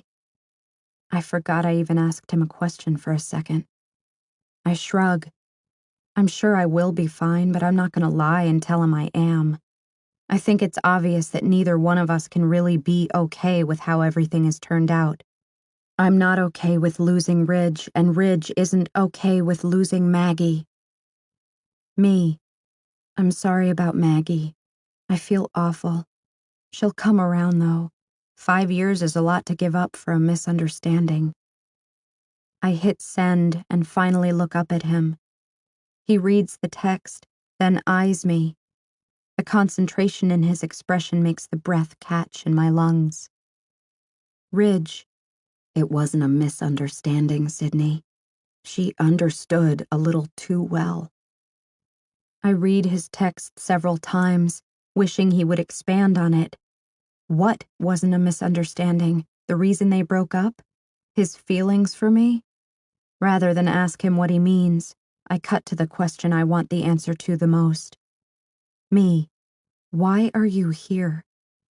He works his jaw back and forth before responding. Ridge, do you want me to leave? I look at him and slowly shake my head no. Then I pause and shake my head yes. Then I pause again and just shrug. He smiles endearingly, completely understanding my confusion. Me. I guess whether or not I want you here depends on why you're here. Are you here because you need me to try to help you win back Maggie? Are you here because you miss me? Are you here because you want to try to work out some sort of friendship? Ridge, would I be wrong if I answered none of the above? I don't know why I'm here. Part of me misses you so much it hurts, while part of me wishes I never even met you to begin with. I guess today is one of the days I was hurting, so I stole Warren's keys and forced him to give me your address. I didn't think this through or come up with any kind of speech. I just did what my heart needed me to do, which was to see you. His brutally honest reply melts my heart and pisses me off all at the same time. Me, what about tomorrow? What if tomorrow is one of the days you wished you never met me? What am I supposed to do then?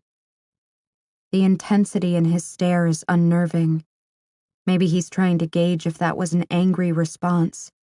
I'm not sure if it was or not. I'm not sure how I feel about the fact that he doesn't even know why he's here. He doesn't respond to my text, and it proves one thing. He's having the same internal conflict with himself that I've been having. He wants to be with me, but he doesn't. He wants to love me, but he doesn't know if he should. He wants to see me, but he knows he shouldn't. He wants to kiss me, but it would hurt just as much as it did the first time he kissed me and had to walk away. I suddenly feel uncomfortable staring at him. We're way too close together on this couch, yet my body is making it very clear to me that it doesn't think we're close enough at all. What it's wishing would happen right now are all the things that aren't.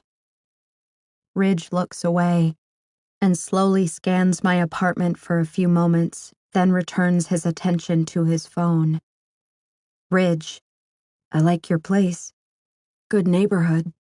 Seems safe. I almost laugh at his text and the casual conversation he's trying to make, because I know we're no longer in a place for casual conversation. We can't be friends at this point. We also can't be together with so much against us. Casual conversation has no place between us right now. Yet I can't bring myself to reply any differently. Me, I like it here. Thank you for helping me out with the hotel until I could move in. Ridge, it was the least I could do. Absolutely the least I could do. Me, I'll pay you back as soon as I get my first paycheck. I got my job back at the campus library, so it should only be another week. Ridge, Sydney, stop. I don't even want you to offer. I have no idea what to say in response. This whole situation is awkward and uncomfortable because we're both dancing around all the things we wish we had the courage to do and say. I set my phone face down on the couch. I want him to know that I need a break. I don't like that we aren't being us. He takes the hint and lays his phone down on the armrest beside him, then sighs heavily as he drops his head against the back of the couch. The silence makes me wish I could experience the world from his perspective for once.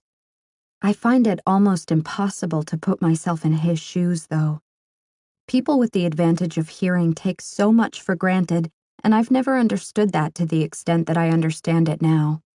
There's nothing being spoken between us, yet I understand by his heavy sigh that he's frustrated with himself. I understand how much he's holding back by the way his breaths are being sharply pulled in. I suppose his expertise in a silent world gives him an ability to read people, just in different ways. Instead of focusing on the sounds of my breath, he focuses on the rise and fall of my chest.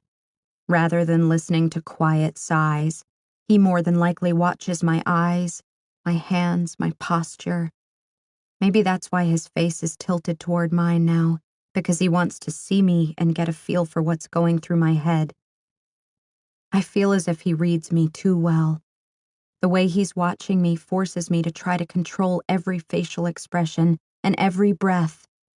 I close my eyes and lean my head back, knowing he's staring, trying to get a sense of where I am. I also wish I could just turn to him and tell him. I want to tell him how much I've missed him. I want to tell him how much he means to me. I want to tell him how horrible I feel, because before I showed up in his life, everything seemed perfect for him. I want to tell him that even though we both regretted it, that minute we spent kissing was the 1 minute out of my entire life that I wouldn't trade for the world. At moments like these, I'm thankful he can't hear me, or there would have been so many things spoken that I would regret. Instead, there are so many things left unsaid that I wish I had the courage to say.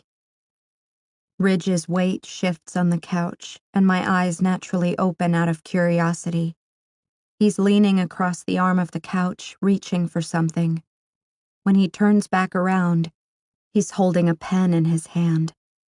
He smiles softly, then picks up my arm. He turns his body toward mine and presses the pen to my open palm.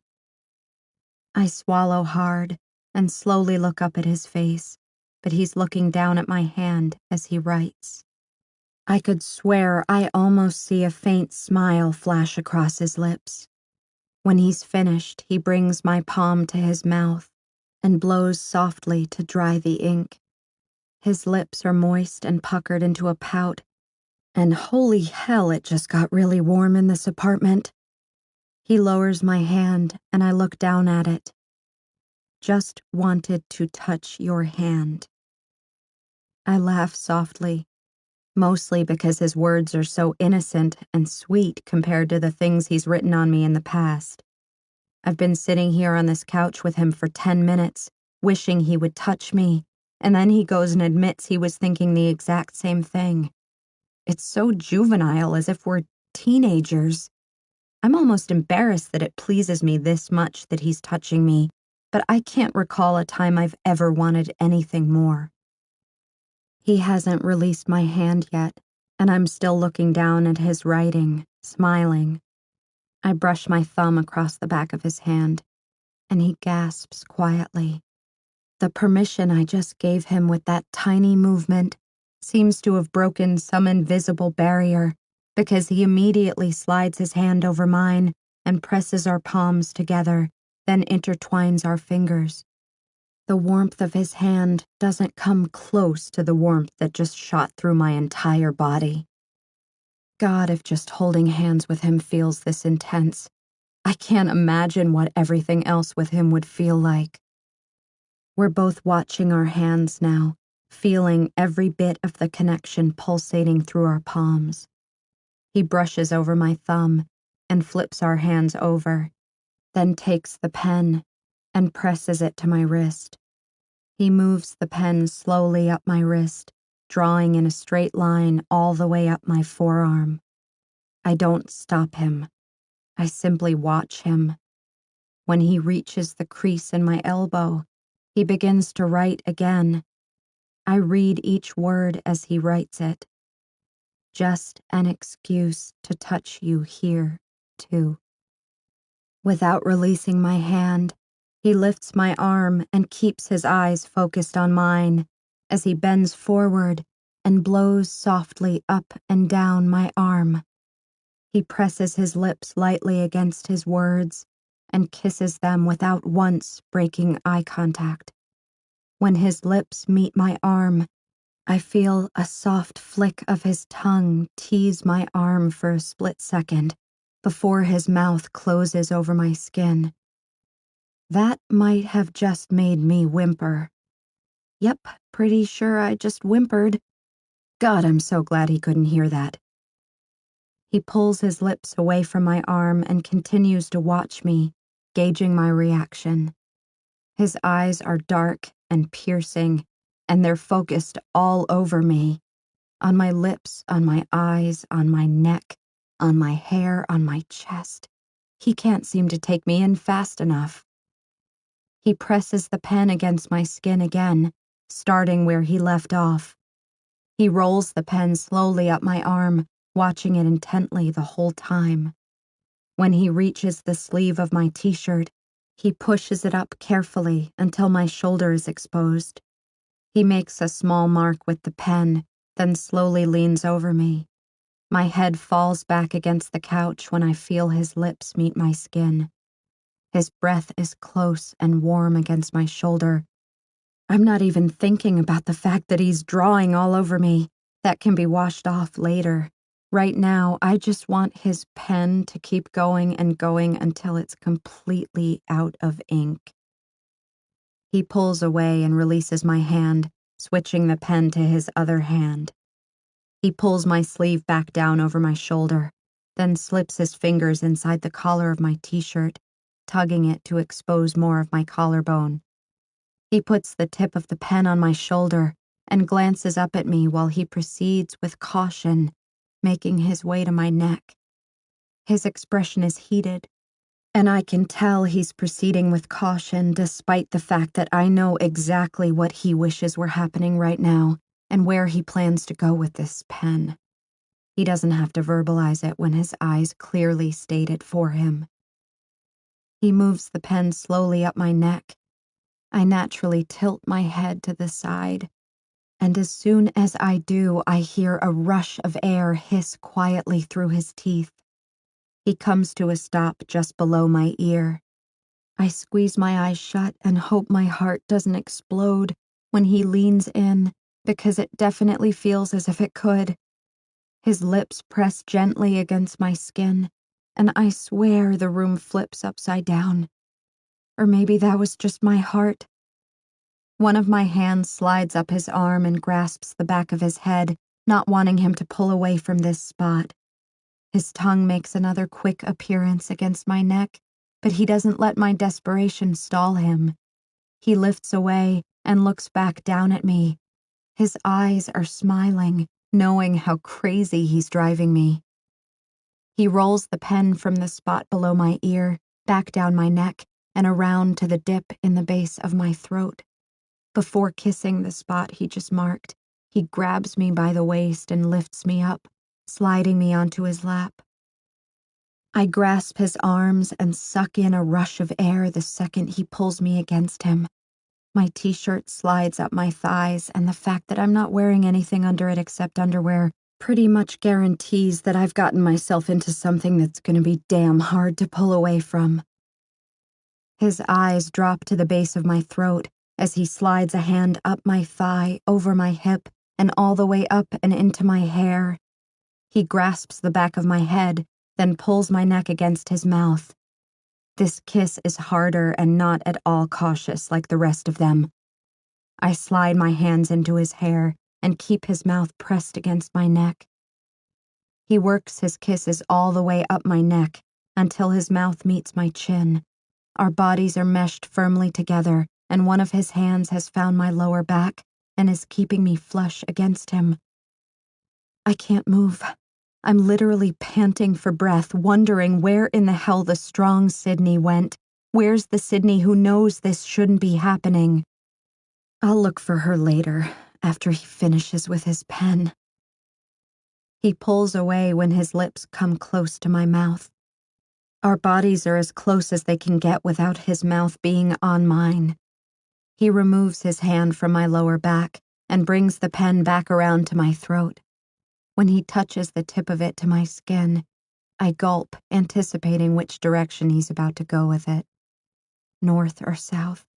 North or south, I don't really care. He begins to scroll upward, but then he stops. He pulls the pen away from my neck and shakes it, then touches it to my neck again. He makes another movement upward with the pen, but stops again. He pulls back slightly and frowns at the pen, which I'm assuming has just run out of ink. He looks back at me and tosses the pen over my shoulder. I hear it land on the floor behind me. His eyes drop to my lips, which I'm assuming would have been the pen's final destination. We're both breathing heavily, knowing exactly what's about to come next. What we're about to experience again, for the second time, knowing how much our first kiss affected us. I think he's as terrified as I am right now. I'm leaning all my weight into him because I've never been this weak. I can't think, I can't move, I can't breathe. I just need. He brings both hands to my cheeks and looks directly into my eyes. Your call, he whispers. Jesus Christ, that voice. I stare at him, not sure if I like that he just put the control in my hands. He wants this to be my decision. It's so much easier having someone else to blame when things go where they shouldn't. I know we shouldn't be putting ourselves into a situation we're only going to regret once it's over. I could put a stop to it right here. I could make it easier by asking him to leave now, rather than when things get even more complicated between us. I could slide off his lap and tell him he shouldn't be here, because he hasn't even had time to forgive himself for what happened with Maggie. I could tell him to go away and not come back until his heart isn't confused anymore about who it wants. If that day ever comes. There are so many things I could and should and need to do, but none of them is what I want to do. The pressure picks the worst possible time to break me, the worst possible time. I squeeze my eyes shut when I feel a tear begin to work its way out. It trickles down my cheek, falling slowly toward my jaw. It's the absolutely slowest descent a tear has ever made. I open my eyes, and Ridge is watching it. He's following the wet trail with his eyes, and I can see his jaw growing more tense with every second that passes. I want to reach up and wipe it away, but the last thing I want to do is hide it from him. My tears say a whole lot more about how I'm feeling right now than I'm willing to say in a text. Maybe I need him to know that this is hurting me. Maybe I want it to hurt him too. When the tear finally curves and disappears under my jaw, he brings his eyes back to mine. I'm surprised by what I see in them. His own tears. Knowing that he's hurting because I'm hurting shouldn't make me want to kiss him, but it absolutely does. He's here because he cares about me. He's here because he misses me. He's here because he needs to feel what we felt in our first kiss again, just as I do. I've wanted that feeling back since the second his mouth left mine and he walked away. I remove my hands from his shoulders and grab the back of his head, then lean into him, bringing my mouth so close to his that our lips brush. He grins. "Good call," he whispers. He closes the space between our mouths, and everything else falls away. The guilt, the worries, the concern over what happens after this kiss ends. It all melts away the second his mouth claims mine. He gently coaxes my lips apart with his tongue, and all the chaos running through my heart and head is eliminated when I feel his warmth inside my mouth. Kisses like his should come with a warning label. They can't be good for the heart. He runs a hand around to my upper thigh, then slips it beneath the hem of my t-shirt. His hand glides across my back, and he grips me tightly, then lifts his hips at the same time as he pulls me harder against him. Oh, my goodness. I become weaker and weaker with every rhythmic movement he creates with our bodies. I find whatever parts of him I can hold on to because I feel as if I'm falling.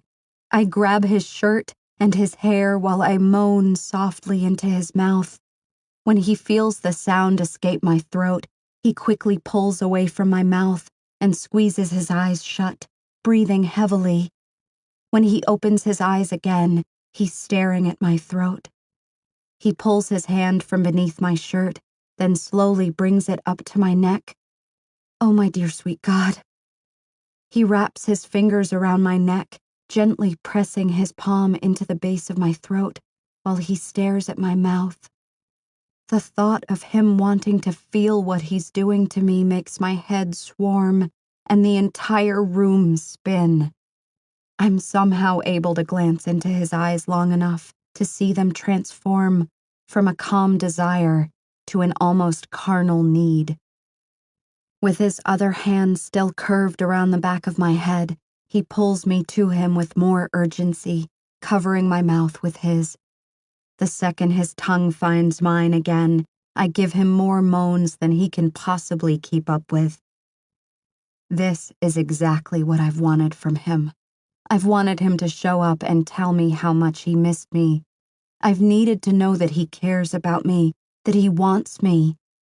I've needed to feel his mouth on mine again, so I could know that the way his first kiss made me feel wasn't just in my head this whole time.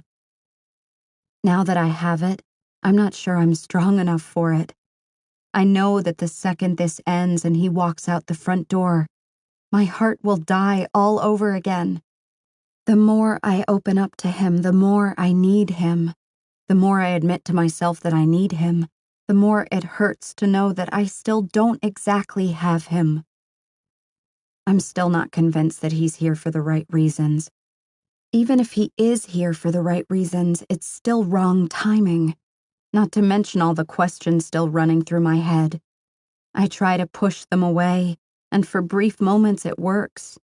When his hands graze my cheek or his lips close over mine, I forget all about those questions that I can't seem to run away from. But then he'll pause to catch his breath, and he'll look me in the eye, and all those questions just cram right back into the front of my head until they're so heavy that they're forcing more tears to want to escape. I clench his arms when the uncertainty begins to take over. I shake my head and try to push against him. He pulls away from my mouth and sees my doubt building, and he shakes his head to get me to stop analyzing this moment between us. His eyes are pleading as he strokes my cheek, pulls me flush against him, and tries to kiss me again, but I struggle out of his arms. "Ridge, no," I say. "I can't." I'm still shaking my head when his hand grips my wrist. I slide off his lap and keep walking until his fingers fall away from me. I walk straight to the kitchen sink and dispense soap into my hands, then begin scrubbing the ink off my arm. I reach into a drawer and pull out a rag, then wet it and press it to my neck. Tears are streaming down my cheeks as I try to wash away the reminders of what just happened between us. The reminders are going to make him that much harder to overcome. Ridge comes up behind me and places his hands on my shoulders. He turns me around to face him. When he sees that I'm crying, his eyes fill with apology, and he pulls the rag from my hand.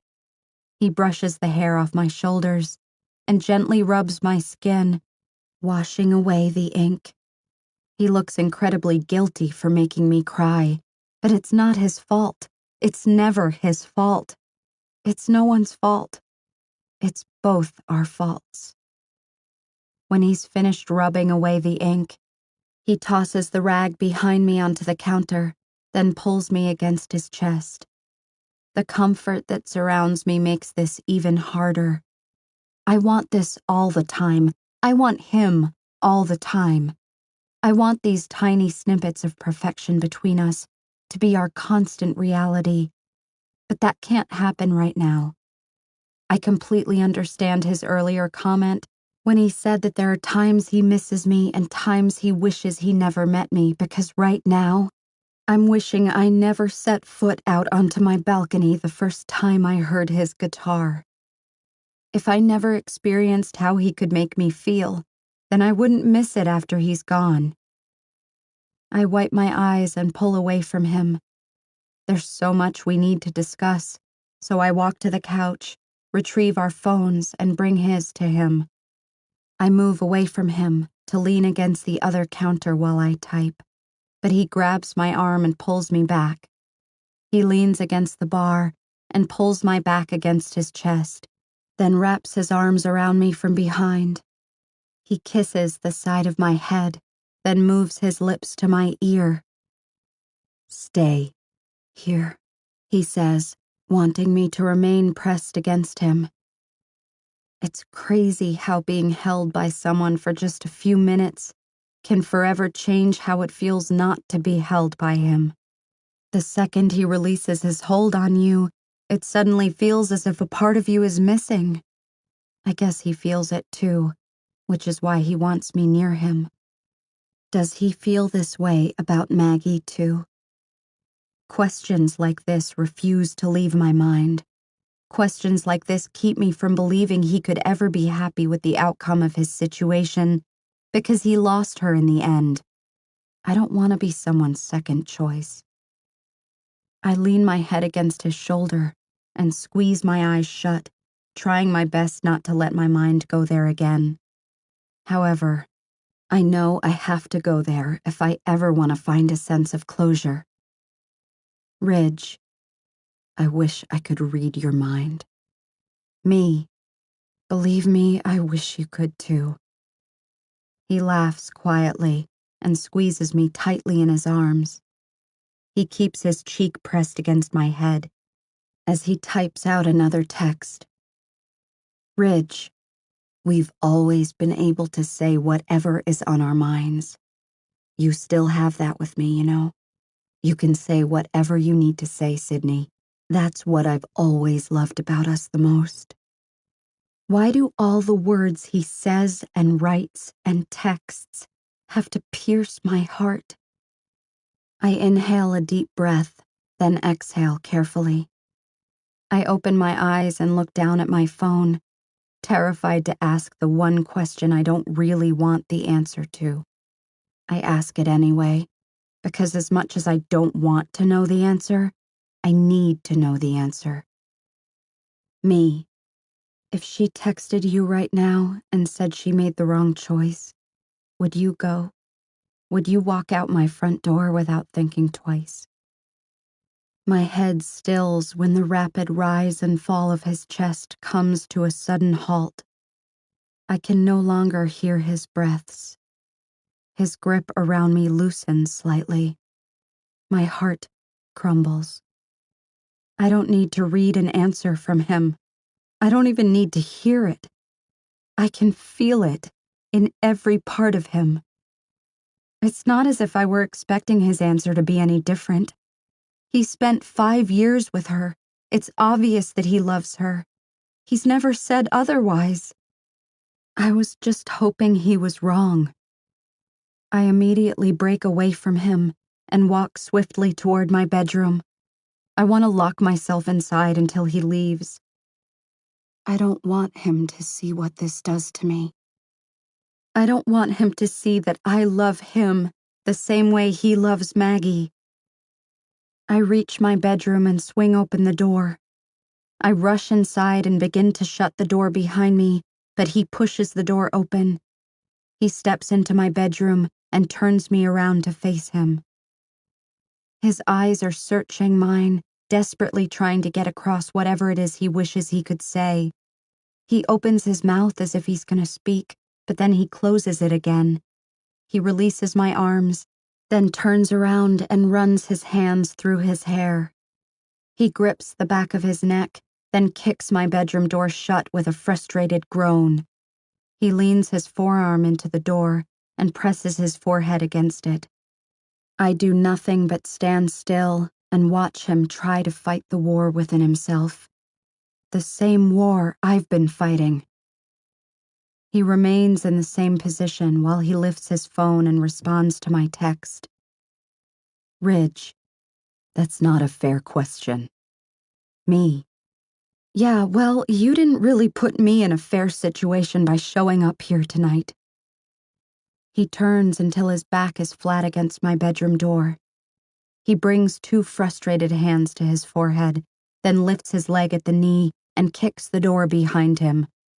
Seeing him struggle with who he really wants is more pain than I'm willing to endure. I deserve more than he can give me right now, and his conflict is screwing with my heart, screwing with my head. Everything with him is just too much. Me, I want you to leave. I can't be around you anymore.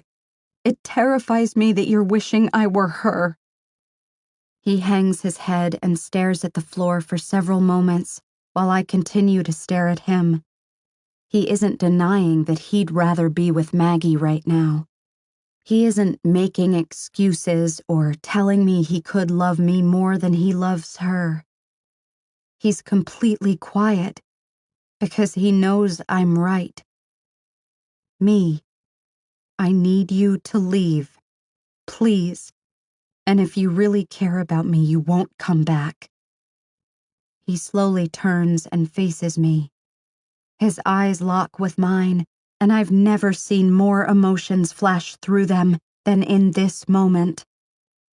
No, he says firmly. He begins walking toward me, and I begin backing away from him. He's shaking his head pleadingly. He reaches me just as my legs meet my bed, and then he grabs my face between his hands and presses his lips to mine. I shake my head and push against his chest. He steps away from me and winces, looking even more frustrated with his inability to communicate with me. His eyes search the room for whatever will help him convince me I'm wrong, but I know nothing can help our situation. He just needs to realize this too. He looks down at my bed, then back at me. He grabs my hand and pulls me around to the side of the bed. He places his hands on my shoulders and pushes me down until I'm seated. I have no idea what he's doing, so I don't resist. Yet. He continues to lower me until I'm lying with my back flat on the bed. He stands straight up and removes his t-shirt. Before he even has it completely over his head, I'm already attempting to roll off the bed. If he thinks sex will fix our situation, he's not as smart as I thought he was. No, he says again when he sees me trying to escape. The sheer conviction in his voice causes me to freeze, and I fall back against my mattress again. He kneels down on the bed, grabs a pillow, and lays it beside my head. He lies down next to me, and my whole body tenses from his close proximity. He picks up his phone. Ridge. Listen to me, Sydney. I stare at the text in anticipation of what he'll type next. When I notice that he's not even texting me a follow-up, I look at him. He shakes his head and pulls my phone from my hands, then tosses it beside him. He takes my hand and places it over his heart.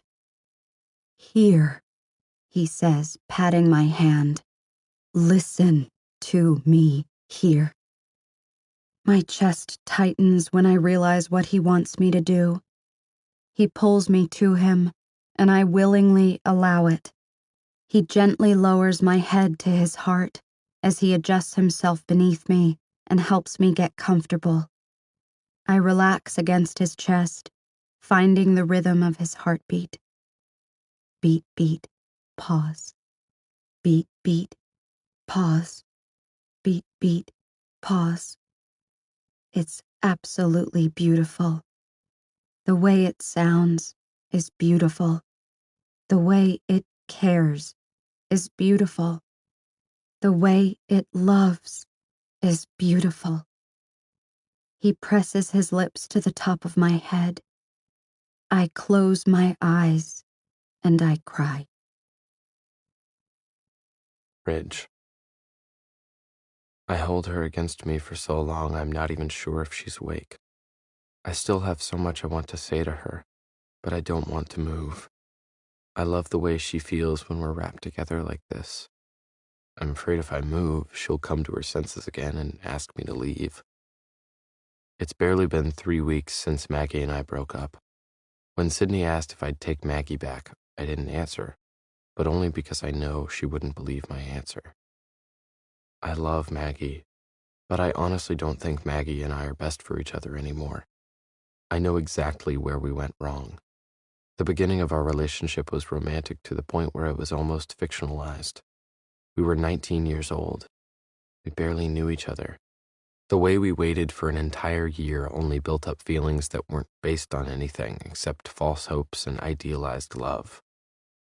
By the time Maggie and I were finally able to be together, I think we were more in love with the idea of us rather than with the actual us. Of course, I loved her. I still love her. But until I met Sydney, I had no idea how much my love for Maggie was built up from my desire to swoop in and save her. Maggie was right. I've done nothing for the past 5 years but try to be the hero who protects her. The problem? Heroines don't need protecting. When Sydney put me on the spot earlier, I wanted to tell her no, that I wouldn't take Maggie back. When she said she was terrified that I was wishing she were Maggie, I wanted to grab hold of her and prove to her how I've never, not once, wished I were anywhere else when I'm with her. I wanted to tell her the only regret I have is not realizing sooner which one of them I was better for, which girl I made more sense with, which girl I grew to love in a realistic, natural way, not in an idealized sense. I didn't say anything because I'm terrified she won't understand. I've chosen Maggie over her time and time again, and it's my own fault that I've put doubt into Sydney's head. And even though I know that the scenario she's painting could never happen because Maggie and I both accept that it's over, I'm not so sure I wouldn't take Maggie back. However, my decision wouldn't be because I want to be with Maggie more. It wouldn't even be because I love Maggie more. But how do I possibly convince Sydney of that when it's hard for me to comprehend? I don't want Sydney ever to feel like my second choice, when I know in my heart that she's the right choice, the only choice. I keep my arm around her and I pick up my phone. She lifts her head and rests her chin on my chest, looking up at me. I hand her back her phone, and she takes it, then turns away from me and presses her ear against my heart again. Me, do you want to know why I needed you to listen to me? She doesn't respond with a text. She just nods her head yes, remaining pressed against my chest. One of her hands is slowly tracing up and down from my waist to my arm. The feel of her hands against my skin is something I never want to become a memory. I lower my left hand to the back of her head and stroke her hair. Me. It's kind of a long explanation. Do you have a notebook I can write in? She nods and slides off me. She reaches into her nightstand and takes out a notebook and a pen. I readjust myself against her headboard. She hands me the notebook but doesn't move closer to me. I grab her wrist and part my legs, then motion for her to lie against me while I write. She crawls toward me and wraps her arms around my waist, pressing her ear to my heart again. I put my arms around her and prop the notebook on my knee, resting my cheek on top of her head. I wish there was an easier way for us to communicate so all the things I have to say to her could be instant. I wish I could look into her eyes and tell her exactly how I feel and what's on my mind, but I can't. And I hate that for us. Instead, I lay my heart out on paper. She remains still against my chest while I take almost 15 minutes to gather my thoughts and get them all down for her. When I'm finished, I hand her the notebook. She readjusts herself until her back is pressed against my chest. I keep my arms around her and hold her while she reads the letter. Sydney. I have no idea what to expect from the words he's just written, but as soon as he hands me the paper, I begin to soak every sentence up as quickly as my eyes can scan them. The fact that a barrier exists in the way we communicate makes every word I receive from him, in whatever form, something I feel the need to consume as quickly as possible. I don't know if I'm actually more aware of my own heartbeat than other people are of theirs, but I tend to believe I am. The fact that I can't hear the world around me leaves me to focus more on the world inside me. Brennan told me the only time he's aware of his own heartbeat is when it's quiet and he's being still. That's not the case for me because it's always quiet in my world. I'm always aware of my heartbeat. Always. I know its pattern. I know its rhythm. I know what makes it speed up and slow down, and I even know when to expect that. Sometimes I feel my heart react before my brain has the chance to. The reactions of my heart have always been something I was able to predict. Until a few months ago. The first night you walked out onto your balcony was the first night I noticed the change. It was subtle, but it was there. Just an extra little skip. I brushed it off because I didn't want to think it had anything to do with you. I liked how loyal my heart was to Maggie, and I didn't want my loyalty to her to change. But then, the first time I saw you singing along to one of my songs, it happened again. Only that time it was more obvious. It would speed up a little faster every time I saw your lips moving. It would start beating in places I never felt my heart beat before. That first night I saw you singing, I had to get up and go inside to finish playing because I didn't like how you made my heart feel. For the first time, I felt as though I had absolutely no control over it, and that made me feel horrible. The first time I walked out of my bedroom to find you standing in my apartment soaking wet from the rain, my God, I didn't know hearts could beat like that. I knew my heart like the back of my hand, and nothing had ever made it react like you did. I put the blankets on the couch for you as quickly as I could, pointed you in the direction of the bathroom, and immediately went back to my bedroom. I'll spare you the details of what I had to do while you were in my shower in order to calm myself down after seeing you up close for the first time. My physical reaction to you didn't worry me. Physical reactions are normal, and at that point my heart still belonged to Maggie. My heartbeats were all for Maggie. They always had been. But the more time I spent with you, the more you started to unintentionally infiltrate and steal some of those heartbeats. I did everything I could to prevent it from happening. For a while, I convinced myself that I was stronger than my heart, which is why I allowed you to stay. I thought what I felt for you was nothing but attraction, and that if I let myself have you in my fantasies enough, that would suffice in reality. However, I soon realized that the way I fantasized about you wasn't at all how guys normally fantasize about girls they're attracted to. I didn't imagine myself stealing kisses from you when no one was around. I didn't imagine myself sliding into your bed in the middle of the night and doing to you all the things we both wished I would do. Instead, I was imagining what it would feel like if you fell asleep in my arms. I was imagining what it would feel like to wake up next to you in the morning. I was imagining your smiles and your laughter and even how good it would feel to be able to comfort you when you cried. The trouble I had gotten myself into became obvious the night I put those headphones in your ears and watched you sing the song we created together. Watching those words pass your lips and knowing I couldn't hear them and feeling how much my heart ached for us in that moment, I knew what was happening was so much more than I could control. My strength was overpowered by my weakness for you. The second my lips touched yours, my heart split completely in two. Half of it belonged to you from that point on. Every other beat of my heart was for you. I knew I should have asked you to leave that night, but I couldn't bring myself to do it. The thought of saying goodbye to you hurt way too much. I had planned on asking you to move out the next day, but once we talked through everything, the ease with which we dealt with our situation gave me more excuses to ignore it. Knowing we were both fighting it gave me hope that I could give back to Maggie the part of my heart I had lost to you. The weekend of Warren's party was when I realized it was too late. I spent the entire night of the party trying not to watch you, trying not to be obvious, trying to keep my attention focused on Maggie where it should have been.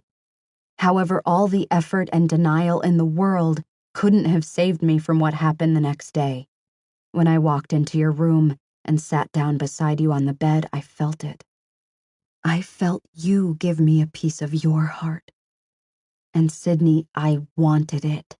I wanted your heart more than I've ever wanted anything. The second I reached down and held your hand in mine, it happened. My heart made its choice, and it chose you. My relationship with Maggie was a good one, and I never want to disrespect what I had with her. When I told you I've loved her since the moment I met her, and that I'd love her until the moment I die, I was being honest.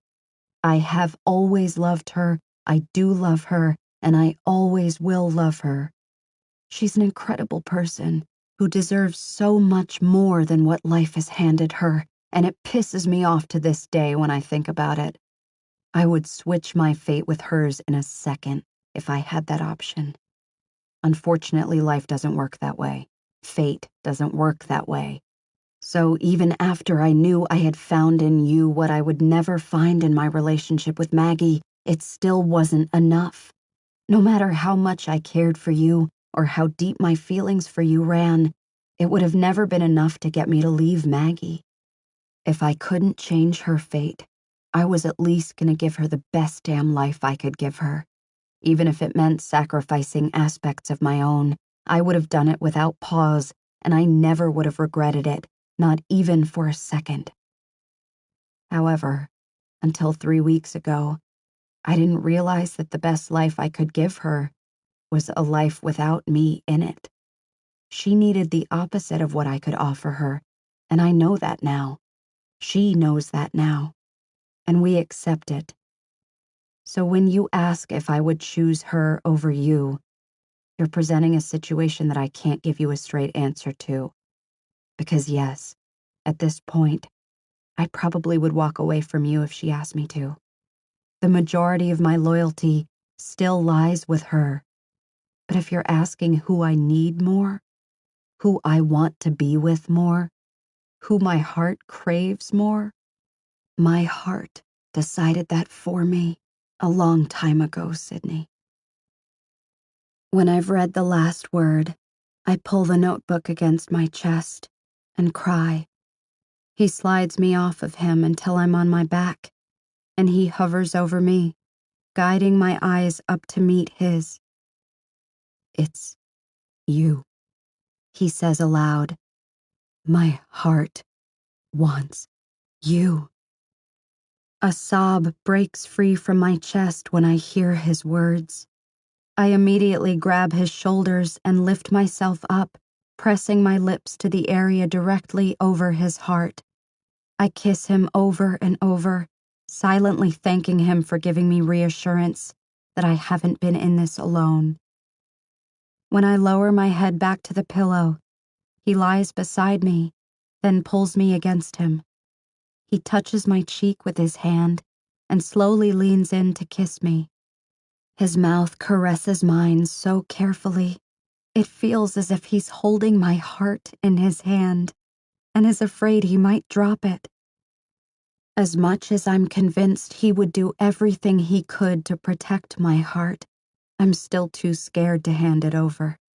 I don't want to give it to him until I know it's the only heart he's holding. I don't open my eyes because I don't want him to know I hear him leaving. I felt him kiss me. I felt him slide his arm out from beneath me. I heard him pull his shirt over his head. I heard him search for a pen. I heard him write me a letter, and I heard him place it on the pillow beside me. I feel his hand as it presses into the mattress beside my head. His lips meet my forehead before he pulls away and walks out of my bedroom door. When I hear the front door shut, I roll onto my side and pull the covers over my head to block out the sunlight. If I didn't have to work today, I'd stay right here in this position and cry myself dry. I brush my hand across the mattress in search of his letter. When I find it, I pull it under the covers with me and read it. Sydney. A few months ago, we thought we had it all figured out. I was with the one girl I thought I would be with forever, and you were with a guy you thought deserved you way more than he did. Look at us now. Wanting more than anything to be free to love each other, but cursed by bad timing and loyal hearts. We both know where we want to be. We just don't know how to get there, or when we should get there. I wish things were as easy as they seemed when I was 19. We'd grab a calendar and pick a date, and we'd start a countdown until I could show up at your front door and start loving you. However, I've learned that the heart can't be told when and who and how it should love. The heart does whatever the hell it wants to do. The only thing we can control is whether we give our lives and our minds the chance to catch up to our hearts. I know that's what you want more than anything. Time to catch up. As much as I want to stay here and allow this to begin between us, there's something I want from you even more than that. I want you to be with me in the end, and I know that can't happen if I keep trying to rush our beginning. I know exactly why you were hesitant to let me in last night. You aren't ready yet. Maybe I'm not either. You've always said you wanted time to yourself, and the last thing I want is to start a relationship with you when I've barely given enough respect to the one that just ended with Maggie. I don't know when you'll be ready for me. It might be next month or next year. Whenever it is, just know that I have absolutely no doubt that we can make this work. I know we can. If there are two people in this world capable of finding a way to love each other, it's us. Ridge. P.S. I spent most of the night watching you sleep, so that's one fantasy I got to check off the list. I also wrote lyrics to an entire song, which was unfortunate for Brennan. I didn't have my guitar, so I forced him to make a rough cut of it at 5 o'clock this morning so I could leave it with you. One of these days, I'll play it for you, along with all the other songs I plan to write for you while we're apart. Until then, I'll be waiting patiently. Just say when. I fold the letter and pull it against my chest. As much as it hurts to know he's walking away, I also know that I need to let him. I asked for this. We need this. I need this. I need to get myself to a point where I know that we can finally be together without all the doubt running through my head. He's right. My mind needs to catch up to my heart. I run the back of my hand across my eyes, then open my texts. Me, can you come over? I need your help. Warren, if this has to do with the fact that I gave Ridge your address last night, I'm sorry. He forced it out of me. Me, this has nothing to do with that. I need to ask you for a huge favor. Warren, be there when I get off work tonight. Should I bring condoms? Me, funny guy. I close out the text to Warren and open up the song Ridge just sent me. I reach into my drawer for my headphones, then fall back against my pillow and hit play. It's you. Baby, everything you've ever done, underneath this here sun, it doesn't even matter anymore. Oh, of this I'm sure, 'cause you've taken me places I want to be, and you show me everything that I could ever want to see. You know it's you, know it's you. I think about you every single day, trying to think of something better to say. Maybe, hi, how are you? Not just anything will do. 'Cause you've taken me places I want to be, and you show me everything that I could ever want to see. You know it's you. Know it's you. Chapter 24. Ridge. Me. I'm looking at your schedule for March. You're free on the 18th. Brennan. Why do I feel like I'm about to be busy on the 18th? Me. I'm planning a show, and I need your help. We'll do it locally. Brennan. What kind of show? Full band? Me. No, just you and me. Maybe Warren if he'll sign for us. Brennan. Why do I feel like this has to do with Sydney? Me. Why do I feel like I don't care what you feel like? Brennan. The ball is in her court, Ridge. You really should just leave things alone until she's ready. I know how you feel about her, and I don't want you to screw it up. Me. March 18th is still 3 months away. If she hasn't made up her mind by that date, then all I'm doing is giving her a little shove. And when did you start giving relationship advice? How long has it been since you were in one? Oh wait, that would be never. Brennan. If I agree to help you, will you shut the fuck up? What do you need me to do? Me. Just carve out some time for me between now and then to run through some new songs. Brennan. Is someone over his writer's block? Me. Yeah, well, someone once told me heartache is good for lyrical inspiration. Unfortunately, he was right. Brennan. Sounds like a smart guy.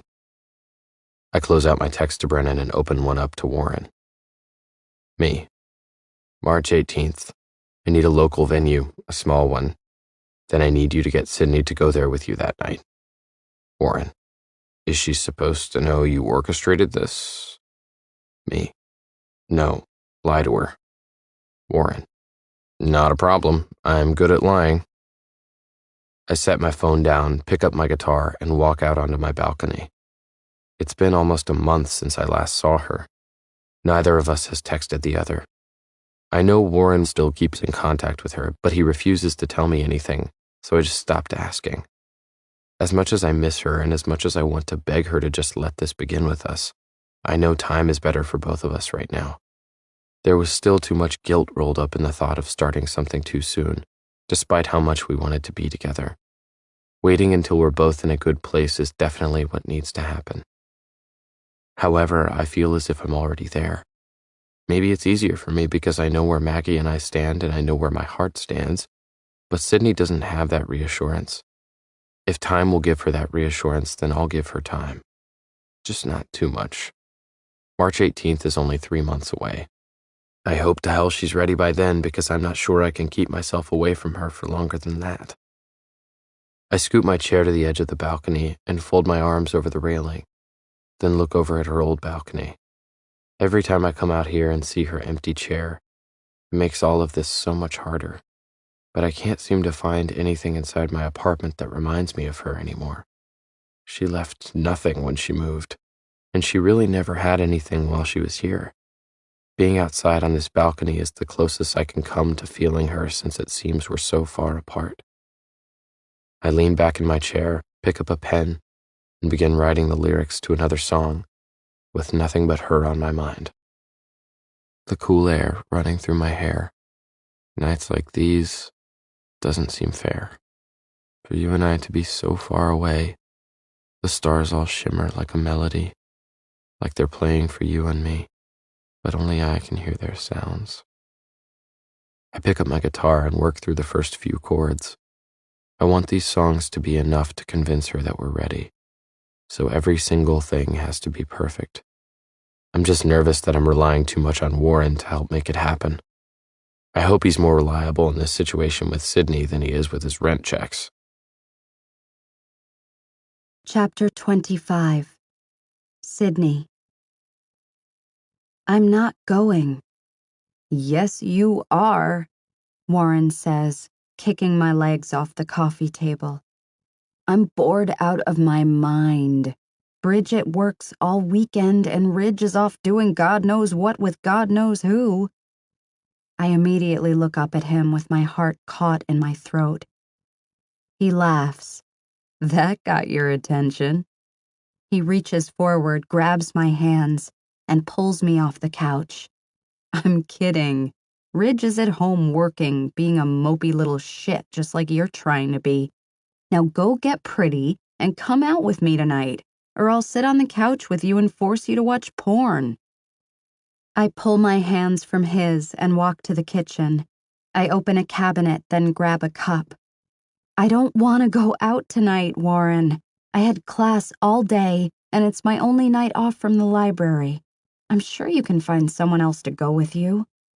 I grab a container of juice from the refrigerator and fill my glass. Leaning against the counter, I take a sip as I watch Warren pout in my living room. He's kind of adorable when he pouts, which is why I always give him such a hard time. Listen up, Sid, he says, walking toward the kitchen. He grabs a bar stool and pulls it out, then takes a seat. I'm about to lay things out for you, okay? I roll my eyes. I doubt I can stop you, so go ahead. He lays his palms flat on the counter in front of him and leans forward. You suck. I laugh. That's it? That's what you needed to lay out for me? He nods. You suck. So does Ridge. Since the night I gave him your address, you've both sucked. All he does is work or write music. He doesn't even play pranks on me anymore. Every time I'm over here, you're just focused on studying. You never want to go out. You never want to hear my sex stories anymore. Correction, I say, interrupting him. I've never wanted to hear your sex stories. That's nothing new. Whatever, he says, shaking his head. My point is that the two of you are miserable. I know you need time and blah, blah, blah, but that doesn't mean you have to give up fun while you're figuring your life out. I want to go have fun. No one wants to have fun with me anymore, and that's all your fault, because you're the only one who can put a stop to the misery you and Ridge are going through. So yes, you suck. You suck, you suck, you suck. And if you want to stop sucking so much, then go get dressed so we can go out and not suck together for just a few hours. I don't know how to argue with that. I do suck. I suck, I suck, I suck. Only Warren could put it in such a simple, straightforward way that would actually make sense. I know I've been miserable the past few months, and it doesn't help to know that Ridge has been miserable too. He's miserable because he's sitting around waiting for me to get over whatever it is that's keeping me from contacting him. The last thing he said in his letter to me was, "Just say when." I've been trying to say when since the moment I read that letter, but I'm just too scared. I've never felt about anyone or anything the way I feel about him, and the thought of our not working out is enough to keep me from saying that one little word. I feel as if the longer we wait and the more time we have to heal, the better chance we'll have at our maybe someday. I keep waiting for the moment when I know for sure that he's moved on from Maggie. I keep waiting for the moment when I know for sure that he's ready to commit fully to me. I keep waiting for the moment when I know for sure that I'm not going to be consumed with guilt for allowing myself to trust someone with my heart again. I don't know when I'll get to that point, and it hurts to know that my inability to move forward is holding Ridge back. Now, Warren says, shoving me out of the kitchen, get dressed. I can't believe I've let him talk me into this. I check my makeup one last time and grab my purse. As soon as he sees me, he shakes his head. I huff and throw my hands in the air. What now? I sigh. I'm not dressed appropriately? You look great, but I want you to wear the blue dress. I burned that dress, remember? I say. The hell you did, he says, pushing me back toward my bedroom. You were wearing it last week when I stopped by. Go put it on so we can leave. I spin around to face him. I know how much you like that dress, and wearing it tonight while I'm out with you is a little too creepy, Warren. He narrows his eyes. Listen, Sid, I don't mean to be rude, but all this moping around for the past few months has caused you to put on a little weight. Your ass looks huge in those jeans. The blue dress may be able to hide a little of that, so go put it on, or I might be too embarrassed to go out with you. I suddenly feel like slapping him again, but I know he's just got a peculiar sense of humor. I also know he might have a completely different reason for why he wants me to wear this dress, and I'm trying not to let myself think it has anything to do with Ridge, but pretty much every situation I'm in somehow makes me think about Ridge. It's nothing new. But Warren is a guy who seems to put his foot in his mouth a lot, and I'm a girl, so I still wonder if his sarcastic remark has any truth to it. I have been replacing the void Ridge left in my life with food. I look down at my stomach and pat it, then look back up at Warren. You're an asshole. He nods. I know. The innocent smile on his face makes me instantly forgive any crudeness behind his joke. I change into the blue dress, but I am so cock-blocking him tonight. Jerk. Wow, this is different, I say, taking in my surroundings. It's nothing like the clubs Warren usually likes to go to.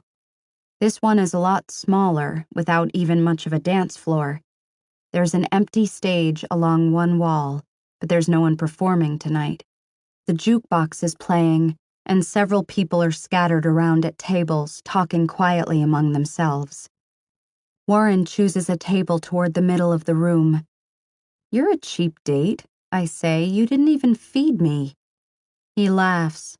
"I'll buy you a burger on the way home." Warren pulls out his phone and begins texting someone, so I look around for a while. It's kind of cozy. It's also kind of weird that Warren brought me here, but I'm thinking he doesn't have any evil intentions because he's not even paying attention to me. His attention is on his phone, and he keeps glancing at the door. I don't understand why he wanted to come out tonight, and I especially don't understand why he chose this place. "You're actually the one who sucks," I say. "Stop ignoring me." He responds without even looking up at me.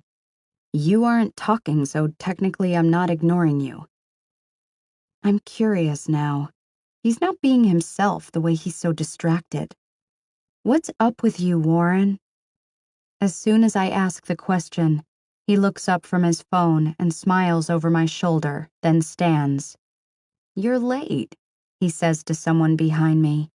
I look to see Bridget walking toward us. "Screw you, Warren," she says to him with a small smile. He wraps his arms around her, and they kiss for several uncomfortable seconds. I reach up and tap him on the arm when I'm convinced that neither of them can breathe. He pulls away from Bridget, winks at her, and slides out his chair for her. "I have to go to the bathroom," he says to Bridget. He points at me. "Don't go anywhere." He says it as if it's a command, and it irritates me even more because he's being really rude tonight. I turn and face Bridget once he's left the table. "Warren said you were working all weekend," I say. She shrugs. "Yeah, well, he probably told you that because of the elaborate scheme he has planned for tonight. He made me come so you wouldn't leave when you found out about it. Oh, and I'm not supposed to tell you any of that, so if he comes back, play dumb." My heart rate escalates. "Please tell me you're kidding." She shakes her head and raises her arm in the air, calling over a waiter. "I wish I was kidding. I had to switch shifts to be here, and now I have to work a double tomorrow." I drop my head into my hands, regretting the fact that I let Warren talk me into anything. Just when I'm reaching for my purse to leave, he walks out onto the empty stage. "Oh, God," I groan. What the hell is he doing? My stomach is in knots. I have no idea what he has planned, but whatever it is, it can't be good. He taps on the microphone, then adjusts the height of it. "I'd like to thank everyone for coming tonight. Not that any of you are here for this particular event since it's a surprise, but I feel the need to thank you anyway." He adjusts the microphone once more, then finds our table in the crowd and waves. "I want to apologize to you, Sid, because I feel really bad for lying to you.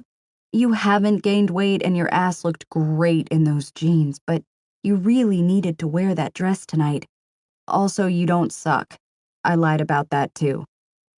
Several people in the crowd laugh, but I just groan and bury my face in my hands, peeking through my fingers at him up on the stage. "All right, let's get on with it, shall we? We have a few new songs for you tonight. Unfortunately, the whole band couldn't be here because..." He looks to his left at the small width of the stage, then to his right. "Well, I don't think they all could have fit, so I'd like to present to you a small portion of the band, Sounds of Cedar." My heart falls to the floor. I close my eyes when the crowd begins to clap. Please let it be Ridge. Please don't let it be Ridge. Jesus, when will this confusion go away? I can hear commotion up on the stage, and I'm too scared to open my eyes. I want to see him sitting up there so much it hurts. "Hey, Sid, Warren says into the microphone. I inhale a slow, calming breath, then open my eyes and hesitantly look up at him. Remember a few months ago when I told you sometimes we have to have really bad days in order to keep the good ones in perspective? I think I nod. I can't really feel my body anymore. Well, this is one of the good days. This is one of the really good days. He raises his hand in the air and motions to my table. Somebody get that girl a shot of whatever will help loosen her up. He moves the microphone to the stool next to him, and my eyes are glued to the empty chairs. Someone lays a shot on the table in front of me, and I instantly grab it and down it. I drop the shot glass back onto the table and look up, just in time to see them walk onto the stage. Brennan is first, and Ridge is right behind him, carrying a guitar. Oh my God, he looks incredible. It's the first time I've ever seen him on a stage. I've been wanting to watch him perform since the first moment I heard his guitar on my balcony, and here I am, about to watch my fantasy become reality. He looks the same as he did the last time I saw him, just incredible. I guess he looked incredible back then, too. I just didn't feel right allowing myself to admit it when I knew he wasn't mine.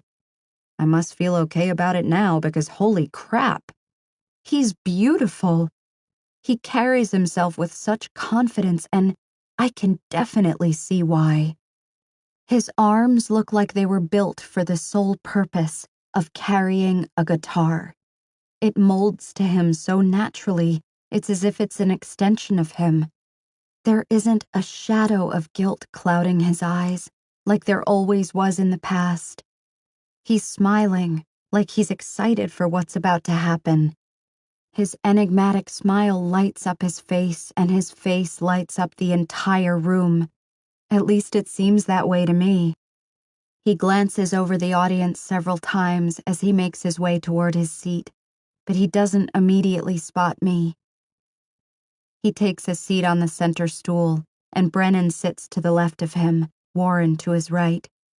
He signs to Warren, and Warren points at me. Ridge looks out into the audience and finds me.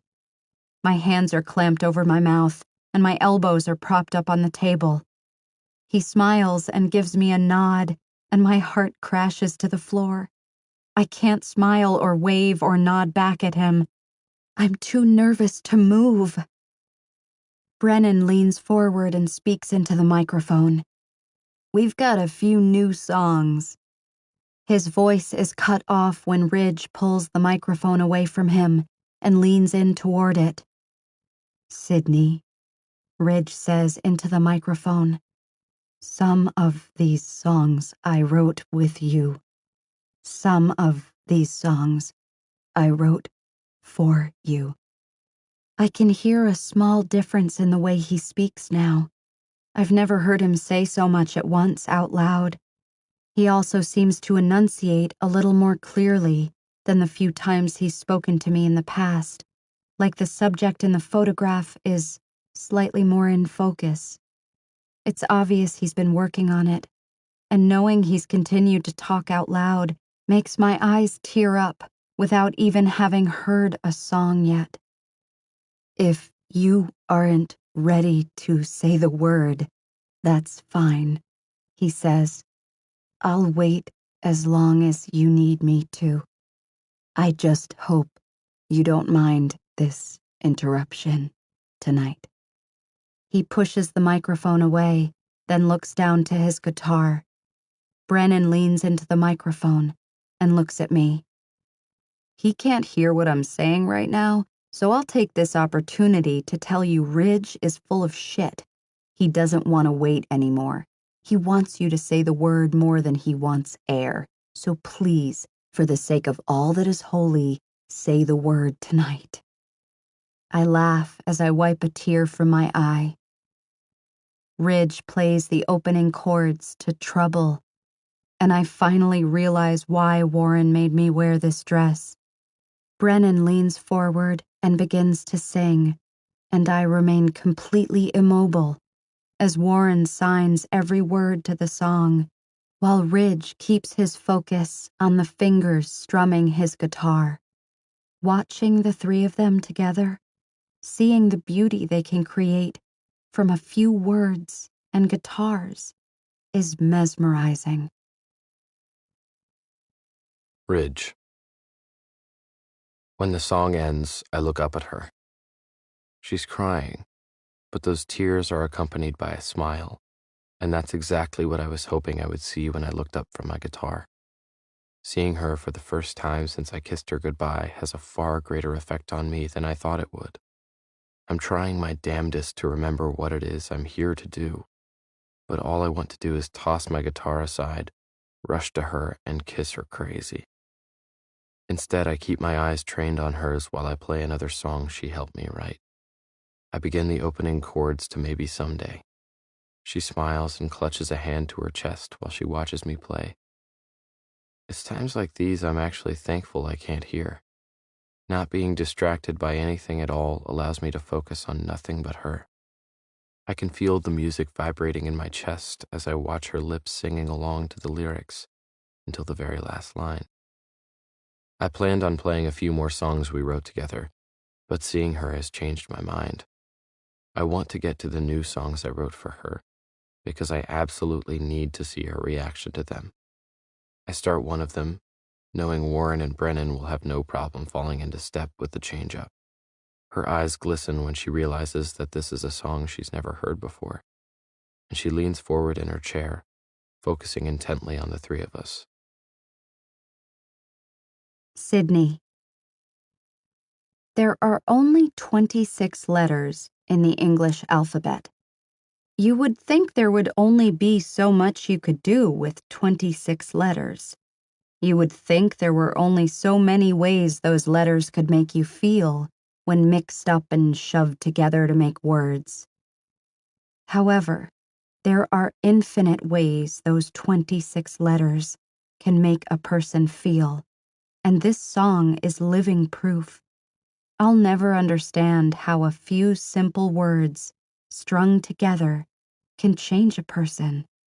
But this song, these words, are completely changing me. I feel like my maybe someday just became my right now. Hold on to you. The cool air running through my hair. Nights like these doesn't seem fair for you and I to be so far away. The stars all shimmer like a melody, like they're playing for you and me. But only I can hear their sound. Maybe if I ask them, they will play for you. I try wishing on one. Maybe I'll try two. It doesn't look like there's much for me to do. I want to hold on to you, just like these memories I can't undo. I want to hold on to you. Without you here, that's kind of hard to do. I want to hold on to you. The front seat's empty, and I know when it's just me, I seem to go to places I never wanted to. I need you here to be a light, star in the sky, brighten up my night. Sometimes I need the dark to see. So come on, turn it on for me. Just a little light, and I'll be able to see. Promise like a comet, you won't fly by me. I want to hold on to you, just like these memories I can't undo. I want to hold on to you. Without you here, that's kind of hard to do. I want to hold on to you. Ridge. I finish the song and don't give myself time to look up at her before I begin playing another one. I'm afraid if I look at her, I'll lose every bit of willpower still keeping me up on this stage. I want to go to her so bad, but I know how important it is for her to hear this next song. I also don't want to be the one to make the final choice. If she's ready to be with me, she knows what I need from her. If she's not ready, I'll respect her decision. However, if she's not ready to begin the life I know we could have together by the end of this song, I don't know if she'll ever be ready. I keep my eyes trained on my fingers as they work the strings of the guitar. I glance at Brennan, and he leans forward into the microphone, his voice starting on cue. I glance to Warren, and he begins signing the words. I slowly scan the crowd and find her again.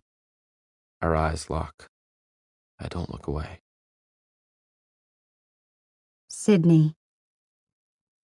Wow, Bridget whispers. Her eyes are glued to the stage just like mine, just like every other pair of eyes in the room. The three of them make one hell of a team, but knowing that these words are Ridge's words, and he wrote them specifically for me, leaves me feeling more than overwhelmed. I can't look away from him. For the entire length of the song, I barely move. I barely breathe. Let it begin. Time went fast till it was gone.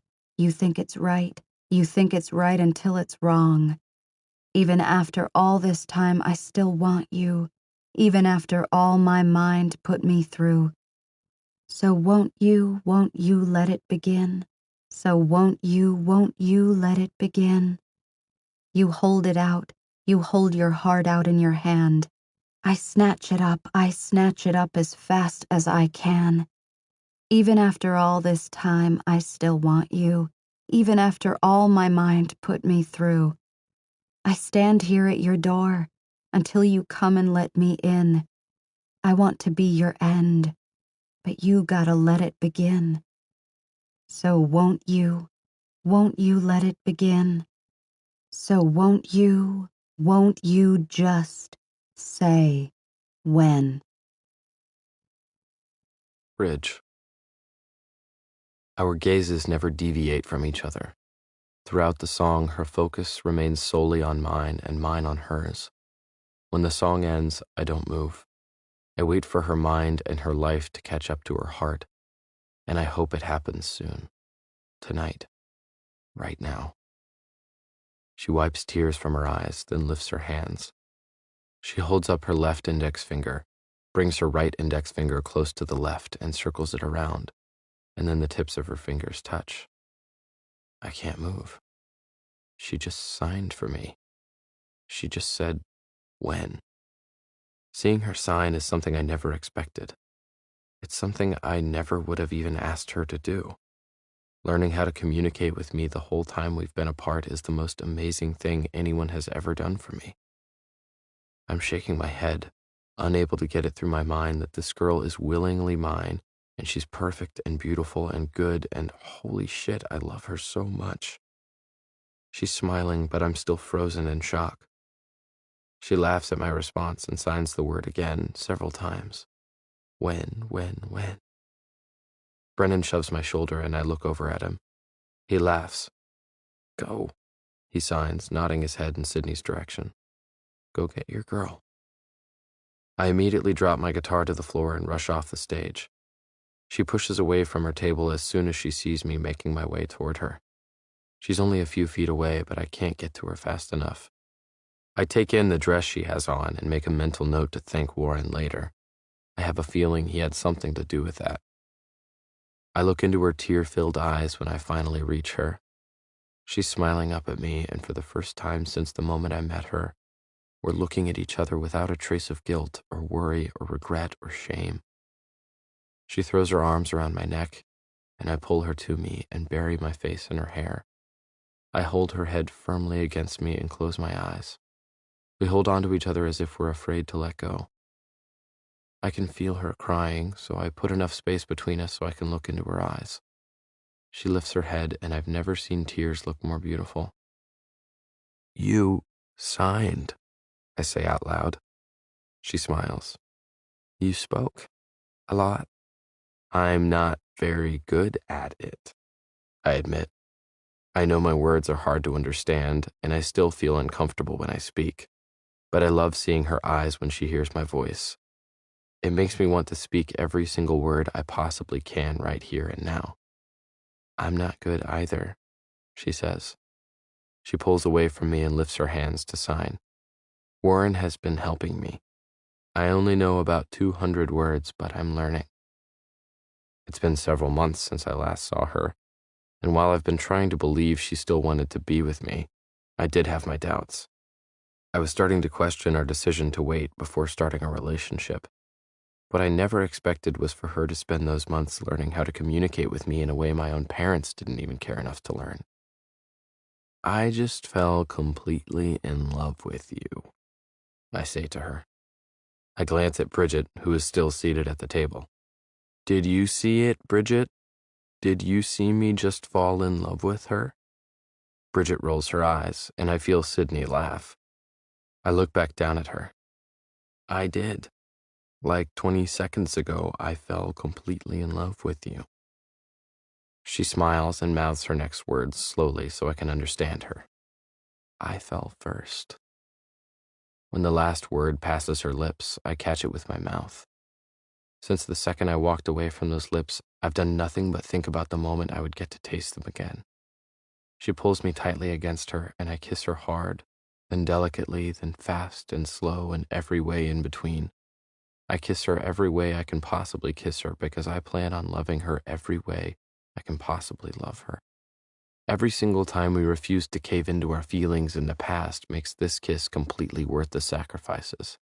This kiss is worth all the tears, all the heartache, all the pain, all the struggles, all the waiting. She's worth it all. She's worth more. Sydney. We make it to my apartment somehow between all the kissing. He releases me long enough to let me unlock the door, but he loses his patience as soon as it's unlocked. I laugh when he shoves the door open and pushes me inside. He closes the door, locks it, and turns around to face me again. We look at each other for several seconds. Hi, he says simply. I laugh. Hi. He looks around the room nervously before his eyes fall back to mine. Is that good enough? He asks. I cock my head because I don't really understand his question. Is what good enough? He grins. I was hoping that was enough talk for tonight. Oh, I get his question now. I nod slowly, and he smiles, then steps forward and kisses me. He bends slightly and lifts me by the waist, wrapping my legs around him. He secures his arms around my back and begins walking me toward my bedroom. As many times as I've seen this happen in movies and read about it in books, I've never actually been picked up and carried by a man before. I think I'm in love with it. Being carried into a bedroom by Ridge is quite possibly my new favorite thing out of any and all things. That is, until he kicks my bedroom door shut behind him. Maybe Ridge kicking doors shut is my new favorite thing. He gently lowers me to the bed, and even though I'm sad that he's not carrying me anymore, I'm a little bit happier to find myself beneath him. Every single move he makes is better and sexier than the last one. He pauses for a moment as he hovers over me, and his eyes roam sensually over my entire body until they come to a pause on the hem of my dress. He reaches down and pushes it up, and I lift myself up off the bed just enough for him to pull it over my head. He sucks in a breath when he looks down at me and sees that the only thing coming between him and a completely naked me is a very thin layer of panty. He begins to lower himself on top of me, but I push on his chest and shake my head, tugging on his shirt to let him know it's his turn. He grins and quickly pulls his shirt over his head, then leans in toward me again. I push against him once more, and he reluctantly lifts himself up, shooting me a look of amused annoyance. I point to his jeans, and he backs away from the bed, and in two swift movements, The rest of his clothes are somewhere on my bedroom floor. I don't quite catch where he tossed them because my eyes are sort of preoccupied. He makes his way on top of me again, and I don't stop him this time. I welcome him by wrapping my legs around his waist and my arms around his back and guiding his mouth back to mine. We mold and fit together so perfectly. It's as if we were made for this sole purpose. His left hand fits perfectly into mine as he brings my arm above my head and presses it into the mattress. His tongue melts perfectly with mine as he continues to tease my entire mouth, as if it were made for that very purpose. His right hand seamlessly conforms to my outer thigh as he digs his fingers into my skin and shifts his weight perfectly against me. His mouth leaves mine long enough to taste my jaw, my neck, my shoulder. I don't know how being consumed by him could lend clarity to my purpose in life, but it absolutely feels that way. Everything about me and him and life makes so much more sense when we're together like this. He makes me feel more beautiful, more important, more loved, more needed. I feel more everything, and with every second that passes, I become more and more greedy, wanting every single part of him. I push against his chest, needing space between us so I can sign to him. He looks down at my hands when he realizes what I'm doing. I hope I get it right, because I've practiced signing this sentence no fewer than 1,000 times since I last saw him. I have something I need to say before we do this. He pulls back a few inches, watching my hands, waiting. I sign the words, "I love you." His eyebrows draw apart, and relief floods his eyes. He lowers his mouth to my hands and kisses them over and over, then quickly pulls farther away, unwrapping my legs from around his waist. Just when I begin to fear he's come to some absurd notion that we need to stop, he lowers himself to my side, but leans over me and presses his ear against my chest. I want to feel you say it. I press my lips into his hair, then lightly secure him against me. I love you, Rich, I whisper. His grip tightens around my waist, so I continue repeating it several times. I keep his head pressed against my chest with both hands. He releases his grip on my waist and trails his hand over my stomach, causing my muscles to clench beneath his touch. He continues stroking his hand in sensuous circles over my stomach. I stop repeating the words and focus on where his hand is traveling, but he stops abruptly. I don't feel you saying it, he says. I love you, I quickly repeat.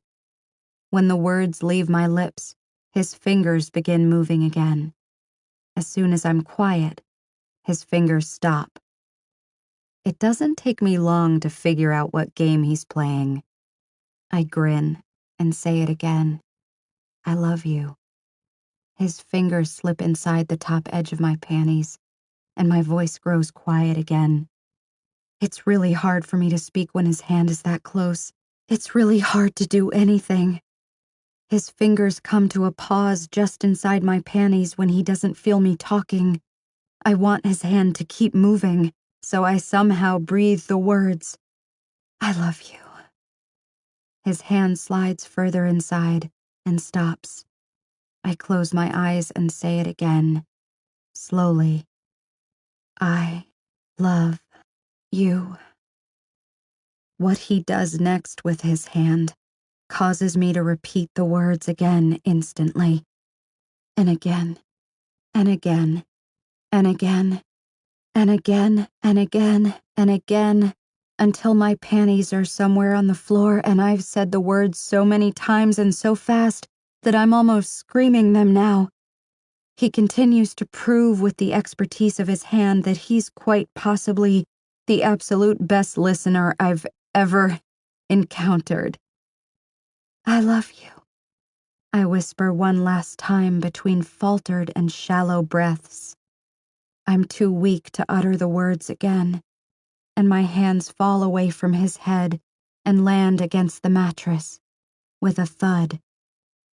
He lifts his head away from my chest and scoots upward until his face is so close to mine our noses brush. I love you too, he says with a smug grin. I smile, but my smile fades when he rolls away from me, leaving me alone on the bed. I'm too exhausted and spent to reach out for him. However, he returns to the bed as quickly as he left it. He tears open a condom wrapper and keeps his eyes focused on mine, never once looking away. The way he's looking at me, as if I'm the only thing that matters in his world, makes the moment take on a whole new feel. I'm completely consumed, not by waves of pleasure, but by waves of raw emotion. I didn't know I could feel someone this much. I didn't know I could need someone this much. I had no idea I was capable of sharing this kind of connection with someone. Ridge lifts a hand and wipes away a tear from my temple, then dips his head and kisses me, gentle and soft, coaxing even more tears out of me. It's the perfect kiss for the perfect moment. I know he feels what I'm feeling because my tears don't alarm him at all. He knows they're not tears of regret or sadness. They're simply tears, emotional tears stemming from an emotional moment that I never imagined could be this incredible. He's waiting patiently for my permission, so I nod softly, and it's all the confirmation he needs. He lowers his cheek to mine and slowly begins to ease himself against me. I squeeze my eyes shut and focus on trying to relax, but my entire body is way too tense. I've only ever had sex with one guy, and he didn't mean half as much to me as Ridge does. The thought of sharing this experience with Ridge, as much as I want to, makes me so nervous I'm physically unable to hide my discomfort. He can sense my apprehension, so he pauses and stills himself above me. I love how in tune he is with me already. He looks down at me, his dark brown eyes searching mine. He takes both of my hands and pulls them over my head, then laces our fingers together and presses them into the mattress. He leans into my ear. Want me to stop? I quickly shake my head no. He laughs softly. Then you have to relax, Sid. I bite my bottom lip and nod, completely loving the fact that he just said Sid out loud. He runs his nose down my jawline, then brings his lips close to mine. Every touch sends waves of heat coursing through me, but it doesn't ease my apprehension. Everything about this moment is so perfect, I'm afraid I might do something to mess it up. It can't get any better, so that only leaves things with one direction to go. Are you nervous? He asks. His voice brushes across my mouth, and I slide my tongue over my bottom lip, convinced that I could taste his words if I tried. I nod, and his eyes soften with a smile. Me, too, he whispers. He squeezes my hands tighter, and then lays his head across my bare chest. I can feel the rhythm of his body rise and fall against mine with every tense breath. His entire body sighs, and one by one, each muscle begins to relax. His hands are still, and he's not exploring my body or listening to me sing or having me tell him I love him. He's still because he's listening to me.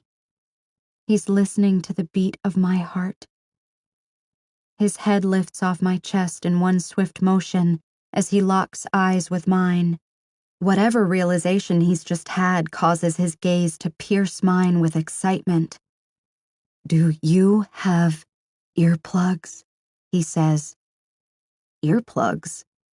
I know the confusion can be seen in my expression.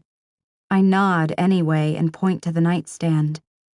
He leans over me, opens the drawer, and feels around inside. When he finds them, he lowers himself beside me again, then places them in the palm of my hand. He motions for me to put them in my ears. "Why?" He smiles and kisses me, then trails his lips to my ear. "I want you to hear me love you."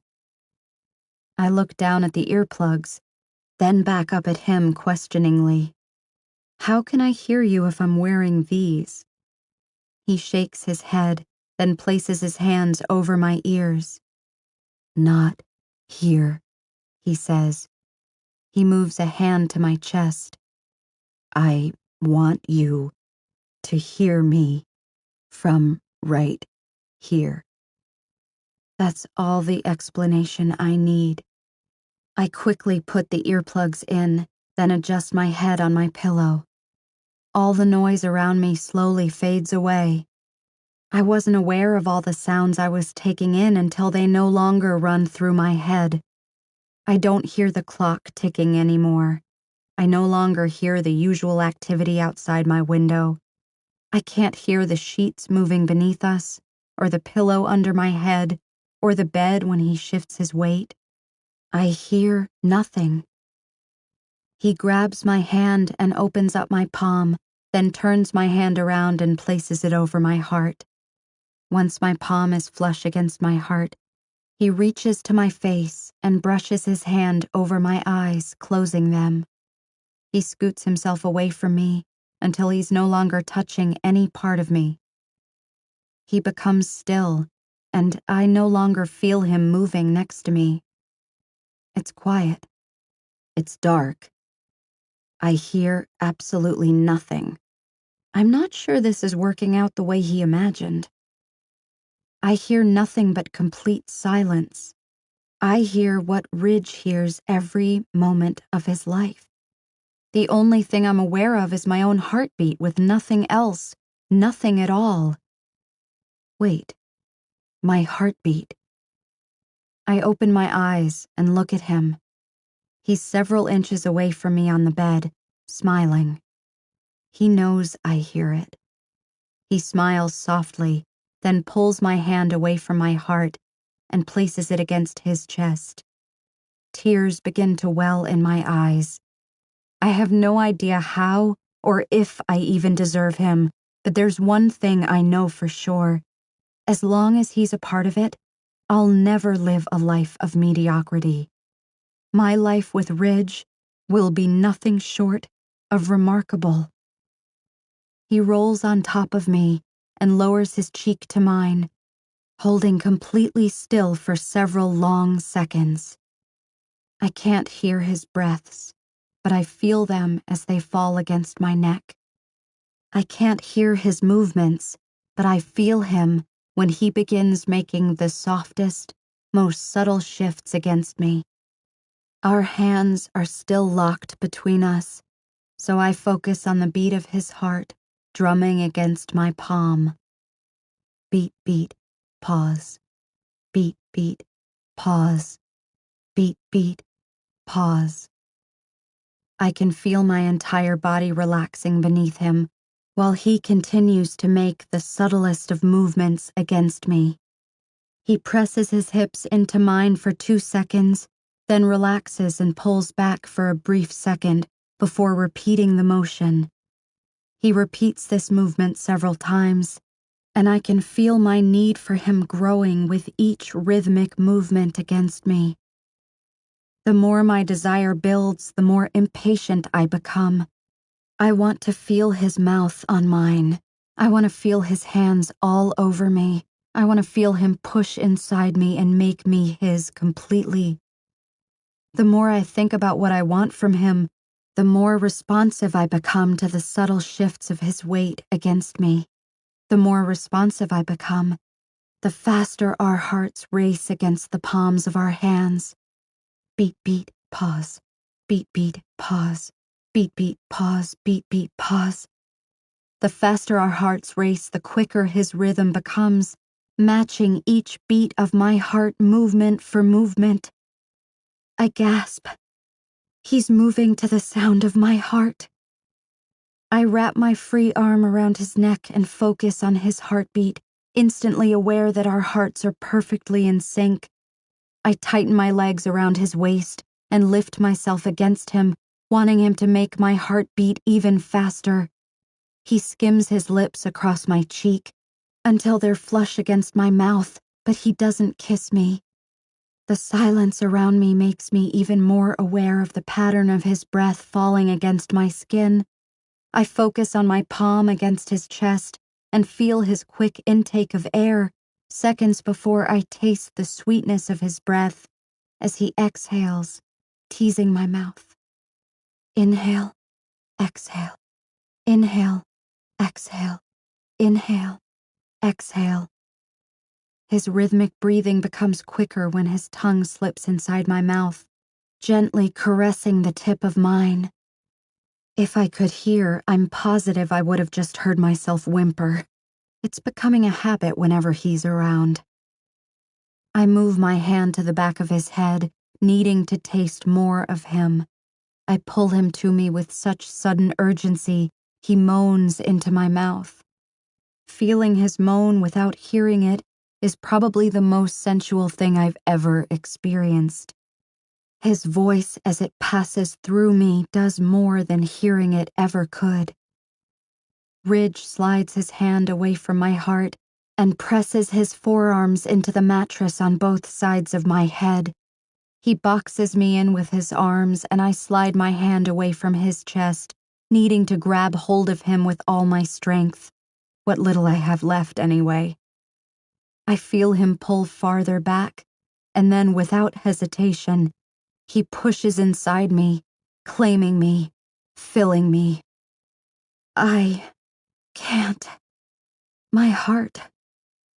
Christ. He just silenced my heart, because I can no longer feel it at all.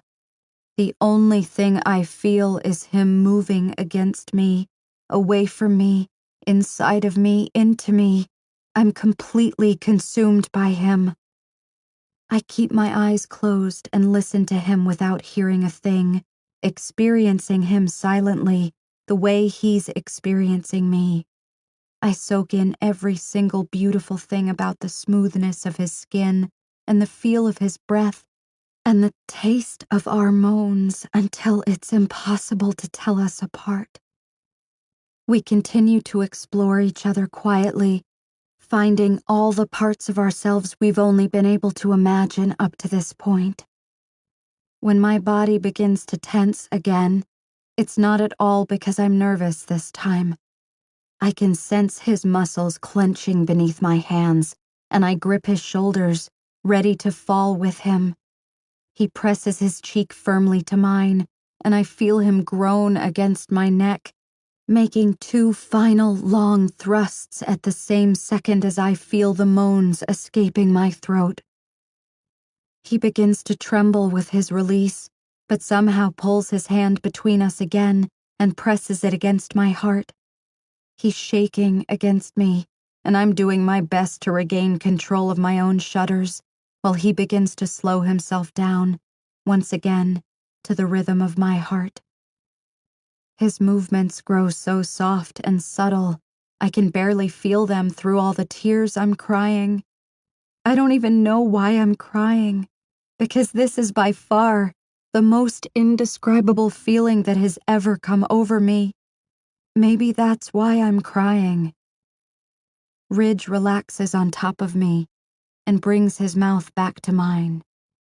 He kisses me so softly, and for so long, my tears eventually subside and are replaced with complete silence, accompanied only by the rhythm of our hearts. Ridge. I closed the bathroom door and returned to her on the bed. Her face is illuminated by the moonlight pouring through the windows. Her mouth is curled up into a soft smile as I lower myself down beside her. I slide my arm beneath her shoulders, then lay my head on her chest and close my eyes.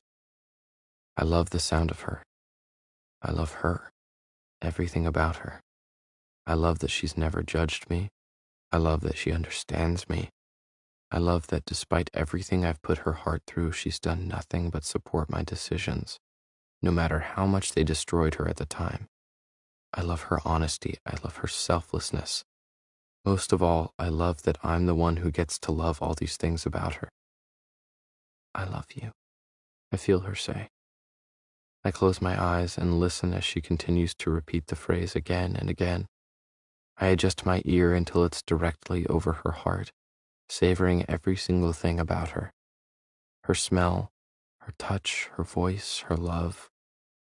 I've never felt so much at once. I've never needed to feel more.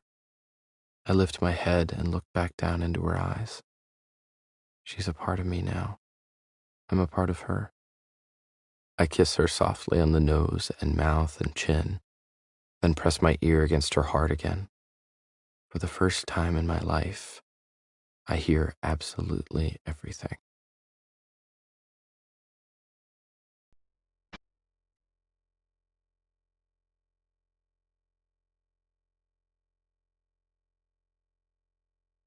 Maybe Someday was written by Colleen Hoover and read by Zachary Weber and Angela Goethals.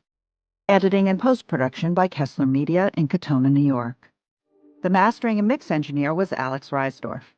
The associate producer was Madeline Mabey. Maybe Someday was produced and directed by Robert Kessler. This has been a presentation of Simon & Schuster Audio.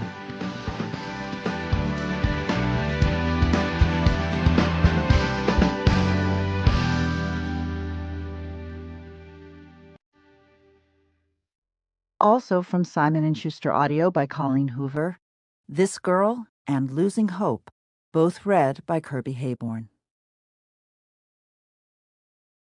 Audible hopes you have enjoyed this program.